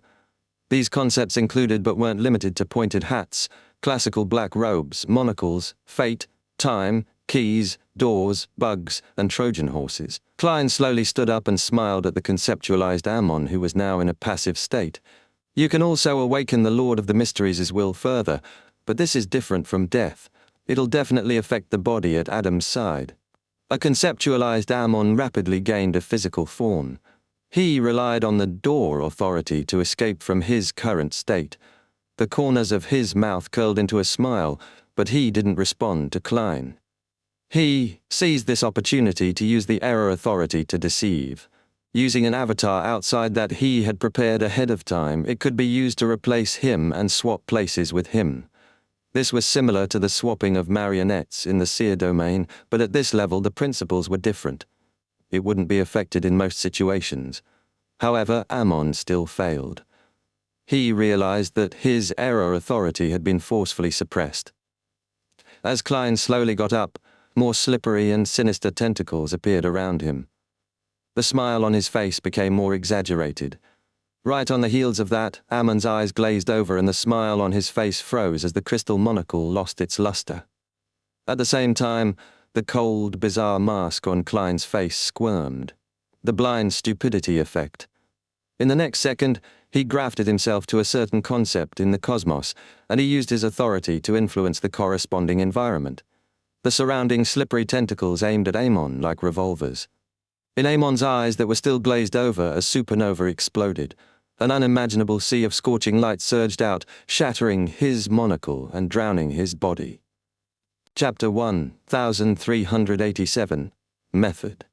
Behind the endless curtain of darkness, in the darkness with aqueous light ebbing gently, a young man with black hair, black eyes, a broad forehead, and a thin face suddenly sat up as though he had experienced a nightmare. Dressed in a classic black robe, he stretched out his right hand, attempting to take out a crystal monocle from the void and wear it over his right eye. But this time, he didn't obtain anything. His right hand paused in midair for 2 seconds before he retracted it and pinched the right eye rim. At this moment, he heard a gentle but emotionless voice. To him, there's something more important than life. To you, apart from yourself, there's nothing worth caring about. When the matter develops to a point where one's life is put on the line, it would imply your loss. The corners of Ammon's mouth curled up as though he wanted to smile and reply, but he ultimately didn't say anything. The voice continued, "Born as a mythical creature, your lack of normal anchors is also a problem. This makes you know what courage and sacrifice are, but it's hard for you to understand." Ammon's expression changed as he stood up from the slightly glistening darkness. He looked at the human-skinned glove that was thrown to the side before but seemed to be very happy. He retracted his gaze and curled the corners of his lips. "This seems very interesting. I plan to leave this place and enter the cosmos. That place is much more exciting than the real world. Perhaps I'll understand the 2 things you mentioned as a result of this." "That's very dangerous. Once you enter the cosmos, and before I succeed, I won't be able to provide any help. However, this will let you avoid him, at least." The calm and indifferent voice replied without any emotion. Ammon didn't say another word. He raised his hand and pinched his right eye rim and vanished from the endless shadow screen. In the ancient palace above the fog, as Ammon was completely obliterated under the power of a supernova, Klein couldn't help but heave a sigh of relief. If he had a choice, he naturally didn't want to sacrifice himself to revive the celestial worthy of heaven and earth for blessings. He hoped to personally protect this world and seek out the meaning of life again. Of course, if he didn't have a choice, he wouldn't hesitate to awaken the celestial worthy. He was certain that he could do this, and Ammon was also aware of this. Therefore, he didn't force him, and only attempted to escape. In the battle just now, it had developed into a battle of courage towards the end. The one who wasn't afraid of true death would yield the absolute advantage. Clearly, Ammon wasn't prepared to sacrifice himself for this matter. After heaving a sigh of relief, Klein's face under the cold and bizarre mask suddenly grimaced. Under his translucent, dark-colored cloak, the slippery and sinister tentacles that extended out were either hitting the ground or rising up high. It was completely out of his control. He could feel that the celestial worthy of heaven and earth for blessings in his body was rapidly waking up, and it seemed like he couldn't stop it. Even if Klein directly died with his will and relied on the powers of a miracle invoker to revive, he wouldn't be able to escape, as the Lord of the Mysteries also wielded the authority of miracles. At that moment, Klein recalled the words of Dark Angel Sasria, which was also from the ancient sun god. The primordial one had awoken in my body. In the next second, at the spot where Amon's body had shattered, beams of light were pulled by a vague invisible form of gravity as they charged towards Klein. Some were worms of time with 12 rings, some were insects made of resplendent starlight, while some were just large numbers of light dots. Klein wanted to stop the Beyonder characteristics from fusing with him, but the increasingly powerful celestial worthy's will prevented him from succeeding. His body swelled into a balloon and then suddenly became thin as paper. This repeated itself in an endless loop. The mask on his face became brighter and more bizarre. The slippery and evil tentacles that extended out from under his cloak increased and became more uncontrollable. One worm of time Beyonder characteristic, one key of star Beyonder characteristic, and one. Klein's mind felt like he was being devoured by an invisible monster, producing excruciating pain. Finally, a pair of eyes, which seemed to be formed from pure starlight, formed from layers of illusory doors and crystal monocles, rushed towards Klein's face, straight for the mask's eye sockets. Almost at the same time, the strange door of light that was tainted with bluish blackness appeared on Klein's body again. Saphira Castle. At that moment, Klein, Saphira Castle, Door's uniqueness and Error's uniqueness all had a strong inclination to congregate. Once they fused together, the Lord of the Mysteries would completely awaken and complete his resurrection process. Klein suddenly used his right hand to cover half of his face. His entire body bent down as if he was fighting with another self. With the anchoring and image disruption from his anchors, Klein finally slowed down the awakening of the Lord of the Mysteries' will, reducing the power of convergence by a little. The starlight eyes and the crystal monocle stopped in front of Klein's face, floating only a few centimeters in the air, like planets revolving around the sun. Klein believed that he couldn't maintain this extreme imbalance for too long. Perhaps a few minutes or even dozens of seconds later, the convergence would continue without restraint, bringing about an unbearable change. Ha ha, this can be considered a form of fusion. Klein laughed in an unstable manner. Then, he fooled the Trunsost brass book, allowing it to enter a sealed state and fly into the junk pile. Right on the heels of that, Klein left Saphira Castle and arrived in the astral world formed from symbolism and authority. This place seemed similar to the cosmos. It was dark and vast, but in fact, there were many unique aspects to it.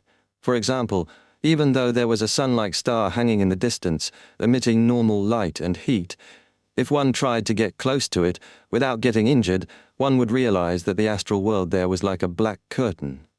The sun was directly painted with pastel colors, and there were a bunch of concepts and symbols surrounding it. Furthermore, the drawing of the sun wasn't that nice, like a child without any foundation in art casually scrawled about. It was both comical and frightening. From another perspective, this might be a manifestation of the chaos and madness that underlay everything. As soon as Klein entered, he immediately sensed invisible gazes. Some of them came from areas protected by the world barrier, while others came from broader areas with obvious malice.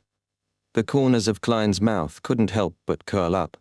He suddenly turned his head and looked outside the world barrier, raising his slippery and sinister tentacles.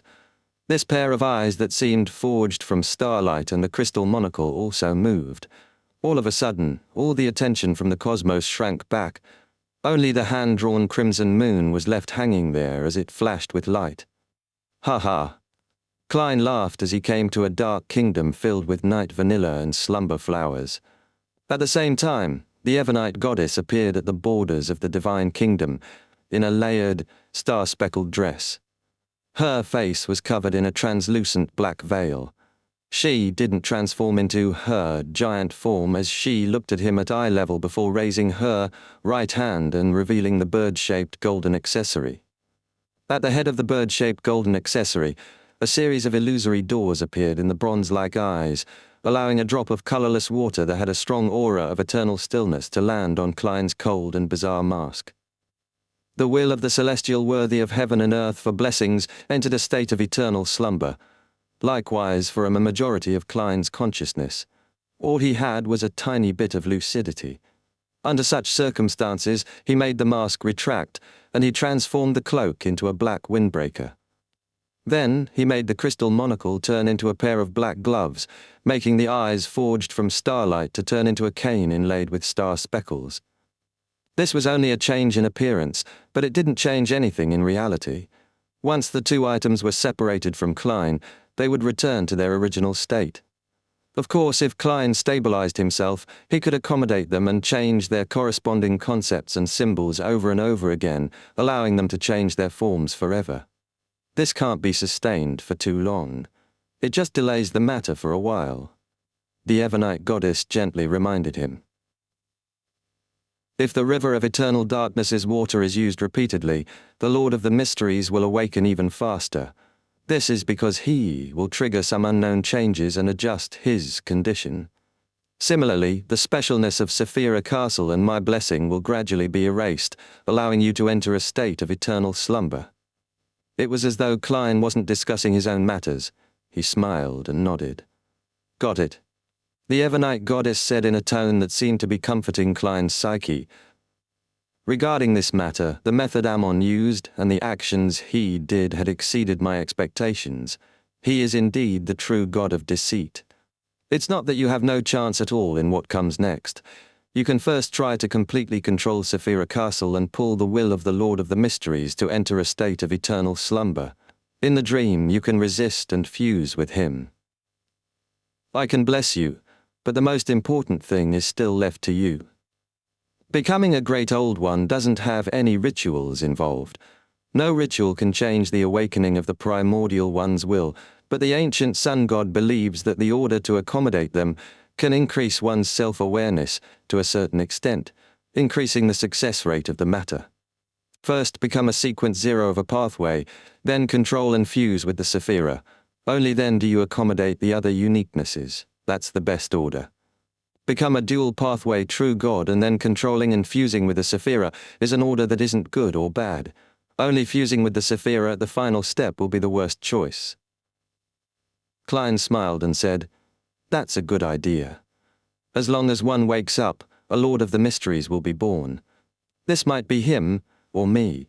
Yes, after completely controlling Saphira Castle and entering a state of eternal slumber, I should be able to weaken the seal of the Western continent, creating a weak spot that allows one to enter and exit. The Ebonite goddess didn't say a word when she heard Klein's words. Klein continued smiling. This is my choice. I had anticipated this day a long time ago. I will finally face him. Chapter 1388, A Sudden Gathering. The Ebonite goddess nodded and didn't say anything else. She reached out her palm and grabbed a corner of the void and tugged lightly. A thin layer of a night curtain gently floated down, covering Klein's body as it silently seeped in. Klein silently took in the blessings from the dream for 2 seconds. He pressed his hand to his chest and bowed. He took 2 steps back and left the astral world. The Ebonite goddess stood at the borders of the divine kingdom as she watched him leave. In the next second, Klein landed in the projection of the giant king's court in the ruins of the Battle of Gods. Then, like Ammon, he walked to the edge of the greyish-blue door and raised his hand to create a blue illusory door. Through the door, Klein entered the forsaken land of the gods. Following the guidance of fate, he wandered straight to the peak of a mountain range. There was a huge crucifix erected there, one covered with a faint shadow. Klein stared at the shadow for a few seconds before sighing slightly. He bent down and picked up an ancient silver mirror that was placed near the huge cross. Then he turned around and vanished from the forsaken land of the gods. At the same time, the Worms of Spirit, who didn't need to be on duty in Saphira Castle, informed him of Queen Mystic's current location. Klein raised his hand and took out the magic wishing lamp from the junk pile. Using the ownership connection between it and Bernadette, he used another wandering to appear on a rather hidden island where Emerald City was. Bernadette was flipping through the latest album catalogue from Intis. Just as she sensed something, she saw Gearman Sparrow hand her the magic wishing lamp. "Thank you," Klein said in a very normal voice. Bernadette pursed her lips as though she wanted to say something, but at that moment her eyes flashed as though she had seen something and prophesied something. Hence, she silently reached out and took the magic wishing lamp. Klein then took out a metal cigar case that had signs of corrosion on its surface. "This is your payment." Even without the eye of mystery, prying, Bernadette could sense that the iron cigar case was extraordinary. She could roughly guess what kind of corrosion had happened to it. However, she didn't choose to accept it because of that reason, but she suddenly felt that she had no reason to reject it. She hesitated for a moment before taking the iron cigar case. If he was still in a rather crazy state like before, Klein definitely would have smiled and said in an exaggerated manner the moment Bernadette hesitated, "This is a gift from Uncle. Take it." But now he was only left with that last bit of lucidity. He had to put in a lot of effort to prevent himself from falling asleep and not having the impulse to act like a clown. After leaving Bernadette's Emerald City, Klein seized the opportunity to wander to Backland, to Dr. Aaron Cyrus's home.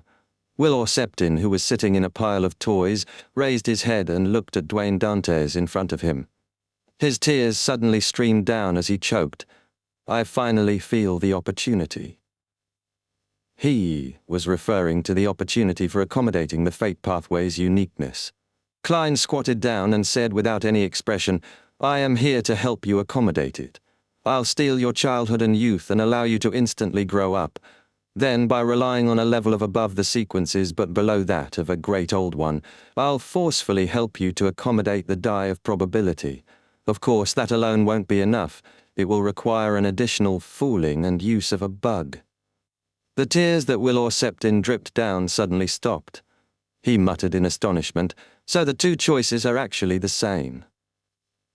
Typically speaking, the accommodation of a pathway's uniqueness required one to be naturally born with it, seek an existence at the level of a great old one to help, or rely on a simplified advancement ritual to complete it.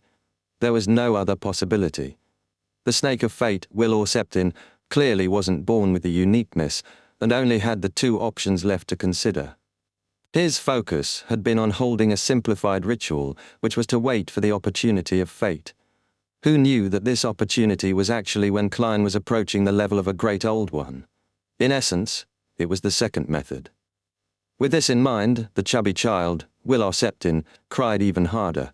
He felt as though he had been deceived by fate. Let the life school of thought's demigod send over the die of probability. Normally, with your luck, the die of probability should be by your side. Klein ignored Will's crying. "Let's begin as soon as possible. I don't have much time left." Will stopped and looked at Klein for a moment before he said, slightly choking, "Forget it. Let's wait for the next opportunity. Given your current state, it would be a huge burden for you to forcibly help me accommodate it. Perhaps you would lose control on the spot. I don't want to face the Lord of the Mysteries. Okay, next time. I have a premonition." With that said, Will looked into Klein's eyes and said, "I have a feeling that the next opportunity will be better." Klein maintained his reverie-like expression as he said in a low voice, "Is this a prophecy?" Will Septin's tears flowed again. "No, it's a blessing." Klein nodded slightly, stood up and took a step back. During this process, his figure gradually faded away and soon disappeared. He returned to Saphira Castle and sat on the high-backed chair, allowing the greyish-white fog to envelop him. After surveying the area and confirming the states of the crimson stars, Klein leaned back in his chair in exhaustion and slightly raised his right hand. This time, he didn't create the fake world again. On the two sides of the long, mottled table, crimson beams of light shot out at the same time, freezing into the members of the Tarot Club, the Hanged Man, the Sun, the Hermit, the Magician, and the rest. This sudden gathering was clearly beyond Audrey's and company's expectations. It left them surprised and alarmed. Before that, although they had come to Mr. Fool's divine kingdom on occasions that weren't a Monday afternoon, it was all planned. They knew in advance that they would be dragged here. They would have either applied for a mini-gathering in advance, avoid the full moon ravings, or treat Mr. World with psychological problems. It could be said that, apart from the first time, this was the second time they were summoned by Mr. Fool without any warning. This made even the slowest members of the club catch the hint of uneasiness and feel the air freeze. Thinking back to the World German Sparrow's visit and the words of Mr. Fool's blessed Audrey, Alger and Shio simultaneously had similar thoughts. Is it finally here? Audrey subconsciously turned her head and looked down at the bottom end of the long mottled table. There was no one there. Although she was already mentally prepared, Audrey couldn't help but be stunned as emotions of uncontrollable sadness surged within her. In her heart, the World German Sparrow's image had long since turned from a crazy adventurer and an extremely dangerous beyonder to a person who wore a cold and tough facade, but was a gentle, powerful, loving, mysterious and lonely man who was burdened with many friends on his back. She believed that amongst the Tarot Club members she knew the world the best apart from Mr. Star. And now this friend seemed to have encountered some misfortune, leaving behind only an empty seat. The Tarot Club lost its first official member. Where did Klein go? Leonard suddenly felt a little flustered.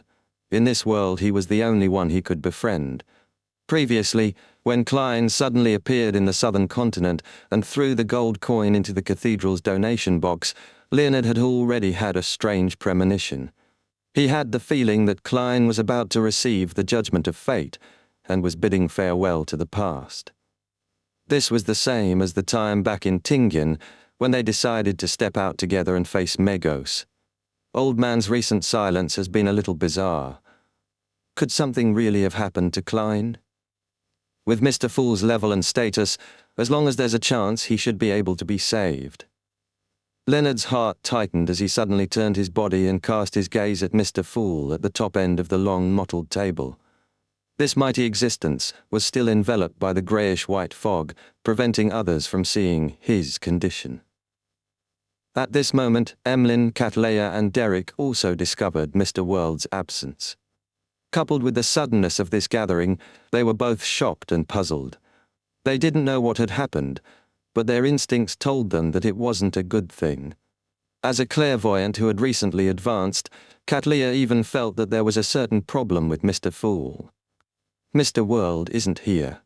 Shio had previously mentioned that Mr. Fool and his few blessed were about to face a major challenge, and it's very likely that they would suffer a bad fate. Fours was also somewhat alarmed, inevitably having a strong fear due to some unknown change. She had once thought that she would sigh in relief because of Mr. World's disappearance, but from the looks of it, it wasn't like that.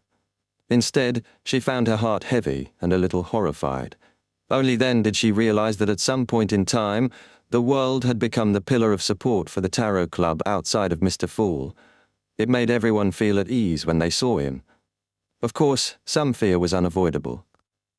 As Justice Audrey and company turned around and looked at the top end of the long mottled table, Klein, who was already the real fool, said in a low voice, "This is a last-minute gathering. Mr. Fool is very exhausted." Audrey, who sensed this, felt her heart tighten. She looked around and stood up as usual. After the members of the Tarot Club stood up one after another, Audrey lifted the ends of her skirt with a heavy heart and curtsied at the end of the long mottled table. "Good afternoon, Mr. Fool." Chapter 1389, The Fool's Commission. "Good afternoon, Mr. Fool."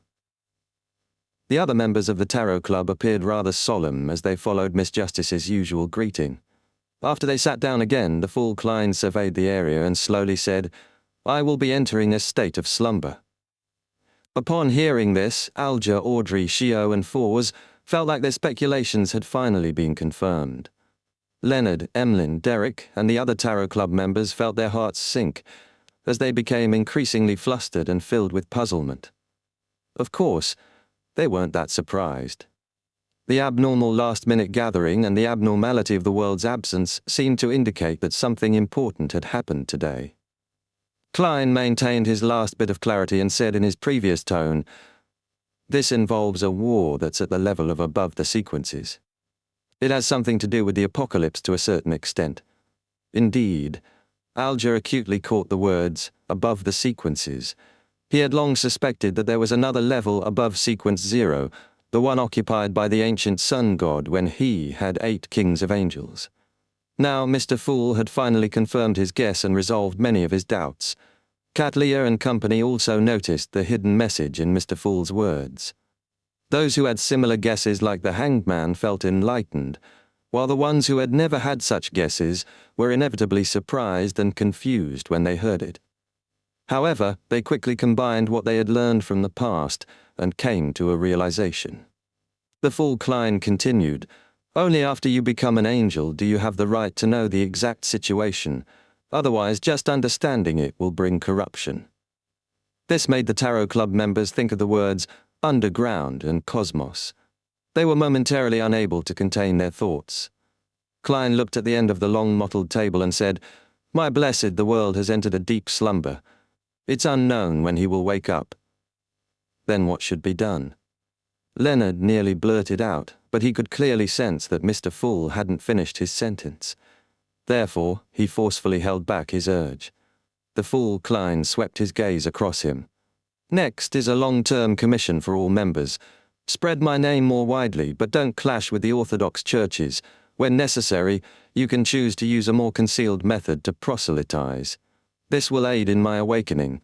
Also spread the news of the world being my blessed, and record it in the church's Holy Bible. Of course, do not include information that involves his personal information. Remember one sentence. The awakening of the world spells the Fool's return." Klein wanted to increase his number of anchors. This might be useful in the battle with the Lord of the Mysteries in his dream. At the same time, he wanted to mold the world into a saint of the Church of the Fool, an angel beside the divine throne, so that this image could also greatly share an image with the believers and obtain his own anchors. To put it simply, Klein planned on having a believer contribute 2 sets of anchors. After all, to him, be it the Fool or the world, all of them were just an identity of his. Furthermore, the image created by anchors wouldn't be uniform. They were different and wouldn't affect him. At the level of the Fool, the church would spread the name of the deity, the Fool's sacred emblem, and all kinds of religious teachings without any concrete images. As for the world, he had quite a number of identities such as Gehrman Sparrow, Dwayne Dantes, and Merlin Hermes. It wouldn't fixate on a single image. The reward is the convenience you have enjoyed in the past, the responses you received, and the corresponding help given to your future prayers, the Fool Klein said without a change in tone. After I begin my slumber, I can still respond to my prayers in a certain way, but not every time. If there's something very important that needs help, pray a few more times. He could tell from Antigonus's state of eternal slumber that dreams could be projected outside. As long as the correct method was used, a sleeping deity could make use of the dream to a certain extent to respond to prayers. Regarding this situation, the members of the Tarot Club weren't stumped by it at all. On the one hand, most of them were either openly or secretly spreading the faith of the Fool. On the other hand, it was very common to pray to deities without receiving a response. Mr. Fool's responses from before were considered extremely rare. They had almost never heard of anything like this happening elsewhere. To be able to receive a response through repeated prayers on important matters was better than most of the clergymen of the Orthodox churches. "Yes, Mr. Fool." The Tarot Club members didn't hesitate at all as they accepted the long-term commission. Among them, Leonard was the one that answered from the bottom of his heart. He was most eager and impatient. To him, spreading the faith and biblical canon of Mr. Fool was to awaken Klein. This made him instantly find the motivation to do something else other than his usual work. At this moment, the Fool Klein nodded slightly and cast his gaze at Cattleya. "The previous commission, to gather all the information regarding the hidden sage suddenly coming to life, is still effective. If you wish to take the risk, then go further and investigate the present state of the hidden sage. This will be very dangerous. You can reject it, and the reward is a wish." Cattleya thought for a moment and said, "Honorable Mr. Fool, is this related to awakening you? Is it related to surviving the apocalypse? Perhaps, perhaps not. I can't give you a definite answer right now. I just see some visions." This time, Klein didn't deliberately create a high-level persona of the fool, because he was already the fool. Also, watch over all your subordinates that are beyonders of the Earth and Moon pathway. Cattleya fell silent for a moment before slowly saying, "I'll accept this commission." The fool Klein cast his gaze to the other side and said to Derek, "Your mission is to protect the new city of Silver and New Moon City and protect the Rorstead archipelago. The more believers I have and the safer they are, the higher the chances of me waking up. On this foundation, think about how to expand the church and spread the faith. Your payment is to become my blessed."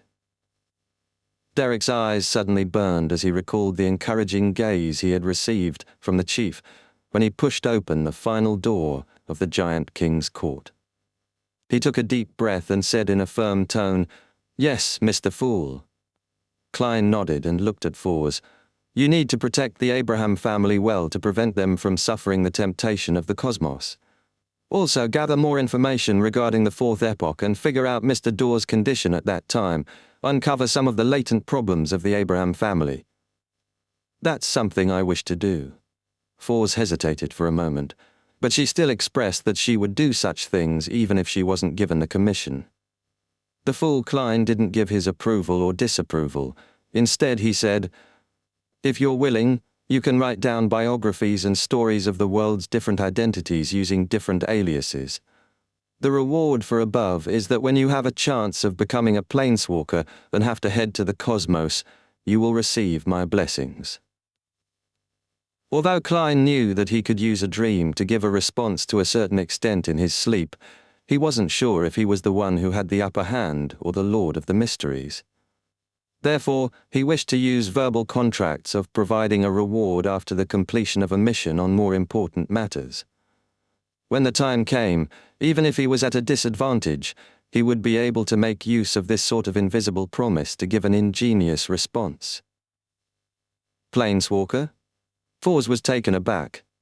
To be frank, she had never considered this problem before.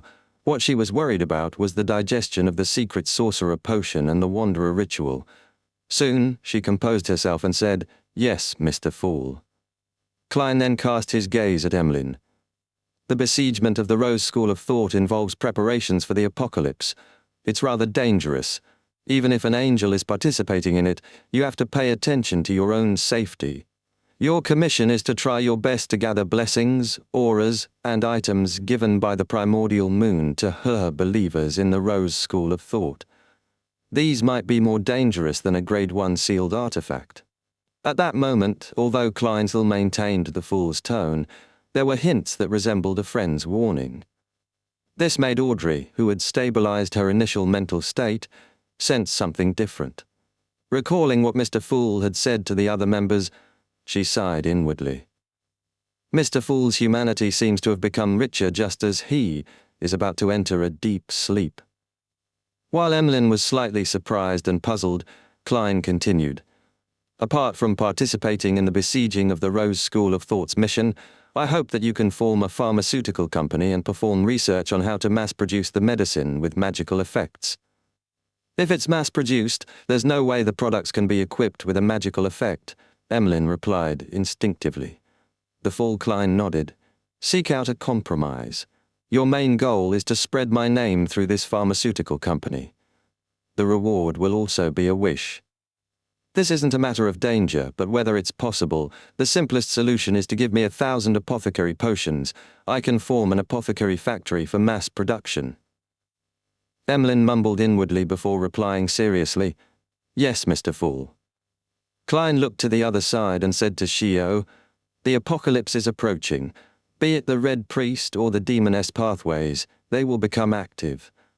Your mission is to rely on the official factions to investigate the whereabouts of the 3 Sequence 1 Beyonder characteristics and the uniqueness of the Red Priest pathway. If there's a chance, find a clue to confirm the primordial demoness's present condition. It's very dangerous." Klein didn't mention the payment, because he had already paid for it. Shio had her wish fulfilled by holding a ritual and becoming a Sequence 4 imperative mage. As for the 3 Sequence 1 Conqueror Beyonder characteristics of the Red Priest pathway, Klein had previously learned that one was in the hands of the Sauron family, the former Intis royal family, the other in the hands of the Fairsax Einhorn royal family, and the other was in the hands of the Loans Augustus royal family. Later, as a reward, it was given to the Demoness sect. Of course, this was only a preliminary answer. The corresponding situation could very well have changed. The Sauron family had already been in decline since Roselle's era.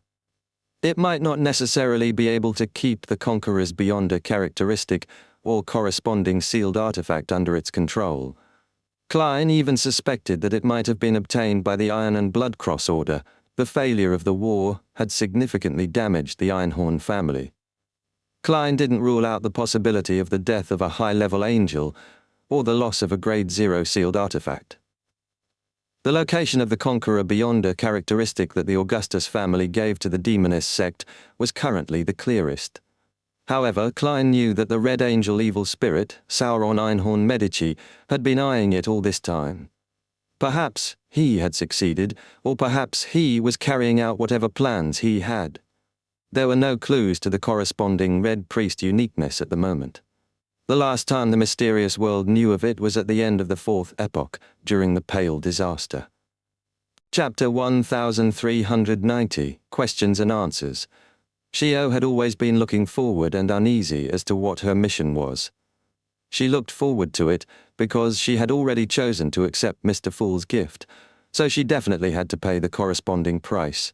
Knowing the mission earlier allowed her to prevent unnecessary second-guessing due to the unknown, guesses that only led to greater fear. She was uneasy because she knew that the remuneration she received was too generous. She believed that the final mission wouldn't be simple and would definitely be filled with danger. At that moment, after hearing Mr. Fool's words, her heart finally settled. At the same time, she secretly heaved a sigh of relief.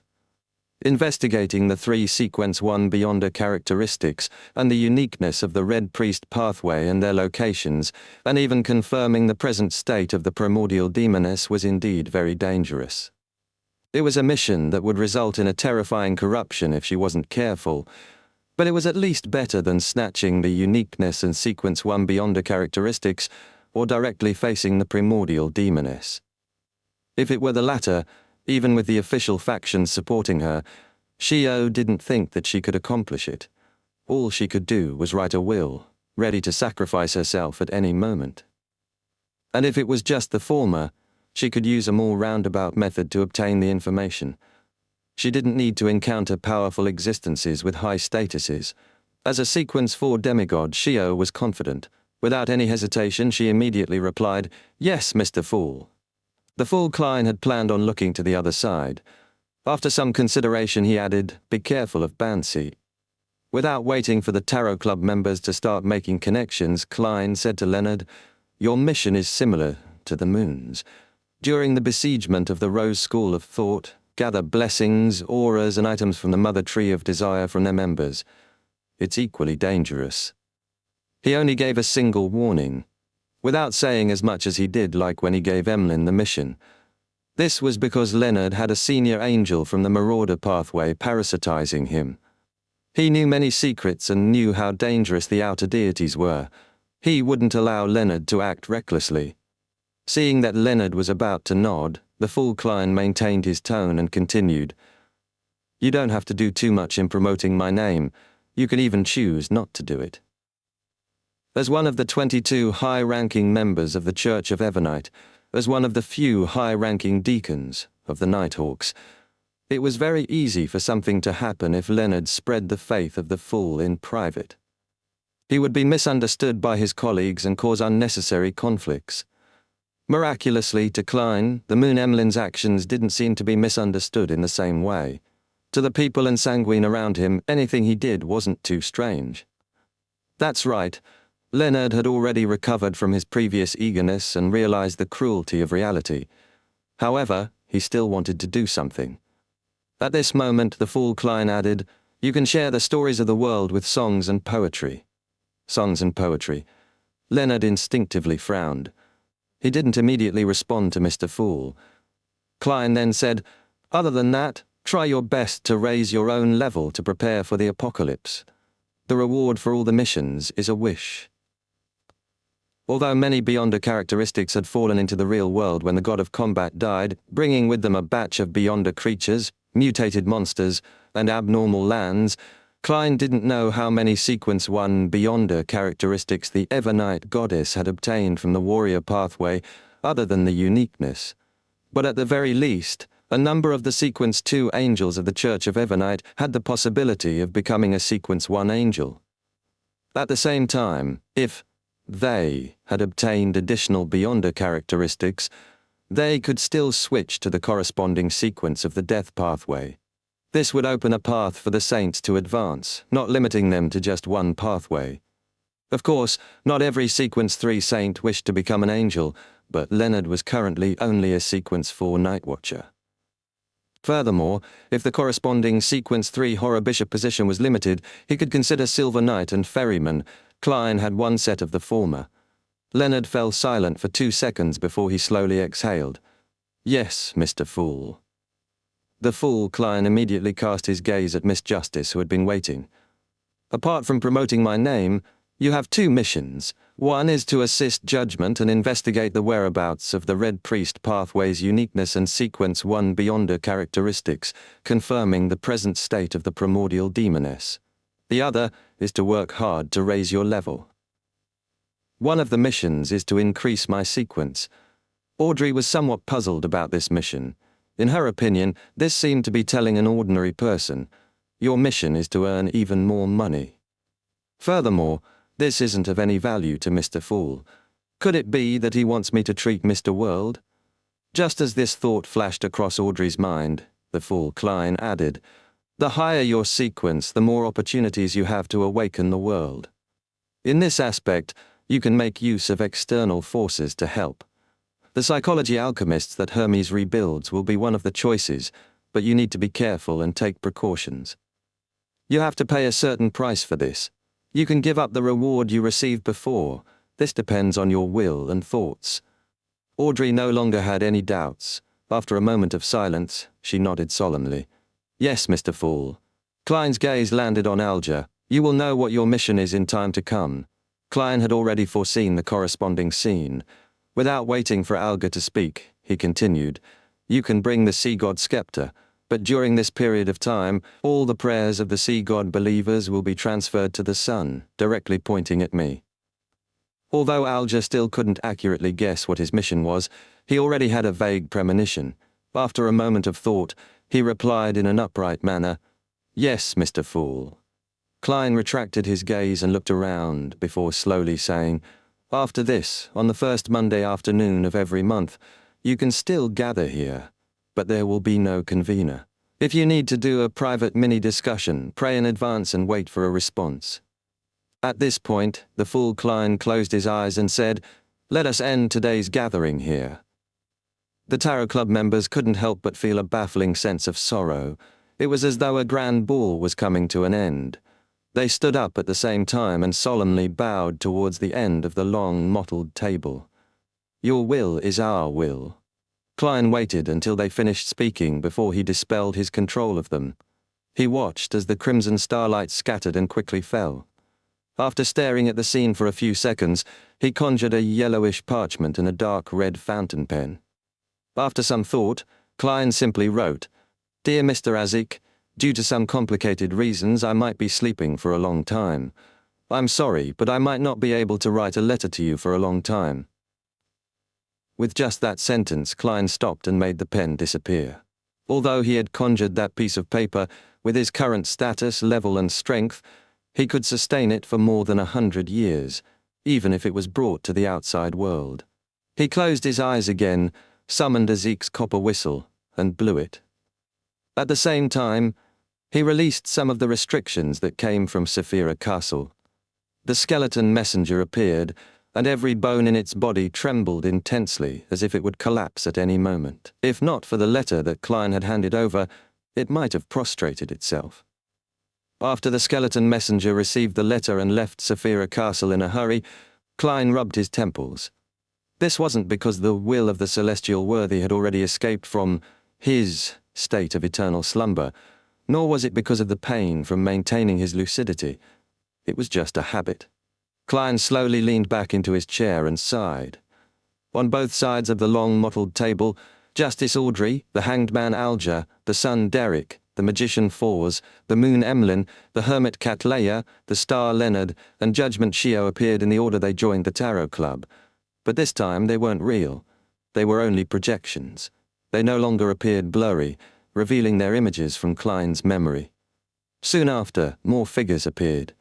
They were a mature man with a receding hairline with deep eyes, a beautiful witch with blue eyeshadow and red blush, a middle-aged man with black hair mixed with silver hair, his voice unusually loud and sonorous, a woman in her late 40s with ear-length short hair, a youth that gamed on his phone while eating delicacies, a happy young lady who kept giggling, a civil servant who looked old than his age with a high hairline, a young girl dressed in an old-fashioned skirt who focused on machinery, a doll-like lady with a pale face, a teacher with soft facial features and bronze skin, a child licking on ice cream, a madam holding 4 heads, and an elder looking all serious at a bill. They either sat or stood, gathering beside the people they knew. In the flickering candlelight on the long table, they discussed different things, followed the music, and danced. Klein silently watched the lively scene as his expression gradually softened. After an unknown period of time, he stood up, passed through them, and walked into the depths of this space. Behind him, the figures, the candlelight, and the music faded away and disappeared. When he saw the strange door of light above the greyish-white cloud, Klein beckoned for the magic mirror. Arose, at that moment, the transparent or opaque worms and insects that clustered together to form spherical lights in the strange door of light turned bluish-black. It was like a thick layer of fog that made one unable to see what was behind the door. After Klein arrived, he didn't immediately enter. He felt as though there was an extremely terrifying monster behind the door, waiting to devour him. He raised his head and looked at the transparent cocoons hanging above the door of light. He looked at the modern humans with different skin colors inside the cocoons. Closing his eyes to sense them, Klein raised his right hand and closed his 5 fingers. The cocoons cracked open as the people inside transformed into specks of light. They flew out of Saphira Castle and landed in the real world, into the bodies of those who had just died. After doing this, Klein lowered his head and looked at the magic mirror in his hand. "Are you scared?" The aqueous light on the surface of the ancient silver mirror swirled and the pale words outlined itself. "No." In the next second, Arodes raised his own question according to the rules. "Great Master, are you afraid?" The corners of Klein's mouth twitched. "Yes." With that said, he took a step forward with the magic mirror in hand, then walked towards the bluish-black fog in the middle of the strange door of light, passing through it. His figure disappeared behind the door that had the unknown hidden behind. The cracked cocoons were still gently swaying. Chapter 1, 1391, Facing It. In the dark blue waves that seemed to never stop in the berserk sea, the future was like a leaf, being thrown high up at times and smacking down at other times. In these waters, there were still some pirate ships that were cruising. They were used to such situations and felt that it was as natural as the sun rising. After Catleya returned to the real world, she pondered for a moment before spreading open a piece of paper and writing. She wanted to ask the Queen what happened recently. In fact, before Mr. Fool announced that he would enter deep sleep, Catleya had already sensed the impending monumental change. Whether it was the sudden closing of the doors, or the meteor shower streaking across the sky to illuminate the world, it gave her some inspiration as a clairvoyant, allowing her to see some blurry visions. Of course, she was limited by her own level, position, and status. She didn't have enough knowledge of what had happened, and she was unable to grasp what exactly had caused Mr. Fool to choose to sleep.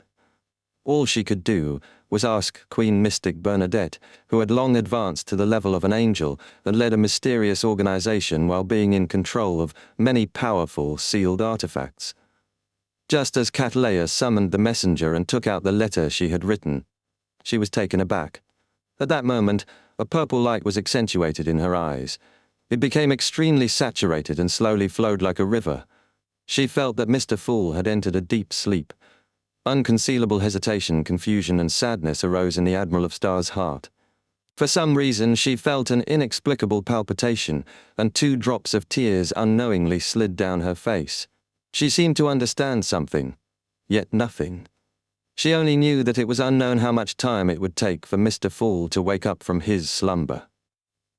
Taking off the heavy glasses on her nose bridge, Cattleya wiped the corners of her eyes, allowing her emotions to return to normal. She walked to the window and looked at the deck.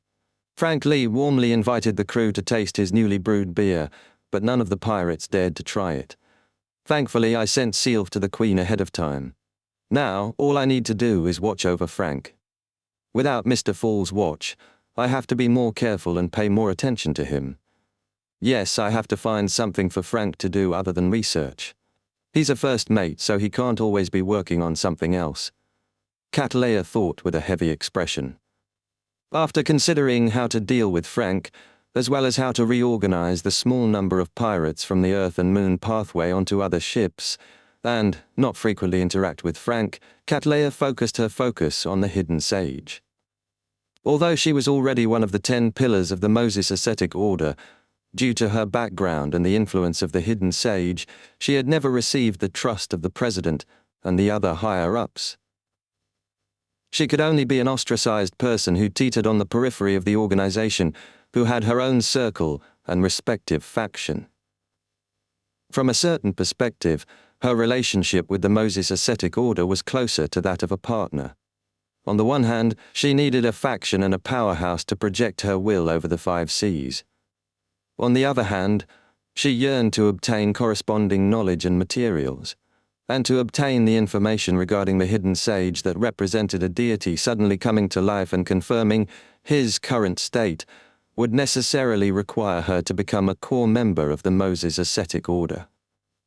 With my present identity, there's no problem with me participating in the internal decisions of the Moses Ascetic Order. Only by truly participating in these will I be able to come into contact with more information and elevate my own status.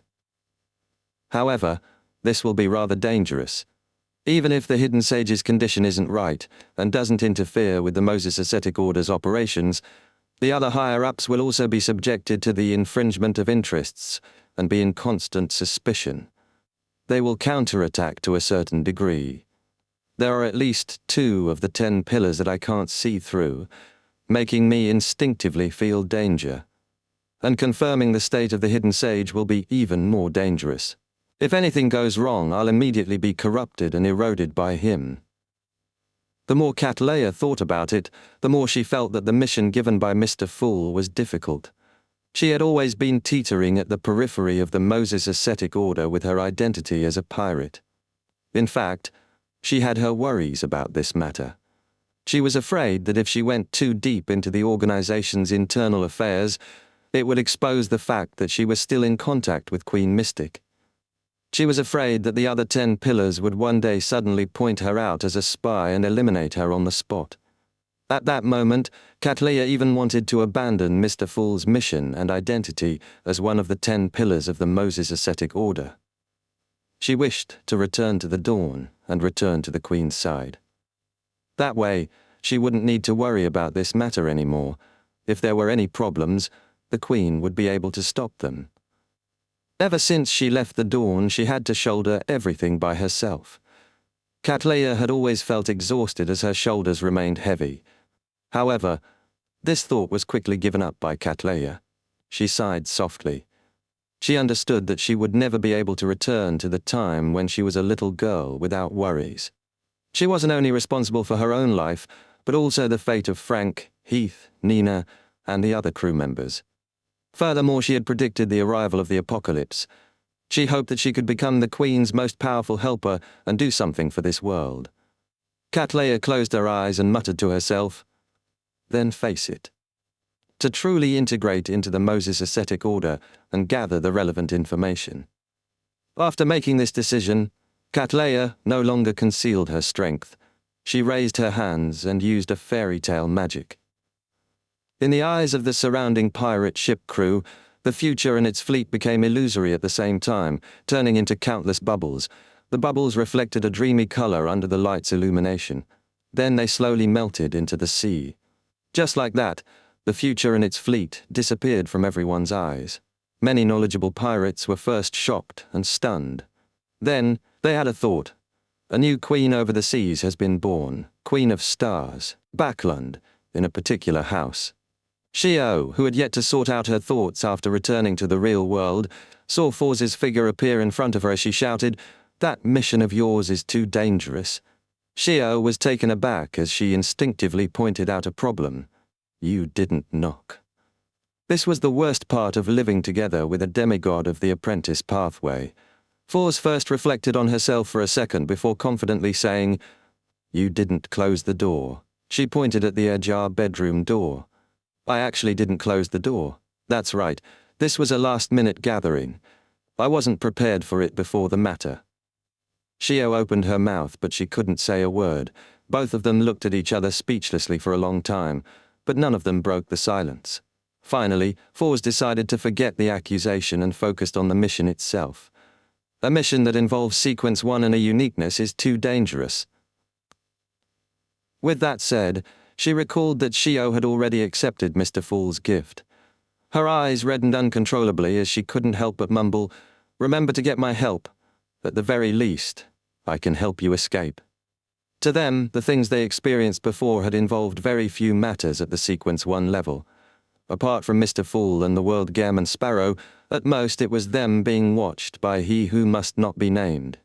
At other times, they would at most do trivial matters at the periphery of corresponding matters.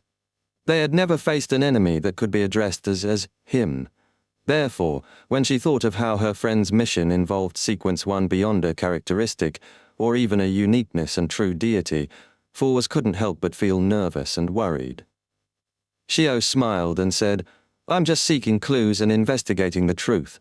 It's not like I need to face them directly." She paused for a second and said, "The apocalypse is approaching. We have to do something. Look, even Mr. Fool has fallen into a deep sleep. What's more, trivial figures like us? If I didn't quickly become a demigod, perhaps there's nothing I can do. Now, there's at least some hope. At the very least, I can try to awaken Mr. Fool." Forz had experienced many things and had long understood this principle. She had only been venting her emotions, but now she had calmed down. She thought for a moment and said, "What are you going to do next?" "Just relying on myself to investigate it will definitely be very difficult. I'll definitely need to use MI9's intelligence network. I plan on finding a suitable opportunity to let them know that I'm a Sequence 4 demigod. In order to not be suspected, I might need Miss Justice to give me some hints and make some arrangements," Shio answered seriously. Forz's thoughts raced. "I'll come up with a script for you. I'll act as an antagonist and simulate a lunatic who attempted to advance to Sequence 4 Imperative Mage and then be defeated by you." As she spoke, a story took form. She immediately sat beside Shio's desk, took out a pen and paper and started writing. "After I write up the story, I'll get Miss Justice to make some amendments and make it appear reasonable," Forz said as she wrote. As a secret sorcerer, there was no doubt that she could prevent their conversation from leaking out. Shio thought for a moment and said, "Isn't your most important task now to write the biographies and stories?" That's simple. I've already thought of plenty of scenes and there's a lot of material on my mind. No, nothing of that sort." After muttering a few words, Forz placed all her focus on writing a script for Shio so as to gain MI9's approval. Seeing her good friend focused on her matter, a smile gradually appeared on Shio's face. She then cast her gaze to the ajar door and heard her brother Dio Derecha seemingly reciting the ancient Fasak words. This was a requirement for studying law to become a lawyer. Their mother was instructing 2 servants to clean up the living room. Their voices reached Shio's ears, and her expression gradually became firm. Although she had no idea what would happen when she faced the MI9 brass, and even though she would encounter unknown dangers when completing Mr. Fool's mission, as well as the unknown future during the dawn of the apocalypse, Shio knew that if she didn't do anything or take on certain risks and just enjoyed the pleasant times with her family just like that, she would ultimately be drowned by the floods like most people who were unprepared. And now, there was at least a path filled with brambles, one that had a glimmer of light at the end of it. It needed the realization of sacrifice, and to grasp it with courage. Chapter 1392, Yesterday No More. In a room beside the Evernite Cathedral in the southern continent, East Balam, Leonard's consciousness returned to the real world. After a few seconds of silence, he picked up the cup of coffee that had turned cold and took a sip. The bitter taste filled his mouth, gradually waking his mind up. "Old man, what happened today?" Finally, Leonard couldn't help but ask. After a moment of silence, Palez Zoroast replied wistfully, "Error has perished." Error. Leonard almost didn't realize which existence Old Man was referring to. In the next second, he couldn't hide his astonishment as he nearly forgot to whisper, "Amon? This was a standard true god. Yes." Palez Zoroast's voice sounded like he had aged considerably. To be precise, Amon's main body perished. Leonard wasn't in the mood to distinguish the subtle meaning behind Old Man's words. He asked in disbelief, why was there no sign of it? He had witnessed the phenomena before and after the god of combat died. He knew that it was a change that would affect the entire world and bring about many terrifying monsters and dangerous regions. And just now, the only two abnormalities were the doors and windows suddenly closing and him seemingly forgetting something. In reality, the latter wasn't strange at all. Most people would encounter something similar during their daily lives. Palez Zoroast's tone sank. He should have perished in Saphira Castle. Saphira Castle? Leonard was shocked. The venue of the gathering he had just attended was inside Saphira Castle. A war between gods has just erupted there? Amon actually infiltrated Saphira Castle? Amidst Leonard's thoughts, his expression gradually turned solemn. Old man, Mr. Fool was injured because of this and had no choice but to enter a state of slumber? Is he about to enter a state of slumber? Palez Zoroast asked in return. He didn't seem to be too surprised about this. Leonard tersely acknowledged. The reason he summoned us today was because of this matter. Palez Zoroast fell silent for a few seconds before saying, his choice to enter a state of slumber is indeed related to the previous battle of gods and Amon's infiltration, but it's not because of injuries but because of corruption. Corruption? Leonard blurted out in surprise. Even at Mr. Fool's level, irreversible corruption can still be encountered by him. Palez Zoroast regained his previous poignant tone. Everything has godhood. By relying on godhood to become a powerhouse, one can never escape the shackles of godhood. On this point, it's the same for you and me. Likewise for the fool. Perhaps he shouldn't be called the fool anymore. He is equivalent to half a Lord of the Mysteries. Lord of the Mysteries. Regarding the problem of the mental imprint in a beyonder characteristic, Leonard indeed had a deeper understanding of it than demigods at his level. However, he still had several holes in the knowledge on this matter.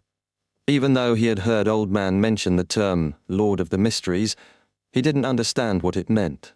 However, at present, he could confirm that Mr. Fool's level had transcended Sequence 0 according to Mr. Fool's words during the gathering, and what Old Man had just said, his strength was enough to kill a true god. Leonard cleverly didn't probe further. He changed the topic in a deep voice. Old man, why is Klein sleeping as well? Are you able to wake him up as soon as possible? Palez Zoroast's tone was somewhat odd. How could an old and weak angel like me know about matters at the level of gods? As for the awakening, even the fool has no better solution, much less me. Leonard remained silent for a moment. He picked up his coffee cup and took another sip.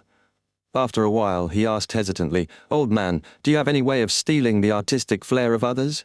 Palez Zoroast scoffed. The definition of artistic flair is vague with no clear categorization. There's no way to steal it. However, if you change it to natural talent, there's a way. Forget it. Leonard ultimately couldn't do anything about stealing the natural talent of others to help him resolve his problem. Palez Zoroast added with a smile, if you can't accept this method, then you can find a natural talent that you want of someone who's very poor. Make a deal with him and give him the money he wants to exchange for the corresponding natural talent. It's a little like a deal with the devil, Leonard commented objectively. Palez Zoroast chuckled and said, there's another simple solution. That is to spend money to hire naturally talented people to help you resolve the corresponding problems. Old man, why didn't you say so earlier? Leonard instantly saw hope. Palais Zoroast scoffed. You didn't manage to think of something that simple? I thought you had eliminated this option before consulting me. Leonard ignored Old Man's mockery. After some serious thought, he felt that this idea was indeed feasible. However, he soon felt a little guilty and uneasy, as if he was avoiding his responsibility. Regarding this matter, I still have to do something personally. Apart from inviting someone to write songs and poems, I have to write a little. With this in mind, Leonard suddenly stood up and walked to the door. Where are you going? Palais Zoroast asked in surprise. Leonard frowned slightly as he said firmly, I'm going to the nearby bookstore to buy some poem anthologies. Ever since he advanced to Nightmare, he had given up the collection of poems he had bought in the past, making most of them nothing but decorations. When he became a spirit warlock, he began to collect poem anthologies that were suitable for some spirits to read, allowing him to chant the appropriate parts in a battle to create beyonder effects that worked in concert with him. Therefore, when he came to the southern continent, he didn't bring a single poem anthology book. He only remembered a few of those that he often used in the past. I never expected that after becoming a high-ranking deacon, I would need to read poem anthologies again. Leonard sighed inwardly as his steps became firmer. Palais Zoroast had never imagined that Leonard's next step would be to buy poem anthologies. After a while, he probed, Is this an order from the Fool? Yes, for promoting the corresponding legendary stories, Leonard answered simply as he opened the door and walked out. Palais Zoroast fell silent once again before saying, Apart from writing poems, you have to pay more attention to the besiegement of the Rose School of Thought. Leonard walked down the stairs and entered the streets. He looked at the pedestrians and nodded gently. Yes. At that moment, as he walked towards the bookstore, he felt as though he had returned to Tingen, back to the time when he was still a midnight poet. At that time, he had also walked along the bustling streets, preparing to buy a copy of Classical Poems Anthology of the Lowen Kingdom and Selected Poems of Roselle.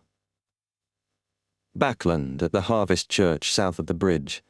After Emlyn White regained his senses, he found himself standing in front of a window. The sun was already dim outside and the flowers were flourishing. His feelings towards Mr. Fool's slumber were slightly different from the other Tarot Club members. Other than heaviness, poignancy, sadness, and confusion, there was also the confidence that things would end well. Internally, within the Sanguine, some of the marquises and earls were rather old. Even though they lived longer than most demigods at the same level, they were still in advanced stages of their lives. At this time, they often chose to sleep and use similar methods to extend their lifespans. The effects were pretty good. Therefore, Emlyn had long been accustomed to matters regarding slumbers. He knew that it wasn't equivalent to passing away, nor was it equivalent to perishing. He believed that if the correct solution was found, Mr. Fool would have a high chance of waking up. He looked out the window and muttered to himself, Mr. Fool has entered a state of slumber, and the ancestor's revelation is often interfered with. It's obvious that she can't provide help frequently.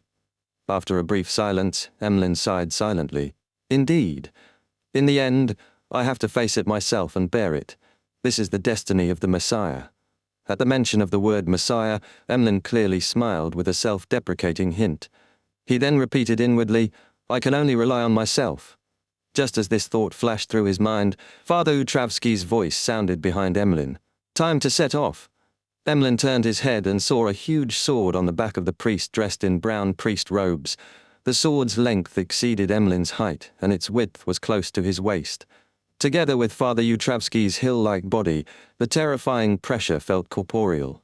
As a sanguine earl, Emlyn recovered from his stifled feeling and nodded gently.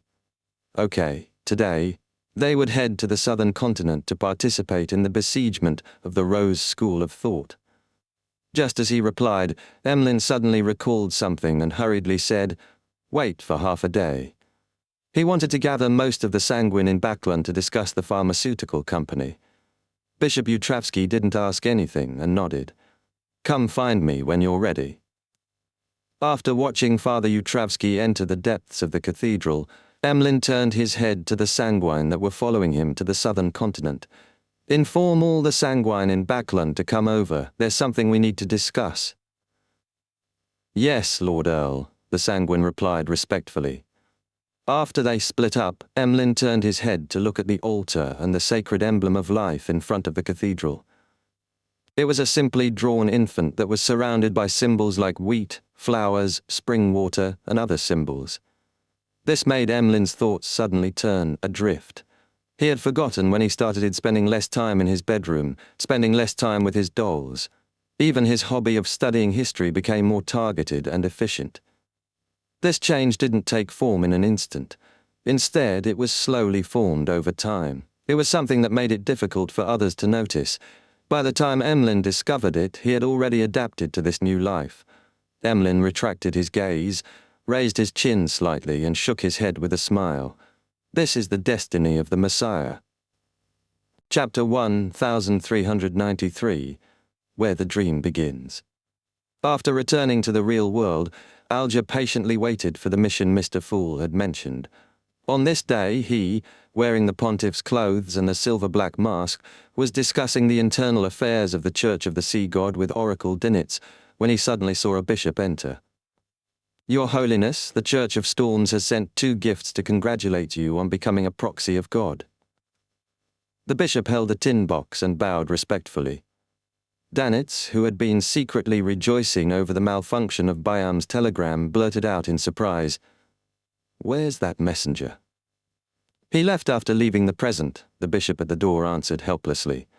Although the members of the Church of Storms often had impulsive moments, such behavior was still quite rare.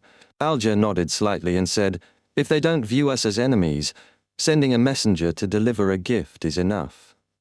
With that said, he raised his right hand and gently made the tin box in the bishop's hand fly over. After catching the small box, Alger's actions suddenly slowed down, as though he found it heavy. He slowly opened the container and saw a book made of yellowish-brown goatskin.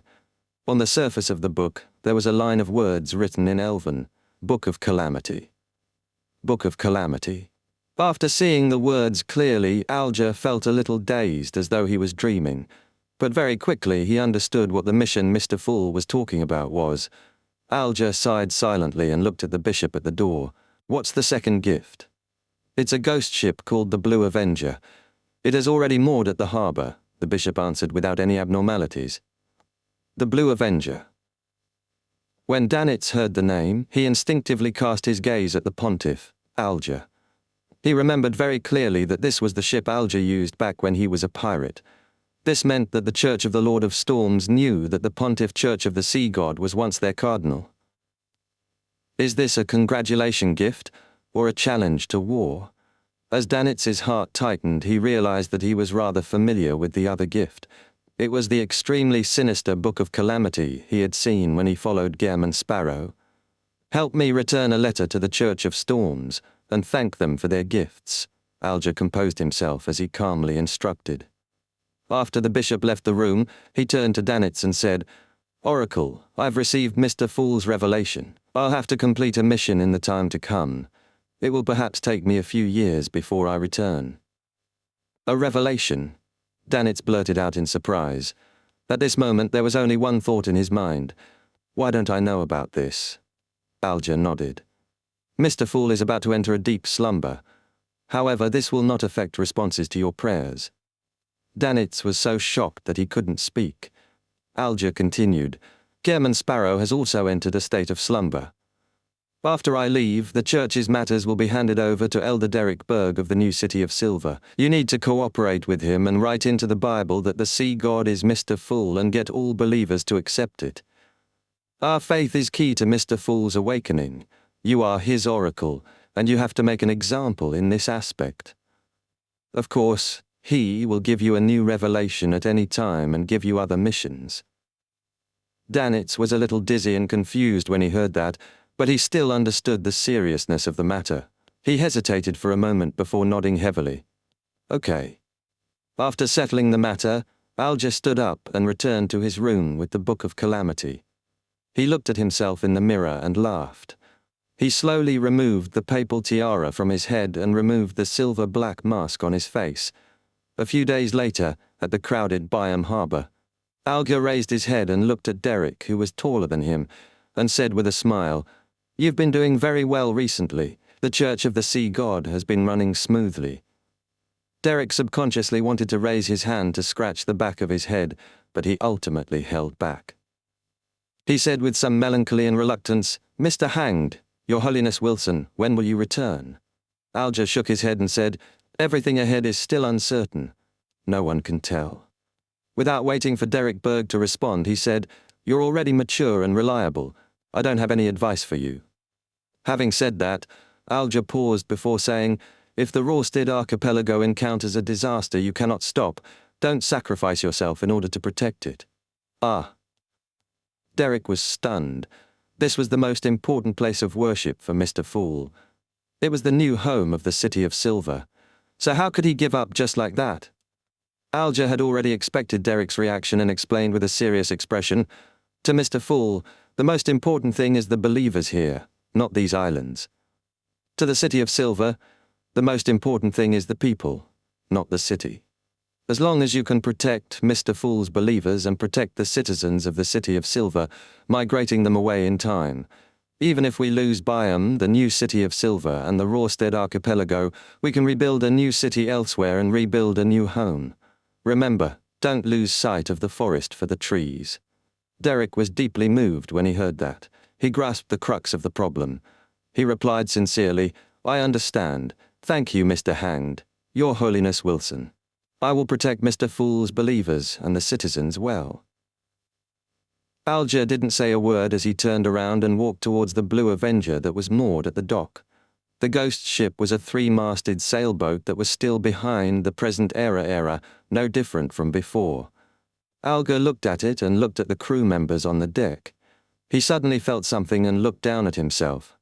He was wearing a linen shirt, brown jacket, and trendy pantaloons. He had a custom-made belt around his waist. Attached to it were a dagger and a scepter made of bone. The corners of Alger's lips curled up as he took a step forward and landed on the deck of the Blue Avenger. He then turned his head to look at the boundless blue sea, raised his right hand and said in a deep voice, "Set sail." Backlund, Empress Borough, inside the Hall family's luxurious mansion. Audrey sat on a comfortable sofa and watched her father, Earl Hall, her brothers, Hibbert and Alfred, discuss the recent developments of the kingdom. She watched as her mother, Lady Caitlin, constantly convened the butler and footmen to make final preparations for the ball. She didn't say a word. She wore a faint smile as she quietly observed this common scene in her daily life. After some time, Earl Hall smiled and looked over. "What is our little princess thinking about?" Audrey pursed her lips and replied with a faint smile, "Guess. I'm guessing you're thinking about which dress you'll be wearing today and what kind of hair and makeup you'll be matching it with," Hibbert said casually on behalf of his father. Audrey smiled and said, "Correct, but there are no rewards." She slowly stood up and said to her parents and brothers, "I'm going upstairs to change into my gown." Earl Hall smiled and nodded. "There's no hurry. Everyone believes that you're worth the wait." Audrey bit her lower lip and maintained her smile as she walked towards the door. When she was about to leave the room, she paused and looked back. Her parents and her 2 brothers continued with their discussion or arrangements. Audrey's gaze froze as she slowly retracted her gaze. She walked out of the room and went upstairs to the bedroom.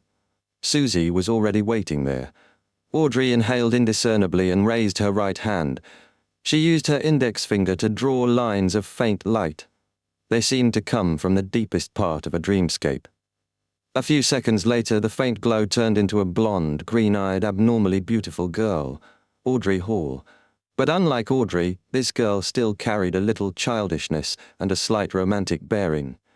"Good evening, Miss Justice." The girl greeted her cheerfully. Audrey smiled and replied, "Good evening, Miss Audrey."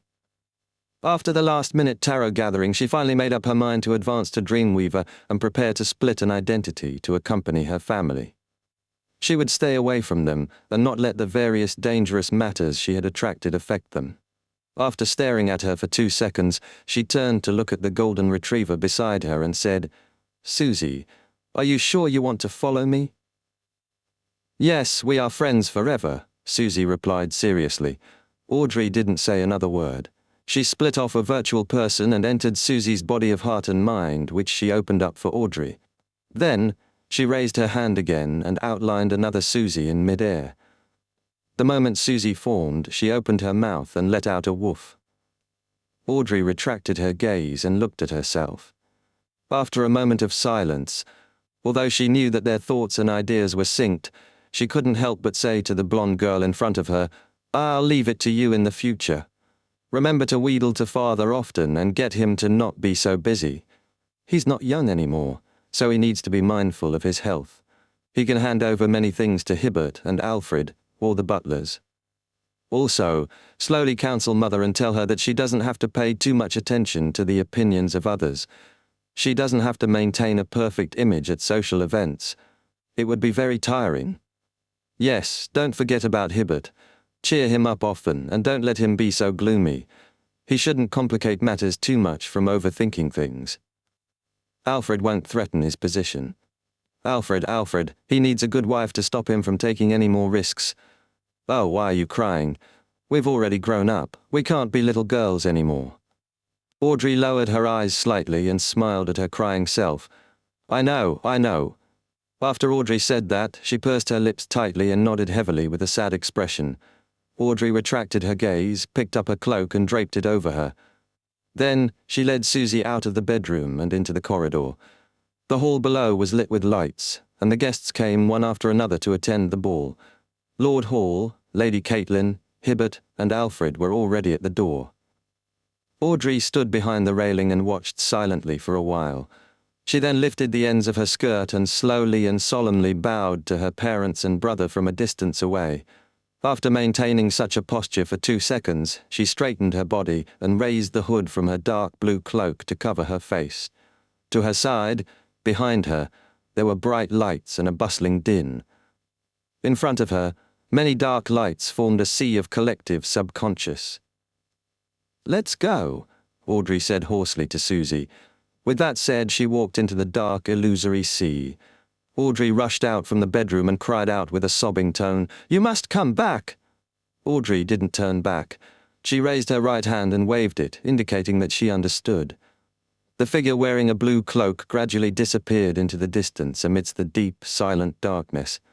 Chapter 1394, A New Journey. In a room of an abandoned castle, sunlight shone through the gaps in the thick curtains, illuminating a pitch-black coffin. Suddenly, the lid of the coffin creaked and slowly moved to the side. With a thud, it fell to the ground. A few seconds later, Isaac Eggers sat up, looking rather lost. At that moment, he was wearing loose pajamas that had been popular in Loen years ago. He resembled a noble who had woken up in his manor. After a while, Isaac narrowed his eyes slightly. He looked around in confusion as though he didn't know who he was. He then saw the brilliant sunlight that penetrated through the cracks and saw the dust dancing in the sunlight. He saw letters scattered on the table, ground and coffin lid around him. They were like giant snowflakes that blanketed half the area. Isaac got out of the coffin. With a puzzled expression, he bent down to pick up a letter and began reading.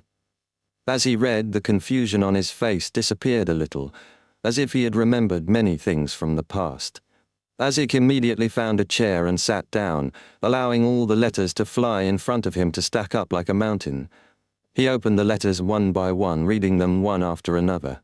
There would be pauses in between as he fell deep in thought, as if he was seriously recalling something. The sunlight that passed through the gap in the curtains gradually dimmed. After a long time, it shone inside again. At that moment, Isaac finally finished reading all the letters and completed the long contemplations that resembled cogitation. He looked at the letters that had been stacked on the table and slowly let out a long sigh. Following that, he took out a piece of paper, a fountain pen, and some ink that he could still use. He wrote with a warm expression, "I've already woken up and received all your letters. They made me recall who I am and who you are. I also remember many memories of the past. Your experiences, no matter how complicated and exciting, have exceeded my imagination. It also makes me understand some of the problems that previously plagued me. I can feel your joy, your exhaustion, your faith in life, and the heavy responsibility that you have borne from your letters. I can roughly guess why you ultimately made that choice. If it were me, I might not even be able to make such a decision. From the beginning, you've been a guardian. You mimicked others until you were mimicked by others. Next, I will begin a journey to pursue the past and witness the changes in this world. You seem to still be asleep, but it doesn't matter. I'll write to tell you about the interesting things that I've encountered, the interesting traditions, and interesting people. I think I should be able to send these letters to you via sacrifice.